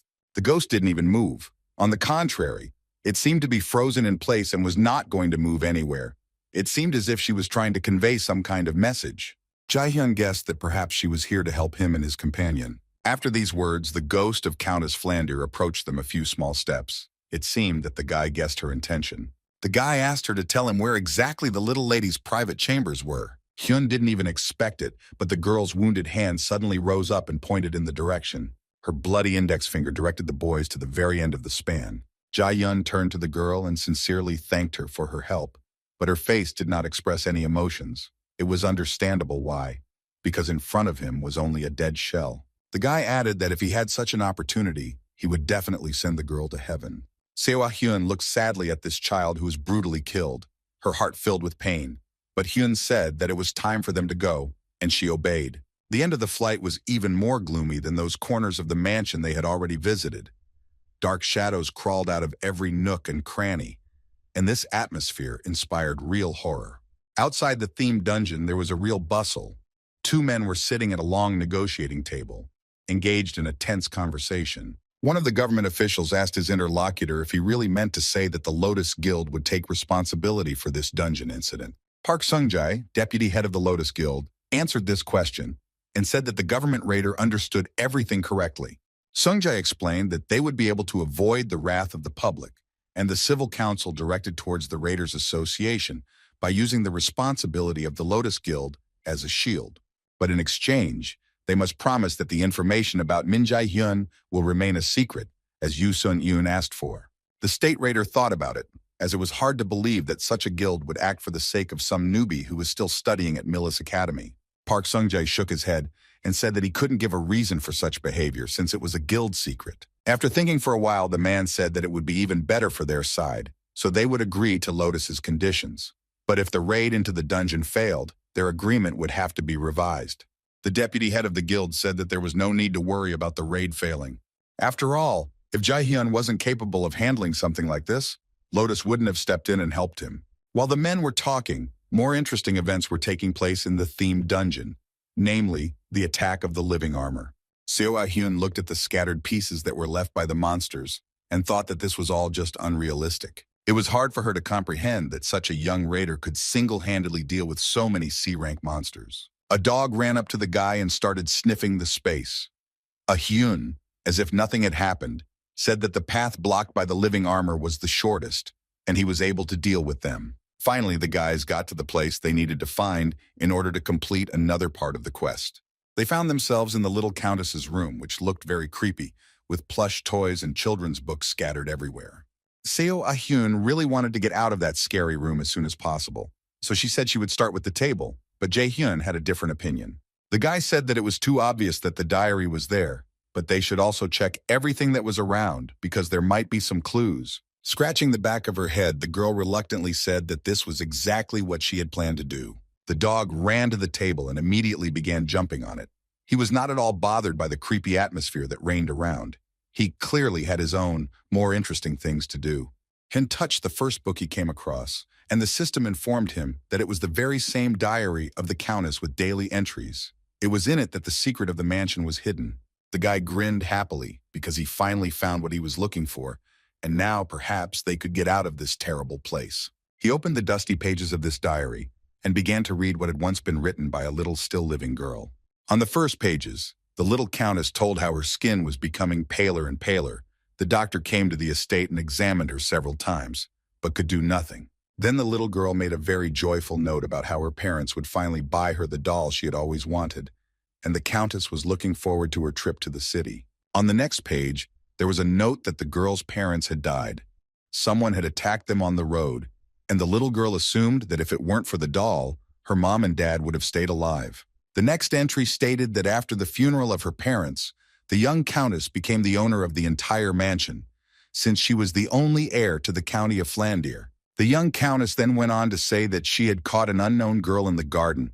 The thief said that she had snuck into the estate to pick lilies, and that the owner of the mansion liked her because she looked like one of her dolls. It was said that this girl had no name, so the countess called her Sally. They played together every day, and young Flander was glad to have a friend. The next entry said that Alfred left the estate without saying a word.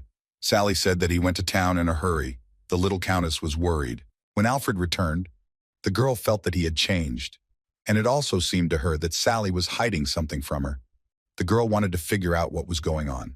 The next pages were all covered in blood. The entry stated that screams were constantly heard outside the room. The kitchen mistress and the maid were screaming again somewhere on the first floor. Next, the girl's handwriting was very scribbled. She wrote anxiously that she was scared, followed by a chaotic entry about how Sally and Alfred were knocking on her door right now. The little girl understood that these people wanted to kill her and that her death would be very cruel. The girl asked her dead parents for help. The guy loudly slammed the diary shut because he could no longer read this nightmare. The system notified him that the restriction on the use of skills had been lifted. Jae-hyun began to analyze what he had read, and now he understood more clearly what had happened in that terrible estate. Little Countess Flander was brutally murdered. It must have been the work of a demonic beast that entered the mansion and dealt with its inhabitants. The guy suggested that the culprit was a monster called the Double. As soon as he thought about it, he felt someone's presence in the room. The puppy bared its teeth and began to bark at what was behind the guy. Hyun was convinced from personal experience that he was right about the Double. When the guy turned around, a disgusting monster was looking at him with curiosity. It was clear that he was already interested in a new victim. A little further away from the Double stood a whole army of monsters that looked exactly like the butler Alfred. The system notified Hyun that the first secret of the Alfred's identity mansion had been revealed, and the Flanders diary quest had also been completed. Now all that was left was to find a way out. The monster began to gather waves of energy around itself and grew in size. Its disgusting mouth opened and it roared, the space filled with red light. Jae-hyun grabbed his furry friend and realized that he needed to be prepared for a very difficult fight, because in addition to the monster, there was also a whole army of Alfred's doubles. The guy was able to dodge the first attack, but he felt with his whole body how powerful the enemy's blows were. He jumped back a little and took a more advantageous position. Stopping, Hyun began to assess the enemy and develop a strategy for further action. Addressing the monster, he said that he had finally shown his true face, no longer hiding behind the appearance of a little girl or a butler whom the deceased countess trusted. Jae-hyun emphasized that his patience was running out, and he wanted to deal with the annoying monster as soon as possible. A hideous creaking voice from the monster came out, saying that Hyun was quite smart for such a primitive creature as a human. The guy told the monster to stop flattering him, and then, glancing at his companion, noted that he simply had a brain that helped him find cause and effect relationships. This frightening creature listened with surprising interest to everything Hyun said, as if it was interested in getting to know the victim before killing him. When Jae-hyun realized this, he said that it was probably not his intelligence at all, but the stupidity of the double who allowed himself to be revealed so easily. This phrase made the monster very angry. He decided to remove his cover, and the entire army of butlers turned into the same disgusting creatures as he was, and together they decided to attack. The already frightening atmosphere of the Gothic mansion now became truly scary, because all the masks were removed and now every corner that was once filled with blood was visible. Jae-hyun noticed that the huge chandelier that hung above his head began to sway strangely. The guy guessed that the monster decided to act not only by force, but also by cunning. He grabbed his puppy and managed to jump back before a huge lampshade fell from the ceiling, causing a collapse right where the boy was standing. Since all restrictions on using skills in the theme dungeon were lifted, Jae-hyun used the super speed chain and directed all that power at the doppelgangers. Streams of power passed through the monsters and pierced their disgusting bodies.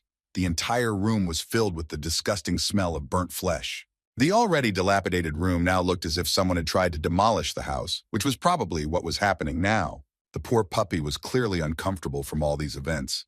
He was dangling from his new owner's arm and was trying his best to keep from throwing up on Hyun's sweater. The boy held the baby tightly and thought that he had encountered a B-class monster, which was famous for being able to take the form of other creatures. This creature had a high level of danger, since it could copy not only the appearance but also the skills of others. The double was more like a C-class creature. The vile monster shouted at Jae-hyun that it would not just kill him but take his body, along with all the skills he had acquired throughout his life. The guy didn't show a drop of fear. His face looked just as impassive.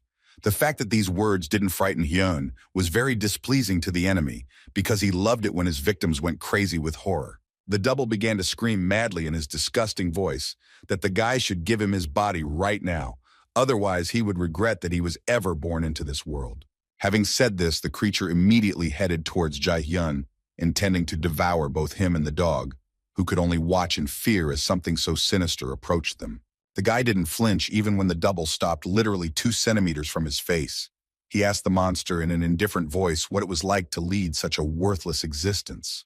The golden chain wrapped itself tighter and tighter around the monster's body, but it paid no attention to it, as it was trying to understand the meaning of its opponent's words. As he burned more and more monsters with his blinding light, the boy said that it was so pathetic to first play with innocent children, and then accept the humiliating ridicule of a human.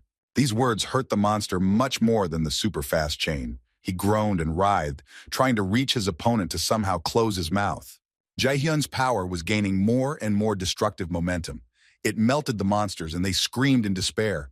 The room of the mansion now looked more and more like a battlefield, which it was.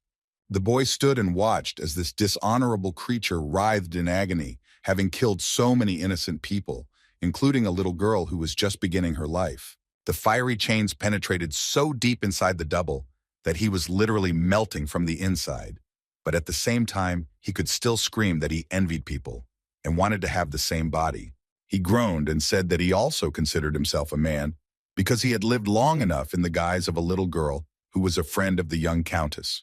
Jaehyun and the little dog watched as the monster finally left this world.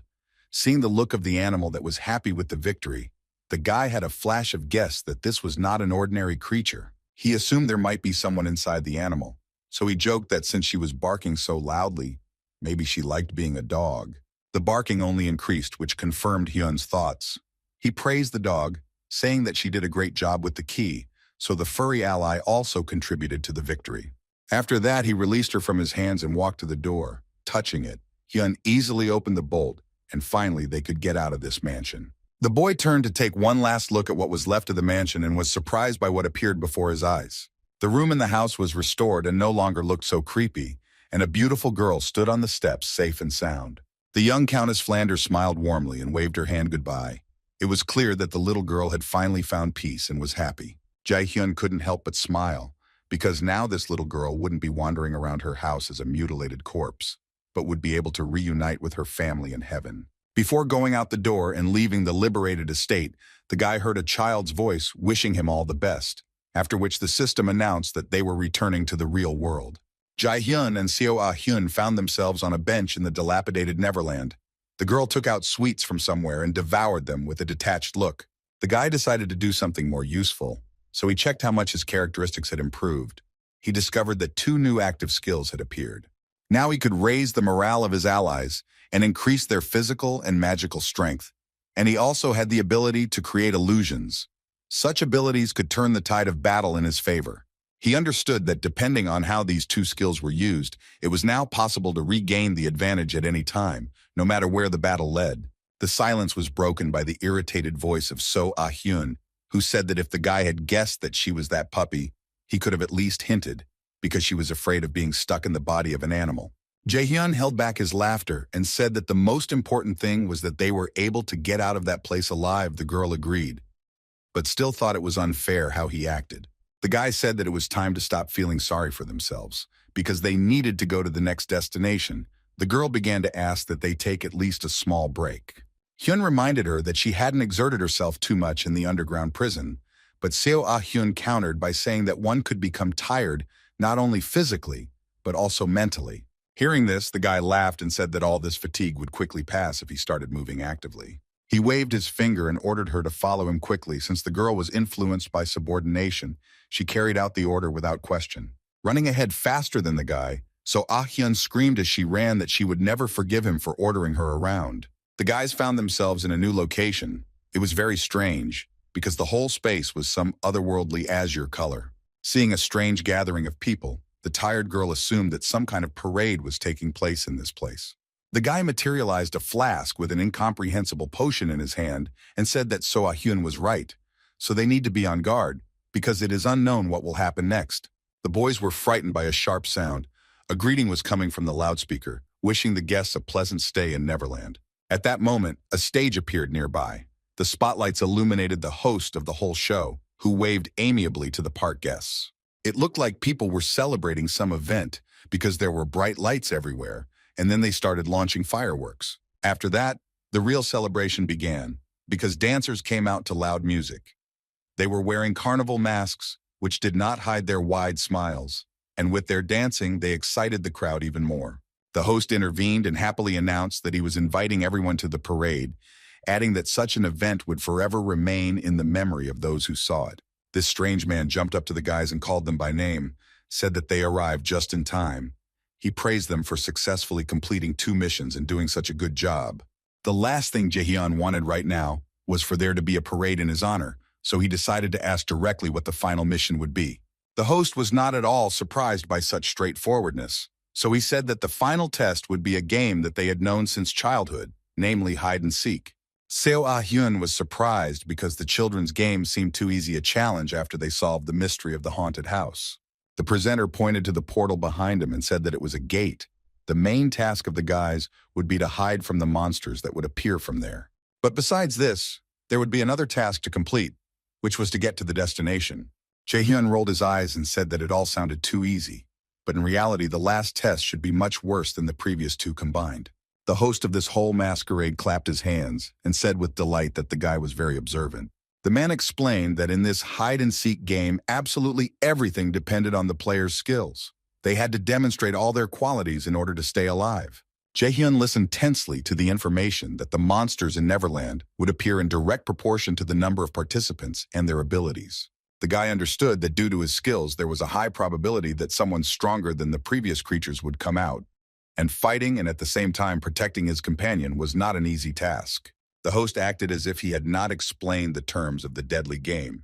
He good-naturedly said that first of all, he needed to determine the strength level of the participants. After this, the parade master extended his hand to the children and it began to glow with a faint bluish light.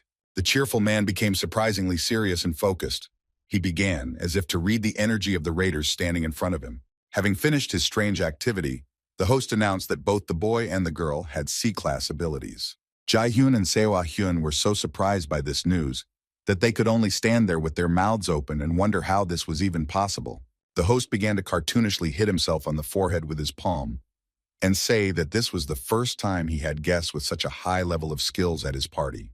The guys started shouting that the level had been set incorrectly because now the monsters that would come out of the portal would be very powerful, but the host just grinned slyly. Suddenly, the surrounding world burst into bright flames and it was clear that the final test was about to begin. Both the boy and the girl were tensely watching the notifications that informed them that the last festival quest had been received. The main goal was to defeat a piece of Surt, the fire giant who ruled Muspelheim, or to reach a key point. As a reward, you could get the Thunder Steps of Thialfi.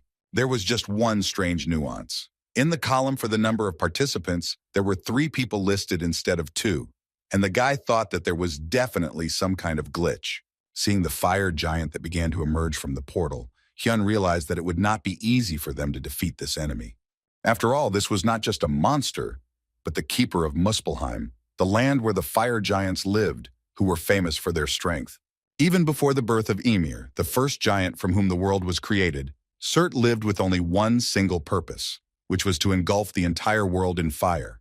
Legends said that the fiery sword that the giant carried in his hands was so hot that it could instantly burn the entire world.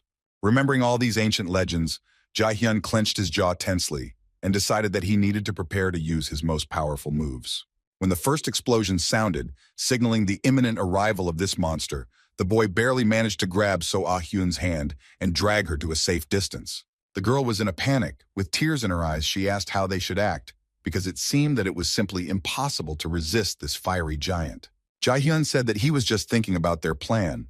All that was required from the girl was to keep quiet and run away in time so as not to get fried. More and more spheres of fire flew in, exploding right in the sky and covering the entire surrounding space with bright flames.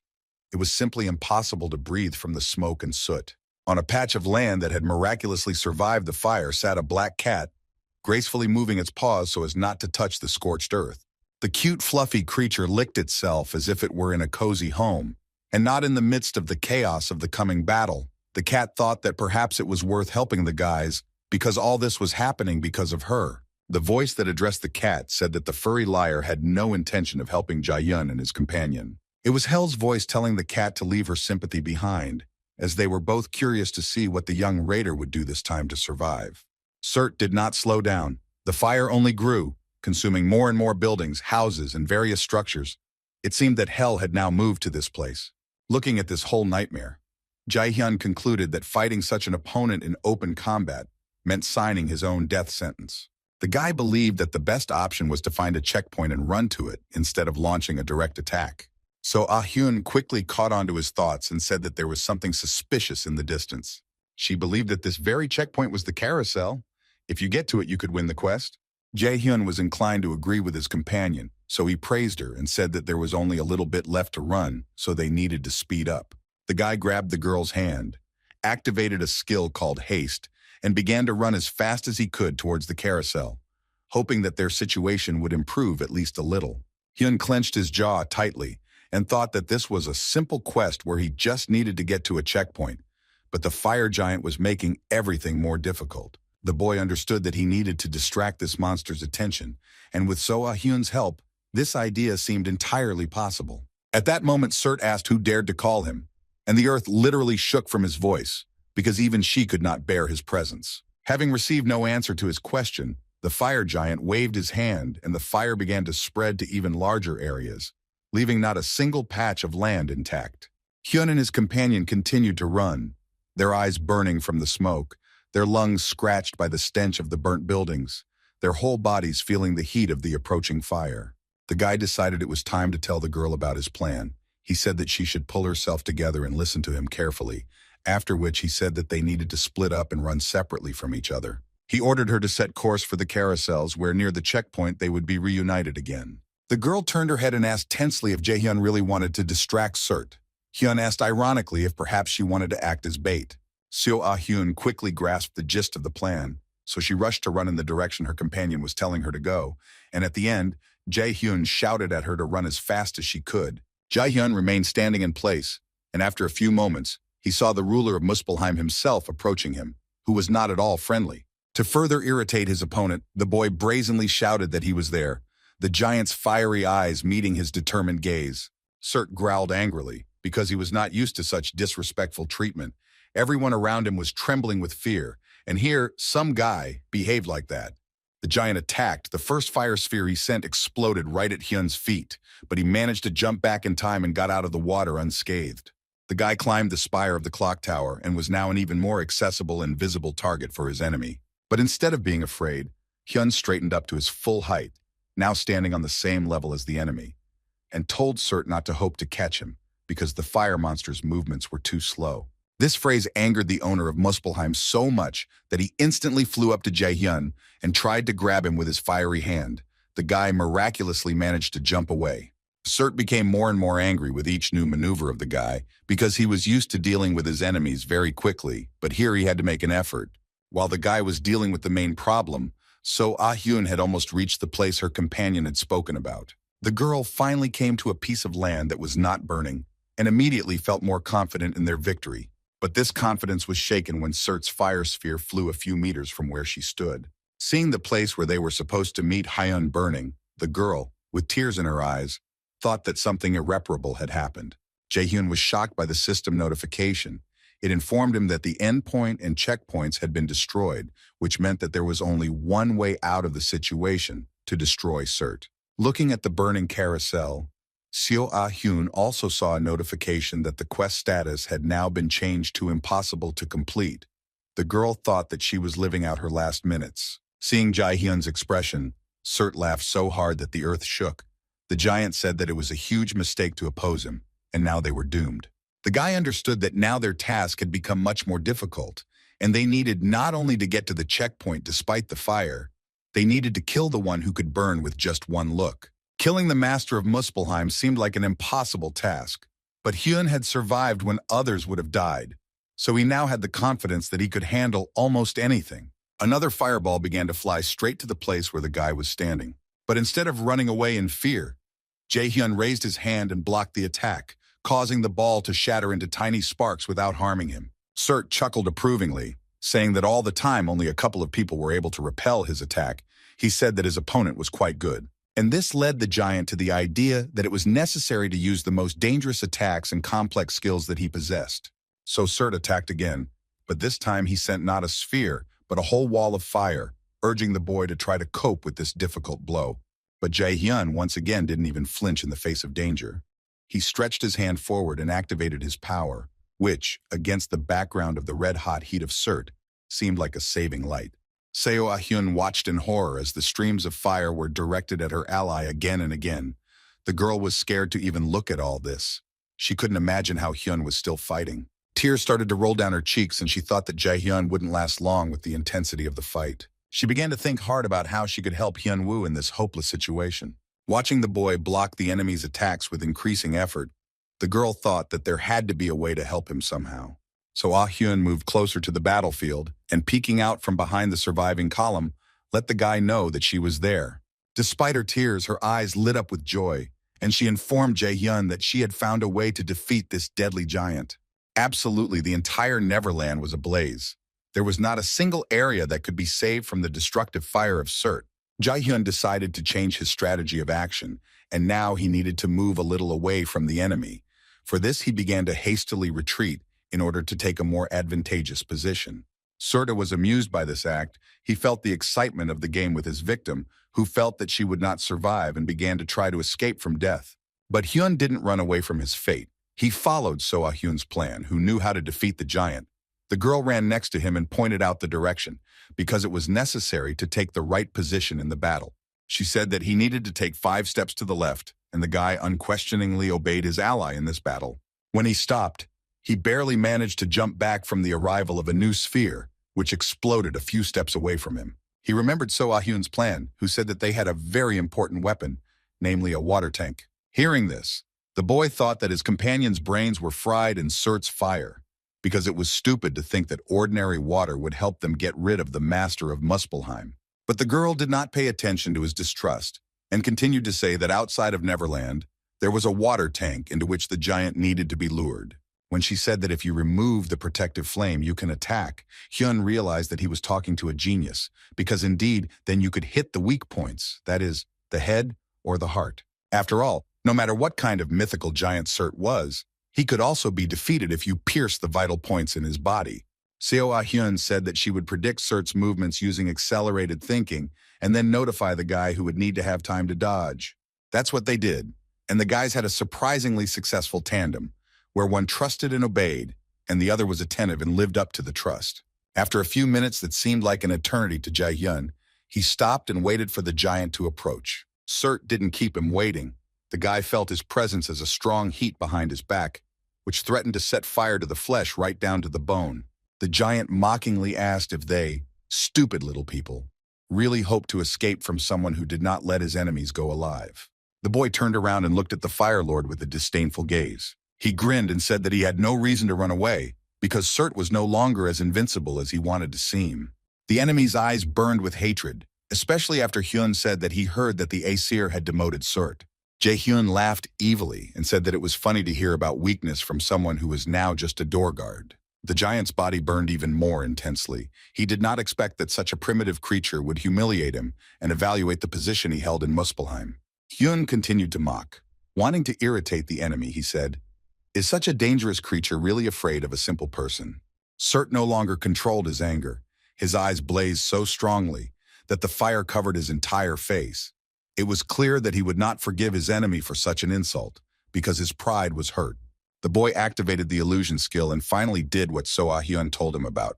He damaged the tanks, and now the water was approaching the flaming monster in a huge stream. Surt realized too late that he had been lured into a trap. The giant's body gradually began to cool down, and the fire no longer covered every area of his skin, exposing weak spots. Jae-hyun shouted to his companion that they needed to act right now, because the right moment could slip away from them. Without thinking for another second, the guy took out his sword and rushed to attack. He had to hurry before Surt was weakened and surrounded himself with protective fire. Hyun calculated the trajectory of his movements with absolute precision, which helped him hit his sword straight into the enemy's heart. Surt groaned in pain, and when he realized that he would not win this battle, he said that his enemies had used a very low trick. The guy smiled triumphantly and said viciously that it didn't matter how honest the tricks were, as long as they ultimately led to victory. After these words, Surt's eyes blazed with the old fury. The dying giant said that there was no need to be so arrogant, because it was worth remembering who your enemy was. He pointed his finger at Hyun and said that he fought him with only a fraction of his power, and against his real form, the guy simply didn't stand a chance. After these words, the giant crumbled into small pieces and disappeared from the space of the themed dungeon. The Nornir system notified that the guys had completed the last quest, the last festival. And there was also a mention that the guy had accomplished an incredible feat and received a new artifact.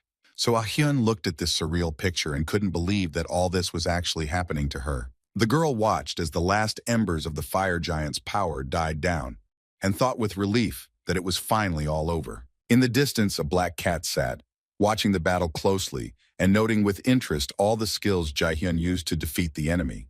The fluffy animal, happily wagging its tail, said that, as he thought, the guy did not need help.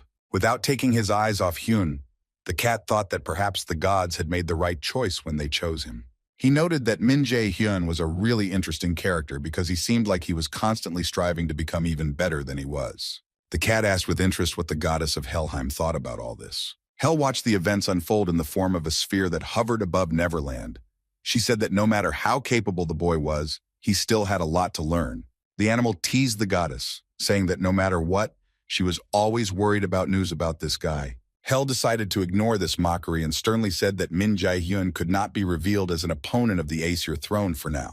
Looking at the guy, she understood that despite the fact that war was inevitable, it was too early to reveal the cards. The cat agreed with Hel. He voiced his thoughts that Odin, the highest among the Aesir, was the one this young raider should kill, but the boy needed to gain strength. Jae-hyun looked at the notifications about what artifacts he had received. Among them were Thialfi's Thunder Steps, which increased strength, agility, and also gave the skill Light's Walk. He looked at these boots and realized that in front of him was a truly incredible artifact, which was not just a trinket, but a C-class item. The guy was torn away from his happy thoughts by So-ah-hyun, who came closer to him and stood silently next to him. The girl's face was incredibly sad. There were still tears visible on her cheeks, and her lips were pursed as if she was about to burst into tears. Hyun thought that his companion wanted to do something funny again, so he needed to quickly find out what was going on in her crazy head. He used submission on her, and the girl began to tell him, in a joyful voice, that she had received the seal of Ryoskva, which increased her strength and allowed her to acquire the skill Courage. She boasted that this skill removed the fear effect and also increased strength and agility. Hearing this, the guy thought that he didn't need immunity to abnormal status. He would prefer thought acceleration, but for now it was worth leaving everything as it was, because if necessary, he could call So-ah-hyun. Out of nowhere, the show's host appeared and noted that the guests of the theme dungeon seemed to like the reward. Jae-hyun didn't confirm these words, but only said that they had been through a lot and the reward would not be superfluous. But now they needed to get out of here.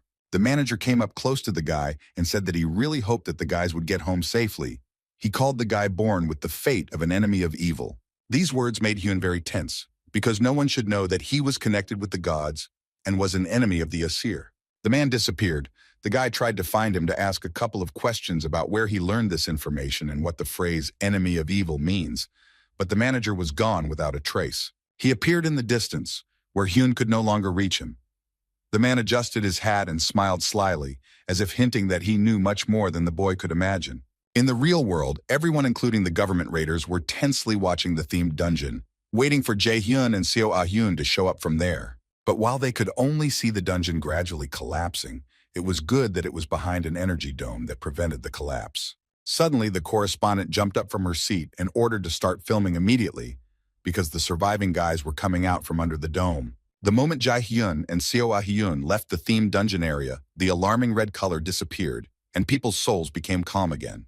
The boy looked at the crowd that had gathered to watch the spectacle with annoyance, and So-ah-hyun seemed to be afraid of such a crowd of people, reminding the boy of Yoo Jae-young. The state raider began to push his way through the curious onlookers, saying that the survivors needed to be spoken to in accordance with the established procedure. As soon as the man finally managed to get to the guys, he opened his mouth in surprise, because he did not see the one he wanted to talk to.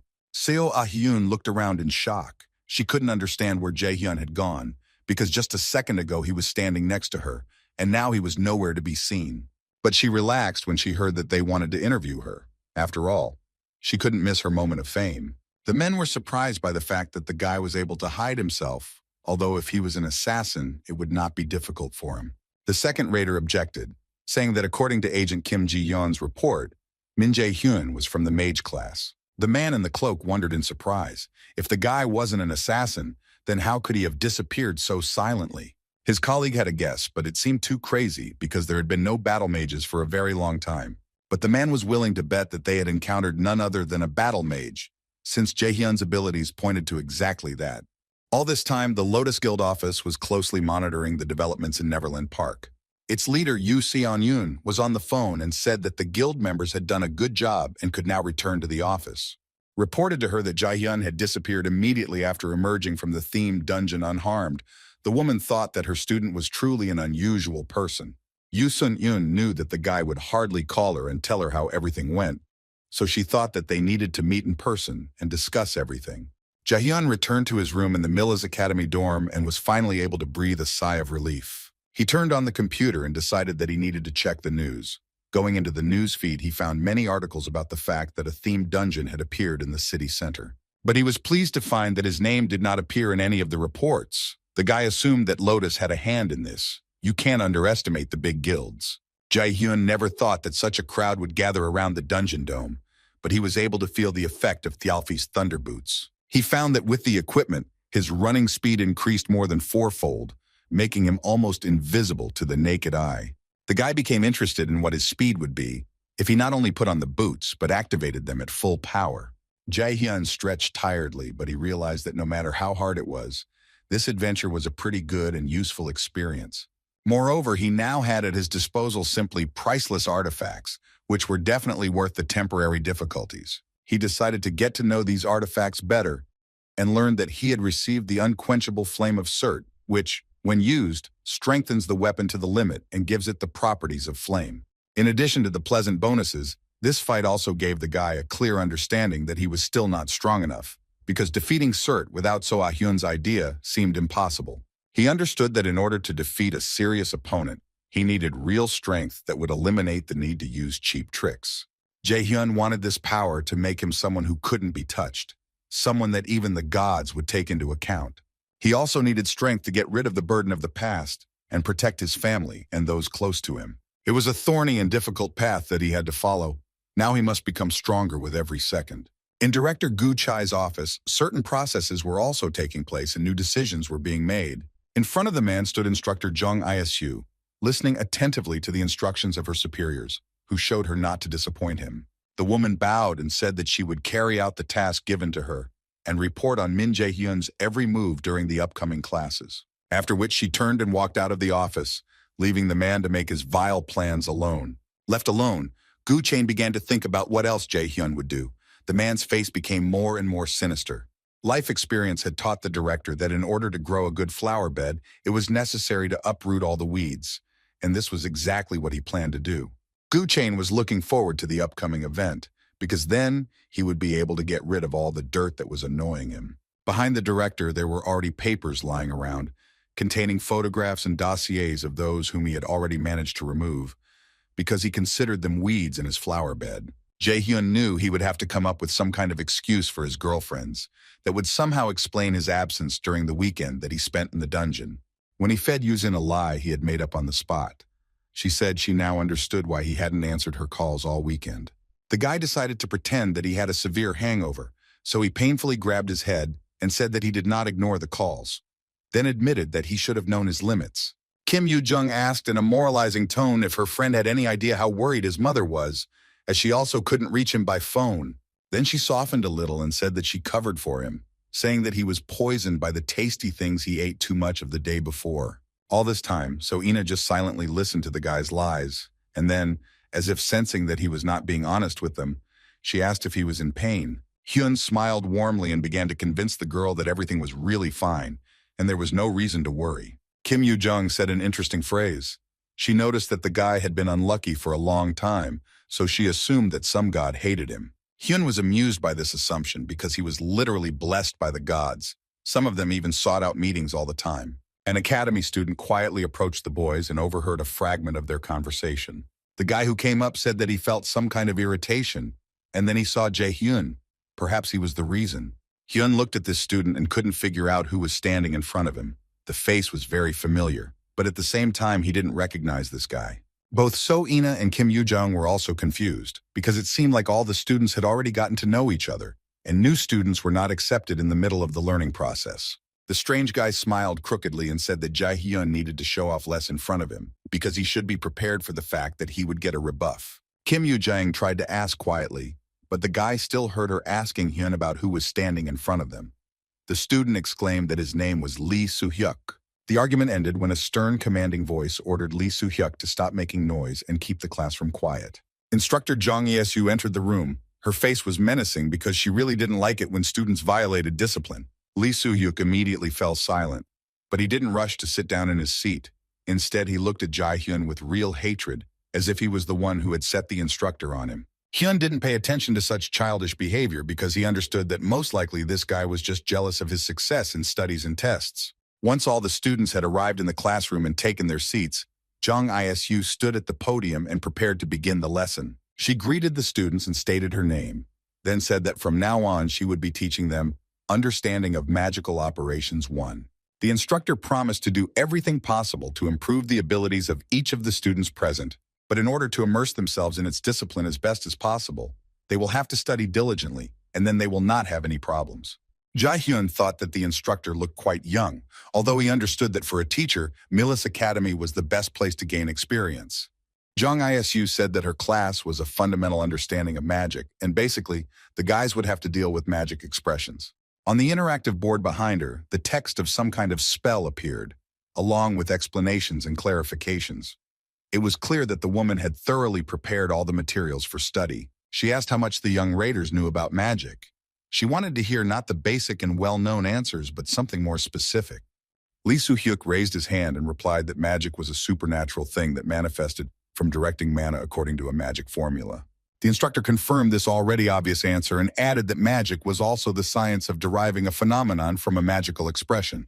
The whole time the teacher was talking about magic, Lee Soo-hyuk was looking at Jae-hyun with an evil eye. It seemed like he was planning something really bad. Assistants entered the classroom carrying books, and the instructor said that each student would be given one of them. Jung Isu said that these books contained all the magic formulas that could be used by D-rank magicians and contained all aspects of using magic. It was necessary to master the material from it.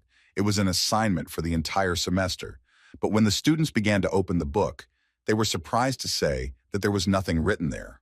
Jae-hyun looked at the textbook curiously and thought that there might be some problem with the printing since there wasn't a single word inside. The guy noticed that the instructor was watching him with some special interest, as if he was waiting for him to do something unusual. Jung Yisu really looked at him as if he was a dangerous criminal and not an ordinary first-year student. When the students were given their books, the instructor said she wanted to ask one very important question, and she decided to ask none other than Jae-hyun. The woman wanted to get an answer that would explain what kind of letters were depicted on the pages of the book. The guy didn't even think about it, because he knew the answer perfectly well. Without a pause, he said that the page was covered in runes up and down. When the instructor confirmed that this answer was correct, Lee Soo-hyuk angrily gritted his teeth. He hated Hyun's success, even if it was just the right answer in class. Jung Yisu explained that the book was magical, and the information could only be seen by deciphering the formula. She thought to herself that the guy was much more talented than the director said, because he deciphered what would take first-year students a week to do. Wanting to test the guy, the woman asked if he knew what exactly the runic words written on the cover of the book meant. Jae-hyun looked at the title and chuckled, because he didn't understand whether it was a joke of the Nornir system or a feature of Aesir. With a little effort, Hyun quickly deciphered the formula and was able to read the title of the book. It was called The Life of Odin and the Basics of Runes, and it seemed a bit absurd that a guy would have to study the life of the one he was supposed to kill. While the students were learning new things, so Ah-hyun was in her cozy, bright room. She sat on the huge bed and was indignant at the fact that she had to go through such terrible trials. Her legs ached terribly from constant walking. The girl was terribly angry at Jae-hyun because he left her alone to be torn apart by reporters who pestered her with various questions. The journalists were asking for information about what the themed dungeon was like and what happened there, and they were also trying to find out what artifacts the girl had received. All the guy told her was that he had urgent business to attend to, so he would leave the reporters to her. The guy strictly ordered her not to dare say a word about what skills he possessed. And since So Ah-hyun was under subjugation, her internal chains were binding her will. So even if she wanted to, she wouldn't be able to reveal this information. This is what angered the girl the most, that some unknown student had subjugated her to his will and kept her on a short leash. She began to pound her fists on the mattress and scream in despair because she wanted the guy to remove the submission so that she could again control her mind 100%.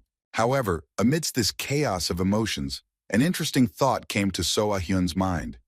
If Hyun was disappearing on his own, then it would be enough to just be the first to visit him. While the girl was trying to come up with a cunning plan, events unfolded in the library of the Meal Academy. Thousands of books were collected here to help students acquire a variety of knowledge and skills. It was here that Jae-hyun spent his free time, sitting behind ancient tomes and new methodological books.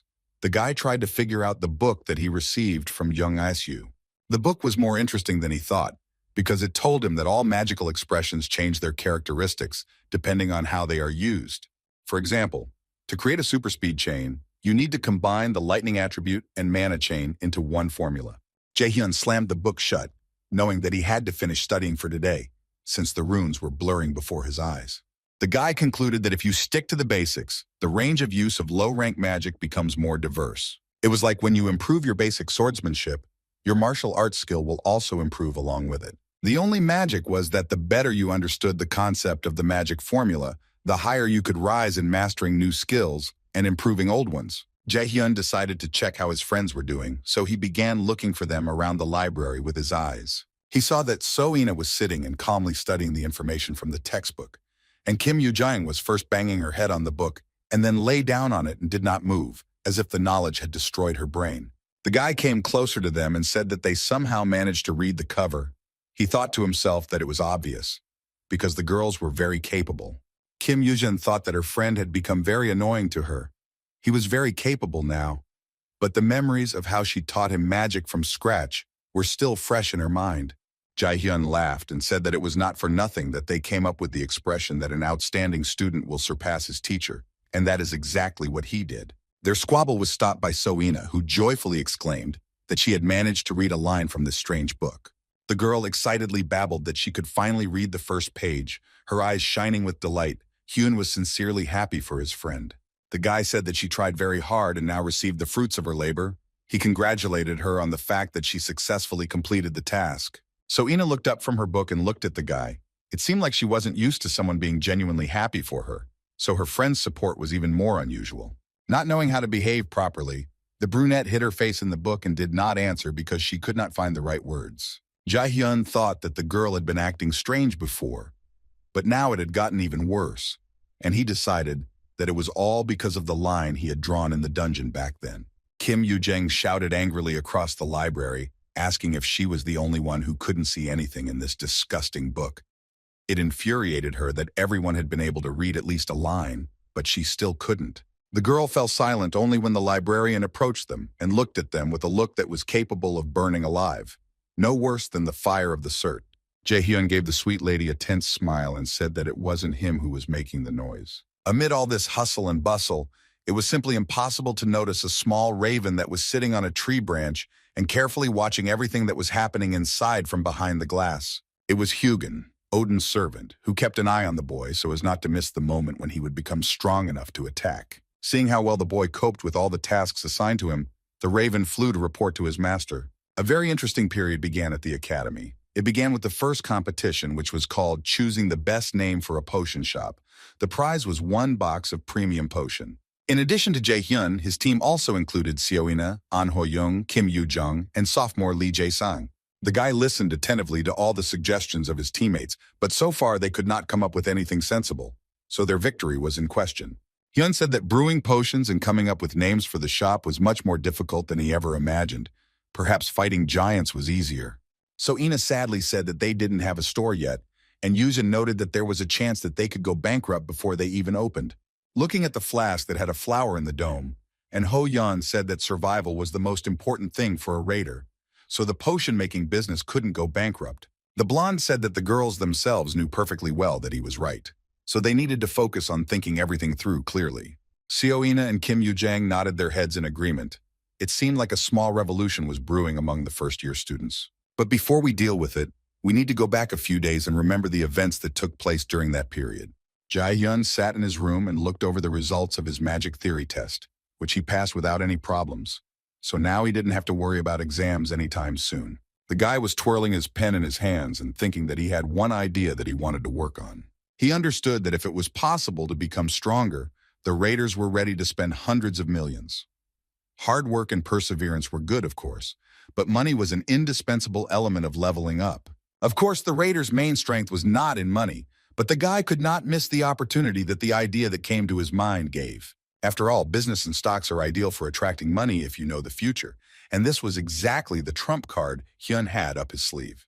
And the main business idea was to help Lee Jason make his talent for potion making more extensive than it was now. The guy thought that he should get the one who would take half of the world's potion making now, because then he would be able to earn a lot of money.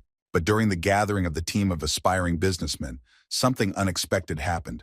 An angry girl burst into their room, who was none other than So Ah-hyun. She screamed so loudly that it seemed even the walls shook. Her indignation was against the background of the fact that she believed that one should keep the promises made and only then leave.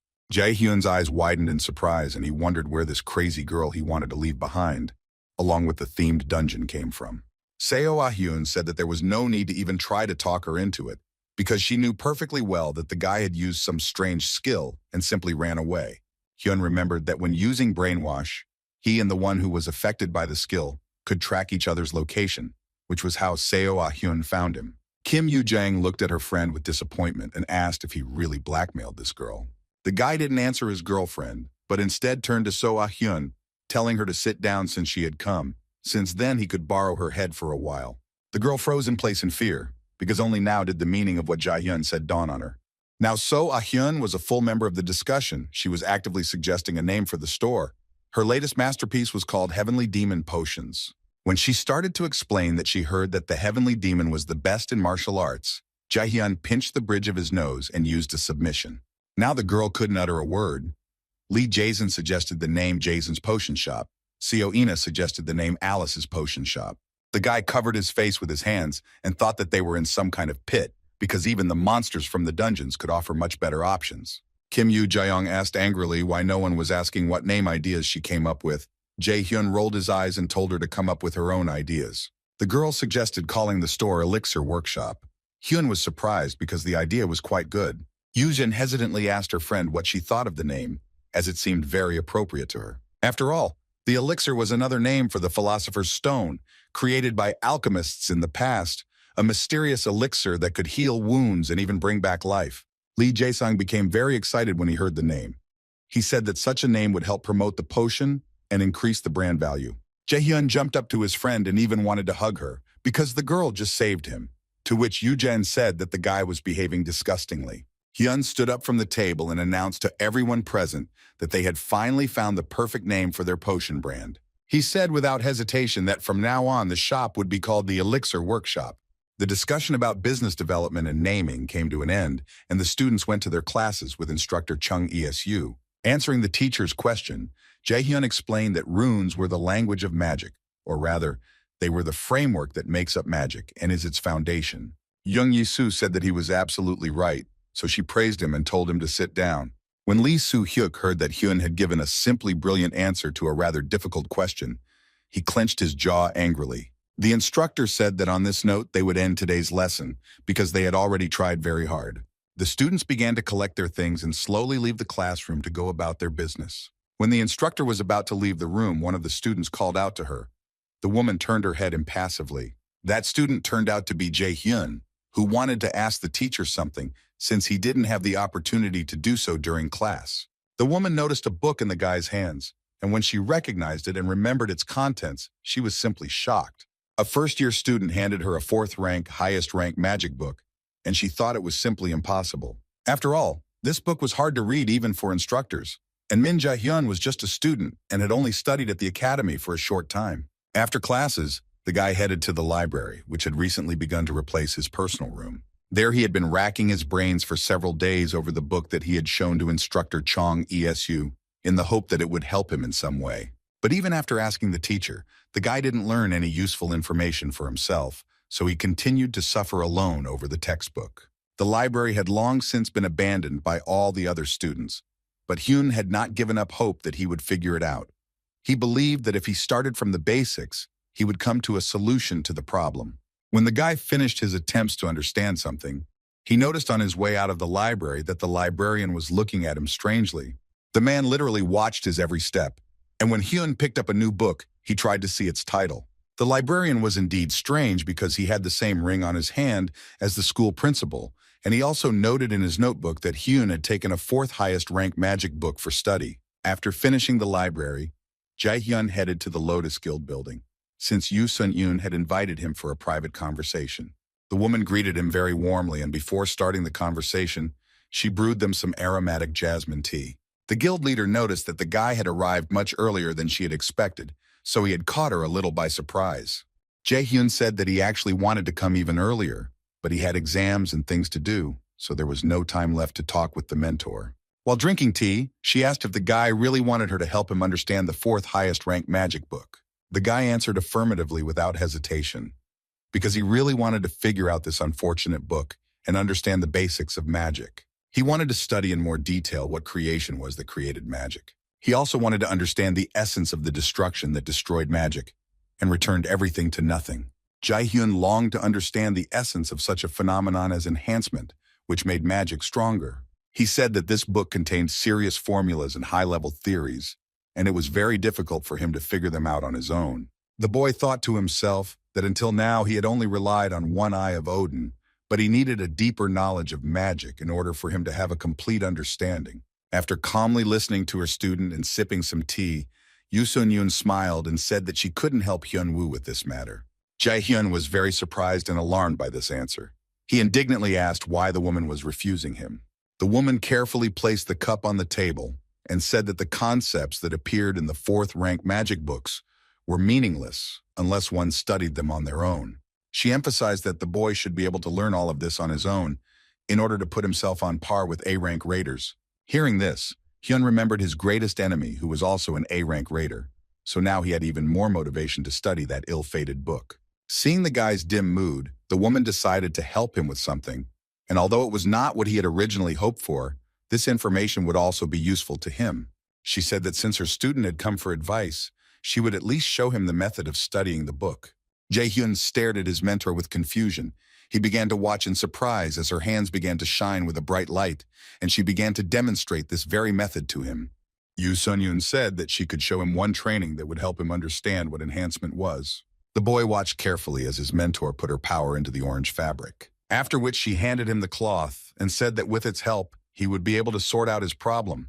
Jae-hyun was willing to do anything to help him become stronger. After visiting his mentor, the boy returned to the academy, where classes in the augmented reality combat system awaited him. Hyun worked there tirelessly. He was sweating all over, but he didn't stop training because he understood that he needed to improve his skills. On his arm hung the cloth that Yoo Sun-yoon had given him, and thanks to this little thing, his training became even more effective. The guy looked at his unreal opponents and decided to try his skills in a slightly new direction. He activated the magic arrow skill, which was a modified version of the super speed arrow. The horde of virtual monsters was getting closer and closer to him, but the guy was already ready to meet them and treat them with his new weapon. But the monsters surprisingly easily repelled the guy's attack. Waving their paws, they simply threw away the magic arrows as if they were a child's toy. Hyun realized that he needed to choose more serious maneuvers if he wanted to win this training battle. It dawned on the boy that when he used this cloth, which was a fake of Gleipnir, he was using the same power, but with lower characteristics than usual. The cloth came untied from his hand and fell to the ground, after which all his abilities returned to their original state. Hyun remembered the conversation with Yoo Sun-yoon. When she explained to him what to do, he was surprised. The woman said that one must continue to study only one magic formula over and over again and try to bring it to perfection. The guy asked how the enhancement was connected to such training. Yoo Sun-yoon made her voice as mysterious as possible and said that the guy would have to figure it out on his own, since enhancement was difficult to obtain for such complex magic. Then the teacher suggested that Jae-hyun try to start training with this fabric and only use the magic arrow skill. This is exactly what the guy was doing in the augmented reality combat system. Having tied an analog of Gleipnir to himself, he felt the energy flowing out of his body. His limbs felt heavy, as if small weights had been hung on them, and drawing on magical power became much more difficult. Fighting became much more difficult than the guy expected, because his characteristics were temporarily reduced by as much as 50%. When the training was over, Jae-hyun went to listen to a lecture in another classroom. Seeing her friend, Kim Yoo-jang narrowed her eyes and looked him over from head to toe. Because he had a very strange appearance and his condition left much to be desired, she asked if he was okay. Hyun looked like he hadn't slept in days, with dark circles under his eyes and his body aching unbearably from his workout. But he told his friend that everything was fine. Kim Yoo-jang angrily said that the smell of his patches could be smelled from 100 meters away. She reminded him that he had been living in the testing room for a whole week. So Ina put her hand on her heart and said with concern in her voice that there was no point in overexerting herself like that, because then the enthusiasm for training might disappear completely.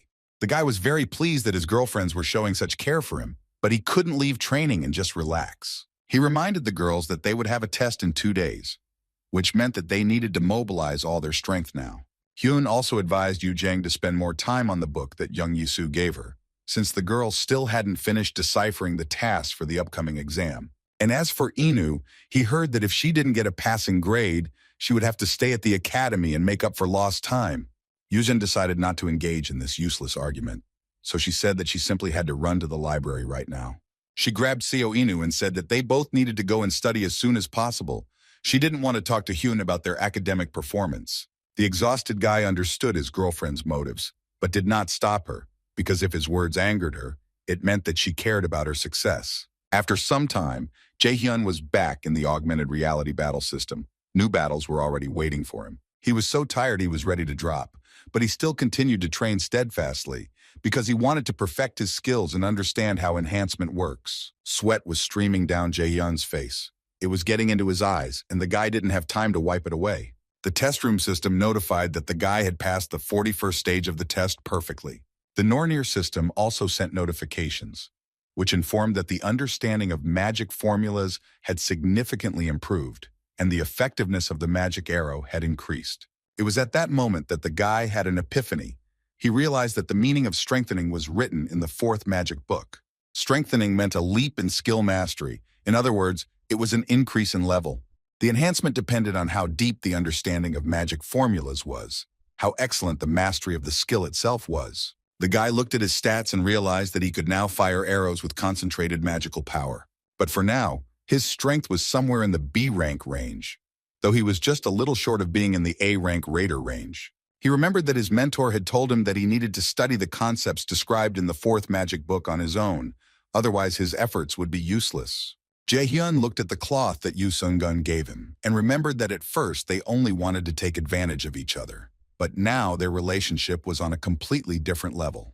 Director Gu Chai's office was as gloomy as always, the atmosphere completely matching the person in the room. The man was looking through some papers when he was informed that instructor Kim Seok-hee had come to see him. He asked the instructor to let him in, and a gloomy Kim Seok-hee entered. It seemed as if something was tormenting him from within. The instructor looked uneasily at the director, who pretended that there was no one in the office. Kim Seok-hee thought intensely that his reputation had been damaged because of what had happened in the dungeon.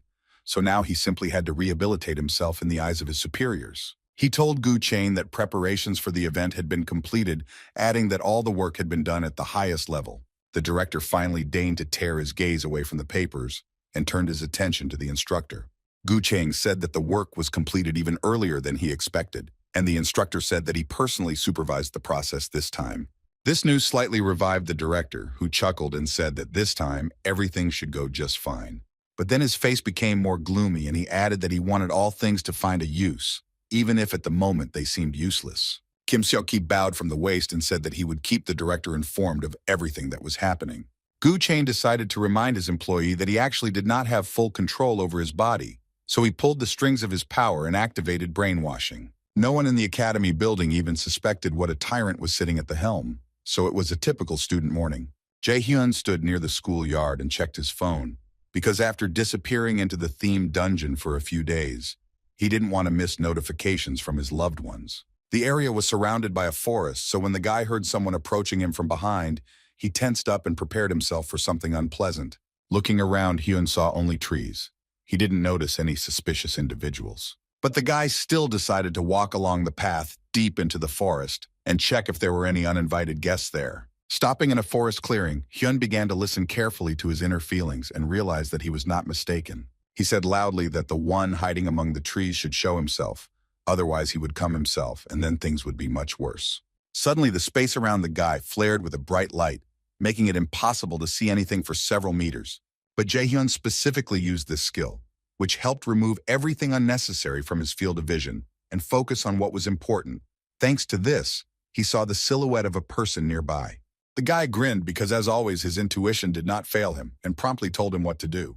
When the enemy jumped to attack, Hyun was already prepared for all possible scenarios. He decided not to fight off the attack for now, but just to jump to the side and see what this unexpected enemy was ready to do. But when the mysterious hooded man got too close, Jae-hyun had no choice but to fight back. The guy told his opponent that it seemed like he was unaware of what had happened to his comrade earlier. Instead of answering, the mysterious man only jumped up and prepared for the next attack. Looking at this, Jae-hyun thought that these guys were completely brainless, because it was stupid to attack so openly in broad daylight, and even on the territory of the academy. He thought that this could only mean that the director had begun to put his evil plans into action, so he activated his skills and prepared for battle. Hyun turned to the attacker and said that by following Gu Chain's instructions, they were making a huge mistake. The guy activated the magic arrow skill and decided that he would at least have the opportunity to try out the pumped-up technique in action. Another enemy jumped out from behind the trees, and along with his accomplice, they were knocked down by Jae-hyun's magical power. Squinting, the boy watched as his blow literally swept away everything in its path. After all, now he finally knew what strengthening meant. His power swirled around him and surrounded him in a protective dome. The boy thought that he had to be very careful, because the control could very easily slip away from him. Another man appeared between the trees. He was wearing a black cloak, but something distinguished him from the previous two. These were the black feathers that he left where he passed. This detail was enough for the guy to understand who was in front of him, and he did not expect to see this character now, because he was not yet ready to fight him. Hyun would recognize this man out of 1,000, the way he stood confidently, even though his balance was supported by a cane. His eye flared brightly, as if responding to the strength of the man standing before him, from whom power emanated in waves. Hugin, Odin's servant, said that he had not seen Jae-hyun, his half-son, for a long time. When the man called Hyun her son, something inside the boy snapped. His strength spilled out, wanting to destroy Odin's servant. It seemed like he wasn't even fully aware of his actions. He was just attacking. The first skill he decided to use was the super speed chain, but Hugin was not surprised by such childish games, so he very easily dodged this attack and without blinking an eye stepped aside.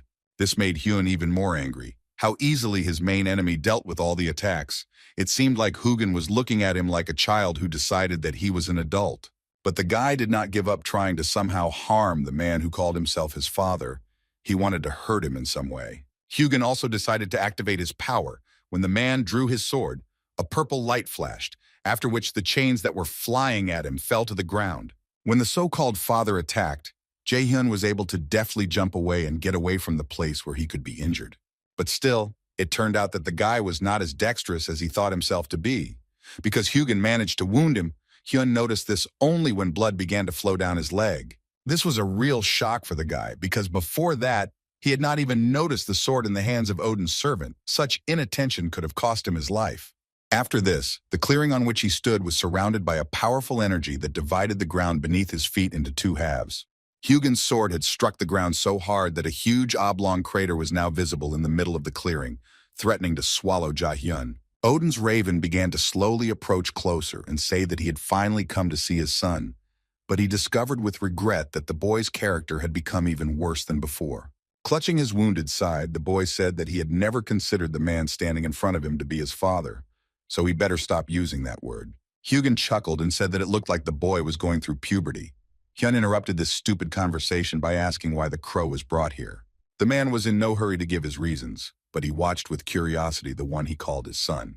He watched Hyun's every move, curious to know what the limit was to how strong the boy could become, and why that limit wasn't noticeable now. Odin's servant came even closer to Jae-hyun and said that he wanted to ask him one very important thing. The man's voice sounded extremely ominous when he asked if the enemy aces were somehow connected to him and if they had contacted him. Jae-hyun was so scared and surprised by this question that he couldn't find an answer right away, and sweat started to run down his face from the tension. Seeing the expression on his son's face, Odin's raven understood everything without further ado. It seemed that their enemies had really decided to lure Hyun to their side. Deciding to nip the enemy in the bud, Hugin attacked the guy, directing a powerful stream of energy in his direction. Jae-hyun understood that if he didn't come up with some kind of plan now, he could say goodbye to revenge on his father and to life in general. He activated the protective barrier that had previously helped him shield himself from the forces of very powerful enemies. The guy hoped that this time the shield would not fail either. For a while, the barrier actually held up and protected against Hugin's power, but after a while it began to crack. Unable to withstand such an intense attack, The protective barrier shattered into many small pieces, leaving the guy defenseless against the enemy. The power burned Hyun, and everything around him was smoking. The boy thought how a simple blow could hurt him so much. It seemed like this was the power of the A-rank raider that his father was. Jae-hyun thought that maybe he wasn't the only one who was hiding his abilities. Hugin noted that the guy had become much stronger than he was. Jae-hyun thought hard about how his father knew about Ace's enemies and what else he could be hiding. But the boy didn't show his worries and mockingly asked if Daddy really came to kill him. The man was silent for several long, seemingly endless seconds, and then simply replied that for now he did not plan to kill his son. However, Hugin understood that the speed of the guy's growth and strength was incredibly high. At this rate, he could quickly become a serious obstacle for the Asir and his plans. He decided that first, he needed to limit the amount of divine power and stop Jae-hyun's growth. Odin's servant said that although he would not kill Hyun today, that did not mean that he could not take a couple of his limbs with him. He swung his sword again and repeated the move that had split the ground in the forest clearing. This time he put even more magical power into the blow. Jae-hyun thought that he would most likely die today because this attack was incredibly strong, so there were doubts about whether he would be able to fight it off. But suddenly Hugin had to stop his attack because he saw a strange, otherworldly green light that was filling the clearing. Among this light, he saw a black cat who was looking at him without taking his eyes off.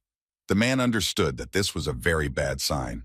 The servant of the supreme god arrogantly asked the cat whether the agreement between the gods of Asa and their enemies had been broken, because if not, then how dare they show such disrespect to Odin?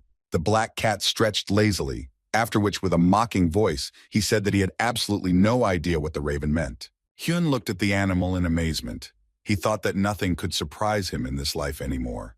But as it turned out, the talking cat did an excellent job of this task.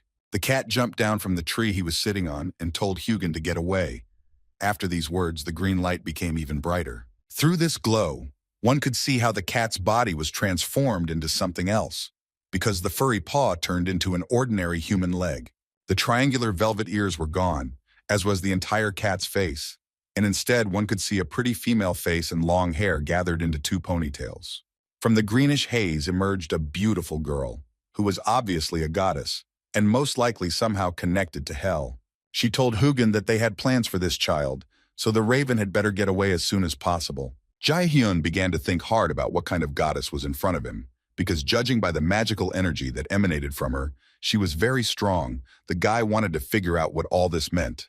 Hyun watched the argument between this stranger and Hugin, who asked if it was really necessary to go so far for the sake of all this farce. Instead of answering, the goddess released her claws, which instantly lengthened. Then some liquid began to drip from them. Upon closer inspection, it became clear that these were drops of blood. They sprinkled the ground around her and began to gather in a terrible puddle. It seemed that this blood belonged to the recent victims of this pretty but insanely dangerous goddess. After a while, the blood began to boil, as if some unknown force had made it boil. From the places where there were drops of blood, unnaturally long arms with sharp claws began to emerge from under the ground and stretch out. Hugin drew his sword and prepared to attack. He knew that now he would hardly be able to get out of this clearing so easily. The goddess finally decided to answer the raven's question.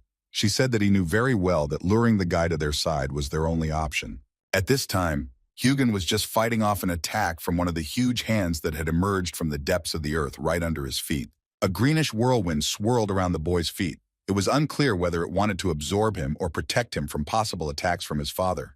Jae-hyun could barely stay on his feet, because there was such a hurricane around him that it threatened to take away his balance. Hugin said that if Ace's opponents want to end the war of the gods with the help of a common man, then most likely Loki has greatly lost ground. But the goddess asked a counter-question about how their desire differed from Odin's attempt to kill this very ordinary man. The man did not find an answer to this question because in fact the goddess was right. The actions of both parties only proved that Hyun was not an ordinary guy at all, so he hastened to end this conversation. Hugin warned that if the goddess once again so unceremoniously interfered in the affairs of the Aesir, he would hold her accountable in accordance with the treaty. The unknown goddess said that Odin's servant could do as he saw fit, but if he stood in her way again, he might regret it greatly. A long clawed paw reached out towards Hugin and stopped dangerously close to his frowning face. The claws scratched the man's throat, and the goddess said that he should remember that his head could fly off his shoulders at any moment. She emphasized that the agreement was made between the gods and Asa's enemies. The goddess added that there was not a single clause in this treaty that would prohibit killing Odin's raven. After these words, Hugin waved his long cloak, turned around, and silently left the clearing, leaving only a couple of black feathers as a reminder of his presence. The goddess watched contentedly as this feathered chanter of Odin left the area.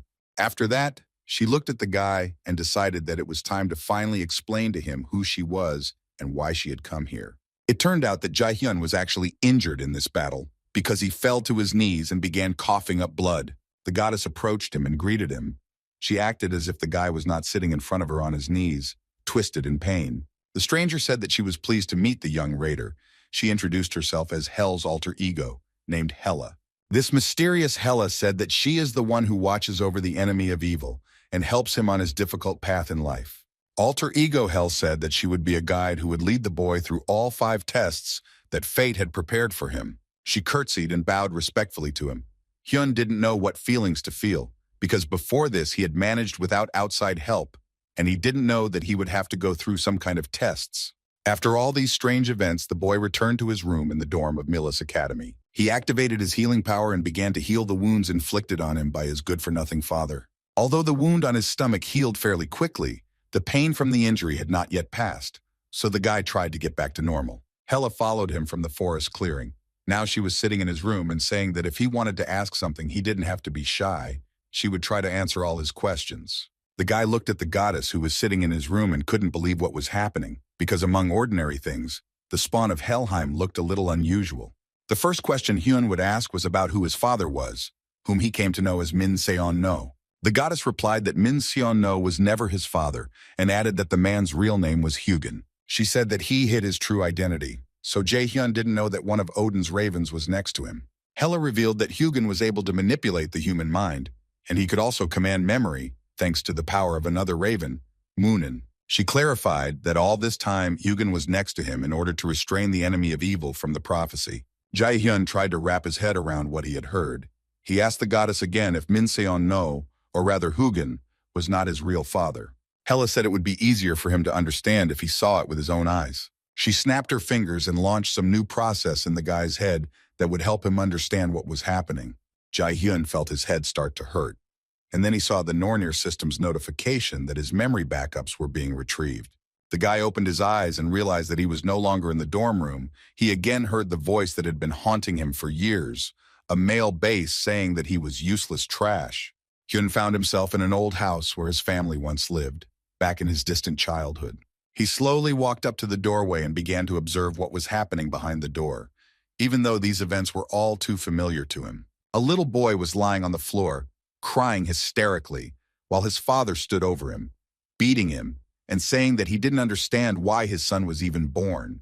The one who turned out to be Hugin asked little Jae-hyun if he really thought that if he had discovered the ability to use magic, then something would change in his worthless life. Memories of his father hating him for being awakened came flooding back to the boy, and he couldn't control his emotions. He remembered all the violence that had befallen him and turned his childhood into a living hell.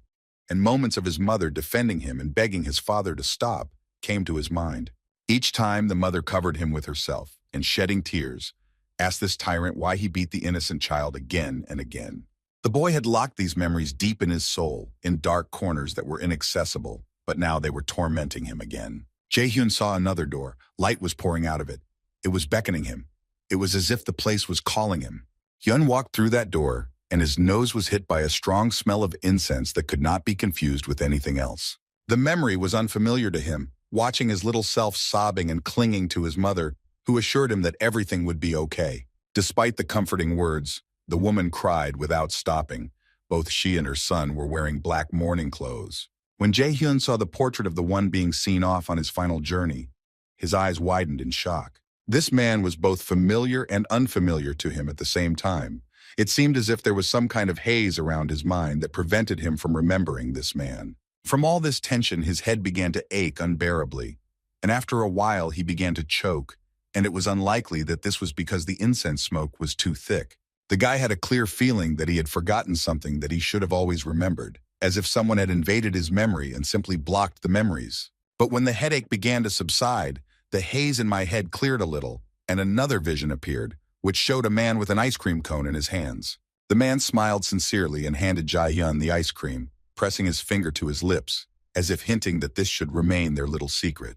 Jae-hyun's mother irritably told the man, who her child looked remarkably like, that she asked him not to feed the boy sweets anymore. But he replied that the baby loved ice cream too much, so he couldn't be denied this pleasure. Little Hyun laughed happily at these words. Jae-hyun's real father picked up his son and sat him on his neck. The boy spread his arms out to the sides and was happy. The whole family smiled happily. Sincere love reigned around them. When the vision ended and the boy was able to open his eyes, his face was filled with tears. He could not understand why he did not remember these happy moments of his childhood. He couldn't believe that not only his loving father had been taken away from him, but also all his memories of him, leaving only terrible nightmares about the violence he had experienced. Jae-hyun wanted to go back in time and know what it was like to hear his father speak words of love and support rather than regrets about Hyun being born. The Nornir system announced that all backup data had been loaded, after which Hella said that he was now finally free from memory manipulation. Now the guy was sobbing uncontrollably. He didn't understand why his life was full of such unbearable suffering, because he had lost so much. Hella sadly replied that all these events happened because he was destined to become the enemy of evil and kill the supreme god. Hyun looked angrily at the goddess and asked why all these titles and prophecies were ruining his life so much. After a short silence, the goddess decided that the guy had the right to know the truth, since he was directly involved in all these events. A fireball lit up in her hands, which would help transport Jae-hyun into her memories of those events. She began her story by saying that 10,000 years ago, events occurred that were called the First Ragnarok. Her ominous tone indicated that all the problems had started right then. The goddess explained that Ragnarok was the final chapter of history, the end of everything that had ever existed in the universe. Hundreds of thousands of people died, if not more. It was a real apocalypse that only a few lucky ones were able to survive. In the last war, a coalition of the Aesir's enemies fought fiercely, but were ultimately defeated by an army led by the Aesir and Valkyries. After this war, Odin forced the enemies of the Aesir to conclude a so-called treaty, in exchange for the lives of the gods and giants who were captured. That document clearly stated that the opponents of the Aesir had been defeated, and that from now on, their forces could not cause any harm to the gods, and that they must submit to the power of the great Odin. Hela noted that this treaty further strengthened the power of the supreme god, who was already supported by a large number of higher beings. She said that many beings of the world suffered because of the Aesir and endlessly cried out for help. The guy listened attentively to the story and caught every word, afraid of missing something important, because he wanted to understand what role was assigned to him in this whole story. The goddess continued her story, saying that a new prophecy was then given by the Norn sisters. This prophecy stated that in about 10,000 years, when the next Ragnarok would come, the weakest being would destroy Odin and create a new world. Jae-hyun remembered that when he was dying in the dungeon, he saw women who offered him to choose the Nornir system. Then they said some strange words. Now it was clear that it was the Norns whispering the prophecy. Hela explained that the person spoken of in the prophecy was him, Min Jae-hyun. The boy could not believe that the goddess of Helheim herself considered him the hope for a new, better world in which there would be no Odin. Hyun looked at Hel's alter ego and asked if their plan was to use him to kill the supreme god. Hela replied that this was exactly what they had planned to do, but in order to accomplish what they had planned, the guy still had to try very hard. Jae-hyun asked what Odin wanted so badly that a coalition of gods would group against him and want to destroy him. The goddess said that he wanted to obtain the summit of the 9 worlds, that he wanted the very air to now belong to him. Hearing this, the boy shuddered and thousands of goosebumps ran across his skin. It sounded very scary, so he wanted to help neutralize the tyrant god. Hela said that Odin wanted to get all 9 worlds, including the world of people too. His desire was to subjugate absolutely all living beings in the universe. He unclenched his teeth in anger, thinking hard about how much strength he would need to help prevent this disaster. The woman added that Midgard was of particular interest to the supreme god because it was inhabited by so many people who could become Odin's slaves. In the palace of the supreme god, they did not even suspect the conversation that was taking place in the human world. One was irritated that, because of some old prophecy, he had to watch over such an insignificant creature as a young human offspring. Another god approached him and said that the guy was just an ordinary person and not worth the time spent on him. But Odin did not agree, because the enemies of the Aesir were becoming stronger and stronger, so it was impossible to show them even a hint of weakness. He turned to the god, whose name was Heimdall, and said that he wanted to give him power, after which Odin asked if he understood the meaning of this act. The golden-haired god smiled and said that of course he understood everything, so he would leave Asgard immediately. The Millis Academy gym was usually empty at such an early hour, but today there was still one customer. Starting from early morning, Jae-hyun worked tirelessly on various exercise machines. He wanted to have not only magical, but also physical strength that would be useful in battle. He was given additional motivation by a conversation with Hela about how the tyrant god wanted to capture all living things on this planet. Now he had 4 worlds in his power: Vanaheim, Jotunheim, Svartalheim, and Muspelheim. Hyun concluded that Odin was currently trying to enslave the remaining worlds. The goddess nodded her head affirmatively, confirming every word the guy said. Jae-hyun wondered if that was the case. Then why didn't Odin kill him earlier and destroy him when he didn't pose any danger? Hela explained that it was because of the power of prophecy, because even God did not dare to resist it. She called it a great flood and said that even Odin could not compete with fate. The boy asked what kind of power it was that even God could not compete with it. The goddess did not explain everything, but only said that Hyun was protected from Odin's power by the universe itself. But then she added that there is no such thing as eternal protection, and when the next Ragnarok comes and all the shackles fall from the world, much will change. Hela touched the boy's chest with her hand and said that the forces that were patronizing him now would disappear. When that moment comes, the guy will have to leave the world of the living, but before that, one can only hope that he will have time to fulfill his destiny. But the goddess said that he had already been killed once, and that this changed the order of things. And at that moment, everything became clear to the guy. His death before returning was a trick of Odin, letting Hugin go ahead. His eyes flashed with rage as he realized that the gods had been playing with him from the very beginning, killing his family, manipulating his memory, and now his life was in question. Hela came close and asked if he wanted to take revenge on his offenders because she could help with this matter. She asked if he wanted to take revenge and protect what was most dear to him on this earth. The goddess said that she was the conductor of 5 trials and could help him on his path to revenge, which would put an end to Odin's tyranny. Stretching out her hand, she said that fate had prepared tests for the enemy of evil from the prophecy, and it was she who was given the honor of giving them to him. Hela assured the boy that with proper training he could become a god-killer and overthrow the tyrant. She urged him to become stronger, because there was a new quest ahead, the essence of which was to become an opponent of Odin and all of Asgard. Hyun had to inherit the power of the throne of the opponents of the Aesir. He needed to have time to gain strength before the end of all living things came, and it would be too late to save anything. The training hall at the Millis Academy was not empty since early morning again, but this time there was a different visitor. Now, and Ho-Yan was there, having decided to exercise before the lectures to get his muscles into proper shape. Recently, the guy had been doing special training, so his whole body was aching. He even thought about asking Lee Jason for a stamina recovery potion. And Ho-Yan sat down on a bench and thought sadly about whether he couldn't achieve the desired result without using any doping. Thanks to this new training, he managed to increase his C-class skill, but his body was still too weak. He sadly wondered what he should do, try on his own, or take a drug that would increase his endurance and help him train more effectively. The guy understood that Jae-hyun was already at a much higher level, but he was still far from winning the Millis Academy School Festival, and he still had time to train.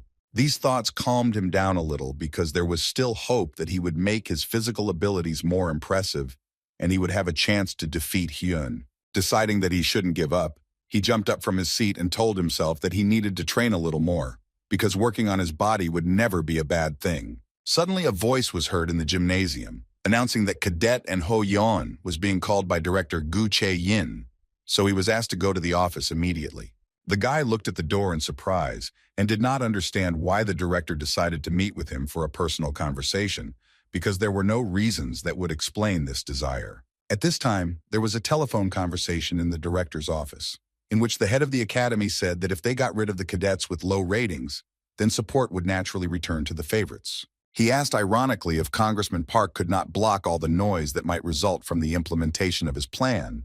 The man Gu Chain spoke to on the phone said irritably that there was already a lot of dirt to clean up after the events in the fake dungeon, so the Raider Command headquarters might as well take action. The director thought that perhaps the man could not hear him well and needed to be replaced, but out loud, he only said that the Raider Management headquarters were just mongrels who lived at the expense of taxpayers. Gu Chain informed his interlocutor that if he was talking about preparation, then everything was already ready, and he asked him to clarify what exactly he meant. The director's eyes flashed angrily, as if he had already visualized what was about to happen, Gu Chaiying said that everything was very simple. An event called Guild Experience was supposed to start in a few days, where a breakthrough through the gate would happen artificially. The interlocutor laughed, saying that the head of the academy, as always, was trying to solve everything with someone else's hands and get out of trouble. To Gu Chaiying it was not an insult, but rather a compliment that highlighted his cunning nature. The man said that he approved of this plan. After this, the mysterious interlocutor said that as he had suggested, they would agree on state support for Milas.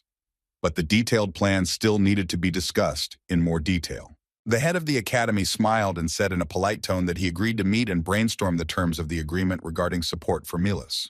The guy who was called to the director's office was about to grab the handle and open the door, but he froze when he heard Gu Chain's voice. And Hoyan was struck by recognition and the memory that he had heard that voice before, and under circumstances he would rather forget. He couldn't believe that this male bass voice, which still haunted him in nightmares, belonged to the director of the academy. The boy remembered how during the hunt, after the shackles on his mind were removed, Jae-hyun suggested that it could have happened because there were problems in the subspace during that time. But no one ruled out the possibility that someone might have deliberately tried to use An Ho-yan as a puppet. Now the boy finally understood who it was that invaded his consciousness that day, during the freshman hunt.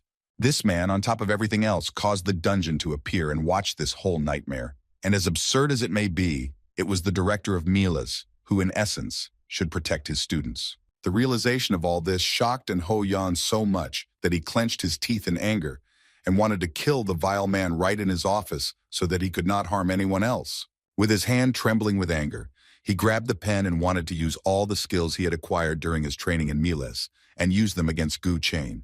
But then he exhaled and calmed down a little.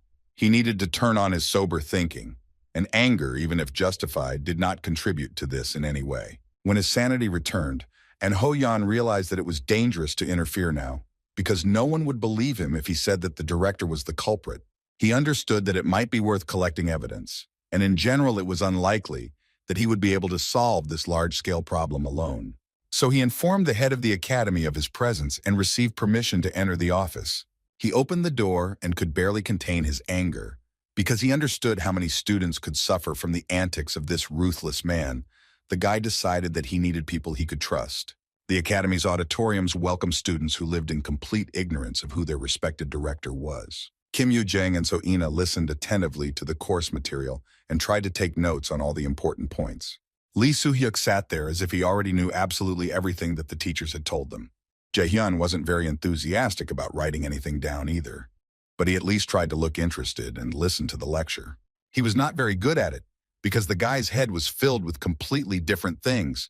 How could you think about studying when in the future you have to kill Odin himself? He kept replaying in his mind what Hela had said about how Odin must already know that he had been in contact with the faction that opposed the Aesir, meaning that Ragnarok could be happening sooner than expected.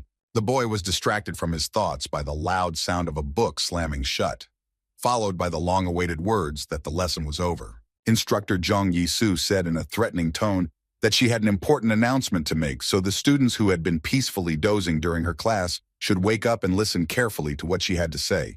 The cadets, embarrassed by such straightforward words, quickly sat up straight in their chairs and assumed the most interested expression. Jae-hyun immediately assumed that they wanted to warn them about the start of the next event, which was supposed to take place in a few days. And so it happened.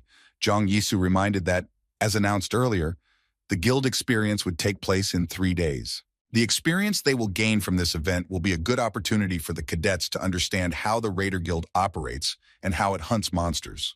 Hyun listened with a grin as the instructor said that this was a unique opportunity that Director Gu Chain had generously provided. The guy found it funny to listen to this, because before his return, they went to the E-Rank Guild and sat on a moldy-smelling sofa. But now, thanks to the achievements of Milas Academy, students could go anywhere, as the doors of every guild were open to them. But since they were given a choice, Jae-hyun wanted to go to the Sea God Hyesan Guild. Before returning, the boy dreamed of seeing with his own eyes this organization that held first place in Korea. The instructor announced that several students had priority in choosing a guild, a small reward for good academic performance.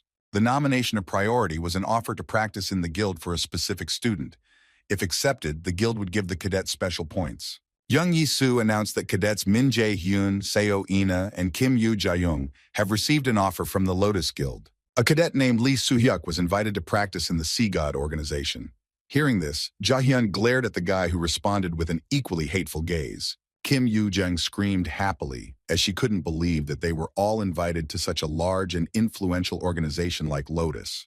Hyun remembered Yoo Seon-yoon saying that knowing future specialists was an important factor in the competition between guilds, so it was no wonder she wanted to know which of the guys had distinguished themselves during the hunt. The instructor said that the guys need to make a decision before midnight, after which they need to prepare all the documents and send them to her as a file. Hearing such exciting news, the students began to leave the classroom, noisily discussing who would like to join which guild. Kim Yoo-jang hugged the embarrassed Seo Inu and almost cried from the realization that she would be able to see the Lotus Guild master Yoo Soon-yoon in person. Jae-hyun watched his happy friend with a smile. He liked that she was so childishly happy about what was happening. The guy thought that most likely, and Ho-yeon would also be nominated and invited to some large organization for an internship. Hyun exchanged glances with the girls and realized that he would be happy to do his internship with them.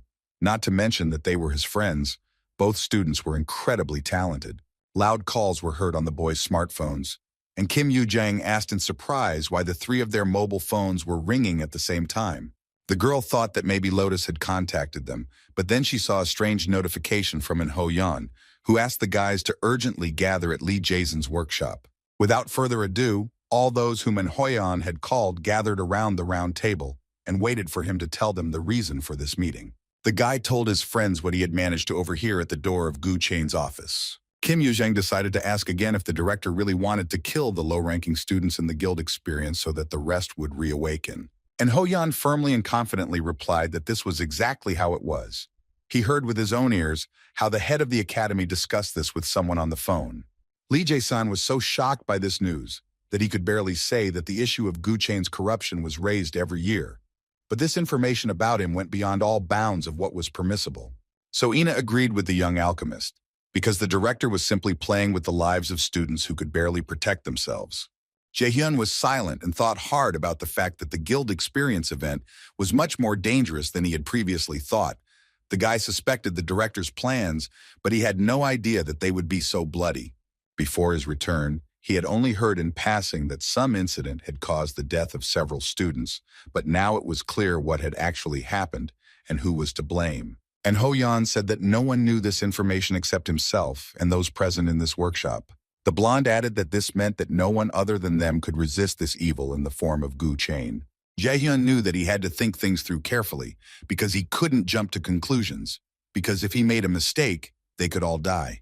He clenched his fists tightly and thought that they couldn't just pretend they didn't know anything when the lives of so many students were at stake. But at the same time, the guy understood that although caring for others was a very noble thing, it was still worth being able to distinguish between courage and recklessness. Kim Yoo-jang was tensely silent because she still couldn't get her head around the fact that that smiling director was a real tyrant and psychopath. She rose abruptly from her seat and, slamming her hands on the table, said that they had nothing to think about.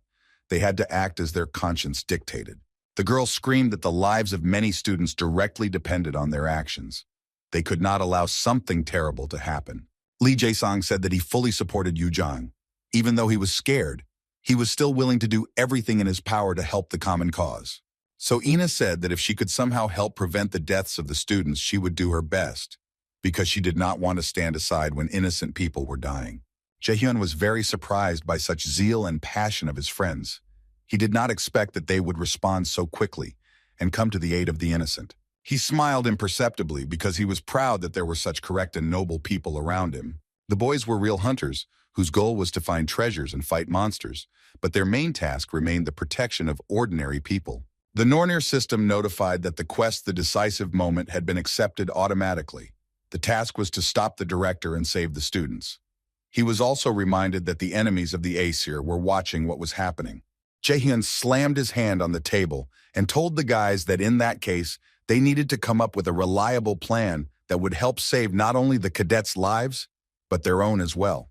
The guys smiled because they were glad that the guy supported their idea. Their faces were shining with hope that they would succeed. Hyun picked up on their enthusiasm and said that they must not allow their vile director to carry out his plans. Once again, the classroom. Once again, a lesson with Chong S.U. That's how the next school day began for the kids. The instructor turned to Jae-hyun indignantly asking if he really wanted her to believe that he had already managed to master the 4th-level magic book. Hearing that she thought it was impossible, the guy simply replied that that was exactly how it was. Jung Yisu was incredibly irritated and a little scared. She knew that this student was dangerous, which was a very bad sign. The director may decide to turn the boy into another pawn in his game, but Min Jae-hyun is not the kind of soldier who can be treated like that. Seeing Jung Yisu's reaction, Jae-hyun sarcastically asked why the teacher who taught him so much made such an expression. The guy grinned and asked if she would also run to report him to that freak Gu Chain this time. The instructor was shocked not only by such impudent behavior, but also by the fact that Hyun knew about the director's request, which she obediently carried out. The woman screamed indignantly, asking how a first-year student dared to behave like that with a teacher and say nasty things about the principal. Ignoring these squeals, Jae-hyun walked closer to Jung Yisu and touched her forehead with his hand, causing the woman to become confused. He used the skill he had learned from the principal and said he needed the instructor to do something for him. The space around them filled with a purple glow, and the instructor froze in place, catching every word that flew out of Hyun's mouth. The Nornir system notified that the brainwashing skill had been used and the selected target's mind had been clouded.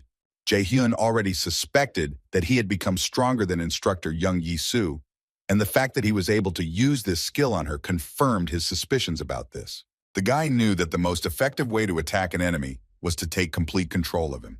That's exactly what he did with the director's henchman. It was unclear whether she worked for him of her own free will or whether he forced her. But it didn't change the fact that the woman was helping Gu Chain's power to strengthen. Hyun turned to the instructor, saying that from now on, she was his colleague for the next few days. The woman absent-mindedly repeated every word he said, as if her brain wanted to better commit the information to memory. Hyun said that now they could finally have a heart-to-heart talk, and he wanted to start the conversation with information about the dirty deeds that Gu Chain was planning during the guild experience. 3 days flew by unnoticed, and now the very day has arrived when students will go to different guilds to undergo practical training. Kim Yoo-jang couldn't believe that they would not only be allowed into the Lotus Guild building, but would also be allowed to inspect it. The girl joyfully raised her hands up and was ready to jump for joy, because she had always dreamed of visiting here. The boys turned around in unison when a pleasant male voice said that he was glad to meet such talented students of the Mila's Academy. The man was Park Sung-jae, the manager of the Lotus Guild, and he bowed respectfully to the students and announced that he would be assisting them in the guild experience. He suggested that they take a little walk and get acquainted with the building. Kim Yoo-jang jumped up and down, unable to contain her joyful impulse. Park Sung-jae led the boys from room to room, explaining what each of them was intended for, after which he showed them the spacious training hall. Finally, he led them to the door that led to the office of the guild leader herself. The door swung open and out came Yoo Sun-yoon, who said that she was the master of the Lotus Guild, and her face showed that she was interested in meeting the students. In her office, hot jasmine tea and various treats awaited the cadets. Such a warm welcome could not fail to please the trainees. Yoo Sun-yoon hospitably invited everyone to the table and suggested that they relax and enjoy some delicious food.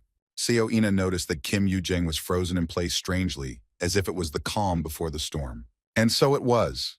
After a couple of seconds, the girl rushed to Yoo Sun-yoon asking her to give her an autograph, because Yoo Jung had been her fan since childhood.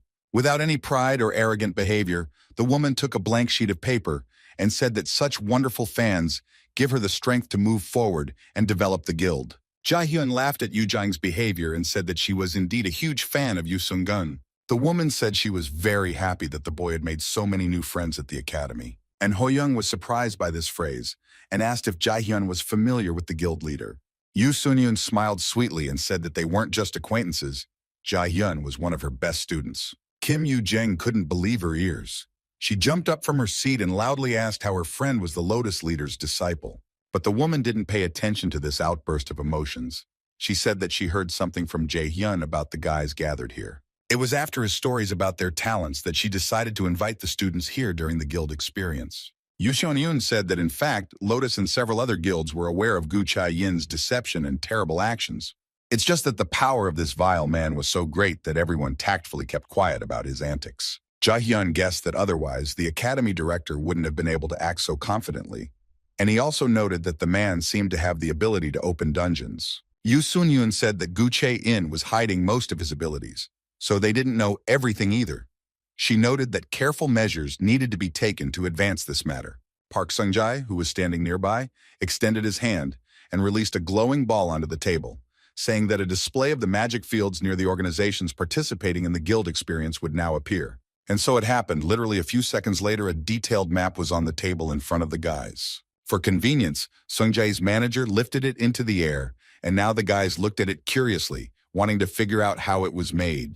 On the map, there were two red areas that stood out and, as Park Sung-jae said, were denser and stronger than other places. The man explained that if a new dungeon was created, there was a high probability that something very bad would happen there. Yoo Seon-yoon said that they would first deal with the points located in the Lotus territory. She ordered her assistant to close the area and evacuate residents if there was a possibility of danger. Jae-hyun thought for a moment and then said that the method was not bad, but Gu Chain was also well prepared for everything. The guy noted that if the director realized that Lotus had interfered in this matter, he would begin to act even more actively than before.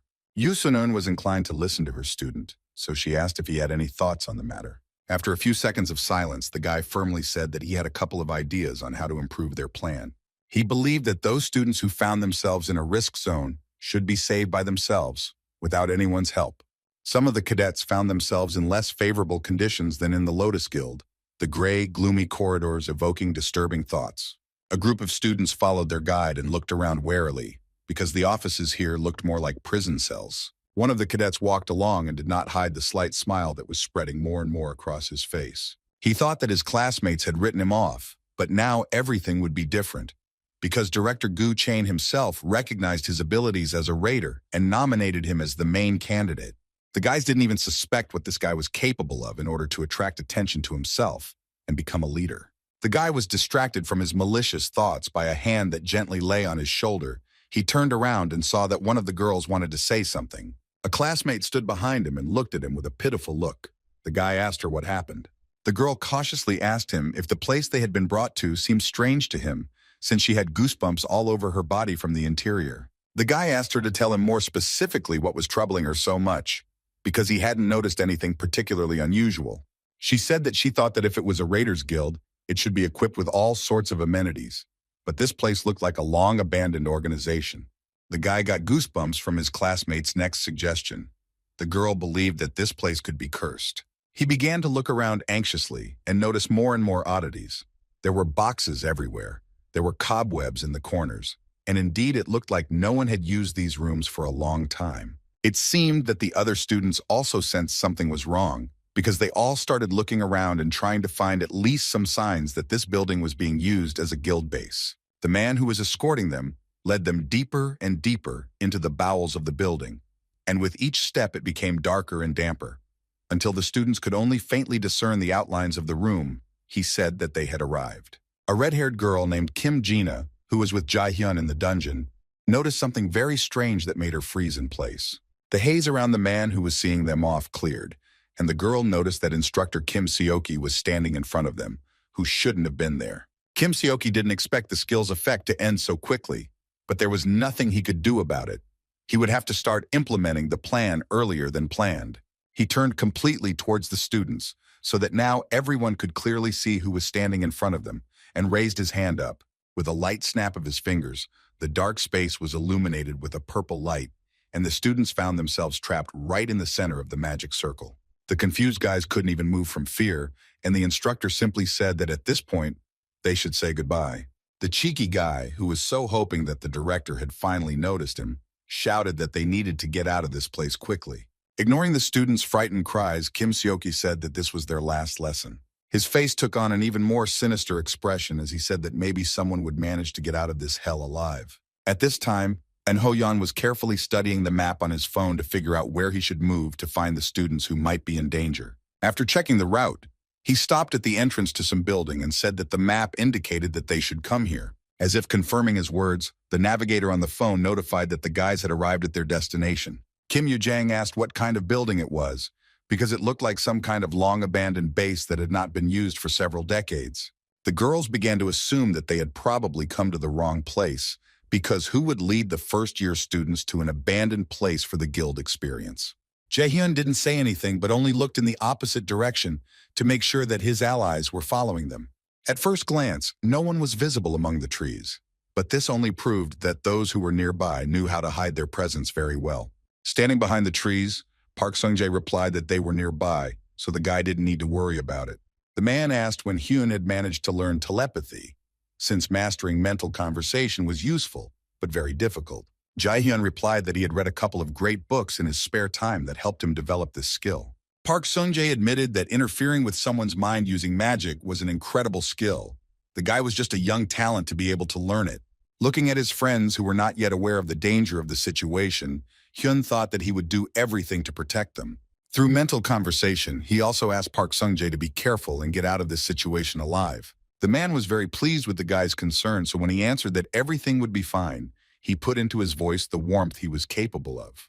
No matter how restless it was outside the abandoned building, there was peace and quiet in Yoo Sun-yoon's office, enveloping her like a warm blanket. While sipping her favorite tea, the woman analyzed Jae-hyun's actions and came to the conclusion that this child was directly copying her behavior. Park Hana stood next to her, clearly very worried. The girl said that she hoped that Park Sung-jae could help somehow, because he had been acting strange lately. Yoo Sun-yoon asked her to be more lenient with the man, although perhaps that was the beauty of the brother and sister relationship. Suddenly, the woman began to look anxiously into her cup, as if there was not tea in it, but something that could somehow frighten her.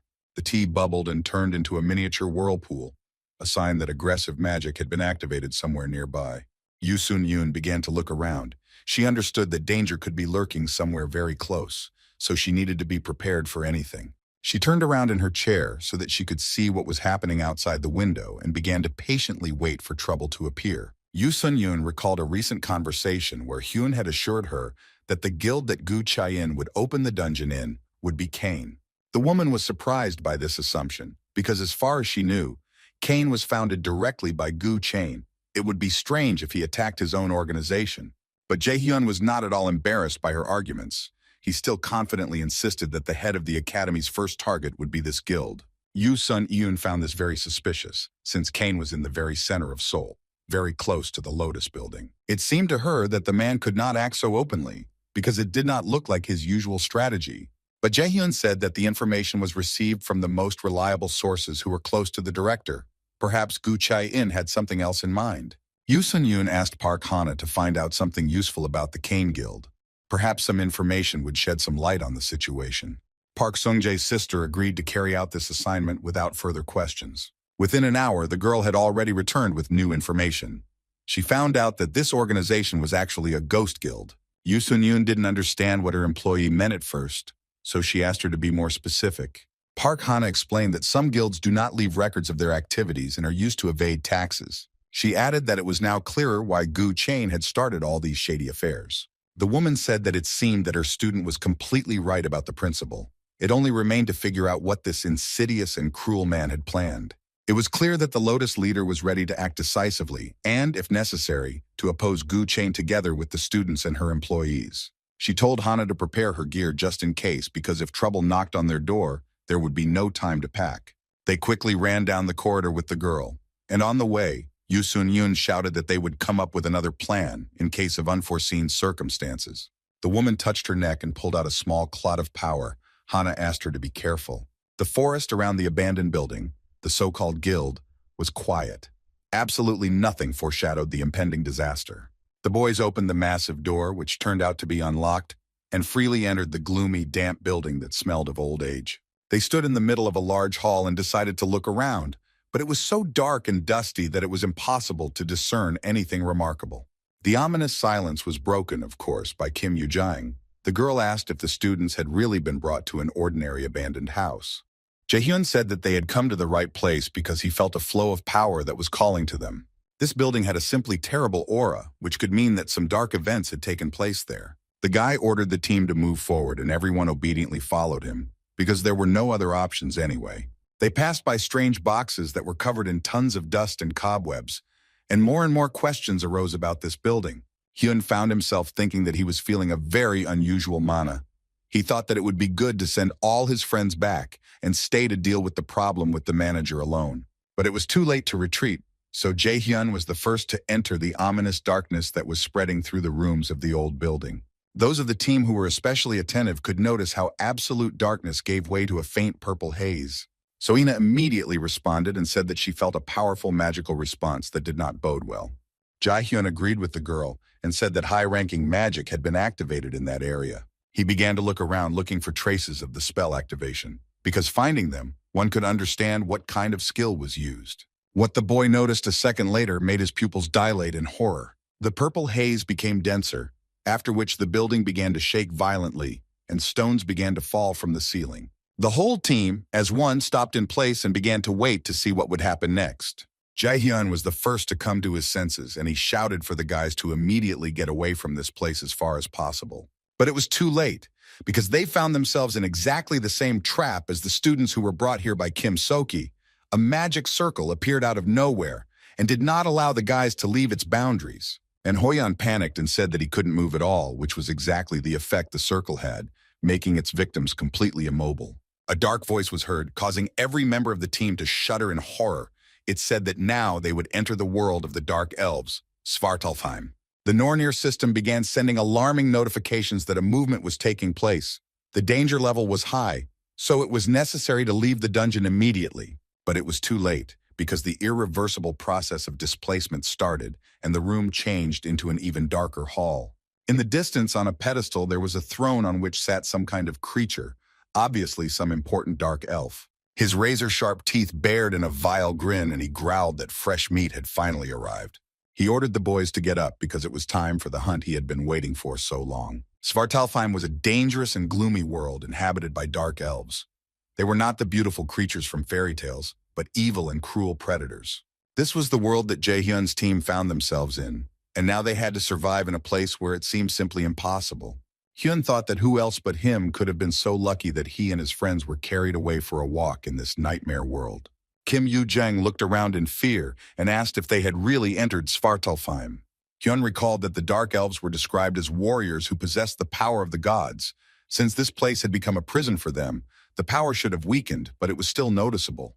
The guy finally understood how their wonderful director decided to get rid of the undesirable students. And Hoyeon asked fearfully how Gu Chai-ying was able to use such a high-level transfer magic. He wondered who this man really was. Hyun understood that the blonde was right. The head of the academy was too strong for an ordinary mediocre person. The question remained open as to whether a common man could participate in the ceremony of transfer between the 9 worlds. Jaehyun decided that Gu Chain was undoubtedly in contact with the Asa gods, since there was no other way to explain his abilities. He ironically told the guys that no matter how you look at it, the situation is far from the best. Footsteps were heard from somewhere behind. Then a male voice confirmed Hyun's words and said that they really were in difficult conditions. Out of the darkness came Park Sung-jae, who was not with the guys in the magic circle, but nevertheless, somehow he now found himself in Svartalfheim. The boys' eyes widened and they looked at the man with their mouths open because they couldn't believe that someone would voluntarily go to this place. And Hoyeon asked how the Lotus Guild manager ended up in another world with them. The man explained that Min Jae-hyun said he needed a skilled raider, so he came because Yoo Sun-yoon couldn't act on her own because she was being followed. Kim Yoo-jang sighed with relief and said that she was glad that the man had appeared because she was beginning to think that they would all die here. Park Sung-jae said that it was too early to make optimistic predictions because the fact that he ended up with them did not change the situation for the better. When the red-haired girl asked him in fear why he was saying that, the manager said that they were in the world of the Dark Elves, and even an A-rank raider would have a hard time surviving there. The boys listened with concern to the instruction that if they acted recklessly, they would all be killed. Jaehyun understood that at this point, the only thing that was known for sure was that the strategy for attacking Svartalfheim had not yet been worked out. But that was for now, because the guy had seen countless attacks on Svartalfheim before his return, so he still had some experience. He told his desperate friends to stop hanging their heads because there was no situation they couldn't handle. Hyun said that somehow they would definitely survive and he would do his best to make that happen. Park Sung-jae watched the boys with pleasure because it was clear that they all cared about each other, and that was what true friendship was. Jae-hyun wrung his hands decisively and said that first of all, they needed to find the students who had managed to stay alive in these conditions. In a building with a beautiful light interior where the columns fit harmoniously, 2 men sat and decided their serious business. One of the participants in the conversation loudly put his cup down on the wooden table and said that there was a real threat of breaking the promise. And Hoyeon's father said he clearly remembers the principal's promise that he would take care of his son's success at the academy. The head of the academy said that the man should not worry about anything, because his son would easily take first place at the next event. Mr. N asked who the student who won first place in the first-year hunt was, wondering who was able to surpass Ho Young. While calmly sipping tea, Gu Chain said that the man had seen the broadcast, which meant he should be aware of what had happened. He explained that Min Jae-hyun was a genius with a 97% aptitude for magic. This news made Ho Young's father very confused, because in this case, it would be very difficult for his son to surpass this guy. The man could not stand it and screamed, asking how this was even possible, since almost no one had such a great predisposition. The head of the academy didn't answer but only looked at the man with a look that said he was behaving like a capricious child. Ho Young's father took the hint and silently stared at his cup of tea, saying that it had already gotten quite cold. The director politely asked if the man would like the servant to make him a new portion of tea. But the man seemed not to hear the director at all, because all his thoughts were only about how the one whose name no one knew dared to bypass his son, whom he had trained since childhood. Hoyan's father suddenly stood up from his seat and said that he did not need any more tea ceremonies. At this point, he would prefer to take his leave and leave. He was so irritated by what he heard that he left without even waiting for Gu Chaiying to say goodbye to him. The director of the Milis Academy watched the man leave carefully.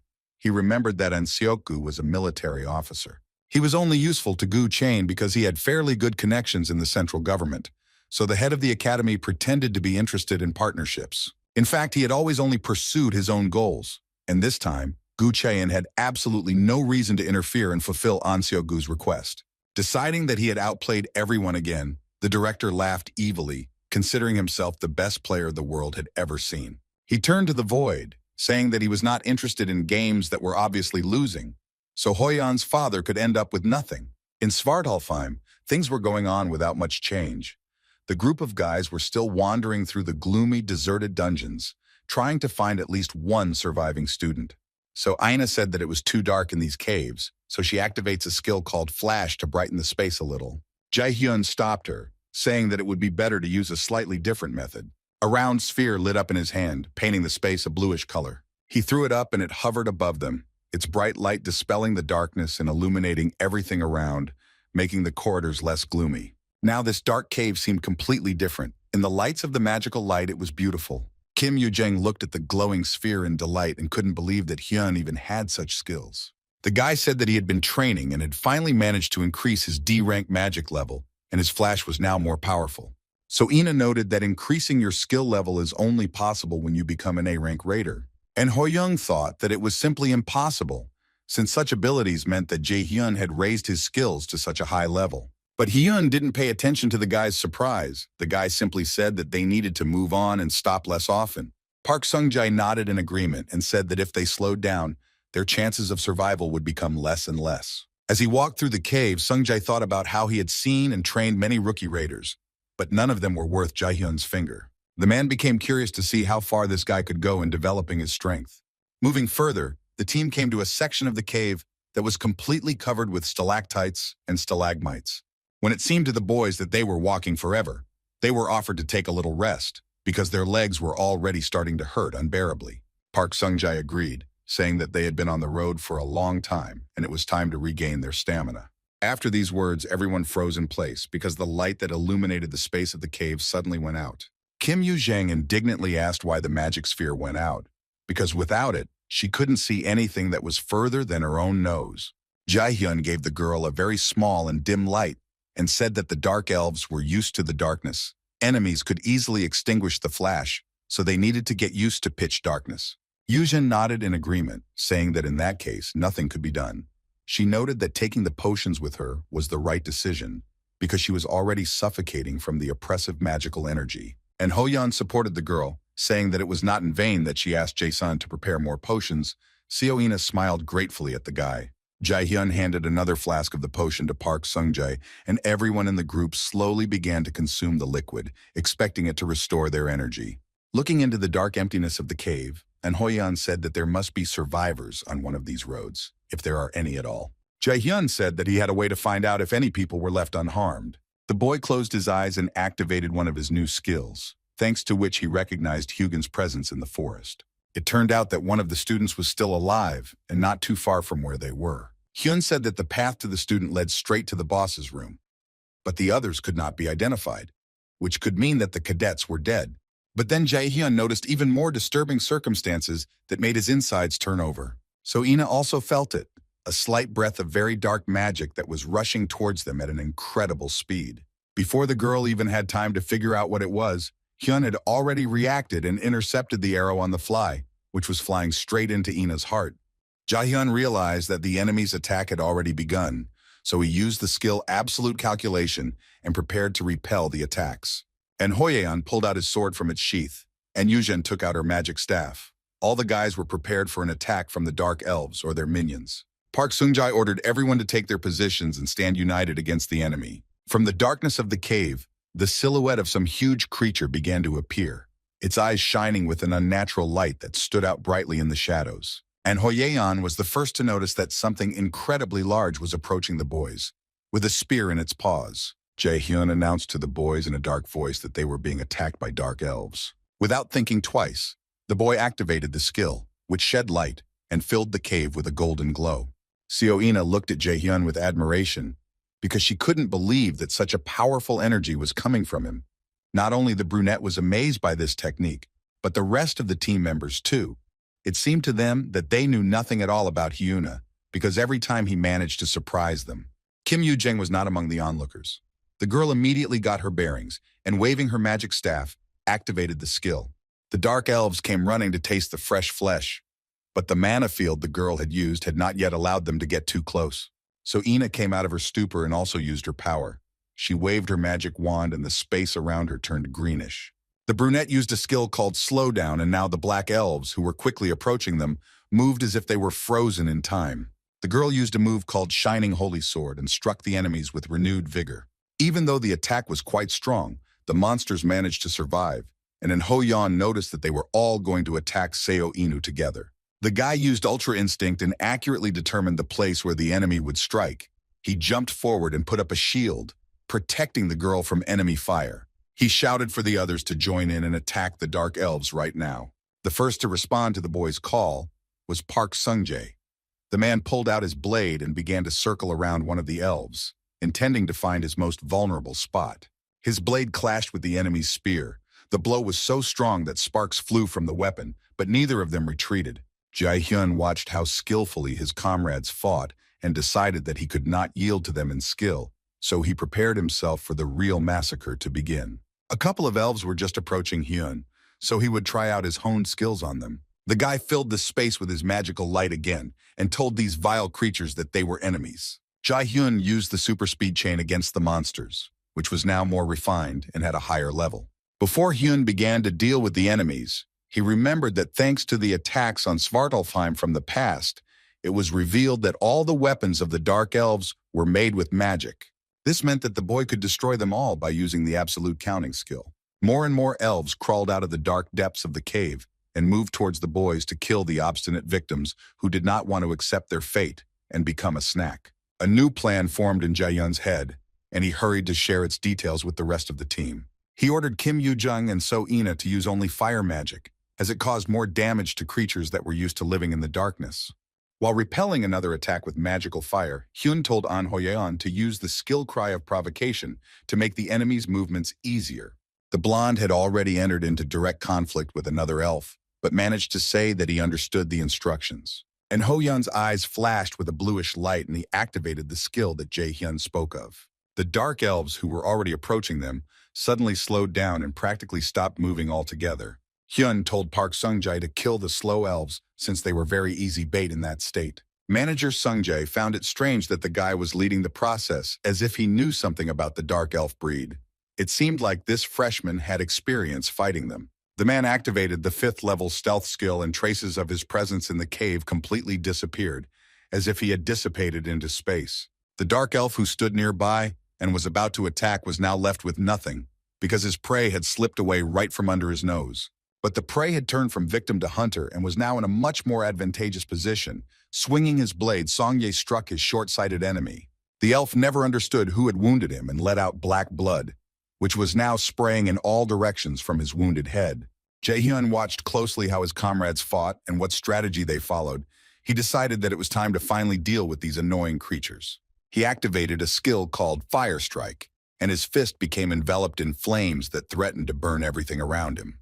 His blow cut through the air and was aimed straight at the cluster of dark elves in order to kill as many of them as possible at once. The Nornir system reported that the boy had managed to kill at least one inhabitant of Svartalfheim. The rest of the dark elf people stood and did not know where to go, because everything around was burning with a clear flame, to which they were not accustomed over millions of years of living in the darkness. Kim Yoo-jung didn't lag behind her friend. She used a skill called Fireball and directed it at the enemies. The monsters began to hide, trying to find at least one safe place where the fire could not reach. But still, there was one brave man who, despite the flames, rushed forward and prepared to attack. But he was immediately fried by the heat that Hyun created, so that now only ashes remained of him. But he awakened in the rest of his kin a desire for battle, so there began to be more and more brave elves who, not afraid of fire, jumped straight at the boys. Seo Ina entered the game. A flame was already flaring up at the end of her magic wand, and it was becoming more and more powerful. After a couple of seconds, this flame turned into powerful fiery arrows, which the girl directed straight into the bodies of her victims. The stricken elves remained standing on their feet, burning alive upon contact with these arrows. One of the dark elves growled, asking his kin how these people knew so much about their vulnerabilities, since it made their victory unrealistic. But he didn't have time to finish speaking, as Hoyan's sword pierced his chest, releasing streams of black blood. But still, it didn't kill the elf. He turned his head and asked in an angry voice how some man dared to attack such a higher being like him. But this chatterbox was not allowed to finish speaking again, because this time he was pierced by Jae-hyun's super-fast arrow, which finished him off completely. And Hoyan watched as the impudent creature turned into a puff of smoke and disappeared into the cave space. Seo Ina and Kim Yoo-jang looked around and tried to find the remaining enemies, but they didn't see anyone. And Hoyan asked with a hint of disbelief in his voice if they had really managed to defeat the Dark Elves, and Park Sung-jae answered with no less doubt that it seemed like they had indeed succeeded. Jae-hyun wasn't at all surprised by this turn of events, so as if nothing had happened, he said that they needed to continue moving forward, since they had very little time. Seo Ina supported the guy, saying that they had to go to the left side, but she couldn't detect the presence of living students there. Hyun replied that he could still feel the mana of the survivors in that direction. There were very few of them, but it was better than nothing. The boy looked into the dark, gloomy darkness that seemed to look back at him and said that if they were even a little late, there might not be anyone left to save. It was scary for him to realize that these first-year students could end their lives like this, being in a strange world due to the fault of the academy director. At this time, Gu Chaeyin, as always, was sitting in his office and was not particularly worried that people were dying because of him when there was a knock on his door. When instructor Kim Seoki entered, the head of the academy asked him why things turned out this way. He replied that he never thought that outsiders would dare to enter the guild building. The director, unable to contain his anger, loudly slammed his fist on the table.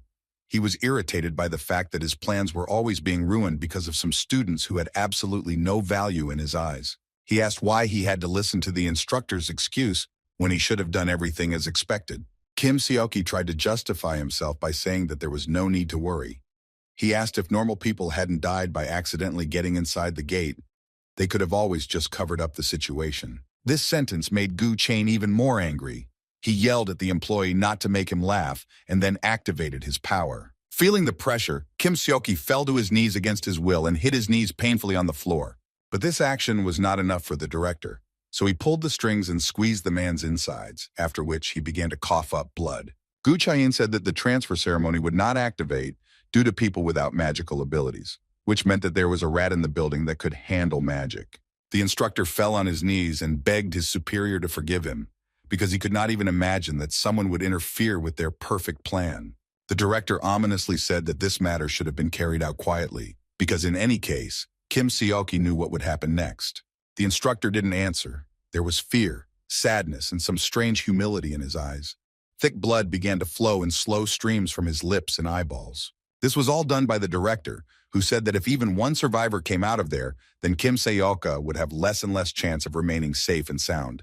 In the building of the Lotus Guild, internal processes were taking place. Two women were hurrying somewhere, loudly tapping their heels on the floor. Park Hana asked her boss if she was sure that everything would be okay in the house. Yu Sunyun said that the situation was truly an emergency, so if she went alone, she wouldn't attract much attention. The woman felt an ominous aura, and at that wavelength, it meant that C-rank magic had been used, The children and Sungjai were in danger, and she couldn't continue to stand aside. Since there was no reaction from her earring yet, it meant there had been no casualties yet. But if she was even a second late, that could change. Without turning around, she told Park Hana that they had to hurry, because more than one life was at stake. She added that if she did not return by morning, then she was obliged to immediately request help from the association and send reinforcements to her, and the head of the guild also asked to check all the cameras around. After which, Yoo Sun-yoon put on her helmet and sat on her motorcycle, which would quickly and without unnecessary stops take her to her destination. As the woman was about to leave, her assistant called out to her and told her to be careful and come back as soon as possible. The guild leader was very pleased that her employees treated her with such warmth, so she told the girl not to worry. Yoo Sun-yoon rushed through the city at the highest speed. She wanted to arrive on time, because the guys might need her help right now. She couldn't allow innocent people to suffer because of Gu Chain, much less students who couldn't properly defend themselves. At the other end of the cave, among the glowing minerals, the heavy steps of the unfortunate boys could be heard. Drenched in sweat and tears, one of the surviving students carried the guy on her shoulders, telling him that there was just a little bit left and they would get out of this nightmare. She no longer had enough strength. She felt terrible exhaustion, but she continued to move forward, carrying her comrade on her shoulders. She was so tired and distracted that she didn't notice how her foot tripped on a stone. The girl lost her balance and fell heavily to the ground, dropping the guy along with her. She cried out of frustration because she did not see a way that would help them get out of this place. She began to sob and beg the guy to try to get up, because they needed to escape. The dark elves could still lie in wait for them, so there was danger around every corner. Her tears flowed like a river onto the rocky ground of the cave, and it seemed as if the ground here was soaked with the tears of those who had never been able to escape. The student began to blame herself for being useless and unable to help her classmates, because some of them were much less fortunate than her. Suddenly, the girl heard someone's footsteps. She raised her head in fear, thinking that the enemies had returned for her soul. A warm hand touched her shoulder, and she realized that there was a person standing behind her. She didn't know if this was good news or not, but the fact that it wasn't a dark elf couldn't help but make her happy. She turned her head and couldn't help but smile because behind her stood those she didn't expect to see at all. The surviving students were finally found by Jae-hyun's team. All 5 of them stood there and rejoiced that they had found at least 2 living souls in this cave. The guy said that the student had tried hard, and now she needed to rest and leave all the other worries to them. The girl could not hold back her tears of happiness. She cried and cried because it seemed to her that it was a dream, and in fact no one came to her aid. Her saviors began to blur before her eyes, and she realized that she was about to lose consciousness. And so it happened. Her body went limp and she collapsed right next to the guy she had been dragging on her all this time. Kim Yoo-jang immediately ran up to her, pulled out a stamina-enhancing potion from her backpack, and poured it into the girl's mouth. And Ho-yeon did the same with the guy who hadn't come to his senses for a long time, so the potion was the only option to get him back on his feet. After a couple of seconds, the guy coughed and began to regain consciousness. He raised his heavy eyelids and looked around. In a trembling voice, he said that they were in Svartalfar, as the land of the Dark Elves was called. Park Sung-jae told the boy that he and his colleagues had come here to save the surviving students who had ended up in this place by a terrible coincidence. The girl listened to the guys with a frown, but it was as if she was not there at all. It was obvious that these events had traumatized her greatly. Jae-hyun asked the guy what happened in that abandoned building that they all ended up here. The guy gritted his teeth and said that the others had been captured, so everyone who came with them to the guild was most likely dead. The girl added that immediately after they arrived in Svartalfheim, they were attacked by dark elves. She remembered that all the other students had been taken away, and she and Song-chan had barely managed to escape the eyes of those monsters. Although the boys managed to escape from the clutches of the monsters, they could not avoid mana poisoning. It was clear that the surviving students were embarrassed to tell all this, and it seemed as if they were trying to justify themselves, trying to explain their escape. Hyun immediately sensed their state because he was familiar with it. They thought they were chickening out. They were haunted by the thought that it would have been better to fight with their comrades and die in battle than to survive, but to think for the rest of their days that they had abandoned their friends. Jae-hyun knew that it was unwise to fight an enemy that could not be defeated with a small amount of forces. Cases of successful battles in such a situation have only been seen in films. The guy remembered how he himself had been in similar circumstances, which still haunted him, because he felt the same as these students. He closed his eyes and pushed these thoughts away, because now he had fixed everything, and when there was a chance, he saved his comrades. Hyun told the survivors that it wasn't their fault that their friends were captured anyway, they wouldn't have been able to defeat the horde of dark elves on their own. The guy asked to tell where the remaining students were taken, because perhaps they were still alive, and there was a chance to save them. Song Chang hesitated. It was clear that he doubted that any of his team had survived. Jae-hyun asked if he really thought that all the students from the academy who were in the same group with him had died. The surviving guy couldn't find an answer, so the girl stepped forward and put her hand on his shoulder, trying to calm him down and show that she was there. She said that the dark elves have a king who rules them, so most likely the prisoners were taken to him. Jae-hyun suspected that these creatures had some kind of leader, and when the girl pointed to the end of the cave, it confirmed his thoughts that the boss was in that place. But Hyun was interested in one more thing. He asked the guys who brought them to the abandoned guild building. Gritting his teeth in anger, Songchan said that the man was instructor Kim Seoki. After some time, the guys came out into a spacious hall of the cave from where 3 passages opened to other parts of the dungeon. Jae-hyun told the surviving guys and his team members not to follow him, but to stay here, rest, and wait for his return. Kim Yoo-jang was indignant, asking where he was going. She said that they were a team, so working alone was not the best solution. The guy explained that he felt a strange magical power, which indicated that there was a boss room further on. He noted that the energy of the other guys was weakening, so they needed to be saved as quickly as possible. Yoo-jang screamed that Hyun was crazy, because going there alone was mortally dangerous. Seo-ina agreed with her friend, saying that she understands how the guy feels, but it is still better for them to stick together. And Ho-yeon listened carefully to both sides' arguments and tried to figure out which side he should take. He realized that Jae-hyun was right and that risking everyone was a stupid idea, so he expressed his support to the guy. Kim Yoo-jung got angry at him, asking why he supported such crazy ideas. Hyun said directly that the guys still wouldn't be able to win against the elves in a one-on-one fight, and besides, they needed someone to look after the wounded. So there was only one reasonable course of action left. They leave this place and he deals with the boss. Kim Yoo-jang's eyes filled with genuine concern and fear for her friend. She asked again if there was another way to deal with all of this. Park Sung-jae also didn't want to let the guy go alone into the lair of such a dangerous enemy. But he also didn't see any other way out and believed that Hyun was offering the most objective option. The manager said he understood Jae-hyun's plan, but asked him to come back if he realized the threat was fatal. In turn, the guy asked that Sung-jae take care of the well-being of his friends. An Ho-young intervened and said that Jae-hyun could safely go to the boss's lair and not worry about them. The blonde put his hand to his heart and said that he would protect this place and their mutual friends at any cost. Hyun smiled warmly. It was nice to know that he finally had people in his life that he could completely rely on. He patted Yoo-jang on the shoulder encouragingly and said that he would be okay. Hyun promised not to be late and would return soon. The boys watched sadly as the light that Jae-hyun had lit gradually faded into the darkness of the gloomy cave. The surviving girl asked worriedly if they really believed the boy would be okay.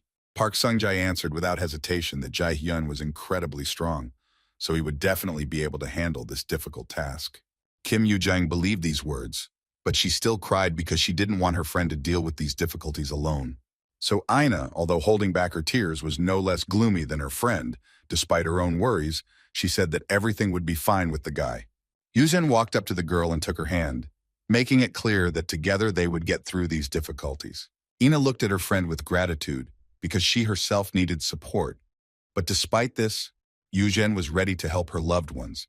This could not leave her indifferent. The red-haired girl smiled and said that they all had to do everything in their power to live up to Jae-hyun's trust. This sweet moment was interrupted by the worried words of Park Sung-jae, who sensed something and told the boys to be quieter. The team looked at the manager, and there were 1,000 questions in their eyes, but no one made a sound.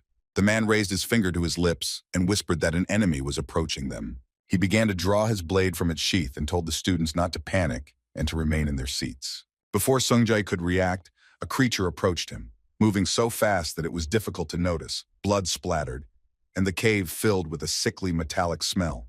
The man looked in shock as his blood slowly trickled down onto the rocky ground of the cave. Kim Yoo-jang screamed in horror because she never expected that such a strong raider could be wounded so quickly. This could only mean that the enemy was very serious. From the shadows, clawed paws slowly began to appear, scraping the floor of the cave, making a disgusting and eerie sound. The creature said that it had finally found the bugs that were squeaking as they walked through these tunnels. The enemy did not come alone. He brought about a dozen dark elves who were determined to avenge their murdered relatives. Sweat began to run down. So Chan's face, he had not yet entered into direct confrontation with the elves, so he did not know that it was really possible to defeat them. The creature's eyes glowed with blue fire. He stepped forward and arrogantly said that he had finally found the worthless people who wanted to hide from him. Jae-hyun didn't even suspect the danger his friends were in. He stopped near a huge door that seemed to be calling for it to be opened.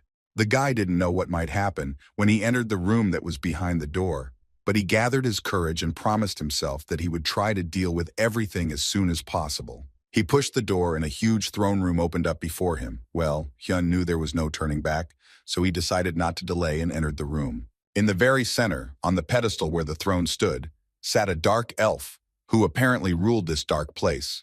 The creature hissed that it was waiting for the guy to visit his chambers. The elf's sharp teeth bared in a smile, and he said that he had heard that he would soon have a guest, so he had prepared something special for him. The guy's ear began to burn a little, and the earring that had been hidden earlier appeared and began to glow. He didn't understand why the magic item was behaving so strangely, but then a guess pierced the guy's brain like an arrow. Jae-hyun realized that he couldn't feel the energy of Park Sung-jae, who the item was connected to.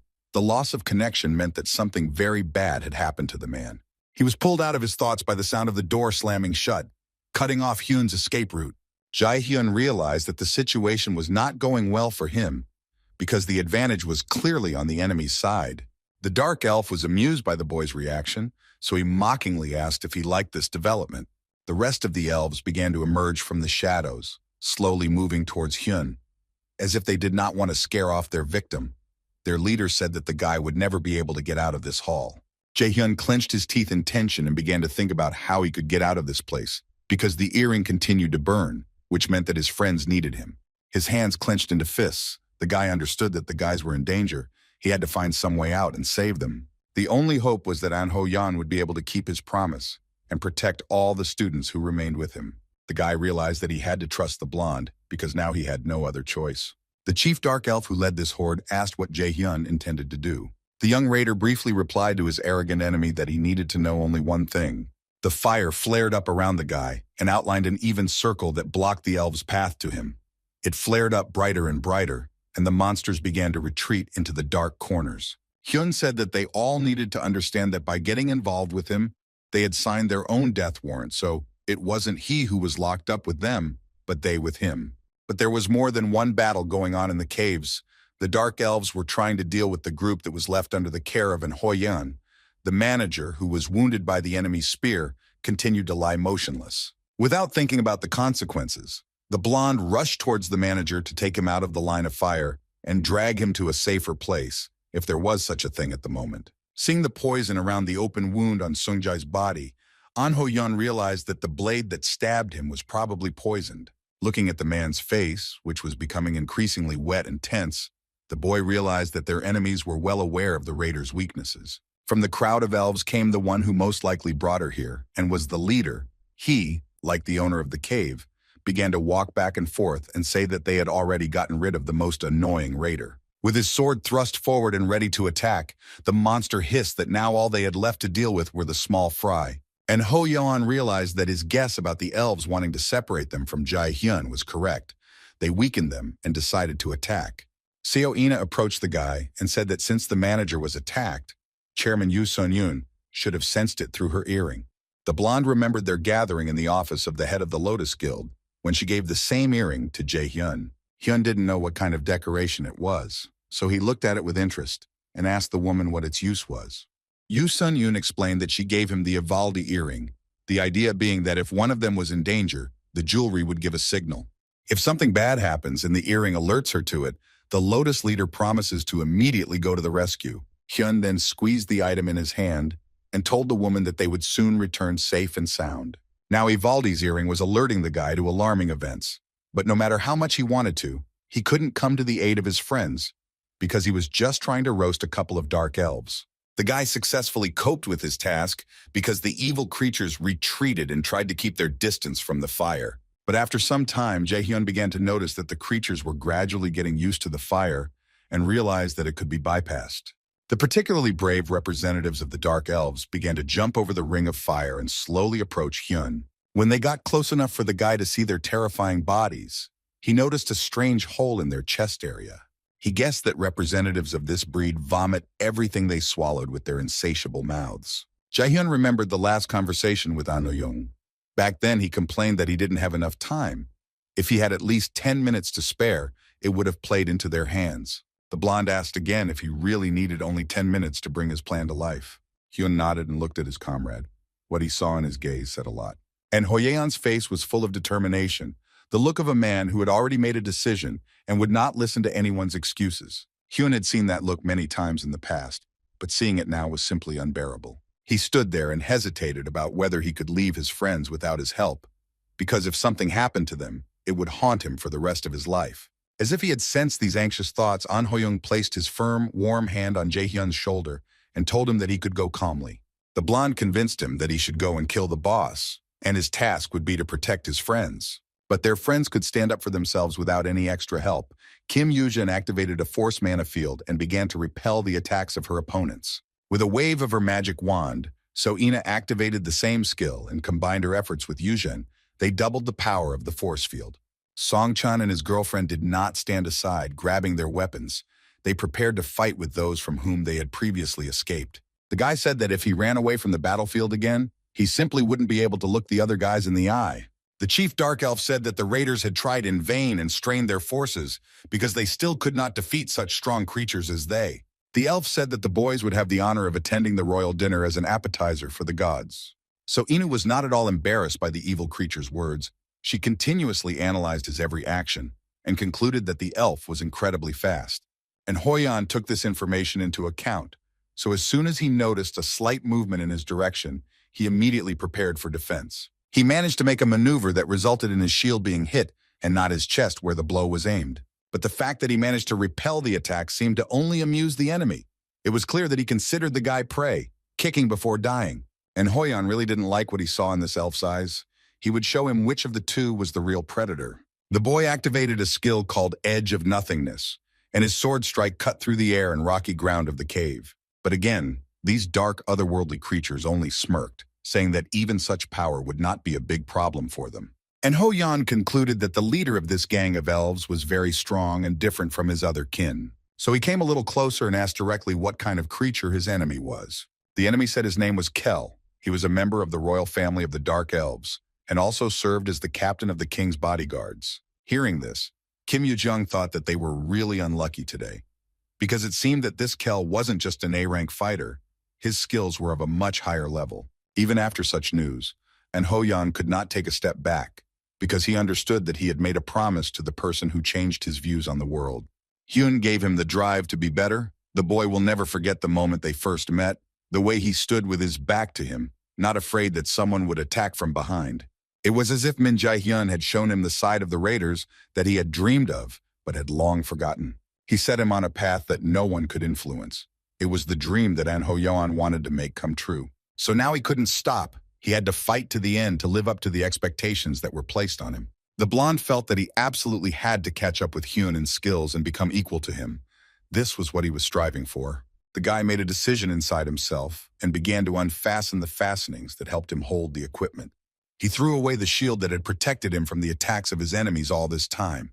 Now he was more vulnerable, but he felt much freer, as if he had thrown off some shackles. This behavior greatly surprised his girlfriends, because they did not understand why he would deliberately become more vulnerable when the enemy was just waiting to attack. Kim Yoo-jung shouted that he shouldn't do that, because by keeping the shield with him, he had a much better chance of emerging victorious from this massacre. But the guy didn't listen to anyone. Becoming more defenseless, he began to confidently move forward, straight to where the Dark Elves were waiting for him. Walking towards the enemy with his sword at the ready, the guy said that he should have done this at the very beginning. Thanks to Jae-hyun, he realized that the raider had another heart. The mentors called this phenomenon dantians. These were energy reservoirs in which magical energy accumulated. There were upper, middle, and lower dantians if you comprehend them all. Then after that comes liberation and complete knowledge of the depth of your strength. This is exactly what An Ho-young was doing now. He wanted to discover within himself these very depths of magical energy that would help him defeat such difficult and seemingly invincible enemies. Noticing that some irreversible processes were happening inside the guy, Kel thought with horror that he had not seen such magic for a very long time. The magical light that emanated from An Ho-young's body filled the space of the cave. It filled every corner, not allowing the Dark Elves to hide there. When the bodies of the inhabitants of Svartalfheim were exposed to the rays of this light, their skin began to melt, causing them unbearable pain. The blonde's plan worked, but using such a powerful force was very draining on his body. The power was devastating to the Dark Elves, so they stood still and could not even move as they watched the light pierce their bodies. And Hoyan activated a skill called Unity, and from the intense exertion, blood flowed from the corners of his mouth and tears rolled down his cheeks. After a couple of seconds, he started coughing up blood. He felt so exhausted that he was ready to collapse unconscious right in the center of this very cave. So Ina started screaming, begging the boy to stop and stop killing himself, because such magical energy could be destructive to his mortal body.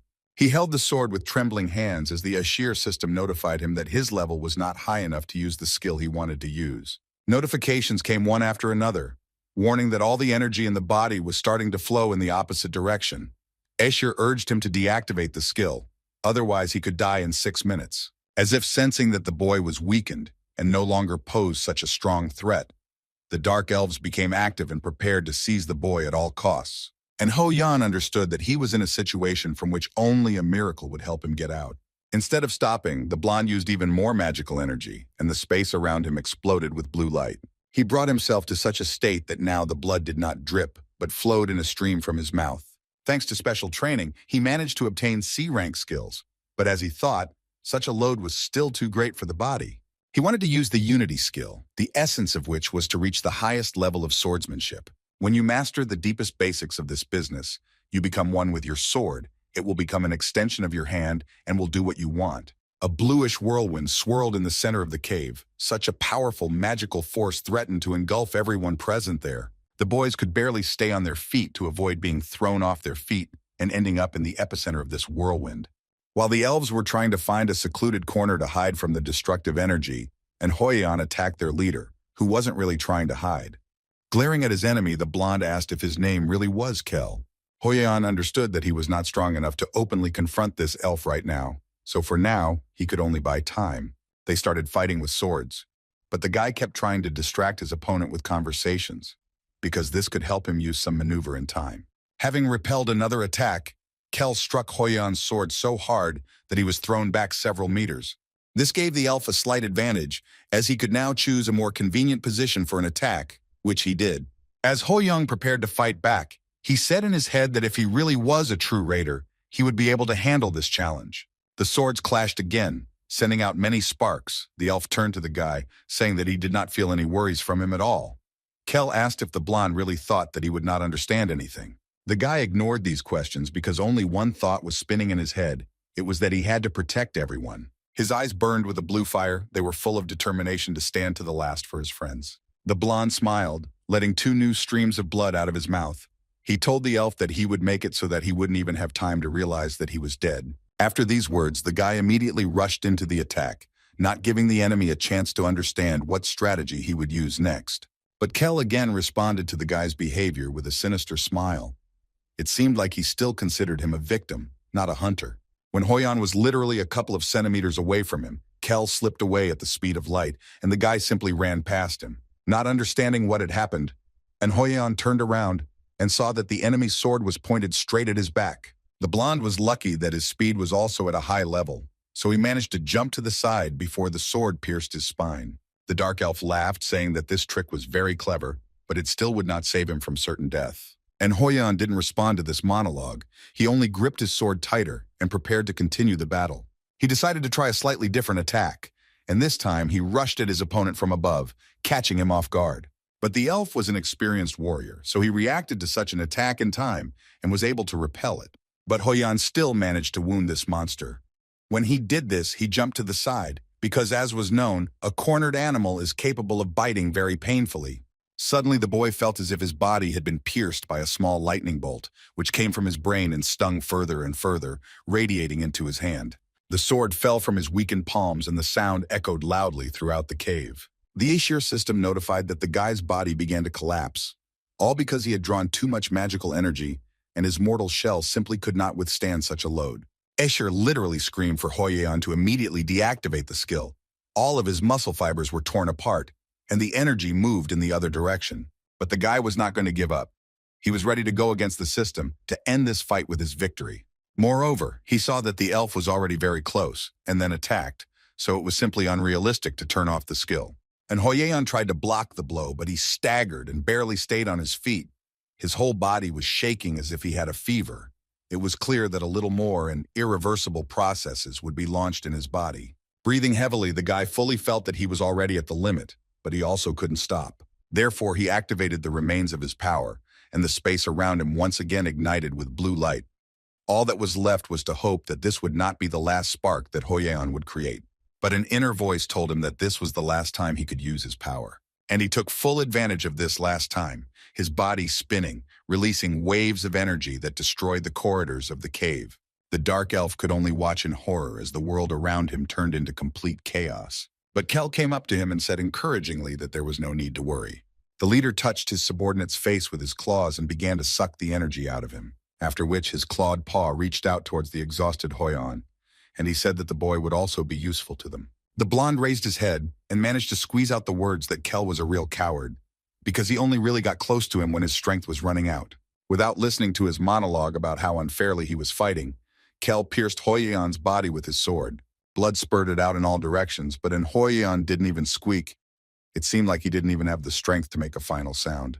Looking at this, the leader of the elves grinned, because he felt that his victim had finally fallen into a trap and would no longer be able to kick.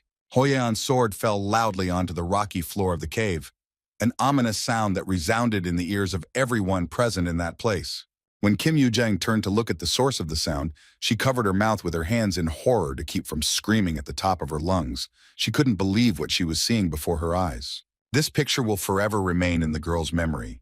Hoyeon hanging limply in the hands of the enemy, who slowly, enjoying every centimeter, pulls the sword out of his pierced, bloody body. Meanwhile, Jae-hyun was busy taking down his enemies with his super-fast chain that was covered in fire. The guy couldn't breathe anymore from the smoke and the smell of burnt flesh. But what could he do if the enemy could only die in such an unattractive way? Suddenly his gaze fell upon some strange cage, which stood in the darkest corner of the hall. Taking a closer look, the guy saw that there were students from the Mills Academy sitting there who, although they looked exhausted, were quite alive. He was finally able to find these guys. Hyun remembered how he promised Hoyeon that he would finish in 10 minutes. He didn't know how much time had passed, but most likely much more than he planned. Jae-hyun finally saw the purpose for which all this was happening, and now all he had to do was deal with the elves and help the guys get out of the cage. While he was thinking about this, a dark elf appeared behind him, running towards him with cries of "die" and wanting to thrust a spear straight into his back. But Hyun was no longer a naive little boy who simply turned his back on his enemies. He knew that this would lure the enemies, and now he lit a fire in his hand and waited for the fools to approach. When the monster got very close, the guy turned sharply and swung the fire sphere, aiming straight at his enemy's head. He had calculated the distance and speed of the blow with absolute precision, so the head of the self-confident bastard was now burning in the literal sense of the word. Jae-hyun's attention was drawn to a disgusting laugh that sounded more like a crow cawing. The Dark Elf King said that the boy was a fool to think that he could handle so many of his warriors alone. After these words, whole crowds of Svartalfheim residents began to crawl out from all the distant corners. They surrounded the guy from all sides. Jae-hyun shouted over the sounds of battle and said that he was confident that nothing was impossible. This amused the ruler of Svartalfheim even more. He said that the arrogance of the useless guy knew no bounds.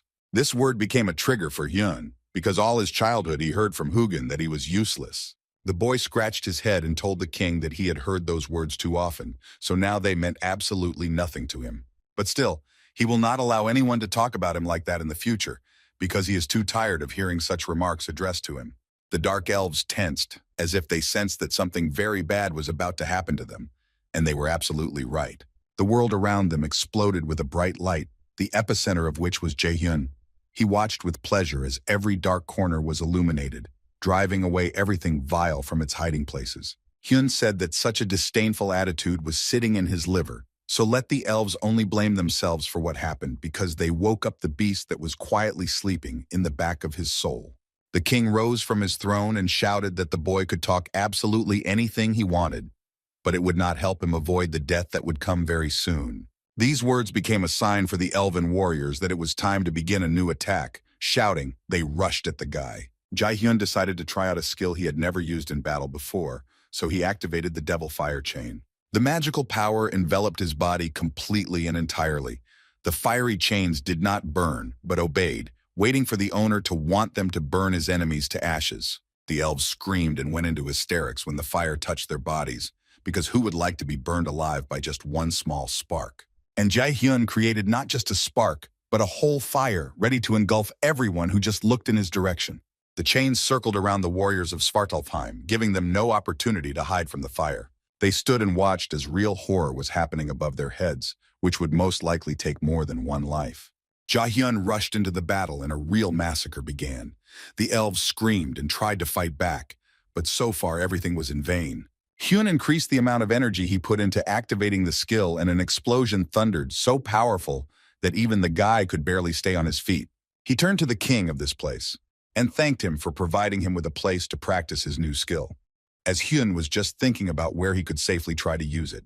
The head of the Dark Elves could not answer anything because he only heard the screams of his ward, who was being burned alive at that very second.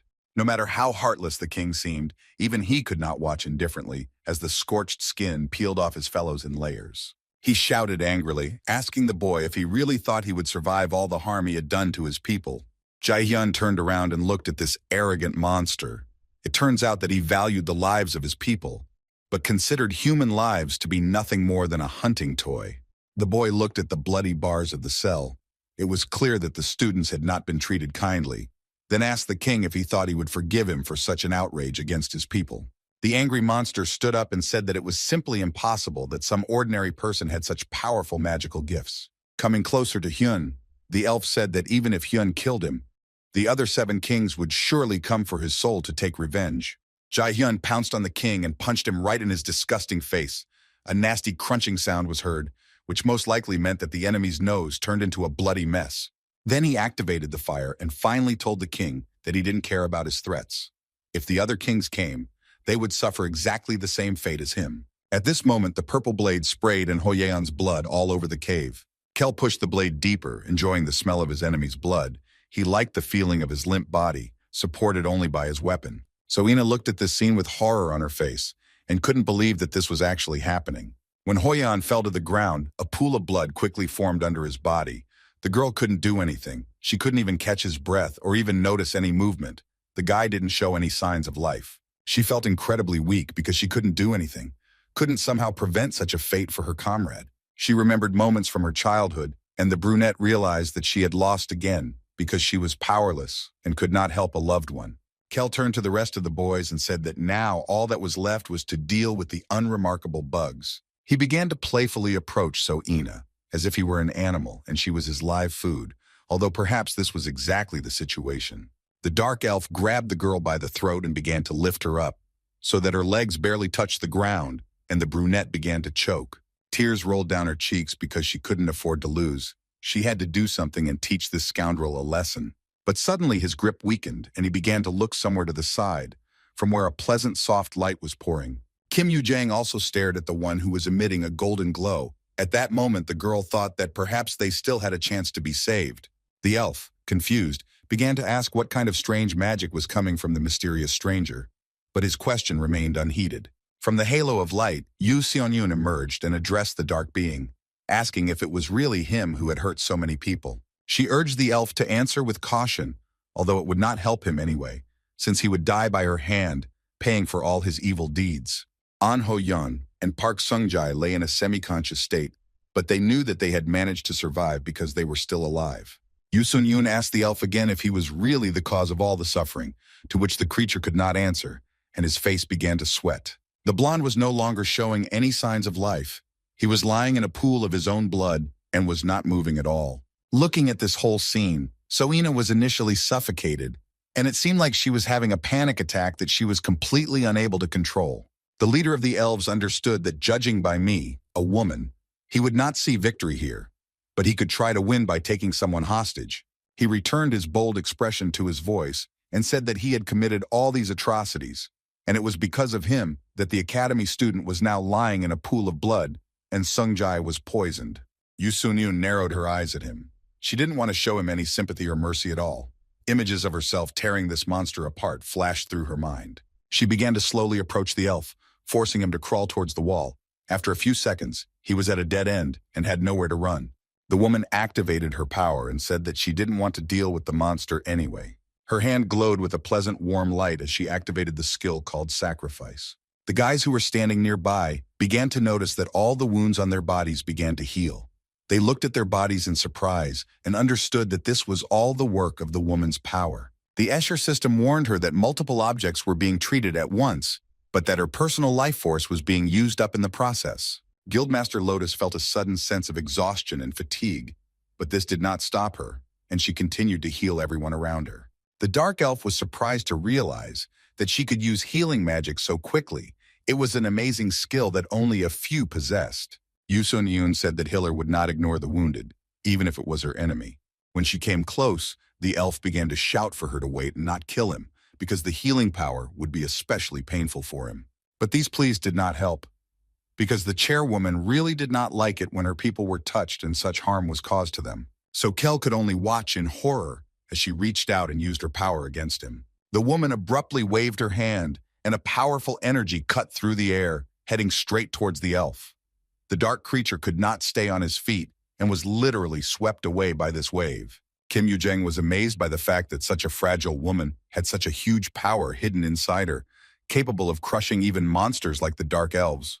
Everything seemed unreal because now their enemy was literally disintegrating into small particles, burning from the inside. The woman didn't use a skill at all, but fired a shot of concentrated mana. But one question remained open. How could it be so powerful? After dealing with Kel, Yu Sun-yoon immediately rushed to the victims, saying that she had to look at these two first, and then they would deal with the rest of the problems. Flying up to her manager, she used her healing skill and began to heal his body, causing the cells to regenerate and resist the poison that was poisoning the man's blood. When she finished, it became noticeable that Park Sung-jae's breathing had evened out and calmed down. Now it seemed as if he was simply sleeping peacefully. So Ina asked with concern in her voice if the manager was okay, as she was very worried that no one in their group would die.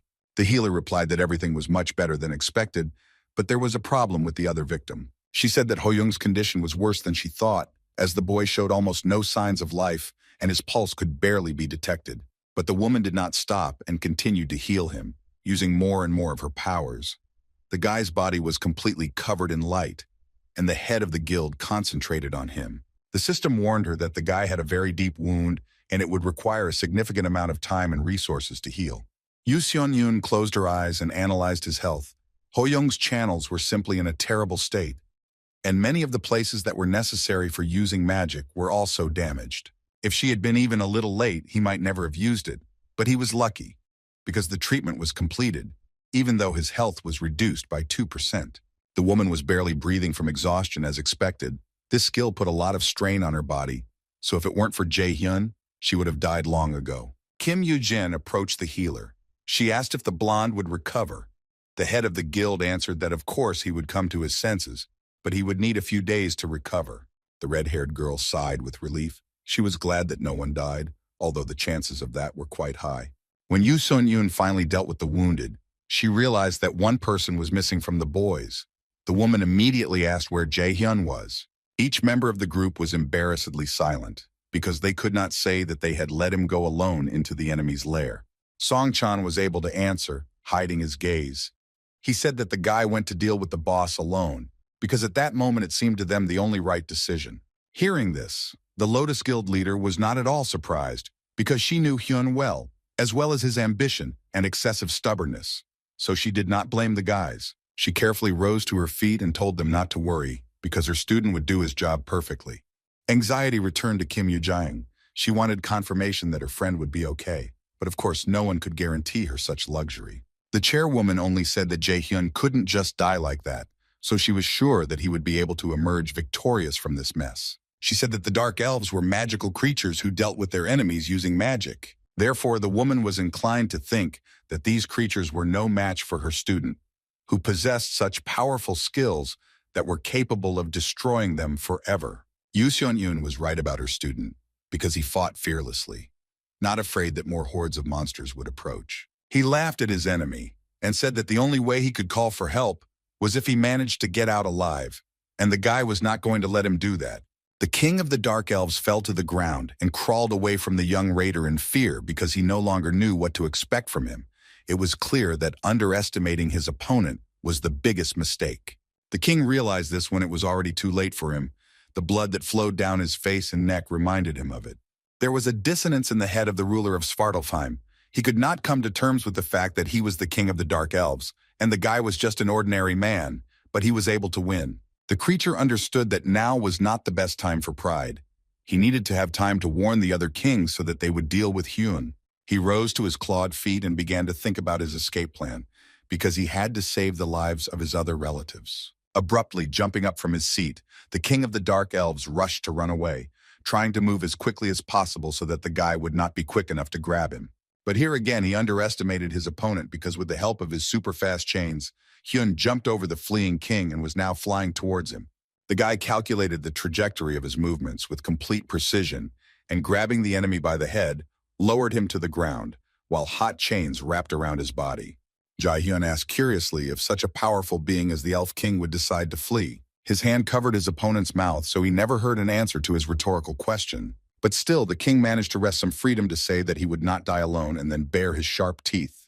Jae-hyun's opponent shouted that he would go to Helheim with them, after which some strange, chilling portal opened. Finally, the Elven King managed to use a secret skill that only the ruler of these lands possesses. It was called Frozen Land. The entire throne room was covered with a thick crust of ice, so now this place was even more eerie than before this anomaly happened. The king asked the boy if what he saw horrified him, because if not, he was just a fool, because now he would know what real death was. Jae-hyun laughed, asking if this was all that the Dark Elf Land's lord himself could do. He thought that the skills were quite weak. His opponent could not believe that his high skills were so easily mocked by some commoner who came from the trashy Midgard. Hyun said that he also had a surprise for his enemy for the last time, but he didn't think he would use it in a place like this. The Nornir system notified that a new skill could be learned, and then asked if the boy really wanted to use the empty map to learn the frozen land. Jae-hyun answered yes to this question and received a skill called Frozen Ground. After that, the guy activated the absolute calculation skill to finish off his opponent once and for all. He used this skill to completely destroy the frozen land and neutralize the king's power. The arrogant elf could not believe that his magic spells could be destroyed so easily, because this had never happened before. The guy forcibly lifted his opponent's head so that their eyes met, because he wanted his face to be the last thing he saw in the last moment of his life. Hyun said incriminatingly that when observing an opponent, one must always think one step ahead. If the elf did this, he would not be kneeling before the human now. After that, he activated his skill and used fire, which instantly spread to the elf's body, and now his head was burning as if it was created specifically for this. The system notified the guy that he had defeated Kanan, the king of the Dark Elves, thereby performing an incredible feat. Now he received the title of King's Killer. He looked at the ashes that remained of this once great creature and thought that they really were on different levels. Jae-hyun stood and silently watched as the body of this evil killer dissipated into space. His death was much more beautiful than how he lived. Because the guy had accomplished such an incredible feat, the system gave him another empty card on which he could write a new skill. When Hyun realized that he had finally dealt with all of his enemies, he ran to carry out the rest of the plan. He quickly ran to the cage where the stolen students were sitting. He wanted to believe that they were still alive, and he would be able to calmly send them back to the academy. When he got to the place where the boys were being held, he saw that they were all in a semi-conscious state. Either they were so exhausted, or the elves had pumped them with something that the boys were now asleep. The boy rushed to Park Seong, who had saved his life at the cost of his own before returning to the past, and began to listen to his heartbeat. He realized with relief that the blonde student was still breathing, which meant that he could be saved from the fate they wanted to impose on him. Hyun knew that he had to hurry with the healing, but if he used his skill right here, others might see it. He looked around and began to think about what to do. Seeing that the students were completely unable to even think or even look in his direction, he decided to act. Jae-hyun activated his sacrifice skill and began to heal his old friend, hoping that he was not too late and could still be helped. He strained all his strength but felt that he lacked a little energy. He began to strain even more, trying to draw strength from the very depths. When he thought he couldn't cope anymore, suddenly someone's warm hand lay on his hand. The guy flinched because he thought that he had not finished off some enemy, and now he had come to take revenge on him. But when he turned around, he saw that the teacher was kneeling in front of him. Hyun couldn't believe that the woman wasn't afraid and came here just to save students she didn't know personally. Yoon said that by its nature, healer or healing was a very cruel activity that could only be enjoyable in two cases. Firstly, when no treatment is required after a healing session, and secondly, if you saved a person who was dying. The boy listened attentively to his teacher's story, realizing that she was hinting at the fact that he had once saved her life by healing her after the effects of long-term use of powers. They clasped their palms and, combining their powers, began to heal Pak Sonu. The boy felt that now his energy was flowing like a free stream that did not have to be pulled out from the depths of the energy lines. While for some this story had a happy ending, for others it was one of the most tragic days of their lives. A white car was approaching the Mill Academy building, and inside it sat a man who was simply radiating waves of anxiety. Kim Seaki was behind the wheel, gripping the steering wheel so tightly that it seemed like it would just snap in half in his hands, and the man could only guess how the director would react to what had happened. The instructor's face was so red from the tension that it seemed like he was about to explode. Of course, he was afraid that Gu Chayin would simply kill him because their plans were falling apart for the second time. He pounded the steering wheel and wanted to just disappear. Perhaps he even thought about simply leaving Seoul and never returning. But then he lowered his head, and some kind of madness appeared in his eyes, as if he realized that there was no point in the guys trying to survive, because if the director decided to kill them, then he would do so. He was distracted from all these thoughts by a knock on the glass. When Kim Seoki turned her head, she saw Min Jae-hyun standing over him. The guy's expression did not bode well. Kim Seoki began to think about what to expect from this student, because he was so strong that perhaps he should be feared on par with the director. In this, the man was absolutely right, because a second later the guy's hand broke the glass and grabbed the man by the throat, squeezing so hard that he had no chance to breathe even a little oxygen. Jae-hyun's face was filled with pure hatred as he said that he knew the man was the same freak who sent the students to their deaths. An hour ago at the entrance to the Cane Guild, all the guys gathered and began to discuss the plan of further action, because it was unclear what to do with the director and the instructor. Song-chan began to sincerely thank the head of the Lotus Guild and her manager for not remaining indifferent and helping the students survive where it seemed impossible. Yoo Sun-yoon laughed and said that if the guy was so grateful to her, then he should come to them at Lotus next time. Although the offer wasn't addressed to Kim Yoo-jing, she said that she was also willing to join this guild right now, since she always wanted to be part of Lotus. Jae-hyun wanted to tease his friend as always, but apparently the girl was too worked up, because she hit the guy on the knees with all her might to shut him up. Yoo-jun said that she told her friend to shut up. Jae-hyun whined, saying that if the girl was so weak, why did she hit so hard? The guy turned to his girlfriends and said that they had made many people worry, but fortunately, they were strong enough to cope with the task and protect themselves and their comrades. Hearing this praise, Seo-ina looked away in embarrassment and did not respond, because she simply could not find the words to describe how pleasant it was for her to hear this from a raider like Jae-hyun. Seeing the brunette's embarrassment, the guy himself became a little embarrassed. So in order to diffuse the situation, he smiled and absent-mindedly scratched the back of his head. Yoo Sun-yoon said that finally the transport came for them. Now they could calmly go home and rest a little, and also recover from this terrible adventure. The small minibus was racing at full speed, and it seemed that the driver sitting there was himself in a hurry to see who had managed to get out of this mess. When the bus stopped, an excited Park Hana jumped out and immediately shouted words of greeting upon seeing the director. She ran up to her and started asking if everything was okay. The girl said that she had rushed at full speed because she had not been able to contact the chairwoman for several hours. The woman apologized and said that she would explain everything later. But first it was necessary to take the wounded and children to the guild building. When all the children were loaded into the minibus, Park Hana noticed that the director was not going to get into the car with them. Looking questioningly at Yoo Sun-yoon, she received the answer that the woman still had unfinished business that she wanted to sort out as soon as possible. Jae-hyun appeared behind her, and Yoo Sung-gun said that they would be alone since it was about the guy too. So they should resolve this situation right now.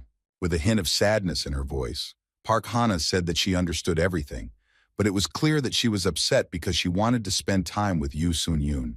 To avoid getting bored, the girl invited her brother Sung-jae to join her in the passenger seat of the car, just in time to find out how everything went.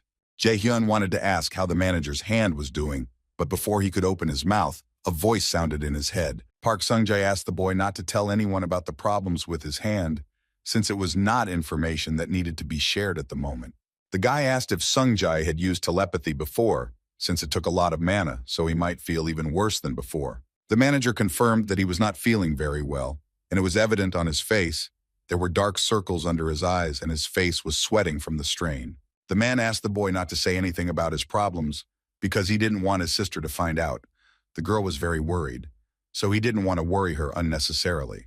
But Pak Hana was not stupid at all and noticed that her brother was acting strangely. But she did not say anything, but only noted that if he continued to stand, he would go on foot. Sungjai jumped up and ran towards his sister. Hyun watched with a slight grin. It was funny to see how a serious man was fooled by a young girl. Hana waved to the guild leader from the car window and said that they were heading to the organization's building. The chairwoman asked her to take care of the children. When Yoo Sun-yoon and Jae-yun were alone, they were silent for several minutes because they didn't know where to start the conversation. So much had piled up that they were simply mentally exhausted.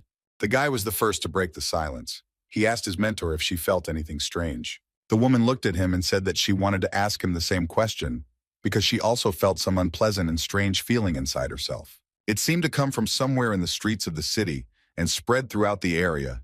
It was like a bad smell, only on a sensory level. When Jae-hyun finally got to Gu Chain's henchman, he decided to take it out on him in full. He threw him out of the car window so that the man fell loudly to the ground. His frightened gaze searched for all possible options to avoid violence against him, but when he realized that this was impossible, he began to literally tremble with fear. Yoo Sun-neun stepped forward and asked what was supposed to happen. Instructor Kim Seok-ki didn't quite understand what was going on. The man was silent, but it was obvious how worried he was, because his face was covered in beads of sweat. Kim Seok-ki tried to understand how the head of the Lotus Guild found out about their plans. The instructor rose to his feet and began to run towards the academy student and the guild chairwoman. His actions from the outside made no sense. But then the guy saw some kind of glowing sphere in the man's hand, after which the man began to shout that he would not be lenient towards the academy student. The sphere began to multiply, and soon there were 5 burning balls around the instructor. He said that it was a mythical object that the director gave him. This ball was not intended for use in such a place, but the situation was truly critical. Screaming, the naive instructor rushed at Yoo Sun-yoon. He probably overestimated his own strength, since he thought that he could defeat the head of the Lotus Guild. The woman slowly turned her head and looked him in the eyes. It was clear that such a vile attack did not surprise her at all, which spoke of the unpleasant personality of the instructor. The chairwoman easily dodged this attack. It seemed like she didn't put in the slightest effort to confuse Gu Chain's henchman. Without showing any surprise, Yoo Sun-yoon said that the director must have given the man an item that allowed him to use teleport, but its effectiveness wasn't very high. She said that it only allowed movement a few meters, so it did not have much practical benefit. All this time, the director of the Millis Academy listened to the conversation between the chairwoman and his employee through a special device. The woman activated her power and asked in a threatening tone why the instructor left the students in mortal danger. She already knew who was behind this, but she wanted to get a direct answer so that she would have every reason to accuse Gu Chain of harming the students. The instructor's body began to flash with some strange purple lightning. His voice changed and he said that he would definitely tell everything. A crackling purple sphere appeared in his hands, which was filled with magical energy, but the man said that all magicians should be dead. Yoo Sun-yoon immediately understood what the instructor had in his hands. He wanted to use a magic suppressor against them, which would make it easier for him to kill them. Gu Chain watched the situation closely and hoped that this maneuver would be enough to neutralize this annoying person and the overly curious student. The woman used her skills and the space around her was filled with bright light. She asked if such a smart man really thought that some cheap trick would be enough to defeat her. Seeing how powerful the woman's magic was, Kim Seok-ki could only stare at her in shock, as he was now completely at a loss as to what to do next. The missing pieces of the puzzle that explained the strange events that had happened in the abandoned Cane Guild building finally began to come together in Jae-hyun's head. He realized that it was because of this strange magic that he and Yoo Sun-yoon felt that it was impossible to read the movement formula that sent them to Svartalfheim.